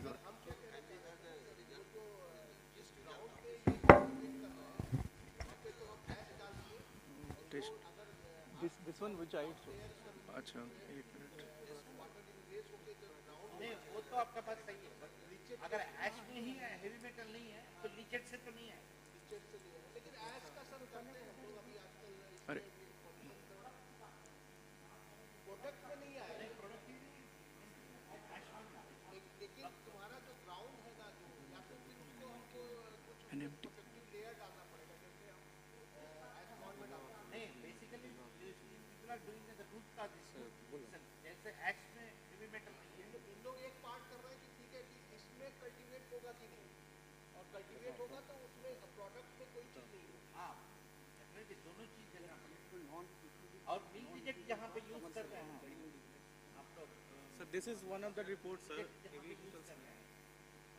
Boundary साथ साइड में ड्रेन बनाना पड़ेगा जिससे non perforation the soil because mill reject में लीचेज जो होता है पीएच होता है कैरेक्टरिस्टिक होता है अगर वो गलती से जमीन के पास चला जाएगा या कहीं मतलब वाटर बॉडीज में चला गया तो जो एक्वाटिक लाइफ है वो इसलिए अगर मिल रिजेक्ट को जहाँ पे भी अगर अपने फ्लोर बनाना है या यूज करना है at least have a proper paper drain along with non मतलब उससे जो लीचेज आएगा बाहर कहीं नहीं जाना चाहिए उससे compound arrangement this has to be taken to CS and sir ले जाना पड़ेगा अदरवाइज क्या होगा ना it will create more problem secondary problem And sir, regarding that vegetable part, sir, so that's why we have included jatropha also, flowers also, like in different cases, how we can examine and how we can understand the effect. And अच्छा आपने एक जो तीन चार जो combinations बताया था कि हाँ वो उसमें किसमें आपने पाया बेटर मतलब you have shown अच्छा that 4 types of the soil, 4 types. Outcome क्या One is 100% flat, 100% pond, 50-50 soil, 50 pond. Sir, Which type which of combination mix, was best? you are getting more healthy crop. sir, currently before this, because this is currently going on, but before that I have tested on 100% pond ash and 100% fly ash. So in that report it was 100% fly ash in that case. So now we are experimenting with, because that work I have done, now I am experimenting with different mix of this fly ash and different ratios. In which mix you get more heavy metals. Sorry sir? In which mix you have used 4 types of mix. In which mix you are getting more heavy metals. Sir, अभी now we are अभी शुरू नहीं हुआ sir अभी we have to sowing शुरू हुआ इसमें से नहीं हुआ ये वो लोग इंडिविजुअली वहाँ पे 100% फ्लाई है प्रोडक्ट में हाँ this I had done individually, and this में 100% fly ash या pond ash में I had grown, and now we are under guidance of. और आपको इसमें हम एक सजेशन और देते हैं Paddy, yes sir, we are thinking we are thinking sir actually the area required is more so we are thinking on that also हाँ sir हाँ sir पेपर के साथ लगाने के लिए करा What is the size of area where we are doing all this testing? 3,000 square feet. 3,000 square feet. Okay, actually we have seen that Dadri ash mound. At Dadri, one ash mound is there. I mean, almost a kind of forest has been developed over ash. If possible, then please go and see how this has been developed. Layer? No. नहीं. Need to be seen. हाँ, normally over ash हम लोगों ने earth डालते हैं, but there only ash is used. You can go and just have a visit. It's a complete jungle. How they yes, have sir, done I got it, sir. It is a prototype pilot project, so that's why currently at a small Okay. scale. But No, but it's a novel initiative. I mean,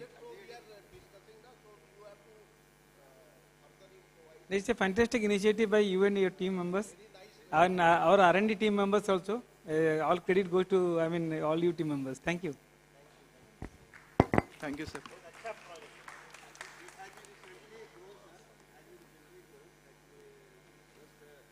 I request session judge. Has also helped a lot, sir. DVC, DSTPS management has also helped a lot. And under leadership of sir only, sir, we have gone this far. I request session judges to felicitate presenters.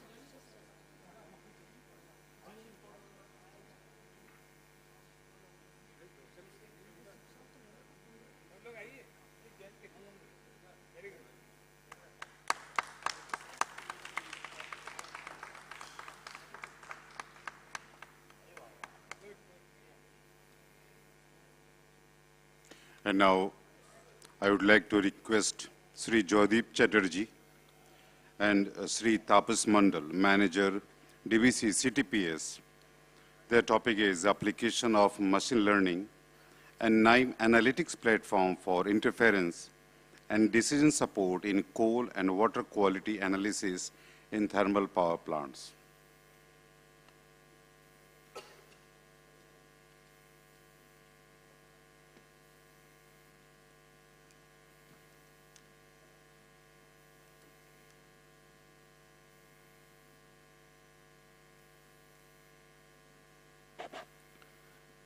Good evening all.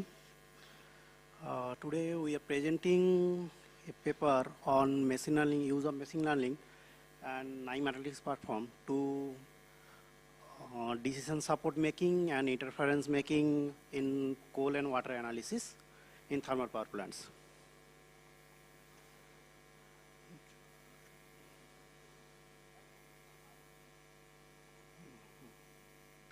This study integrates the coal and water quality data using machine learning by NIME platform, analytics platform.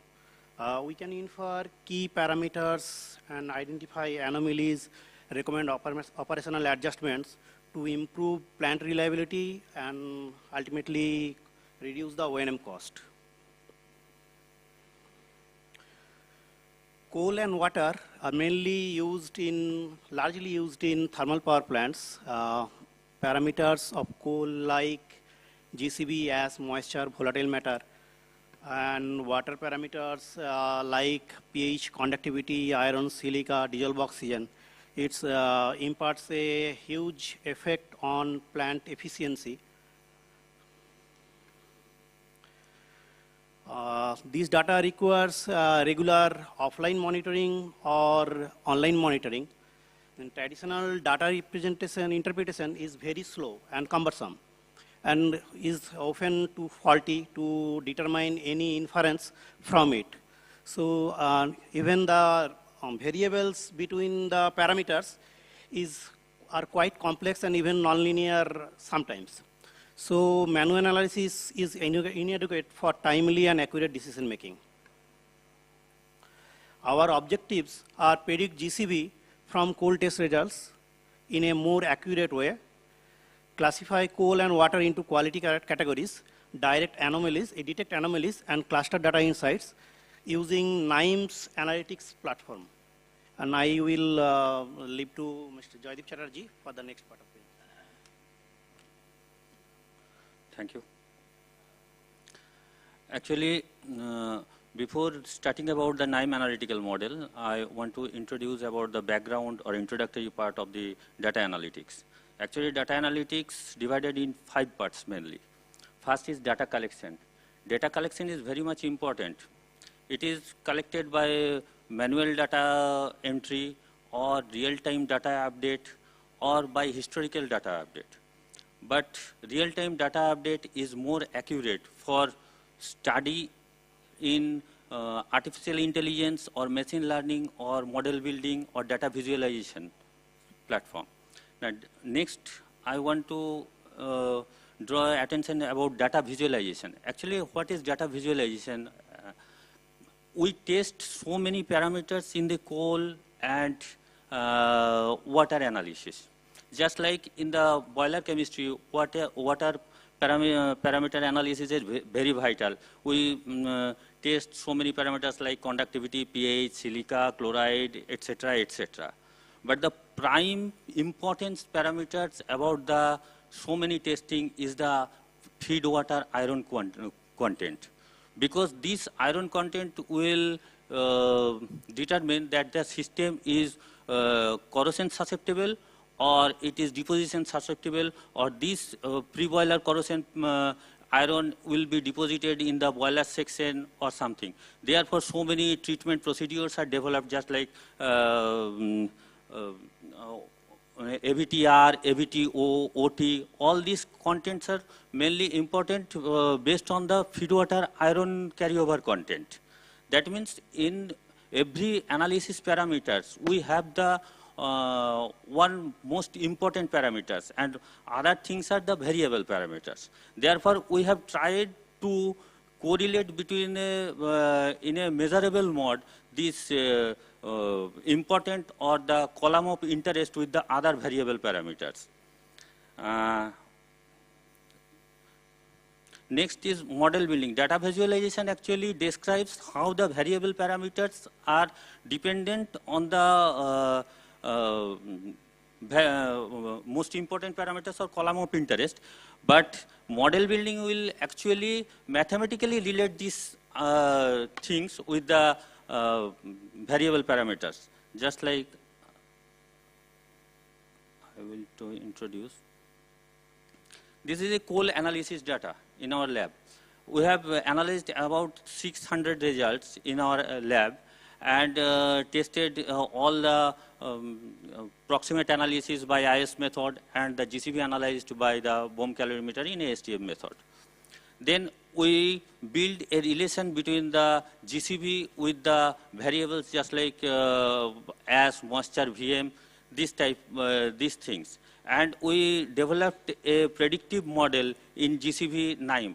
Actually, this will be helpful to analyze or made a data bank in colliery-wise results. There is a empirical relation also in the data, that is Mojumdar formula, but that is in a variable parameter single formula is present. But in the coal-based data, we can calculate in the colliery-wise data in the same empirical formula. Actually, this has implication in the test that when we operate in TGA, 19 tests in TGA simultaneously occurred in near about 6 hours. But in bomb calorimeter, each and every GCV analysis takes near about half an hour. Then when we analyze such 19 results, this will consume around 8 hours or 9 hours. But if we analyze this proximate analysis and build this empirical relation, this is give the prompt result of GCV, and we can calculate its most time-consuming manner. Actually, this model is also cleared by the model predictor, or this is called just model predictor. That regression model is 96% correct. So this type of variable parameters also can be same model can be built in case of water parameters also. Just like in case of condenser cooling water treatment, we test so many parameters, but our prime importance parameters is the back pressure or condenser vacuum. And if we can correlate with that condenser vacuum or back pressure with such parameters, and how these are dependent with each in measurable mode, that we know that calcium carbonate deposition is decrease the condenser vacuum, condenser inlet temperature, but that is not in measurable mode. If we can calculate this is in a measurable mode with a perfect model, then that will be much more important and more detectable manner. Actually, we can take the prompt decision in time making that these parameters is more vital for this situation handling, and we have to concentrate on that. So this our model builded in the chemical laboratory, coal laboratory, and next we also trying for the water laboratory analysis model building. But the main problem is that the most important column of interest is iron testing, but there is no real-time update of iron testing is available in the SOAS system. But recently, very recently in the NTPC supercritical units, most of the units, In the SWOT system also iron analysis is introducing. Therefore, we will also try to introduce this iron monitoring system in the SWOT system, and we will try this iron relate with the other variables, pH, conductivity, etc., so that any different conditions or unusual conditions, we can take the proper decision or proper timing to eradicate or resolve the problem at a time. Thank you, sir.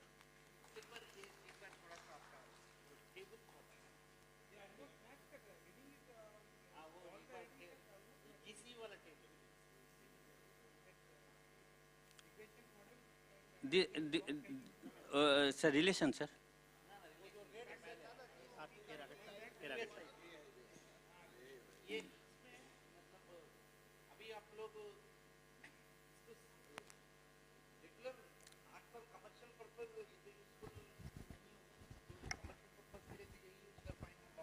BOM calorimeter actually for data submitting anywhere, we have to submit the BOM calorimeter or STM method. That is the correct, sir. But during laboratory analysis, so much data when we required, we don't put all the in the NABL situation. That means NABL under NABL. What are the situations where you have to do off BOM calorimeter analysis? ऐसा तो कोई क्योंकि आप जैसे कोयला आता है rake से आएगा आपको एनालिसिस करना पड़ेगा थ्रू BOM only. अगर आपको CRC में पब्लिश करना पड़ेगा you have to have this BOM calorimeter. What purpose it is solving? ये मैं पूछना चाह रहा हूँ. ये जो एनालिसिस है आपने अच्छे से रिग्रेशनल इक्वेशन निकला तो डायरेक्ट फीड करो तुरंत very close to the actual values आप ये दिखाना चाह रहे हो कि आपका actual values and these are matching but इसको आपकी इतना मेहनत की हो इसको तो यूज सर एक्चुअली सब जो maximum samples unloading loading end का आता है from the correct for the time consuming manner that means we have to ready नहीं कमर्शियल वायबल नहीं सर प्लांट परफॉर्मेंस के लिए सर रेगुलर मतलब रिसेंटली प्लांट परफॉर्मेंस के लिए कि जीसीबी कितना आया नहीं आया उसके साथ एकेडमिक पर्पस के लिए एकेडमिक और प्लांट परफॉर्मेंस रेडी रेफरेंस के लिए सर और सर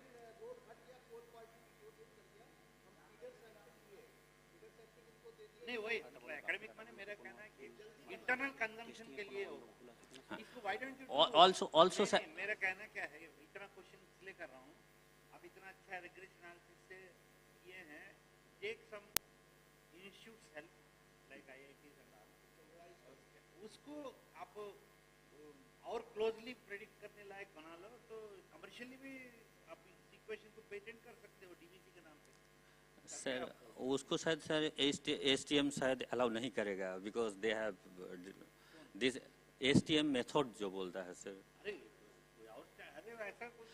ऑलरेडी सर इसका और एक इम्प्लीमेंटेशन भी है ये जो प्रॉक्सिमेट एनालिसिस हो रहा है वो भी मैनुअल बेसिस में हो रहा है बोम कैलोरीमीटर में जो जीसीबी एनालिसिस किया जा रहा है वो भी मैनुअल बेसिस में चल रहा है तो इस मॉडल में प्लॉट करके हम एम्पिरिकल फार्मूला डेवलप करके एक जीसीबी एनालाइज कर लिए अब बोम कैलोरीमीटर में जब टेस्ट किया जा रहा है उसके साथ अगर उसका वेरिएशन भी हो गया तो उससे भी हम इस इन्फरेंस में ड्रॉ कर सकते हैं कि इसमें टेस्टिंग में कहीं पे कुछ गलत हो गया कि नहीं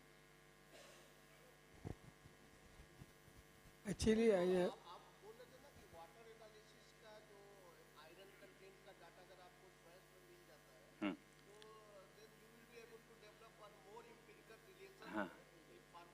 हाँ फार्मूला एक्चुअली क्या सर अभी हम लोग जानते हैं कि जैसे आयरन कैरियर बढ़ता है पीएच के ऊपर डिपेंडेंट है डीओ के ऊपर डिपेंडेंट है कंडक्टिविटी के ऊपर dependent but we have no idea about हाँ उसमें क्या होता है कि अगर हम जानते हैं कि डीओ के ऊपर 80% डिपेंडेंट है और सपोज सोडियम के ऊपर 10% डिपेंडेंट है दैट इज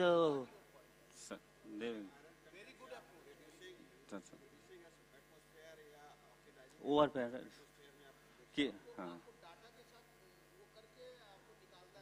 हाँ कौन सा वेरिएबल ज्यादा हाँ कौन सा पैरामीटर वेरिएबल पैरामीटर ज्यादा इंपॉर्टेंट है जिसके ऊपर मैं ज्यादा एम्फसाइज कर सकता हूँ और जिसके ऊपर मैं मेरा plan performance sir already Emerson last time CTPS का विजिट में आया था तो वो ऑलरेडी इंस्टॉल कर रहा है 800 मेगावाट सुपर क्रिटिकल NTPC में बात किया हूँ सर तो नेक्स्ट अप्रोच होगा हम लोगों का लगाने का sir. I have got 2 suggestions. Lab में मैनुअल मेथड में लेकिन सर वो रियल टाइम डाटा ने अपडेट नहीं हो पाता सर। हाँ सर हाँ। So I have got 2 suggestions. First, you please suggest your OSU team and engineering team both to add iron analyzers in both swaths for the upcoming plants. At least for the upcoming plants, we can add. Definitely, we have to add. Second point is that it moisture, ash, and BM. All these measurements can be done in how much time? I mean, half an hour, 1 hour. Sir, 19 samples can simultaneously tested in. No, just you are not audible. Please speak in the mic. You are not audible. Please speak in the mic. Okay. Hello. Yeah. हाँ. Sir TGA में 6 hours में 19 sample analyse किया जा सकता है sir. TGA में 6 hours में 19 sample simultaneously analyse किया जा सकता है सर। नहीं, प्लीज रिपीट अगेन। TGA में थर्मोग्राविमेट्रिक एनालाइजर में 19 सैंपल्स साइमल्टेनियसली एश मॉइस्चर VM का एनालाइज किया जा सकता है। How much time it takes normally? 6 hours sir. 6 hours. 6 hours. Okay. If we Actually, dual furnace, then we can measure at a time 38 samples. so after say 6 hours only you can have a, I mean this GCB value from this time model. This is for only sir as VM and moisture. That is it. वो तो है. Sir, this is for only as VM and sir moisture. Moisture. And for GCB it will take sir almost half an hour per sample. Per sample, single sample. Okay. Thank you. This is sir another instrument, another method.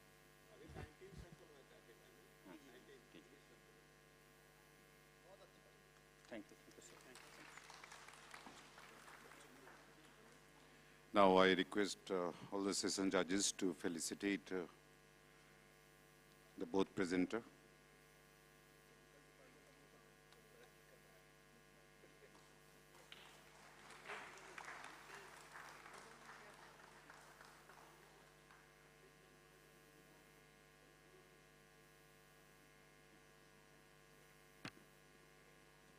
The next paper is being presented by Sri Prasanjit Mandal, DGM C&I, and Sri Sithun Sarkar, Manager Mechanical Commercial Department, on roadmap challenges and opportunities on VPPAs in Indian electricity market.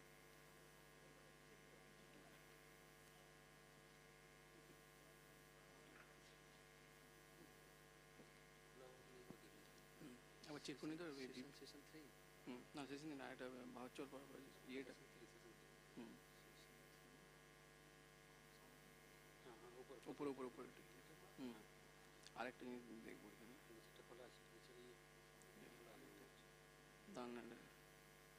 এখানে ইয়েটা পাওয়ার বিআই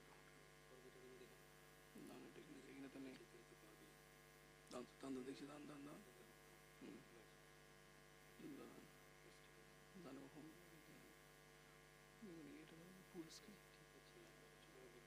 full screen ভাবছিলাম।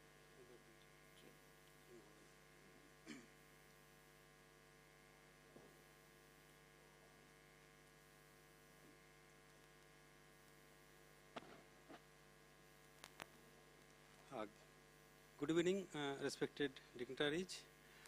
To start with, let's revisit one statement by our respected Union Minister for MNRE and Minister of State for MNRE, where both of them have stressed on the need to adopt innovative financing models to achieve India's target of attaining 500 gigawatt by 2030, that's of renewable energy addition, and which will seek an investment for around 30 lakh crore. So to that innovative financing models, again I repeat, so we will try to express our understanding on this innovative financing model, which we may say that virtual power purchase agreements are not so prevalent in India, but very much prevalent in other countries in the world. And we will also try to discuss about the roadmap, challenges and opportunities in the Indian electricity market context. We will present here today Situn Sarkar and myself, Prasenjit Mandal. We are from Commercial Department, DVC.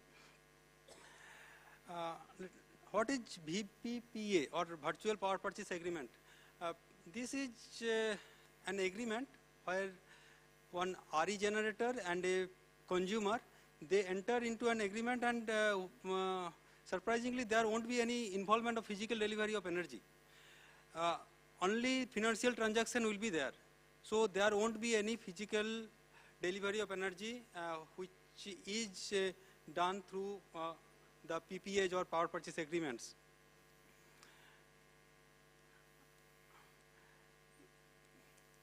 In a simple flowchart, if we see the operating mechanism, there are two entities here. One is that's a commercial and industrial consumer, and the other one is renewable power purchase developer. Both of them enter into an agreement.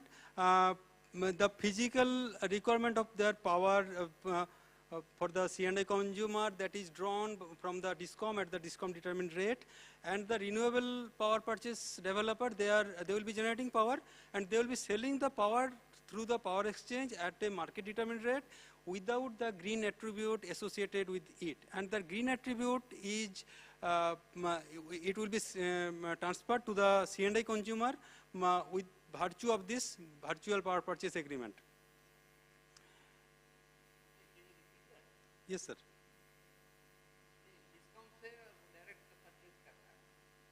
So DISCOM, their need for their physical power will be met as usual. They will be purchasing power through the line connected with the DISCOM at the DISCOM determined rate. So by this agreement, there won't be any transfer of physical power.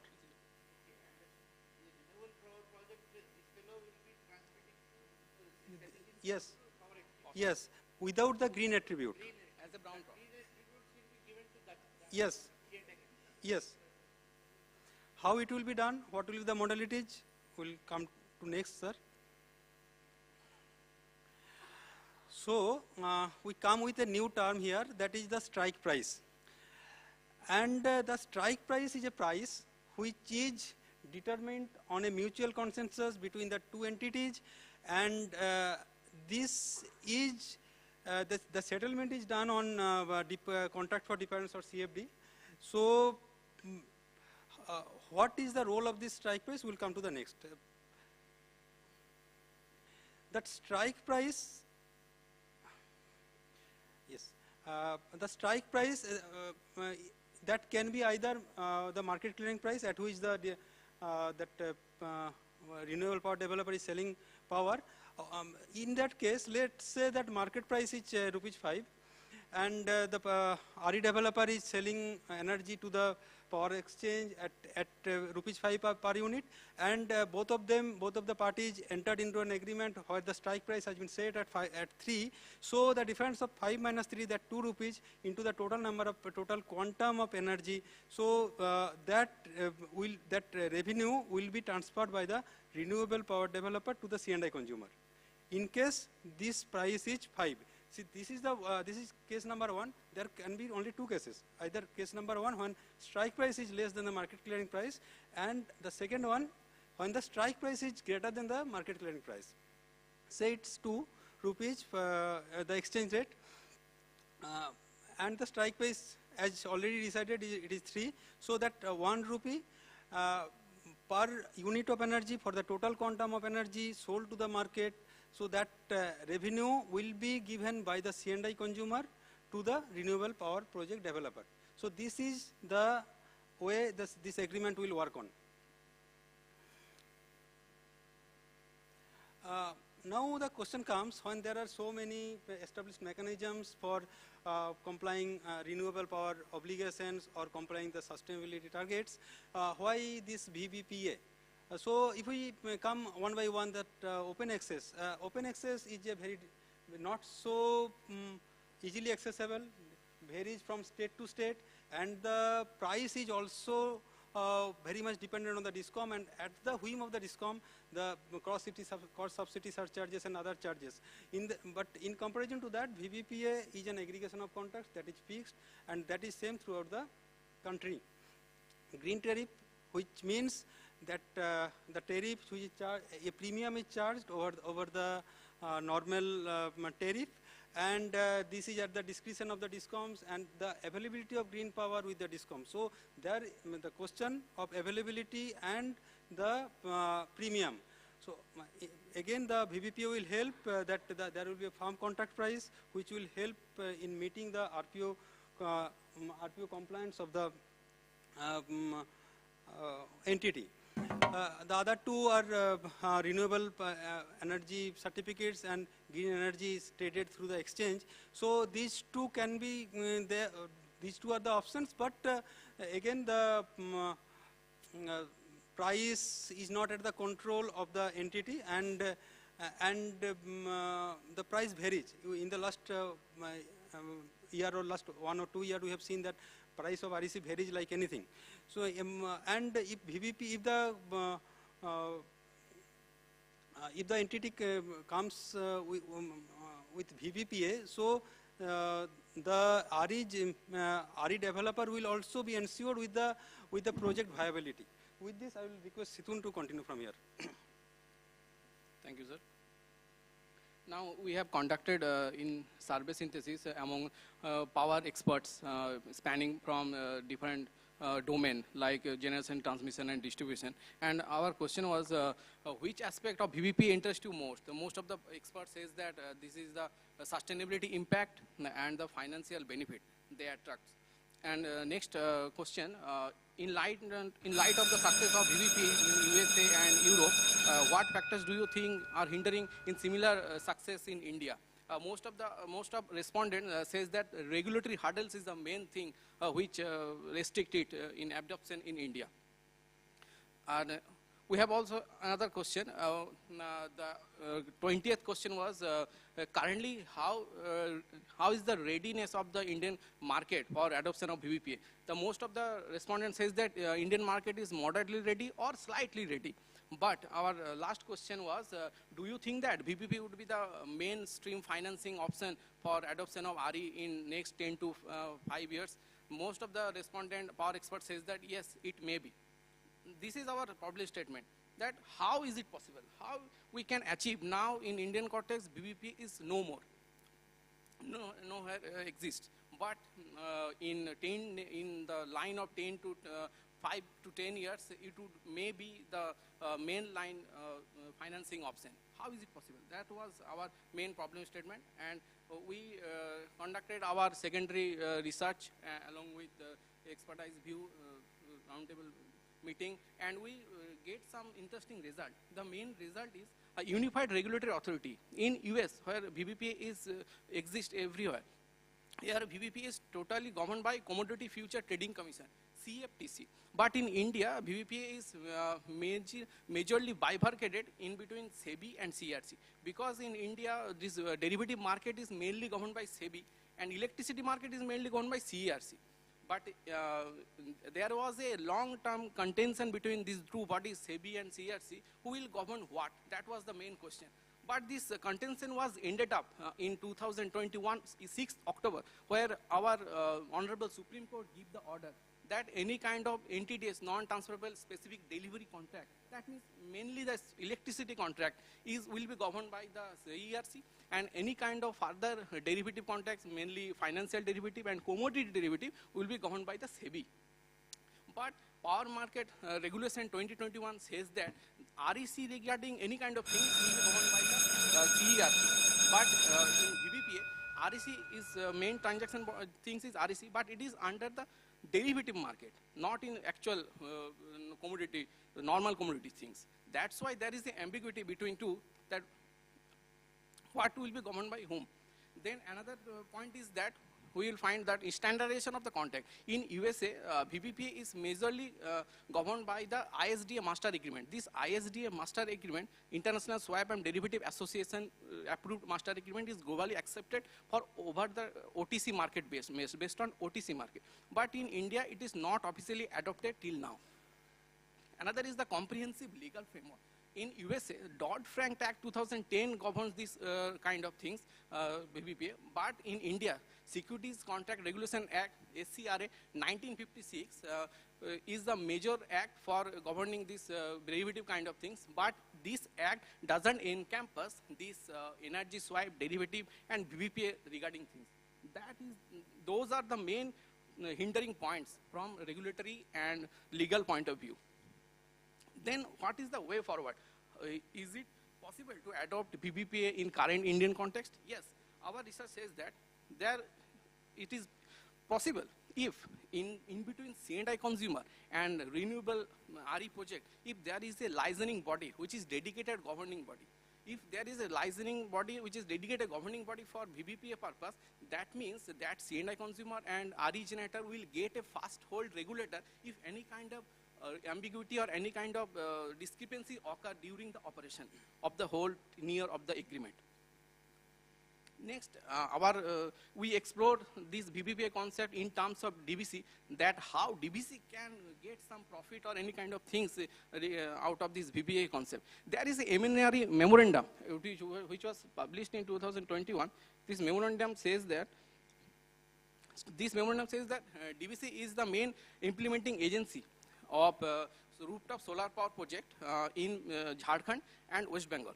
If in future when DVC will develop a SPV for implementing those rooftop solar, and this DVC SPV if have some already, if DVC SPV can secure some BBPA agreement with C&I consumer with a strike price of 3.5 rupees, and if DVC SPV can get a long-term agreement with this renewable rooftop solar generator, that we will get RE power from 3 rupees per unit.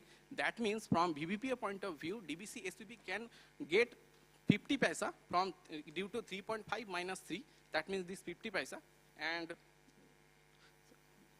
if DVC SPV sell this RE power to the DVC DISCOM in a predefined rate 3.5 rupees. That means this 3 rupees from it is buying power rate and this selling rate, that this gap, that means 50 paisa DVC SPV can get. That means total from BBPA point of view 50 paisa, and from selling power to DVC DISCOM it will get another 50 paisa. That means total 1 rupees will get DVC SPV. Another point is that if DVC DISCOM can get this 3.5 rupees kilowatt hour per unit power, and it can reduce its thermal power generating mainly old units, mainly MTPS units, old units which have higher ECR, almost 3.8 rupees. That means from that point of view, DVC DISCOM can profit per unit 30 paisa. That means 1.30 paisa is the actual total profit which can DVC get from its DVC DISCOM business and from this DVC SPV business. That's the this is our new exploration regarding adoption of PPP in DVC context. And DVC, this is already told that DVC can secure IRSC for overseas customer, for the C&I consumer, and this is possible because rooftop solar is greater than 250 kilowatt capacity, then it can secure REC in sovereign REC also. Now it is alternative BBPA approach which Amazon India has already adopted in Chennai. What Amazon India AWS, Amazon Web Service is doing, Amazon Web Service is got a long-term agreement between smaller renewable power generator in Chennai, and cumulatively Amazon Web Service is selling this renewable power to the IX, power exchange IX, and as a brown power. And the REC generating from this this Amazon Web Service is consuming this. And this is the another alternative approach where in many Fortune 500 company and other companies are doing, because in India till now derivative market on electricity is not developed. That's why the derivative portion of the BBPA, they are signing this BBPA portion, derivative portion of the BBPA to the other country, most probably in Singapore market.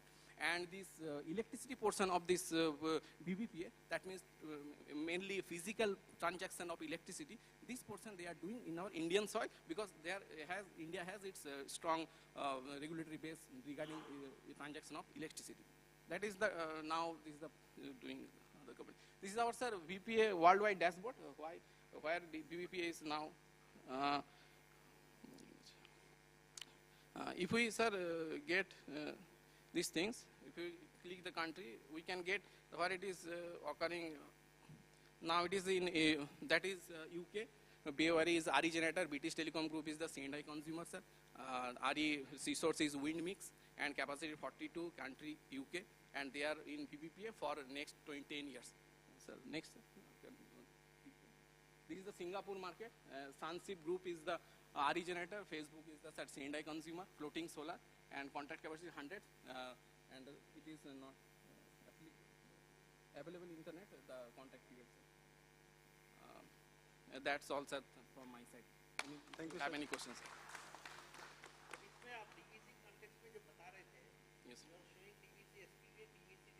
Yes, sir. नहीं ये नहीं है sir, but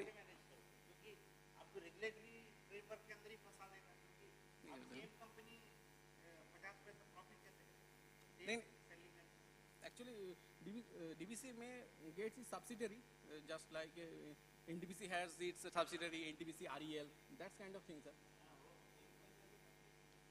This just like NTPC REL, DVC can make its subsidiary DVC SPV, whatever it may be the name. It is. Sir, Yes.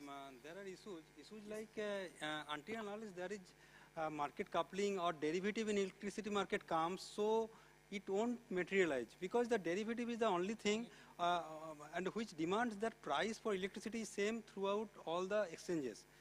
At present it is not same. So until unless derivative comes and the market coupling comes, so it will be an issue.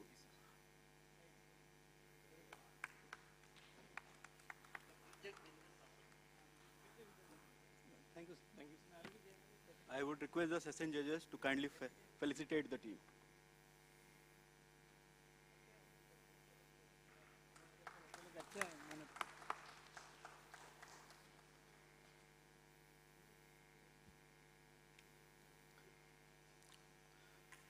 The next paper is being presented on case studies in analyzing maloperation of transformer differential protection by Sudipto Mathi, DGM Electrical, OSNU.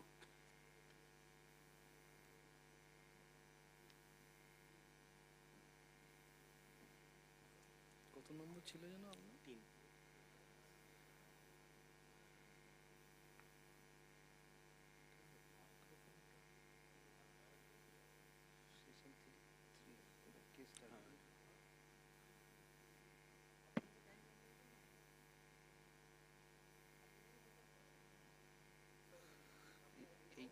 এইটা টিপলে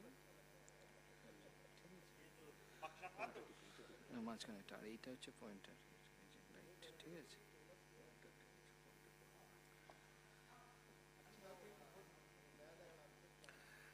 Good evening to one and all present here. Myself Sudipto Mathi from OSU headquarter. This is a collection of case studies in misoperation of transformer differential protection. It's a collection of 4 case studies. Basically about the mistakes that we make in differential protection commissioning and how to solve them afterwards when things go wrong. This is about, this one is the SLD shows everything.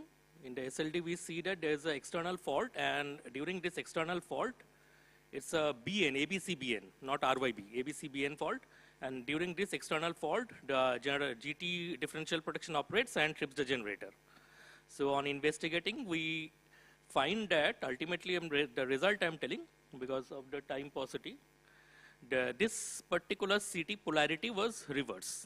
Now, but in electrical engineering, what happens is that after a long and studious study and analysis and everything, all you find is 2 wires are reversed. But in order to do that, that part requires all the effort. Okay, so the analysis that goes inside is that this particular CT polarity is important because this will destabilize the differential protection because of the current, the fault current will ingress into the differential zone from this ground point. So this current has to be subtracted from the differential protection in order to make it stable. And if this city polarity is, due to whatever reason, is somewhat opposite to something, it may malfunction. This is what exactly happened. Now, these are the phasor plots.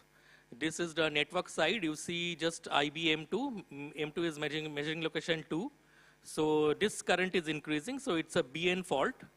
And it's a YD1 transfer GT. So there'll be two phases where the current will increase in the LV side, means the generator side.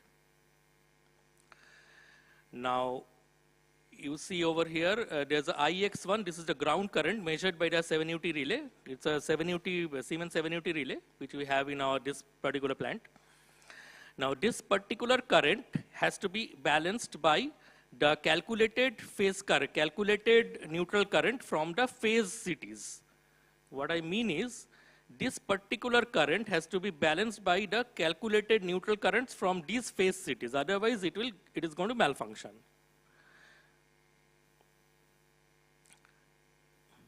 Okay, now this particular, this is the wrong ground polarity connection. The phasor or the phasor which was picked up by the differential relay during the faulty condition, means this condition.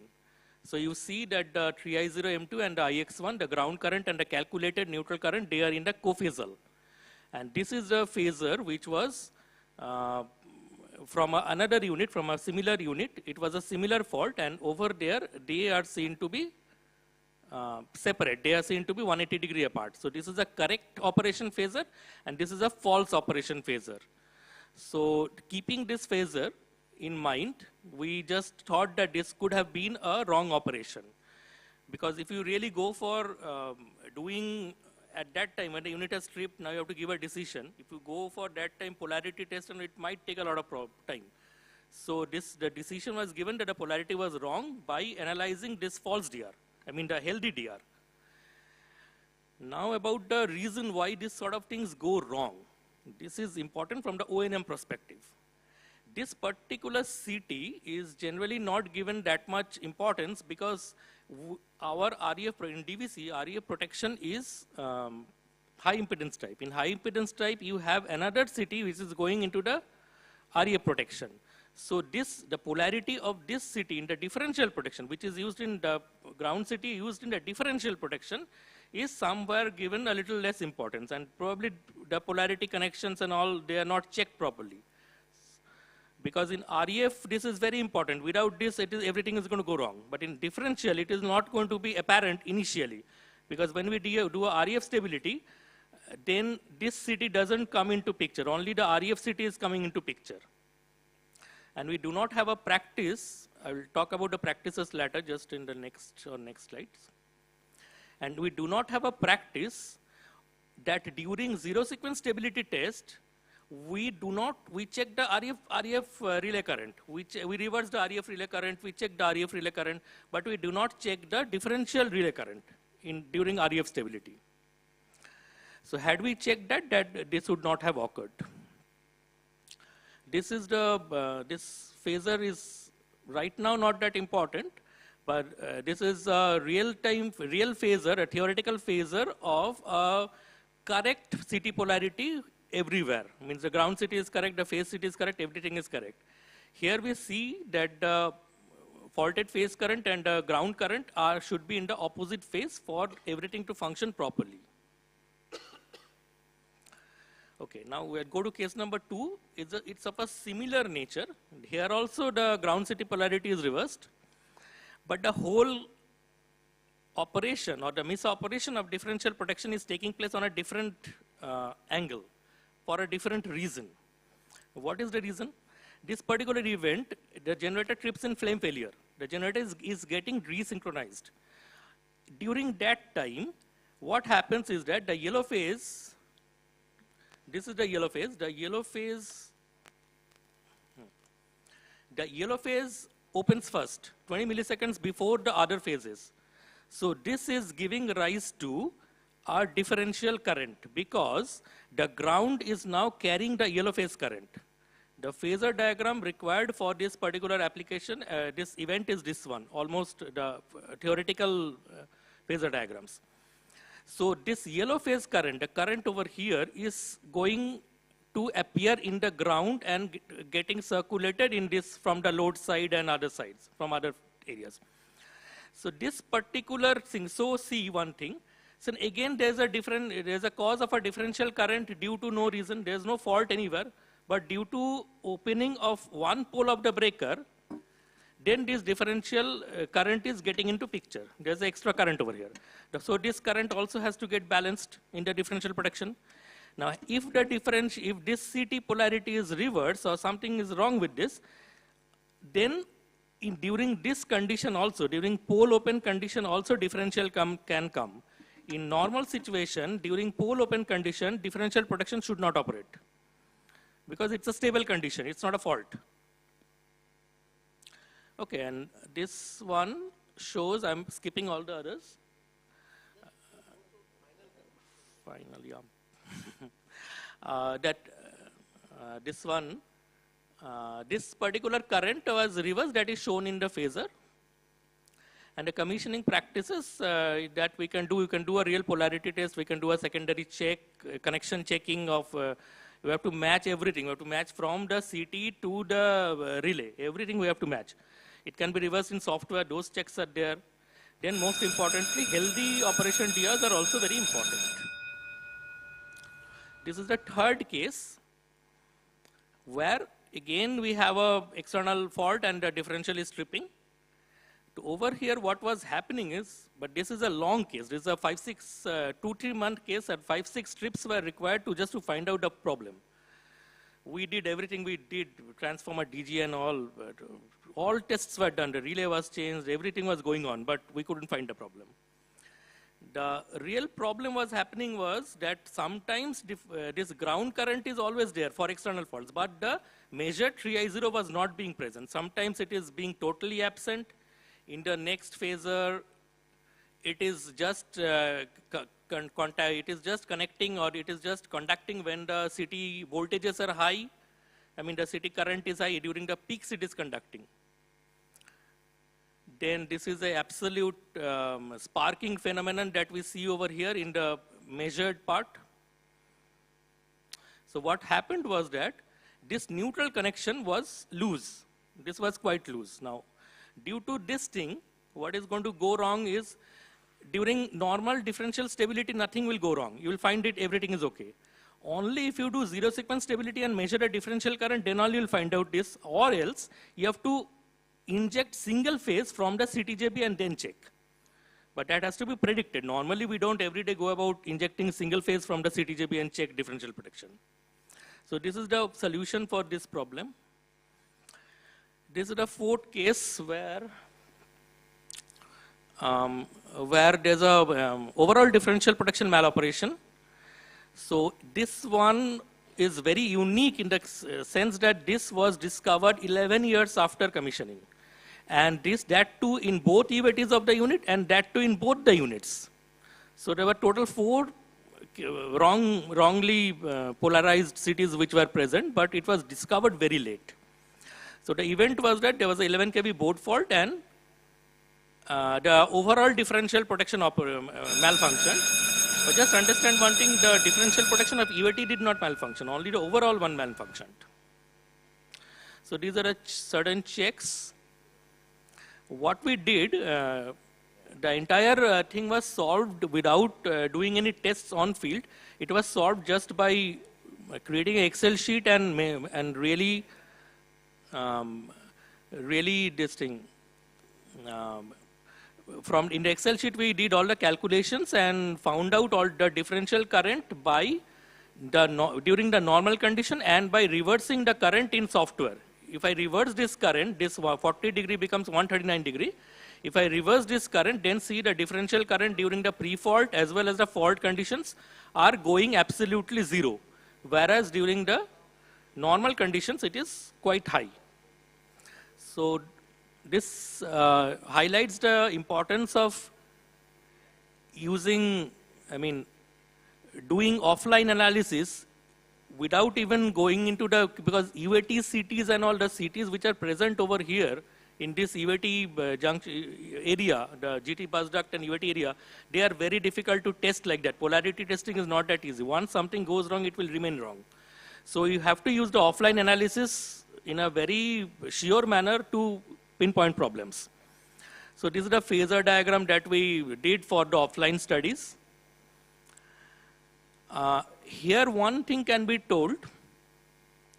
There are 2-3 methods of which you can use to understand this problem. One is trigger a 87 OA fault record when the unit is on full load with all the UATs in service and check the differential current, phase angle, theoretical values. In that way, we'll be able to understand. Otherwise, during the this test, SCC test, short circuit test of the generator, there this thing needs to be checked. We need to take the UAT into service and then do the short circuit test.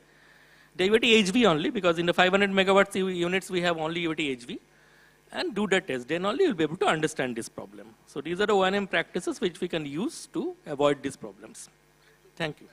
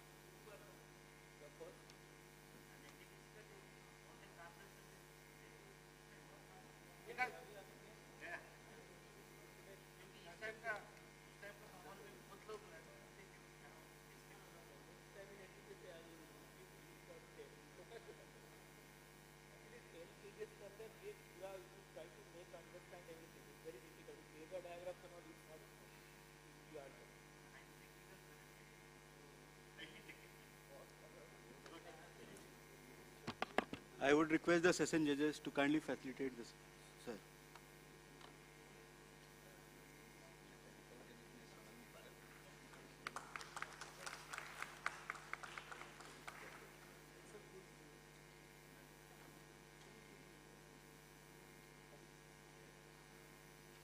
The next paper is being presented on the application of solver method to achieve cost-effective blending of multi-grade coal through a coal stackyard management system, a strategic approach towards fuel security and sustainability, by Sri Naresh M. Muraskar, DGM Mechanical, Adarsh Madhu, Senior Manager Mechanical, and Sri Narendra Nath Manji, Manager C&I.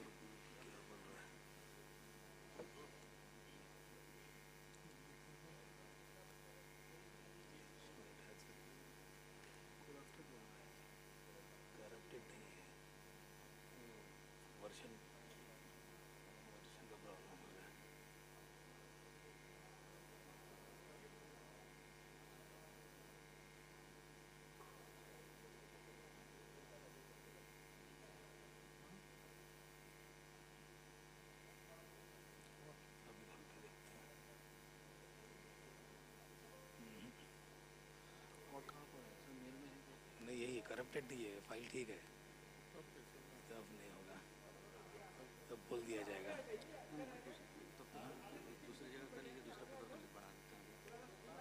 दूसरा paper कर लेते हैं, लेकिन इसमें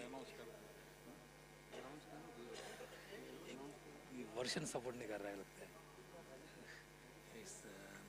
अच्छा, हम मेरा laptop में लगा, हाँ मेरा लैपटॉप लगाओगे, वो एप्पल का है, वो इसमें लगा सकते हैं, एप्पल का इसमें लगा सकते हैं, एप्पल का, हाँ तो मेरा लैपटॉप लगा दो लेके HDMI पोर्ट है ना sir?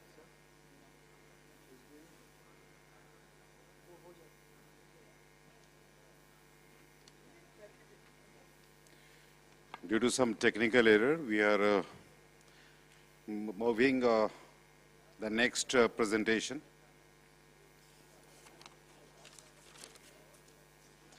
The revival of turbine generator Raghunathpur Thermal Power Station by Mr. Ajit Kumar Hansda, Senior Manager.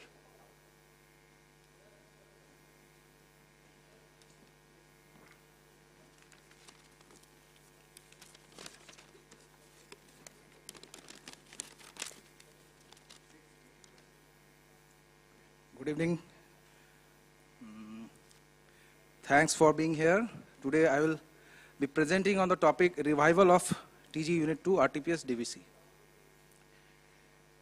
I will share my views for the reasons for failure, the extent of damage, and the revival process, and the key learnings from the incident that has occurred last year in the sorry.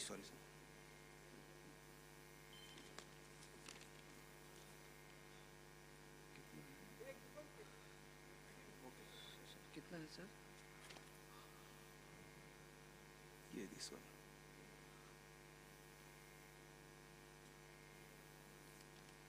ठीक है, ये आपका ठीक है.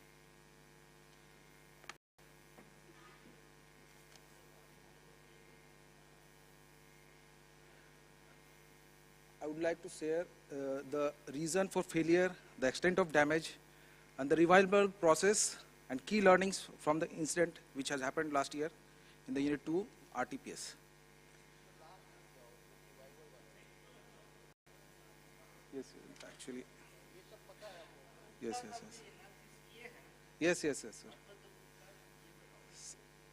Sir extent of damage जो हुआ था उसको पहले बोल देते हैं, उसके बाद रूट कॉज में जाते हैं सर. अच्छा ठीक है sir. This was actually the root cause analysis was done, and it was found that the incident occurred due to the sudden oil leakage in the oil guard area of turbine bearing number 5. This has resulted in the lowering of MOT tank level and tipping, and it reached the tipping value, and consequently unit got tripped and the turbine reached to the standstill condition within a short period of 6 minutes. Actually, instead of 35 minutes, which was its actual coasting down time. After that, the fire was observed at bearing number 7, that is a generator front, and the cause of fire was hydrogen leakage due to seal failure in the generator because of low MOT level. After restoring the MOT tank level, the oil pump was started to ensure bearing cooling, and machine was attempted to put in barring air. But it was observed that TG could not be rotated. Moreover, due to the oil leakage at bearing number 5, the pump could not be run for longer period and was put in service intermittently.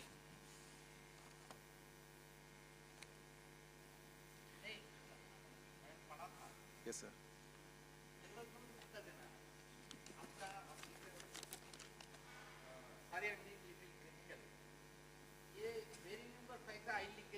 Yes, sir. What was the reason for that?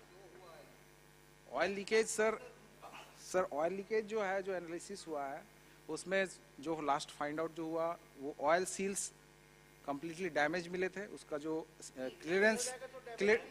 Clearance उसका बढ़ गया था, क्योंकि मेरे हिसाब से sir जो इसका कॉज होना चाहिए कि ओवरऑलिंग सर टाइमली होना चाहिए इसका, क्योंकि और क्लियरेंस भी आस्ते आस्ते वो बढ़ गया. आपका ओवरऑलिंग 6 साल से नहीं हुआ. Yes sir. आपको लीकेज ऐसा तो नहीं कि आज चलते चलते टरबाइन में सडनली आई प्रपोज आज लीकेज हो जाएगा, ऐसा नहीं. ड्रॉप वाइज ऑयल लीकेज था सर, वो ओवरलुक हुआ होगा सर, वो क्योंकि केसिंग के अंदर है. Yes sir. हुआ होगा जो आपने Yes, sir. That should not be the case. अगर drop by the oil leakage अगर हो रहा है तो it would have been observed क्योंकि यूनिट तो कई बार बंद हुआ होगा और दूसरा क्या है what was our regular check oil leak कहाँ जा रहा था what was the monitoring of the about the oil level क्योंकि oil टर्बाइन से oil leakage होगा तो नीचे दिखेगा ही ऐसा तो नहीं कि evaporate हो जाएगा ऐसा तो नहीं दिखेगा सर जरूर दिखेगा दिखेगा so what was turbine maintenance people what was operation people were doing on their regular monitoring देखो कई स्टेशंस में जैकिंग ऑयल लाइन होता है वो फट जाता है फटने के बाद DVC में ये गाइडलाइंस आया जो ऑयल कैनाल है उसमें वीकली या 10 डेज में चेकिंग चलता है along with the protected district उसके पूरा उसमें क्या है ऑयल जैक ऑयल लाइन और मेन ऑयल लाइन के बीच में रगड़ के जैक ऑयल लाइन फटा था सर मेजिया में भी फटा था यस सर तो उसके नीचे रबर शीटिंग लगाना शुरू किया रबर शीटिंग कहाँ गया कैसे हुआ ये सब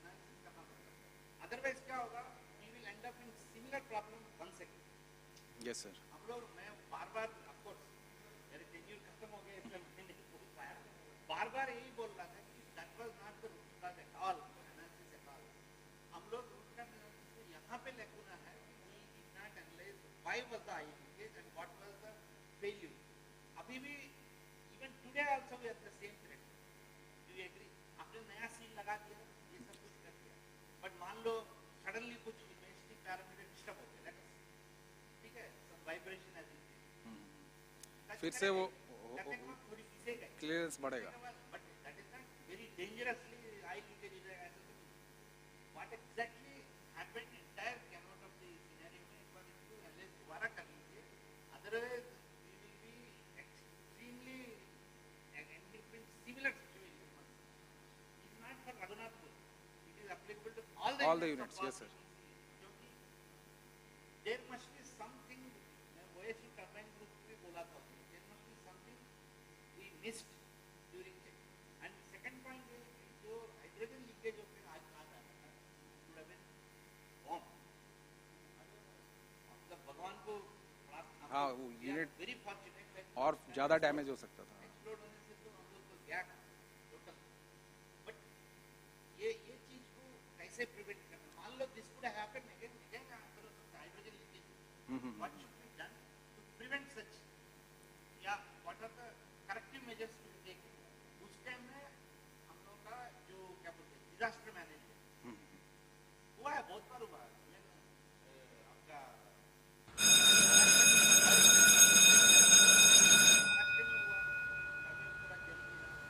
बहुत जगह पे हुआ बिकॉज ऑफ हाइड्रोजन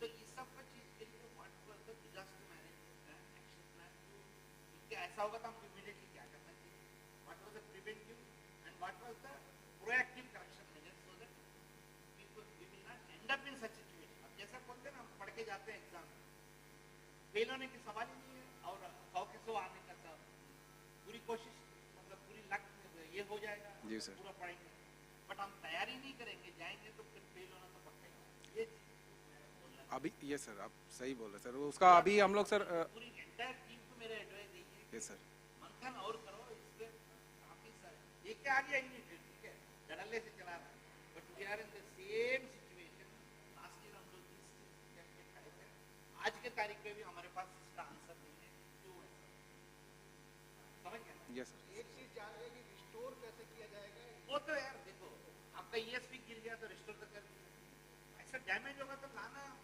बट दोबारा नहीं होना that is the learning point कुछ वो डाले हैं ना MOT लेवल का कुछ अलार्म वगैरह का हाँ कुछ ट्रांसमीटर वगैरह चेंज हुआ है सर ट्रांसमीटर दिखा दूंगा थोड़ा टाइम बहुत ठीक सॉरी मैं तो बहुत टाइम ले लिया नहीं सर सर ये एक्चुअली ये कुछ challenges faced in restoring Chinese turbine in India.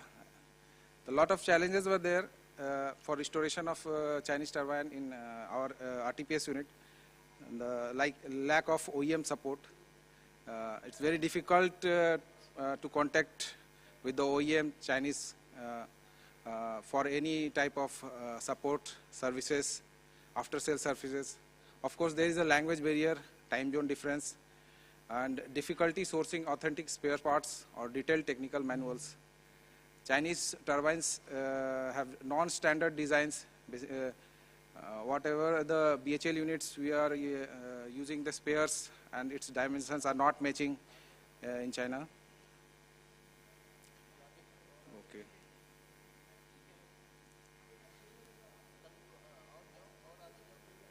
Hey, what was of course my case पे बहुत ज़्यादा इसलिए बात करना नहीं चाहता. What was the learning from this case was कि हम लोग as a team हम लोग confused थे. Even I was confused. Yes sir, yes sir. Finally we did not have any solution. Chinese के पास जाना तो machine जाता. वो सर सालों भर पैसा भी इतना लगता और वापस आने के बाद चलता कि नहीं चलता पता नहीं. और कहीं इस साल की बात हो रही है, इस साल में तो कोई टर्बाइन अवेलेबल है, उसको ले आएंगे, उसको डालेंगे, इसको भेजेंगे. हैदराबाद का सर वही है हमारा इसमें. जो एनटीपीसी यूज करता है स्टिल इतना सारा होमवर्क करने के बावजूद भी हम लोग भी last week almost a month in awarding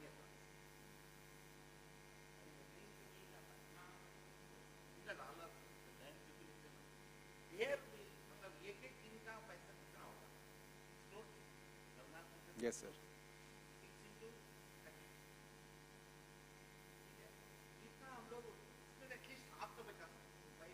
taking a faster decision about it.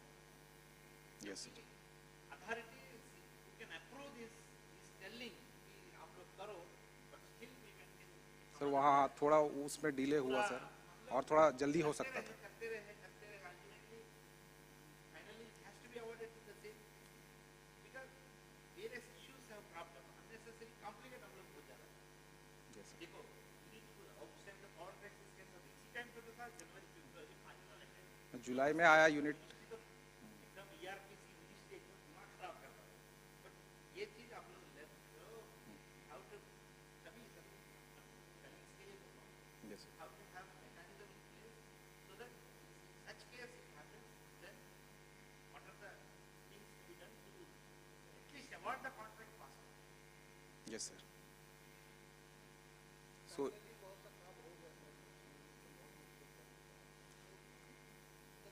yes sir. So ये हमारा Indian vendors explored through the tendering process of DVC, and finally we have got the successful bidder, Mrs. Swan Turbine, Hyderabad, who has proven experience in handling restoration of Chinese turbine, marks a major strategic win in both in terms of cost, efficiency, and self-reliance. Again, after that, after the giving the work order, the restoration work was started. Through reverse engineering, different spares were manufactured, and all the HIP, LP1, LP2 rotors were found, the runouts were found more than acceptable limits. The HIP, LP1, LP2 were sent to the BHL, Swan Turbine Hyderabad, where in the workshop they have rectified the runout.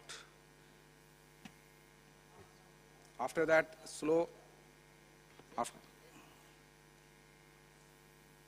spares were manufactured. काम किया. ये sir ये जो कुछ pictures है जो after काम करने के बाद मैचिंग हुआ, रोटर्स प्लेसमेंट हुआ, उसके बाद ये थर्मल क्लियरेंस बनाया गया. फिन्स डैमेज हुआ था, वो फिन्स को रिप्लेस करके वो लोकेशन में ही फिन्स हाइट एडजस्ट किया गया. जनरेटर सील्स कम्प्लीटली डैमेज हो गए थे, उसको जनरेटर सील्स को रिप्लेस किया गया. वो स्वान टरबाइन में ही मशीनिंग हुआ.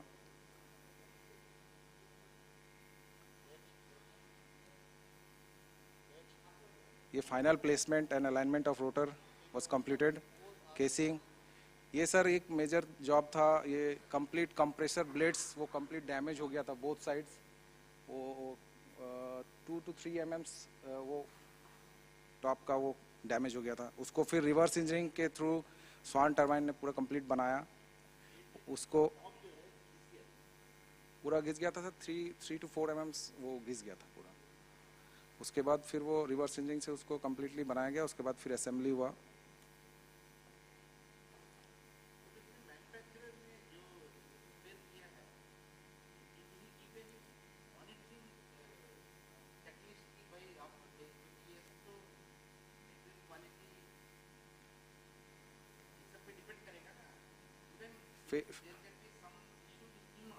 Yes, sir.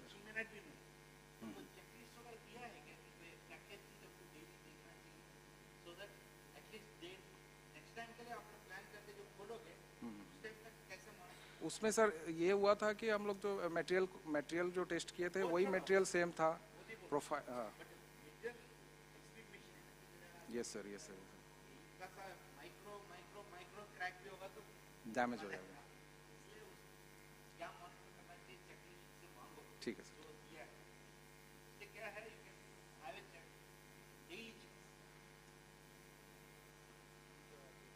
ठीक है सर, वो उसके बाद तो नॉर्मल हमारा कमीशनिंग प्रोसेस हुआ।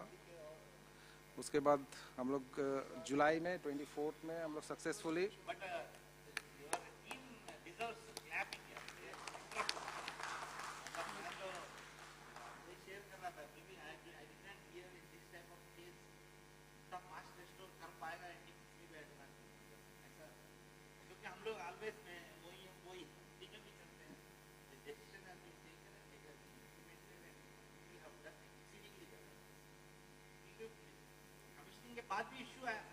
कमीशनिंग के बाद सर थोड़ा वाइब्रेशन का इशू आया था, वो उसको ट्रिम बैलेंसिंग के बाद फिर उसको सॉर्ट आउट किया गया। उसके बाद अभी तो मशीन ठीक चल रहा है सर। सचिन है।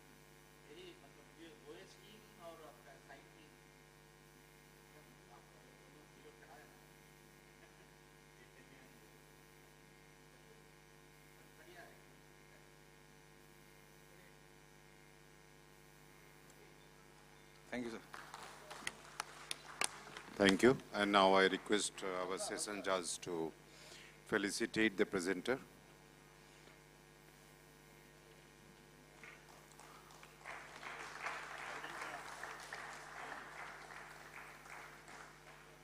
And now the next presentation from Team MTPS, Guidelines for 210 megawatt generator stator replacement, a case study from Unit 3, Mezia Thermal Power Station. Suman Maharana, Sandeep Kumar, and Arnab Saab.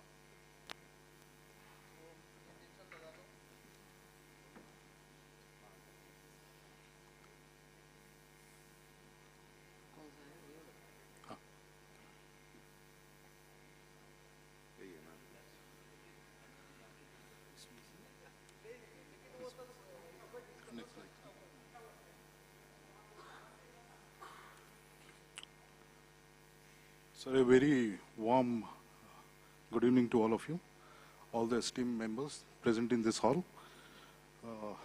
At MTPS, unit number 3, we had a very past history of multiple stator winding failures. From 2008 up to 2021, we had faced 6 failures amounting to 380 days of loss of generation. Sir, I will take you to the journey of this stator replacement and the various challenges we have faced, the ideas we have thought of, and the main important thing, the key learning, what we want to share.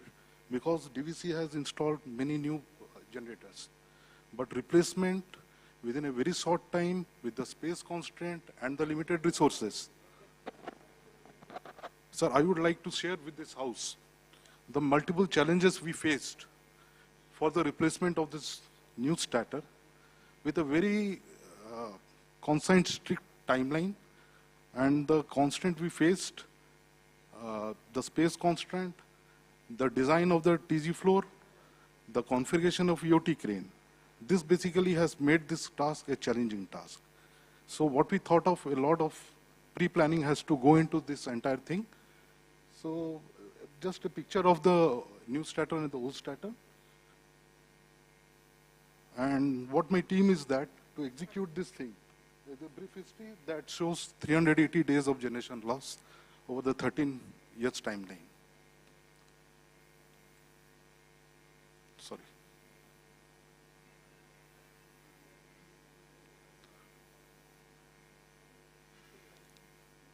It is not going back.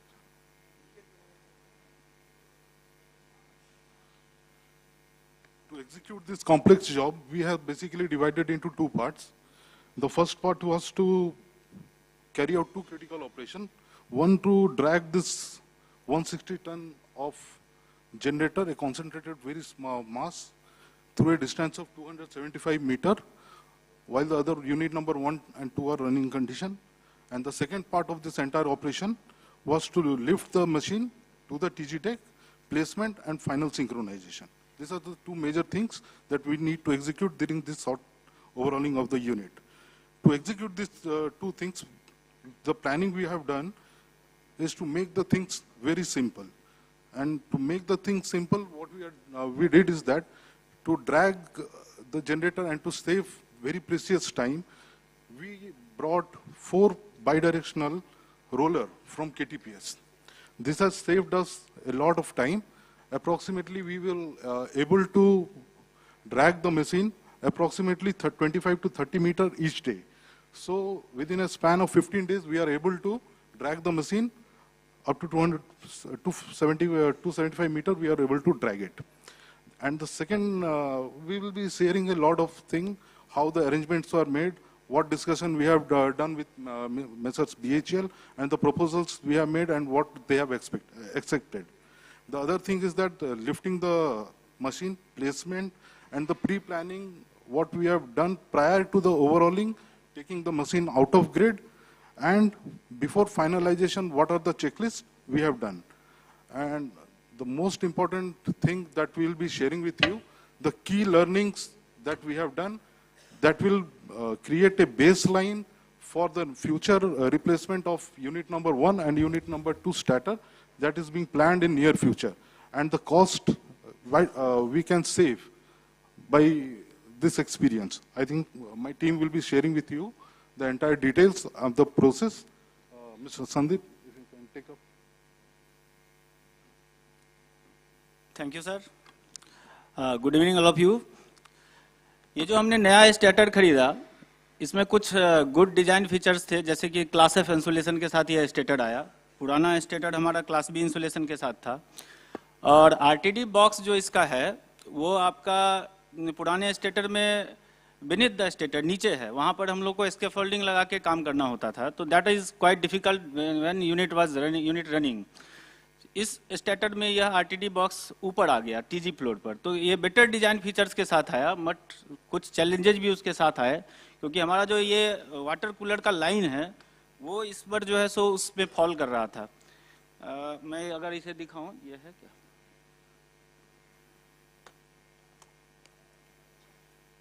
यहाँ इस जगह पर ये नया stator है, इस जगह पर हमारा ये वाटर कूलर लाइन फॉल कर रहा था. तो इसको साइड पर हम लोगों को इसको चेंज करना था, इस डिजाइन को थोड़ा मॉडिफाई करना पड़ा. तो ये एक चैलेंज हम लोगों के लिए वहाँ पर जो है क्रिएट हो गया था.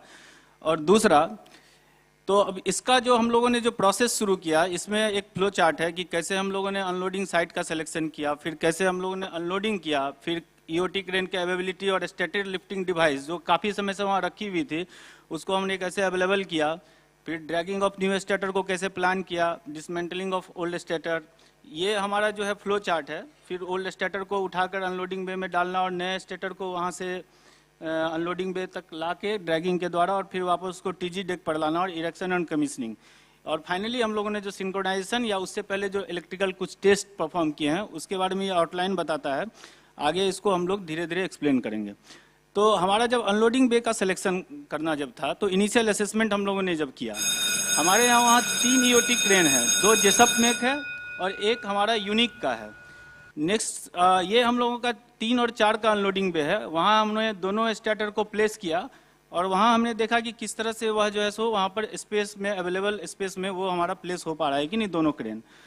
ये हमारा जो है सो ईओटी क्रेन अगर हमने राइट साइड में जो दिखाया है कि ये हमारा इधर यूनिट 1 साइड है, यूनिट 6 साइड है. तो यूनिट 1 साइड में जो है सो हमारे पास यूनिक और जेसप में क्रेन है. इन दोनों क्रेन का टैंडम ऑपरेशन पॉसिबल नहीं था. हम लोगों ने ओईएम से डिस्कस किया, ये संभव नहीं था. और इस जगह जो है सो स्टार्टर को हम लोग उठा सकते थे, मगर इसके कारण हम लोग उठा नहीं पाए. और इस तरफ जो है दोनों क्रेन को, दोनों जेसप में क्रेन को अगर प्लेस करते तो वहाँ स्पेस नहीं था कि हम लोग उसको उठा पाते. तो हमारे पास ओनली 1 पॉसिबल स्पेस जो अवेलेबल था, वो 3 और 4 के बीच का जो अनलोडिंग बे था वो अवेलेबल था. अब चैलेंजेस ये था कि 3 और 4 के बीच का जो अनलोडिंग बे था उसका हमने मेजरमेंट लिया, यहाँ सब कुछ संभव था, मगर यहाँ से स्टार्टर को यहाँ तक लाना था और इस रास्ते में कुछ चैलेंजेस थे, जैसे SSW लाइन वहाँ फॉल कर रहा था। ये है पहले दिन का, जब हमने अगस्त 2023 में स्टार्टर को अनलोड किया था। ये सब पहले हमने प्लान किया, उसके बाद अनलोडिंग का डिसीजन हमने यूनिट 1 के अनलोडिंग बे में लिया था। तो वहाँ पर हमने जो है सो वुडन स्लीपर का यूज़ करके और जैक का यूज़ करके उसको अनलोड किया था। जैसा कि सर ने बताया कि स्टार्टर का वेट 166 टन है। तो फिर हमने असेसमेंट किया इस रास्ते का, तो यहाँ कितनी चौड़ाई थी। हमारा स्टार्टर लगभग 4.1 मीटर विड्थ का है, हाइट 4.3 मीटर का है और लेंथ 6.8 मीटर का है। ये हमारा जो है सो SSW का लाइन जो है वो जो फॉल कर रहा था। अब ये बहुत मेजर चैलेंजेज हमारे लिए था, क्योंकि 2 यूनिट हमारा रनिंग था, यूनिट 1 और 2, तो उसमें थोड़ा सा फॉल कर रहा था। ये हम लोग लेजर लाइट का यूज़ करके पहले से एनालिसिस भी किए, तो हमने देखा कि यहाँ थोड़ा फॉल कर रहा है। तो उस समय में हमने OM से डिस्कस करके जो हम लोगों ने सॉल्यूशन निकाला, यहाँ पर इसको थोड़ा टिल्ट किया था। थोड़ा टिल्ट करने के बाद हम लोगों को यह रास्ता यहाँ से मिल गया, जो हम लोग इसको वहाँ से निकाल पाए।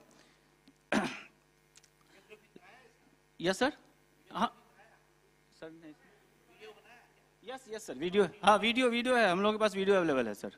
जो ड्रैगिंग ऑपरेशन हुआ उसका कंप्लीट वीडियो अवेलेबल है सर। है सर, दिया है सर। तो ये हमारा सर जो है सो चेन पुली ब्लॉक था, जिसके मदद से जो है सो इसको खींचा जा रहा था। जैसा सर ने बताया कि हम लोगों ने वहाँ से जो है सो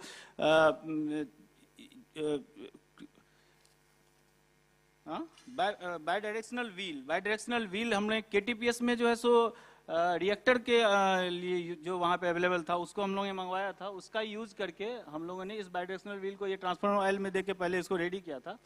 फिर हाइड्रोलिक जैक ये है, इसके मदद से हमने यहाँ दिखाया है ड्रैगिंग। इसको इस तरह से रेल लाइन पर हमने ड्रैगिंग किया। इससे पहले रेल लाइन्स और कुछ टेम्पोररी जो ऑब्स्ट्रक्शंस थे, सिविल स्ट्रक्चर्स वगैरह, उसको हम लोगों ने पहले ही हटा दिया था। ये करके हम लोग इसको यहाँ पर ड्रैग करके लेकर आए थे 3-4 के अनलोडिंग बे तक।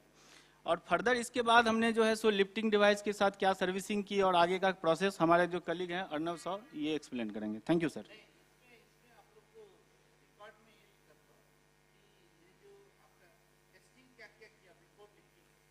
यस सर, है, सारा रिकॉर्ड है सर। यस सर, वो आगे अभी एक्सप्लेन करेंगे सर, एक्सप्लेन करेंगे। Yes sir.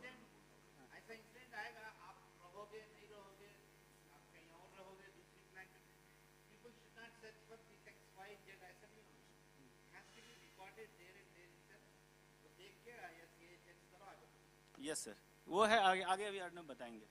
Thank you, Sandeep. Now, after successful dragging of the stator to unit 3 and 4 unloading bay, it's time to lift the stator from the unloading bay to the 17-meter TG deck with the help of tandem operation. Now, for this purpose, lifting device is very much essential. This structure is the lifting device. It has mainly 2 components, lifting lugs and load suspension points. Lifting lugs connected with the main crane hook.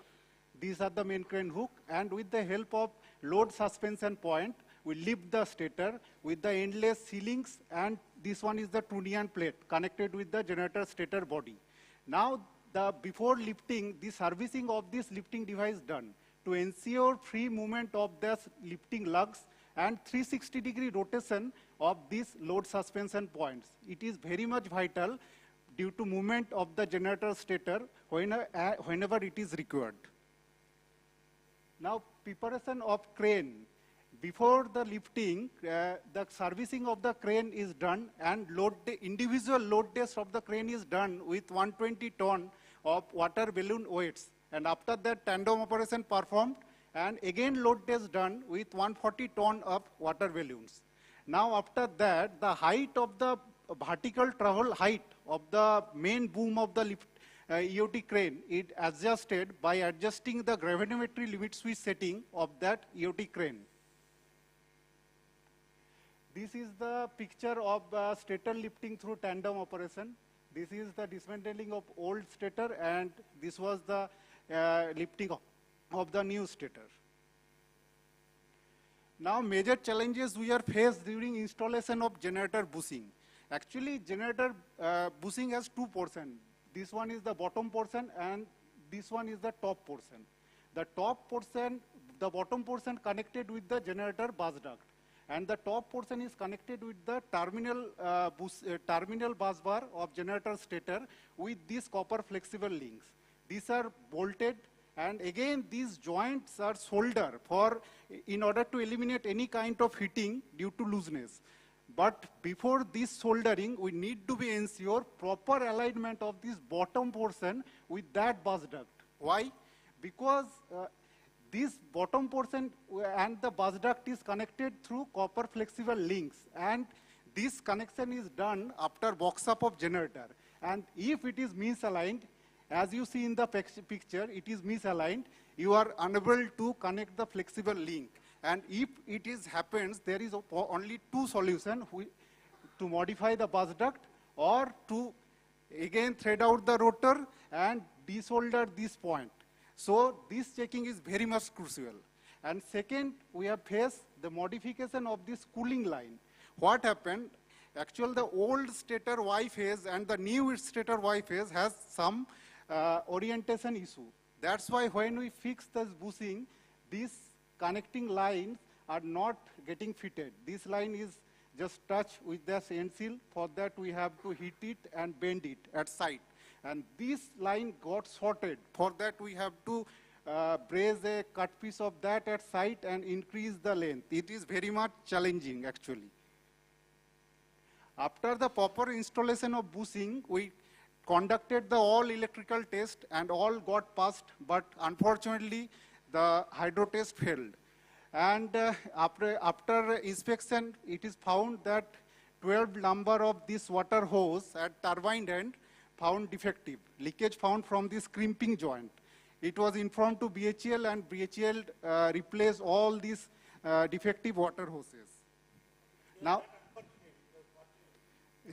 yes, sir.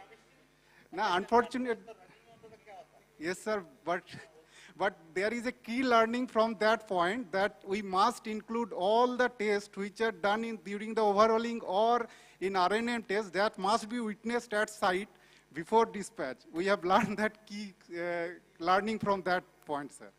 Now, synchronization. Before synchronization, we must have to ensure that the generator phase sequence must be in phase with the grid. For that, we choose the unit board. This unit board has two sources. One is from station transformer, and another is from unit transformer. Now, before synchronization, this board is connected through station transformer. Now the bus PT represents the grid voltage. And this UT is charged through the generator, so the UT line PT represents the generator voltage. Now we use the old 3-lamp method. We connected 3 lamps between the line PT and the bus PT, R phase, Y phase, and B phase. Now, if these lamps glow in synchronization method, that means the phase sequence is okay. Here you can see. And if it's glow in out of sync, this is experimental. We knowingly change the phase, and you can see that the lamps are glowing in out sync way. And so we confirm the phase sequence, and after that, we successfully connected, synchronized this generator to grid through auto synchronizer. First time for unit 3, sir. And there is the key learning, which is going to be explained by Maharana, sir. So finally, what we learned through this entire process, with the present configuration of EOT crane in unit number 1 and 6, there is only one location that is available for lifting of stator. That is one of the major things that we have learned in this case. The second thing, that this possesses a great challenge for future planned replacement. Already RLA report has come for unit number 1 and 2, and we are planning for replacement of stator at unit number 1. The thing is that we have to travel the stator to unit number 3, then take it out, then again we have to plan for 5 days shutdown. At least 3 to 4 days shutdown will be needed. Say for unit number 2, we need to shut down unit number 3 because extraction line valves are there, it will be falling with it. So what I will propose to the house is that we need to dismantle the unique crane that is available there. For each dragging operation, we are incurring a cost of 49 lakh, excluding taxes, and the amount of time. So if we dismantle that crane and keep it out, so we will be able to save a valuable 10 to 15 days. Sir. And thing is that another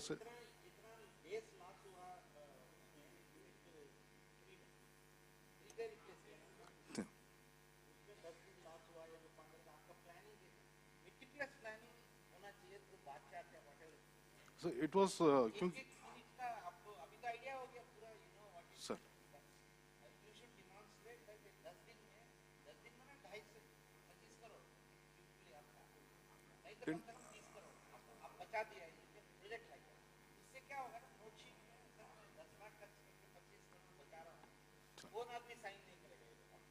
no वही sir ये चीज को sir यहाँ पे present करने का sir वही एक ये था सर कि एवरीबॉडी शुड नो कि इससे हम लोग को क्या मिला और आगे हम लोग इससे क्या करके हम लोग क्या अर्न कर सकते हैं अमाउंट ऑफ रिस्क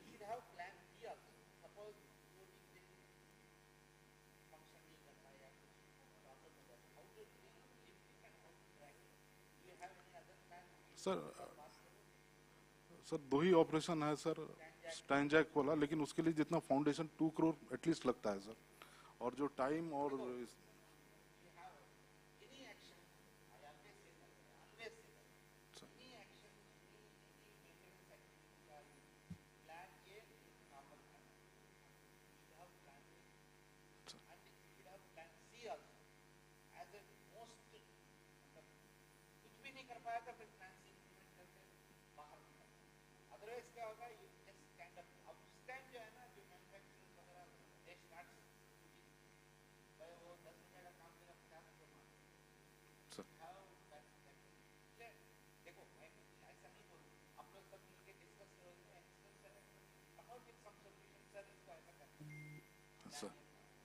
मेजर था सर और क्यूओपी का जो इंक्लूजन और सर हम लोग का जो बुशिंग का जो हम लोग ने इस बार प्रीएम्प्टिव चेक किया सर क्योंकि अगर बाद में ये प्रॉब्लम हमको मिलता तो मेरे पास कोई चारा नहीं रहता हमको रोटर थ्रेड आउट ही करना पड़ता ये जो चीज हम लोग ने जस्ट उस दिन हम लोग ऐसे ही डिस्कस कर रहे थे क्योंकि इतना बड़ा चेंज हो रहा है बस डक्ट अगर मिसअलाइन होगा तो हम लोग क्या करेंगे इंफ्रास्ट्रक्चर कुछ नहीं है इमीडिएटली सर उसी दिन हम लोगों ने क्या क्या पाम हेडर को फिक्स किया फॉर्चुनेटली हमको सर वो 50 mm का गैप एक 2 mm का ऊपर में डिफरेंस वो नीचे आते आते सर 50 mm का डिफरेंस हो गया रोटर थ्रेड आउट बिना किए और कोई उपाय नहीं था अगर ये हमको बाद में टेस्टिंग करते समय अगर हम इसको पकड़ पाते sir I will close my I have taken lot of time sir thank you sir thank you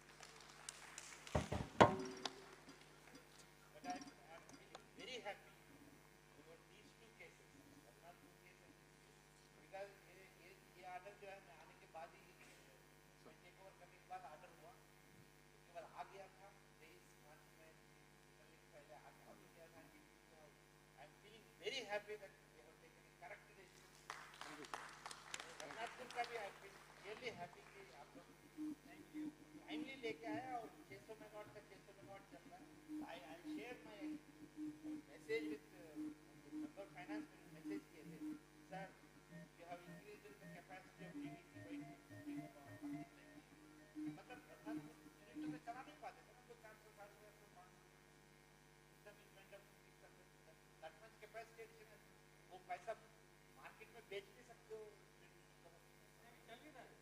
that's what actually मतलब certain decisions now they are giving the fruits I'm very happy but आप लोग electrical चीज जितनी भी है जितनी आपसे भी मैं शेयर कर रहा था जितनी जनरेटर्स आपका फेल हुआ मतलब मैं तो शॉक हो गया 18 फेल तो मेरे को रिकॉर्ड दिखाया था Sanjay Sharma thanks to him he has forced me to sign that file क्योंकि 32 करोड़ का फाइल साइन करने में मेरे को भी थोड़ा सा लग रहा था यार क्या करें but came convince me and I sign उसके बाद नाउ दिस कंटिन्यूअस बेसिस पे आपको जनरेटर या तो रिपेयर कराओ या रिप्लेस कराओ जो भी करना कराओ but you should not base this generator failure very nasty बार बार 18-20 महीने में एक बार जनरेटर फेल्यूर और we have so many 1 2 3 4 5 Chandrapura में एक इलेक्ट्रिकल टीम एक ओएसयू और इलेक्ट्रिकल टीम के लिए एक जोरदार तालियां तो बनती है इसके लिए and now I request our session जज to felicitate the presenter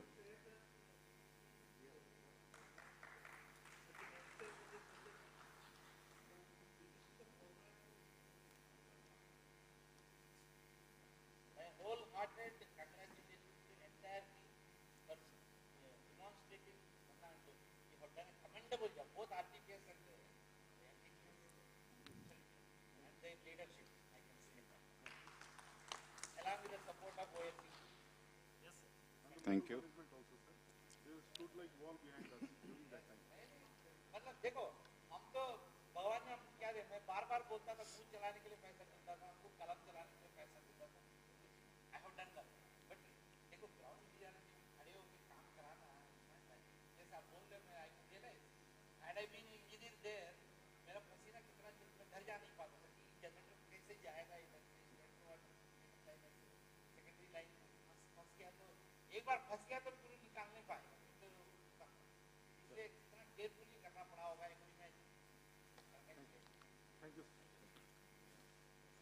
And the second last presentation of this evening, I would like to invite Mr. Prabhakar, Priyanka, and Subhadeep Day from Koderma Thermal Power Station. The topic is provision of compressed dry air in SPBD of unit transformer to prevent unit tripping.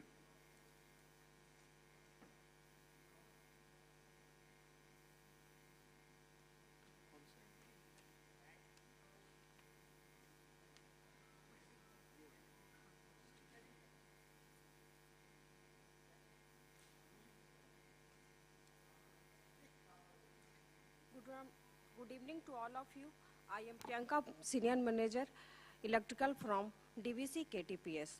Our team is going to present provision of compressed dry air in segregated phase bus duct of unit transformer to prevent unit tripping. Overview of presentation. COD of KTPS Unit 1 was declared on 18 July 2013. The unit experienced multiple tripping 4 times on 7 November 2014, 1 November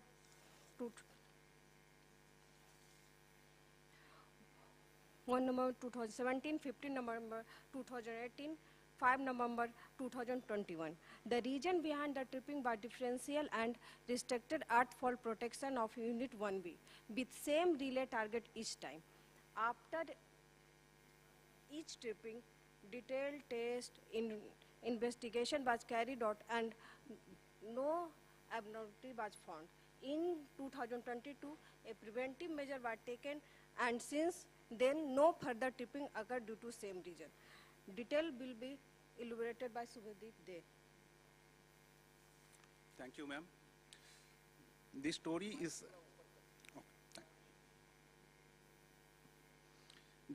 about KTPS Unit 1.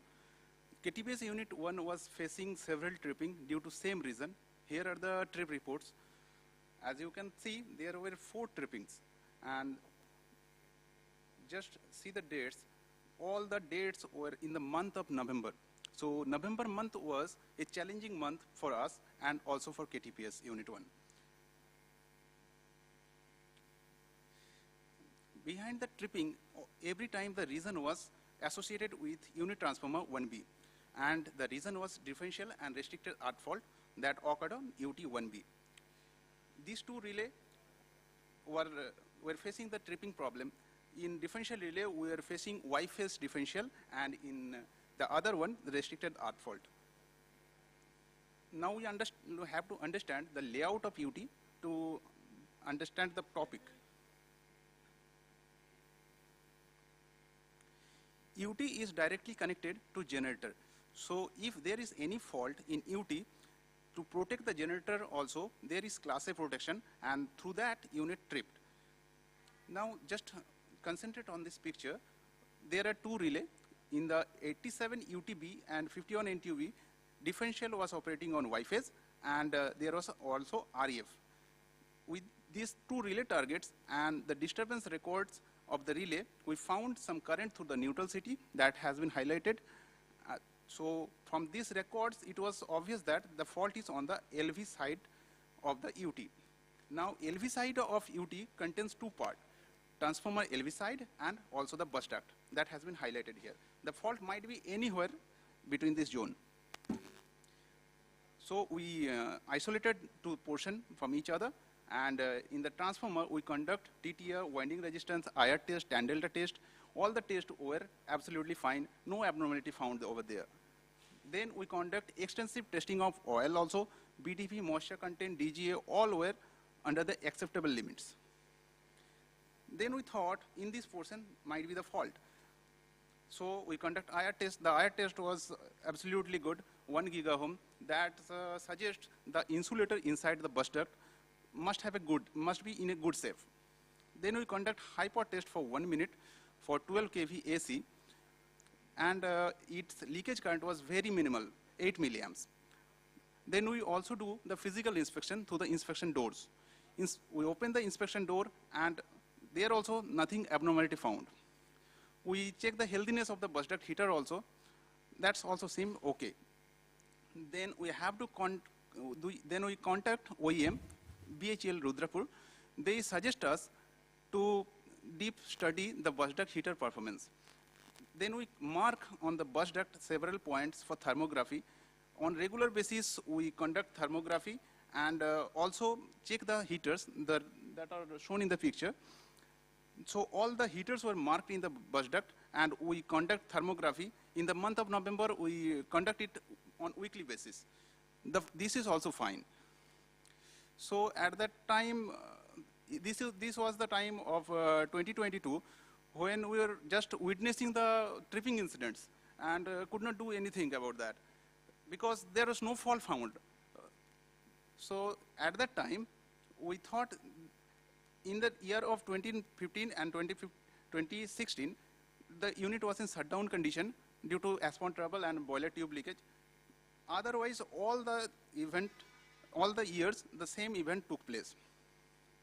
During root cause diagnosis, we noticed the November month is the main culprit month, and at this condition, our senior manager, sir, Prabhakar sir, told us this might be linked to some environmental condition because the weather condition transition took place at the time to warm to cold, so there may be condensation of moisture inside the bus duct.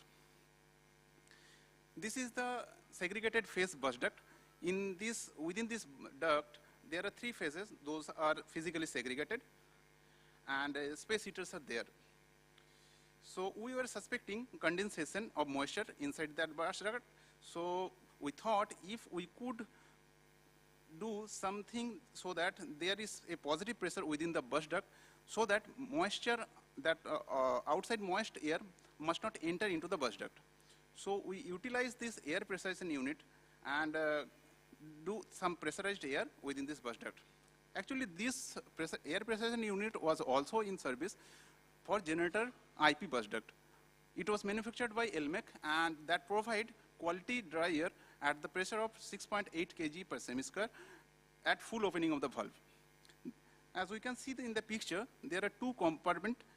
When one is in service, other goes into the regeneration. So it can provide continuous dry air on regular basis.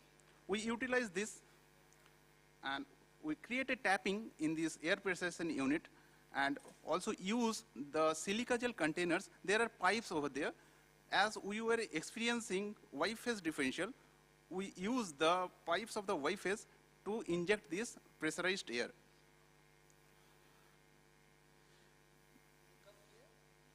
In 2022, sir.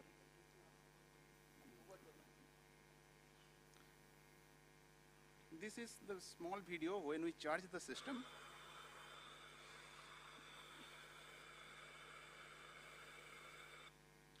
And at steady state, we maintain 170 meter cube per hour of pressurized air into Y phase.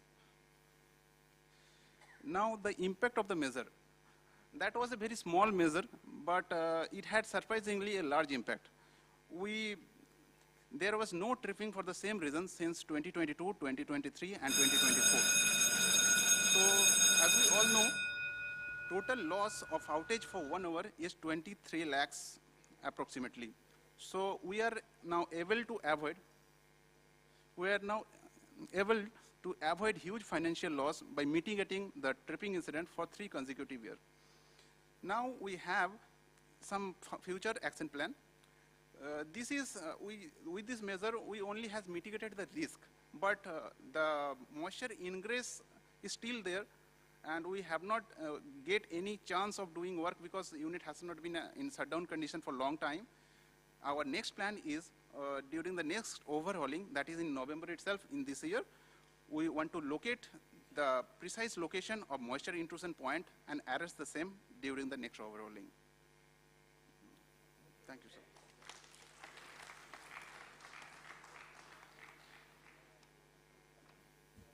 Thank you. It was a great presentation. And now I'd like to request our session judge to felicitate the presenter.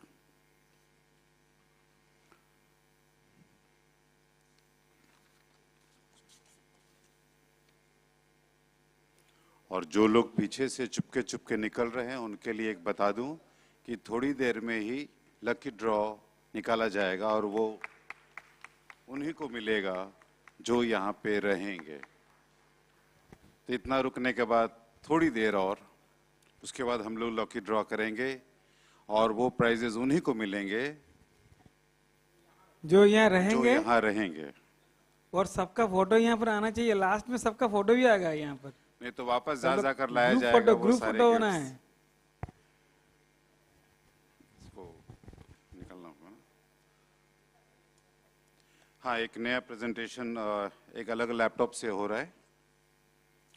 ये last presentation है जो team Bokaro thermal से होगा। Application of solver method to achieve cost effective blending of multi-grade coal through a coal stockyard management system, a strategic approach towards fuel security and sustainability.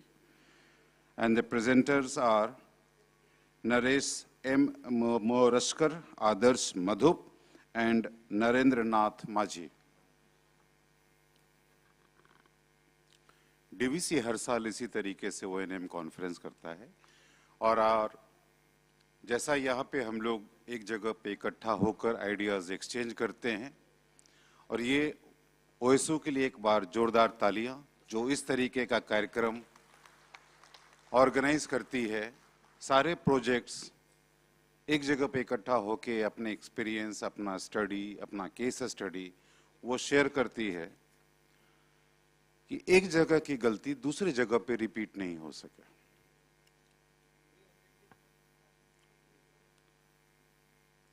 और जैसा अभी आप देख रहे हैं, जो लोग पार्टिसिपेट किए हैं और जो लोग नहीं किए हैं, वो आप अपने प्रोजेक्ट में लोगों को इनकरेज करें कि जो भी एक क्रिएटिव काम करते हैं, क्रिएटिव थिंकिंग से कर रहे हैं या कुछ अलग काम कर रहे हैं या जनरलाइज्ड काम भी कर रहे हैं, उसको डॉक्यूमेंटेशन, उसकी फोटोग्राफी, उसका वीडियोग्राफी, टाइम लैप्स वीडियो, जितना अधिक से अधिक आप वो अरेंज कर सकते हैं, आप रिकॉर्ड कर सकते हैं। अभी सबके स्मार्टफोन में इस तरह का फैसिलिटी है, तो उस तरह का आप केस स्टडी बना सकते हैं। और जब भी ज़रूरत हो, वो अगर लगता है इस तरह का है और फोटोग्राफ्स अच्छे हैं तो आप कृपया करके मुझे भेजें। मैं कोशिश करूंगा कि ऐसे ऐसे इमेजेस का एक हमारे पास एक स्टॉक हो जाएगा, तो हम लोग बाद में जितना भी केस स्टडी हो, अगर इसको एक वॉल्यूम में निकालना हो तो उसको हम लोग यूज़ कर सकते हैं। And over to you sir.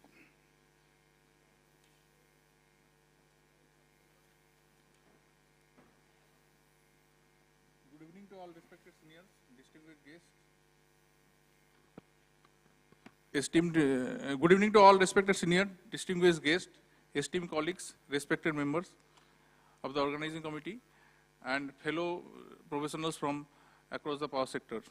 It is great privilege to stand before you today in the O&M conference. Myself, Sri Narendra Nath Maji, Manager CNI from BTPS. Today we are here not to just present a solution, but to share with you a vision, one born from ground level challenges and elevated through a data, discipline, and digital innovation. This vision is about turning chaos into control by transforming how we handle and utilize. Vision is about turning chaos into control by transforming how we handle and utilize multi-gate coal in our power plants. Let's begin with a reality we all have lived with daily. Coal remains India's energy backbone, even in the age of renewables. Coal-fired thermal power contributes nearly 50% of our national electricity output. But here is the paradox.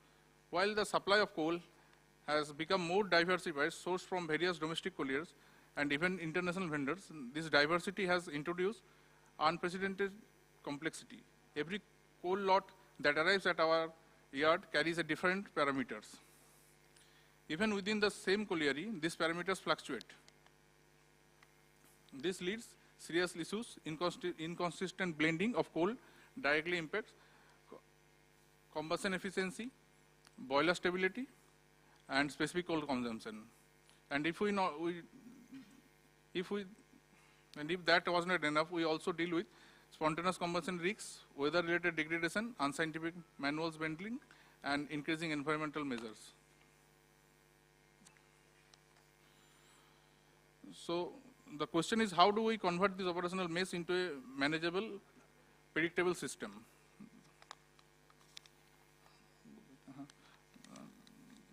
The answer is CMS plus solver-based optimization, and this will be delivered by Moroskar sir. Good evening, everybody. Actually, thing is that coal is a primary source, and it is a primary factor for the performance of the unit as well as in a commercial aspect also. The coal is very important. Already dignitaries have highlighted in their statements. So to address the coal, the thing is that we have heard lot of morning meeting issues, means practical issues, that I will give the statement like आपका DC reduce हो गया due to poor quality, आपका generation कम हो गया due to poor quality coal, आपका mill temperature inlet बढ़ गया, import coal ज़्यादा feed कर दिए, biomass का proportion ठीक नहीं रहा, फिर ash वाला चिल्लाता है कि आज ash बहुत ज़्यादा हो गया है, I need dumping. Then coal mill वाला also raised the issue कि उसका coal rate बहुत ज़्यादा हो गया, more than 310 like this. And other one is more important issue is the ECR. So there is a continuous pressure from the management to reduce the ECR. Management I have specifically mentioned because the management, actually the ground level engineer, they are not very much sensitized with the commercial aspects. So while addressing these issues in the field, so field engineers basically haphazardly adopt their practices. If somebody says the आपके generation कम हो गया due to poor quality coal, he just open this GCV mapping chart, and whichever is the highest quality coal, he start feeding that. So in this way, haphazardly, it is found that if FIFO cannot be maintained, performance of the boiler also deteriorate because cyclic thermal stress will be there. So unplanned shutdowns will be happen. There is a long-term effect will be there because there is a difference of quality of coal is fed. And the second issue, what is the reduction in the ECR. To address all these issues, we have concentrated mainly, as per our paper, is the coal yard management and the blending. Through this method, through these two topics, we are concentrating our papers. So ECR reduction in the ECR. Actually, ECR is directly proportional to the cost of the coal. And the cost of the coal is totally actually, it is external factor because we are taking the coal from the CIL, transported by the railway. Their cost cannot be in our control. So how to control the ECR? To come to the inside the power plant. We have only a coal yard. To maintaining the coal value of the coal in the coal yard is the one factor which we can maintain the, at least reduce the deterioration of the coal, thereby ECR. And the second factor is the blending of the coal. So while blending, so we have mentioned the multi-grade coal. Actually, it is seen that every power plant in DVC receives the multiple grades of coal.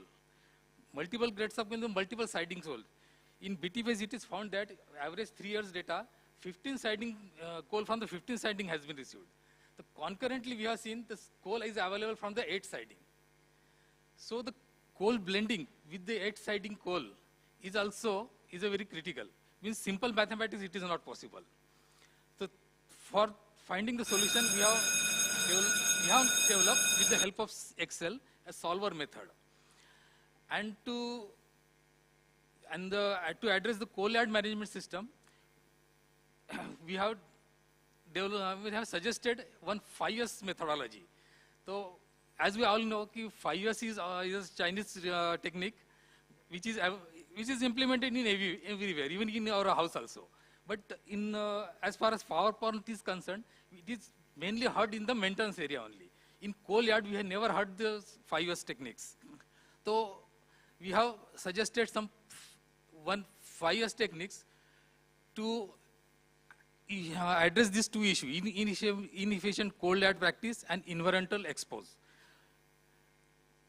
These are the 5S. The brief of each will be shortly explained by our co-author Adarsh. After that, I will show the demo of this solver method. Thank you. Thank you, sir, for sharing the dice. Due to paucity of time, I will not take much time. Warm greeting to all of you, sir. And since sir has told that we have told that we have taken this perspective in line with the Japanese terms of 5S, but it is totally for coal yard management. And here 5S, the 5S are storage management, stockpile management, slope management, slurry management, and season management. This is basically we are using in a for coal stockyard management.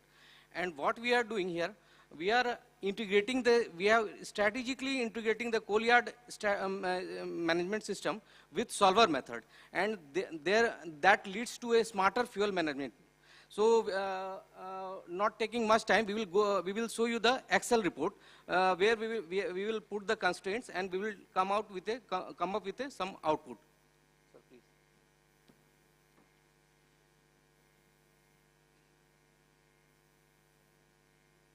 Prasanjit,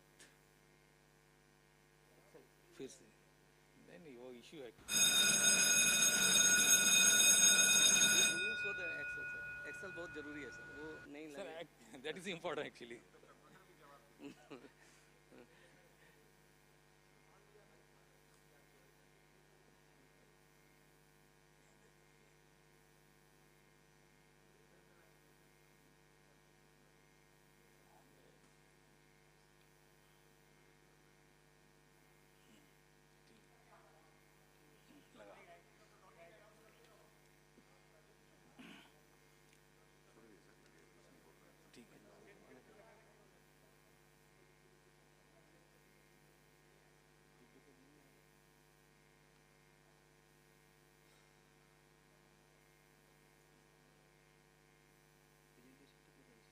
Excel दिखा दो भैया हमें president close आवाज खोल दे ना actually version का problem है लो version है यहाँ पे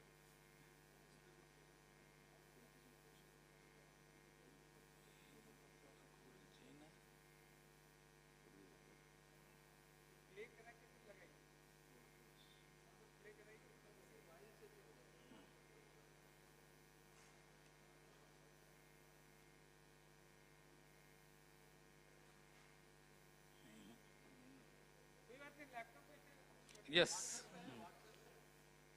नहीं व्हाट्सएप पे है लेकिन यहाँ पे जो वर्जन है ना वो लो वर्जन है उस पे काम नहीं कर रहा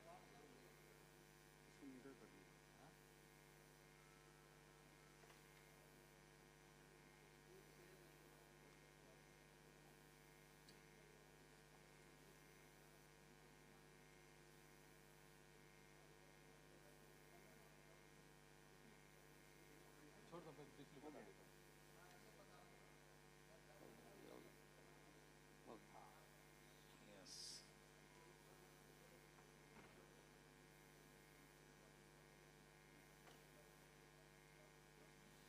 Sir, brief, just Bokaro ka representation है. There are 2 yards, and there are assume कि 3 piles are available in the yard 1 and 3 piles are available in the yard 2, and we are blending the coal, and the result will be displayed here. So the thing.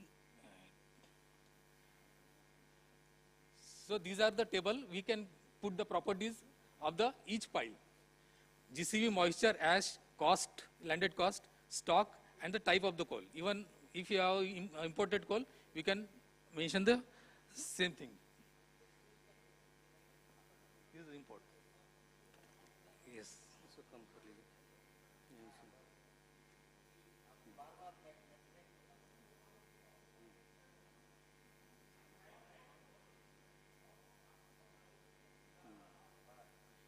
ठीक है, green are the inputs, yellow are the result of this solver.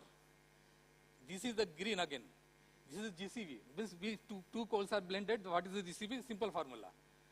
Similarly, ash, similar formula. Moisture, similar formula. Then these are the import coal constant. You can give the constant according to the year between tenfold. This is the constant given for the moisture. This is the constant given for the GCV.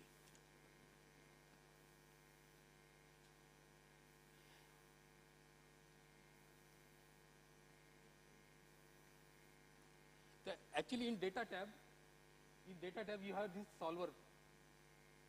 If you click this, actually solver works on one objective you have to give, and constant you can give as many as you want. The objective I have set, whatever the blended coal quantity cost, total cost should be minimum. So I have set this total cost and this is set to minimum. And these are all the constant. That piles stock cannot go beyond this. GCV within this range. Moisture should be within the range. Ash should be within the range. All these are constant I have put here. And just place solve button. Acha, one more thing. And this is 7,000 I have set one day plan. For full load, VTBS requires 7,000 tons of coal for a day. So I said I want 7,000 coal. So initially I have given the only 100 just to set the one value, because if you set nothing, it will give error. So I have said 100 only. It will show the total coal speed will be 1800, but I want 7,000. So I will click just simply solver button. So it will give the result.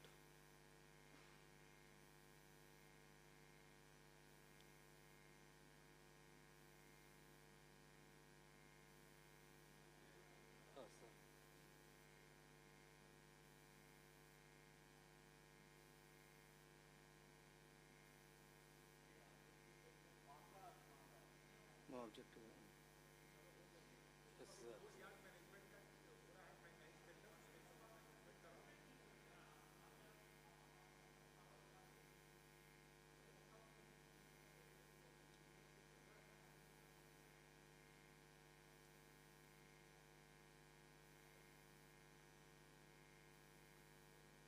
Sir, now you can see the cells are changing, and this is the outcome of this. If we take the coal from pile 1, this much coal, blend with this you can get the same total 7,000. This chart you can give the CHP control to fit according to this.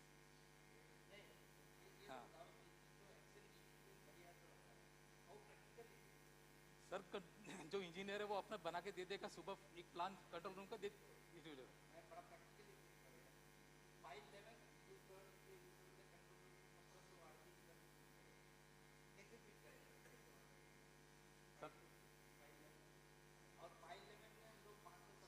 Sir suppose ये pile 11 से 30 उठाना है और pile 21 से 401 है, तो he will set the speed according to that. कि coal rate तो दिखता है कि 500 पर टन्स पर आवर, तो accordingly back calculation is time दोनों का मैच सेम करेगा. What is the speed that will be. हाँ स्टैकर से request. Bucket speed 4 to 5 constant है. Then आपको इसमें साउंड की कंपोनेंट ऐड करना पड़ेगा. बकेट में कैसे निकलेगा, कितना आएगा, आपको स्पीड सेट समझ गए सर. तो वो दैट मिनिमम कांस्टेंट जो है स्पीड ऑफ आपको वेट पे आएगा. वेट पे वेट जो आएगा that is the final. Yes weight पे एयर जो है what is accuracy of the weight पे. हां वो सर इंस्ट्रूमेंटेशन की एक्यूरेसी उसको मेंटेन करना पड़ेगा. डालेंगे वेट पे दबा के जब तक नहीं डालेंगे वो तो ऐसे ही उल्टा पड़ना. तो वो भी कंस्टेंट दे सकते कि minimum I want from this file minimum 500 metric ton. ये सर बहुत सारे फाइल है. Yeah, minimum 2000. That also constraint you can give. Sir actually sir ये लॉजिक सर बना चुके थे सर, ये लॉजिक सर बना चुके हैं सर, जो हम 2 यार्ड से जब ले रहे हैं कोल सर, तो उसको किस रेशियो में मिक्स करने पे जो हम डिजायर्ड वैल्यू चाह रहे हैं सर, जो हमको इतना टन पर आवर फील करना है, इससे कितना किस रेशियो में लेना है, कितना फ्लो में, उसमें कितना फ्लो में लेना है, वो सर लॉजिक बना चुके हैं सर। हाँ, तो हाँ, ग्राउंड रियलिटी में सर अगर सर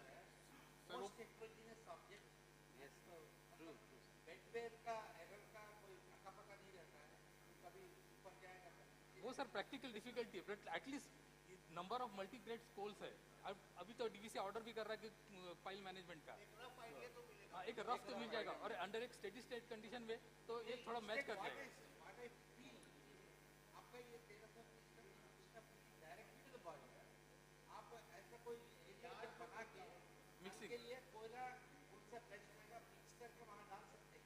सर वही तो मल्टीपल ग्रेड में आप बेस्ट को आइडेंटिफाई करना, फिर इसका कैलकुलेशन सेपरेट करना, इट इज डिफिकल्ट टास्क। ये सब इससे कर लो सर, क्या बोलते हैं एक डेडिकेटेड प्लेस रख लो जहां पे मिक्सचर को रेडी करके पहले हां मिक्सिंग वो उठा देगा, वो वहां डिफिकल्ट है।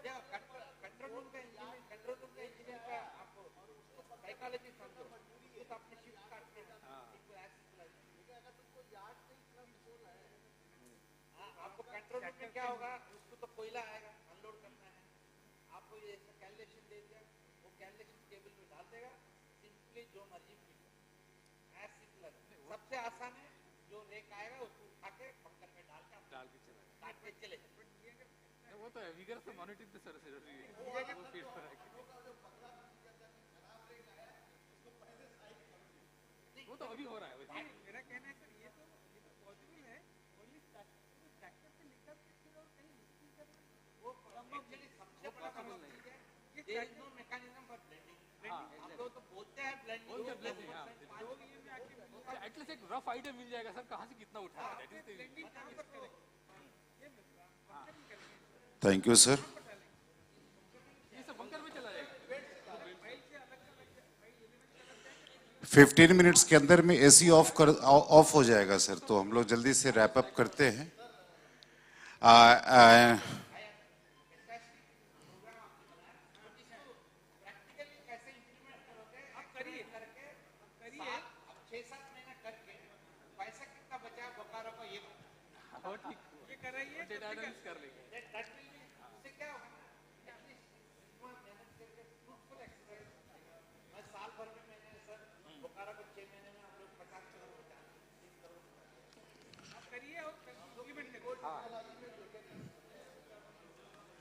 Now I request our session judge to felicitate the presenter.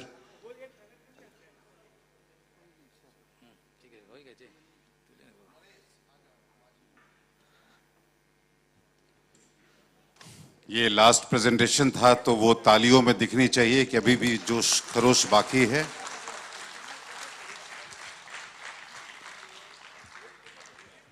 And now I request Mr. Sunil Kumar Pandey, Chief General Manager, OSU, to felicitate our session judge.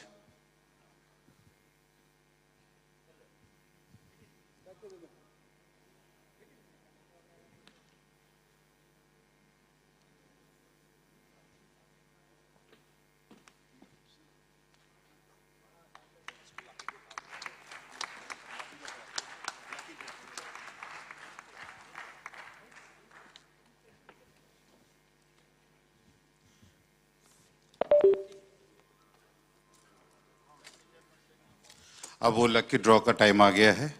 सारे लोग अपना अपना कूपन का सेकंड पार्ट निकाल कर रख लीजिए अपने हाथों में, और जो नहीं है उनका आपको नहीं मिलेगा कि मैं जाकर दे दूंगा, नहीं तो मैं सबको जाकर दे दूंगा।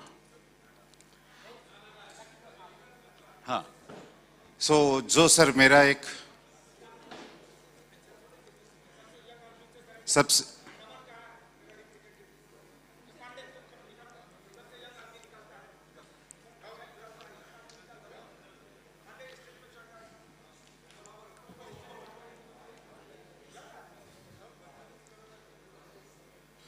Number 2, नंबर 2 वाले कोई है यहाँ पे? नंबर 2 वाले कोई है यहाँ पे? नंबर 31, 3131, जोरदार तालियां। रखना नहीं है, इधर देना। हाँ, जोरदार तालियां 31 के लिए।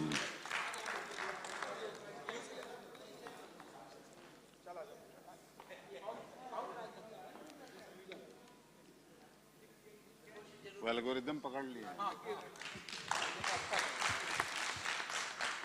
And next number is 7474.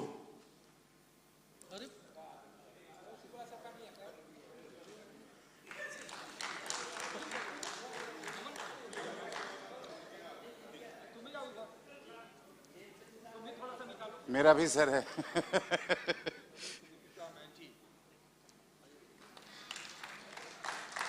Next number. Number 6. Number 6, number 6, number 6. Who is number 6? 1 to 12. 1 to 12. 167. 167. 167. 187. 187. 156. 156. 106.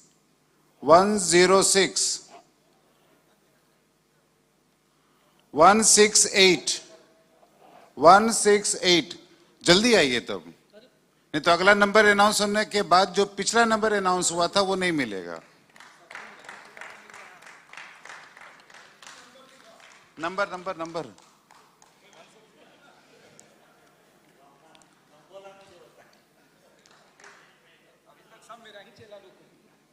Next number 4747। 4747। 231। 231। 231 कोई है? 152। 152। 135। 135। 238। वाह, ये साजिश है।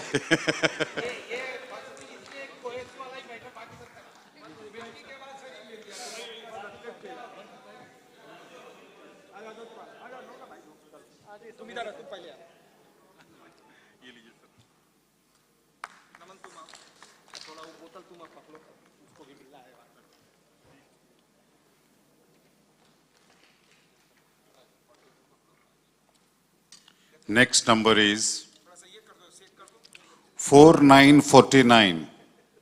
4949. 166. 166. हाँ है।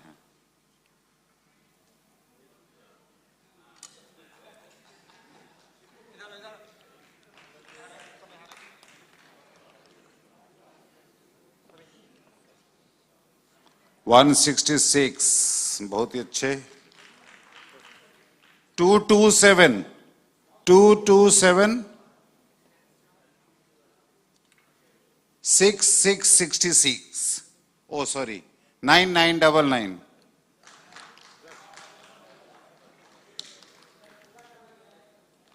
66 उल्टा वाला मेरा था सर।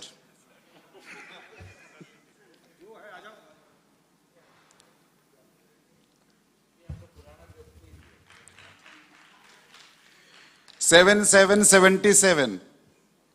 7777।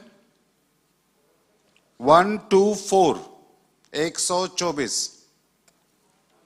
1313। लकी 91। 9191। 154। 154। 121। 1 to 1, बहुत बढ़िया, जोरदार तालियां।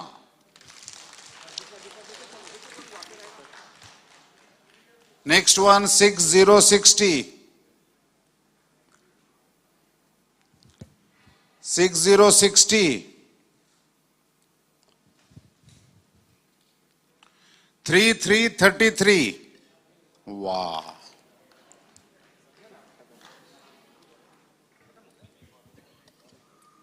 जब तक मेरा नहीं आएगा तब तक है।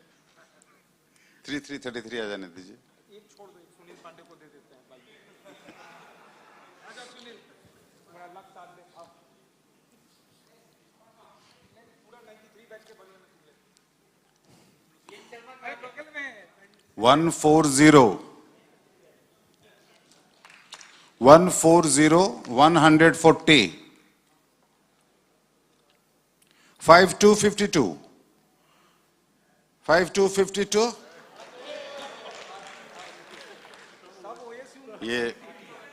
ये लाहौल विला कुवत होगी।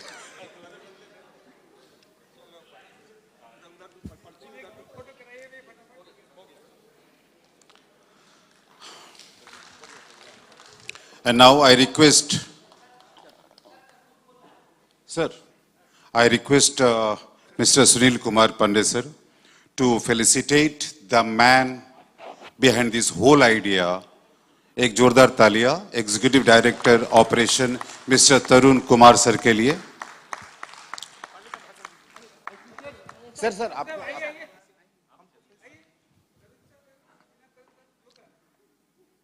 under his guidance this whole program O&M meet was conducted. एक जोरदार तालियां।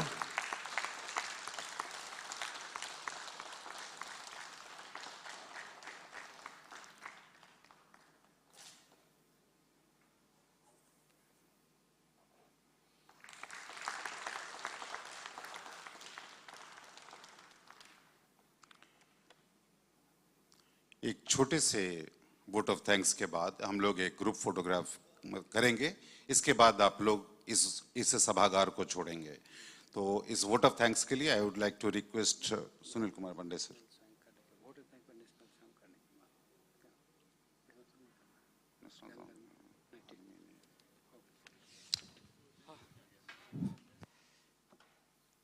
नमस्कार। दिन भर की सुबह से लेके शाम तक, रात तक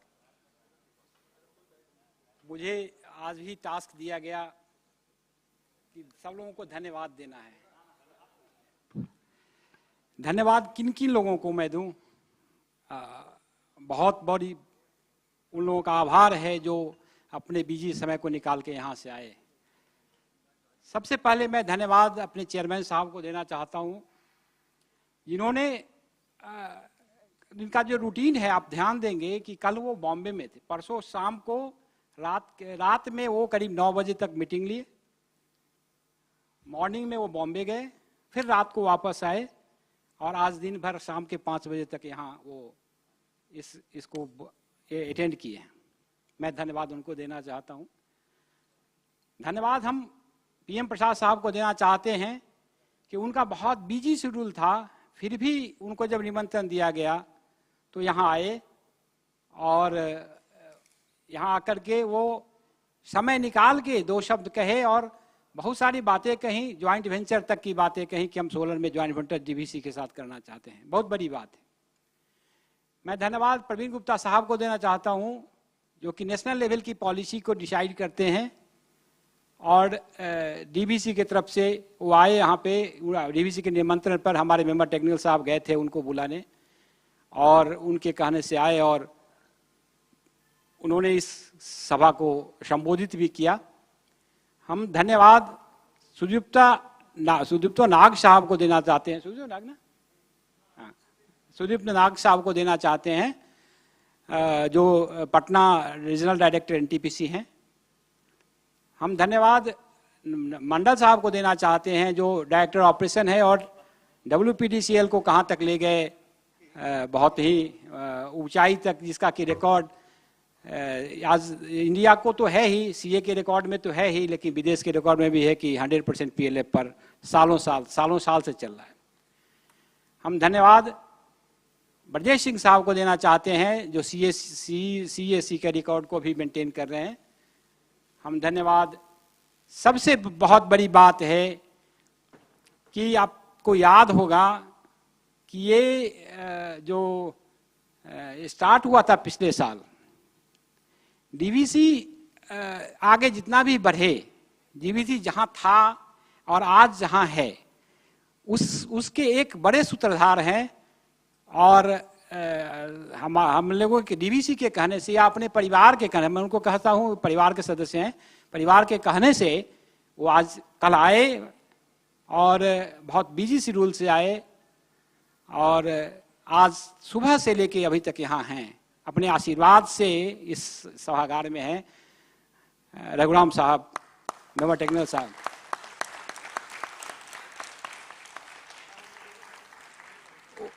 हाँ, इनका एक स्टैंडिंग ओवेशन जरूर होना चाहिए उनके लिए, क्योंकि हमारे चेयरमैन भी थे और आज के दिन में भी DVC के लिए जो होना चाहिए वो करते हैं। सेंटिमेंटली ही अटैच्ड। आप देख सकते थे कि चंदपुरा RTPS और मेजिया का प्रेजेंटेशन हो रहा था जनरेटर और टरबाइन का। He was filled with full of heart, एकदम दिल से एकदम प्रसन्न थे कि आखिरकार DVC में कुछ हो रहा है, DVC ने कुछ किया है, हम जो किए हैं उसका कुछ फ्रूट मिल रहा है यहाँ पे। बहुत बहुत बहुत बड़ी बात है ये। तो हम धन्यवाद अरूप सरकार साहब को देना चाहते हैं, जिनकी तबीयत खराब होने के बावजूद भी वो आए और यहाँ आने के बाद उन्होंने बहुत समय तक अपना यहाँ पर रहे, लेकिन तबीयत उनकी खराब हो गई तो चले गए थे। मैं धन्यवाद मेंबर सेक्रेटरी साहब का देना चाहता हूँ। ये तो बहुत बड़ी बात है कि जिस समय से प्रोग्राम शुरू हुआ और आज यहाँ बैठे हुए हैं और बहुत सारी बातें, बहुत सारा इंटरेक्शन, और लास्ट में उन्होंने बताया, बहुत बड़ी बात है कि हम DVC के जो अपना स्टैंडर्ड प्रेजेंटेशन का फॉर्मेट है, हम उसी में DVC का प्रेजेंटेशन बनाएं। ये बहुत बड़ी बात है, हम उनको बहुत बहुत धन्यवाद देना चाहते हैं। हम धन्यवाद मेंबर टेक्निकल साहब का देना चाहते हैं। मेंबर टेक्निकल साहब को धन्यवाद देना थोड़ा छोटा होगा, इसलिए कि मेंबर टेक्निकल साहब शायद सोते भी तो O&M कॉन्फ्रेंस देखते थे और जागते तो देख ही रहे थे, तो उनके दिमाग में केवल O&M कॉन्फ्रेंस था। उनके गाइडेंस के तहत जो बन पाया, उनके उन्होंने टीम को जैसे गाइड किया और टीम जैसे कर सका, वो आज आपके सामने है। मैं धन्यवाद उनको देना चाहता हूं। मैं धन्यवाद प्रसन्नजीत पाल साहब को देना चाहता हूं, जो ईडी न्यूक्लियर NTPC, जो बहुत ही सब कुछ छोड़ के यहाँ आए और बहुत ही अच्छा, इतना अच्छा प्रेजेंट बोले कि चेयरमैन साहब उनसे अलग से, जब खाने पे हम लोग जा रहे थे तो अलग से उनसे 2 मिनट बात कर रहे थे कि you do something for that. हम धन्यवाद राजा शेखर साहब को देना चाहते हैं, जो एस पॉलिसी के थे, वो यहाँ पर बैठे थे और इंटरेक्शन विद द चेयरमैन साहब ऑन मेंबर थर्मल। कहा गया है कि आप एस पॉलिसी पर कुछ ऐसा ड्राफ्ट सबमिट करिए CA के पास जो कि एक बेटर रूप पूरे देश को दे सके। हम आगे जितने भी EDs हैं, HOD थे यहाँ पे, मैं उन सबको धन्यवाद देना चाहता हूँ। हाँ सर, मैं धन्यवाद सब पार्टिसिपेंट्स को देना चाहता हूँ जो लोग यहाँ आए। मैं धन्यवाद उस वेंडर्स को देना चाहता हूँ जिन्होंने स्टॉल लगाया। मैं धन्यवाद उन लोगों को देना चाहता हूँ जो यहाँ पे सर्व कर रहे हैं। सबसे पहले धन्यवाद के वो हैं जो लाइट, साउंड, बैकड्रॉप में जो हमारे आदमी हैं, जिनके चलते ये फंक्शन हो पाया है। मैं धन्यवाद उनको देना चाहता हूँ। मैं धन्यवाद ये जो फूड कैटरर वगैरह थे, जिन्होंने जो हमारा अभी तक सब कुछ सर्व कर रहे थे, मैं उनको धन्यवाद देना चाहता हूँ। मैं धन्यवाद इस स्ट्रक्चर, इसको बनाने वाले को धन्यवाद, ये जो प्रोग्राम का जो स्टेज बनाया इन्होंने, उनको मैं धन्यवाद देना चाहता हूँ। मैं धन्यवाद उनको देना चाहता हूँ जो यहाँ के अनाउंस जो कर रहे थे, अनाउंसर महली और राजीव और जो मिश्रा, राजीव क्या नाम है, हाँ राजीव के बाद वो और था, अमित मिश्रा, हाँ, मैं उन सबको धन्यवाद देना चाहता हूँ। उन्होंने बहुत ही ढंग से जैसे बोलना था, जैसे कहना था, वैसे उन्होंने किया। मैं धन्यवाद MPL को देना चाहता हूँ, मैथन पावर लिमिटेड को। मैं धन्यवाद NTPC को देना चाहता हूँ पार्टिसिपेंट्स के रूप में। मैं धन्यवाद West Bengal Power Development Corporation को देना चाहता हूँ। मैं धन्यवाद STR को देना चाहता हूँ, और जितने भी अलग अलग जो भी पार्टिसिपेंट्स आए थे, CSC को देना चाहता हूँ, जो भी आए थे जिन्होंने यहाँ पार्टिसिपेट किया उनको देना चाहता हूँ। DVC के जितने भी पार्टिसिपेंट्स यहाँ पर अपना भागीदार दिए हैं प्रेजेंटेशन के रूप में, मैं उनको धन्यवाद देना चाहता हूँ। मैं धन्यवाद राजीव शाह को देना चाहता हूँ, क्योंकि Rajiv Shah was and his team was very much associated with this. मैं धन्यवाद अपने OSU की टीम को देना चाहता हूँ, इसलिए कि OSU की टीम लगता है कि वो विचार, दिमाग से विचार हमारे हेड का था, हमारे सब लोगों का था, लेकिन एग्जीक्यूशन के लिए वो लोग बहुत प्रयास किया है। नमन और जितने भी टीम है, मेरे ये शपन मंडल, राजीव और बच्चे, जितने भी बच्चे हैं, सब एवरीवन 1 to 1, एक मैडम, सब लोग एकदम 100, सिन्हा जी जो भी है, सब लोग ने एक साथ बहुत काम किया है, रात दिन काम किया है। लास्ट में मैं धन्यवाद उनको देना चाहता हूँ जो 5 दिन हमको गाली नहीं दी है। 5 दिन तक हमको गाली से फ्री कर दिए, बोले कि ठीक है तुम गाली से मुक्त हो, तुम जो करना है करो। 5वां के दिन मंडे से तुमको गाली देंगे, लेकिन मंडे जा रहे हैं वो अंडाल जो यहाँ पे उपस्थित हैं और या नहीं उपस्थित हैं, जो चले गए हैं। मैं मीडिया के लोग भी थे क्या? नहीं थे, हाँ ठीक है। तो मैं ये CPRO की टीम जो भी थे यहाँ पे, उनको धन्यवाद देना चाहता हूँ, जो बहुत दिन से वो भी इस प्रोग्राम में लगे हुए थे। मैं चेयरमैन साहब के ऑफिस को धन्यवाद देना चाहता हूँ। मैं MT साहब के ऑफिस, MS साहब के ऑफिस और मेंबर फाइनेंस साहब के ऑफिस को भी धन्यवाद देना चाहता हूँ। बहुत एडिशनल सेक्रेटरी साहब का भी बहुत सपोर्ट रहा है। बहुत बहुत धन्यवाद। यदि कोई छूट गए हो तो मैं हाँ बहुत बहुत धन्यवाद आप सबों का, बहुत बहुत धन्यवाद। एक ग्रुप का फोटोग्राफ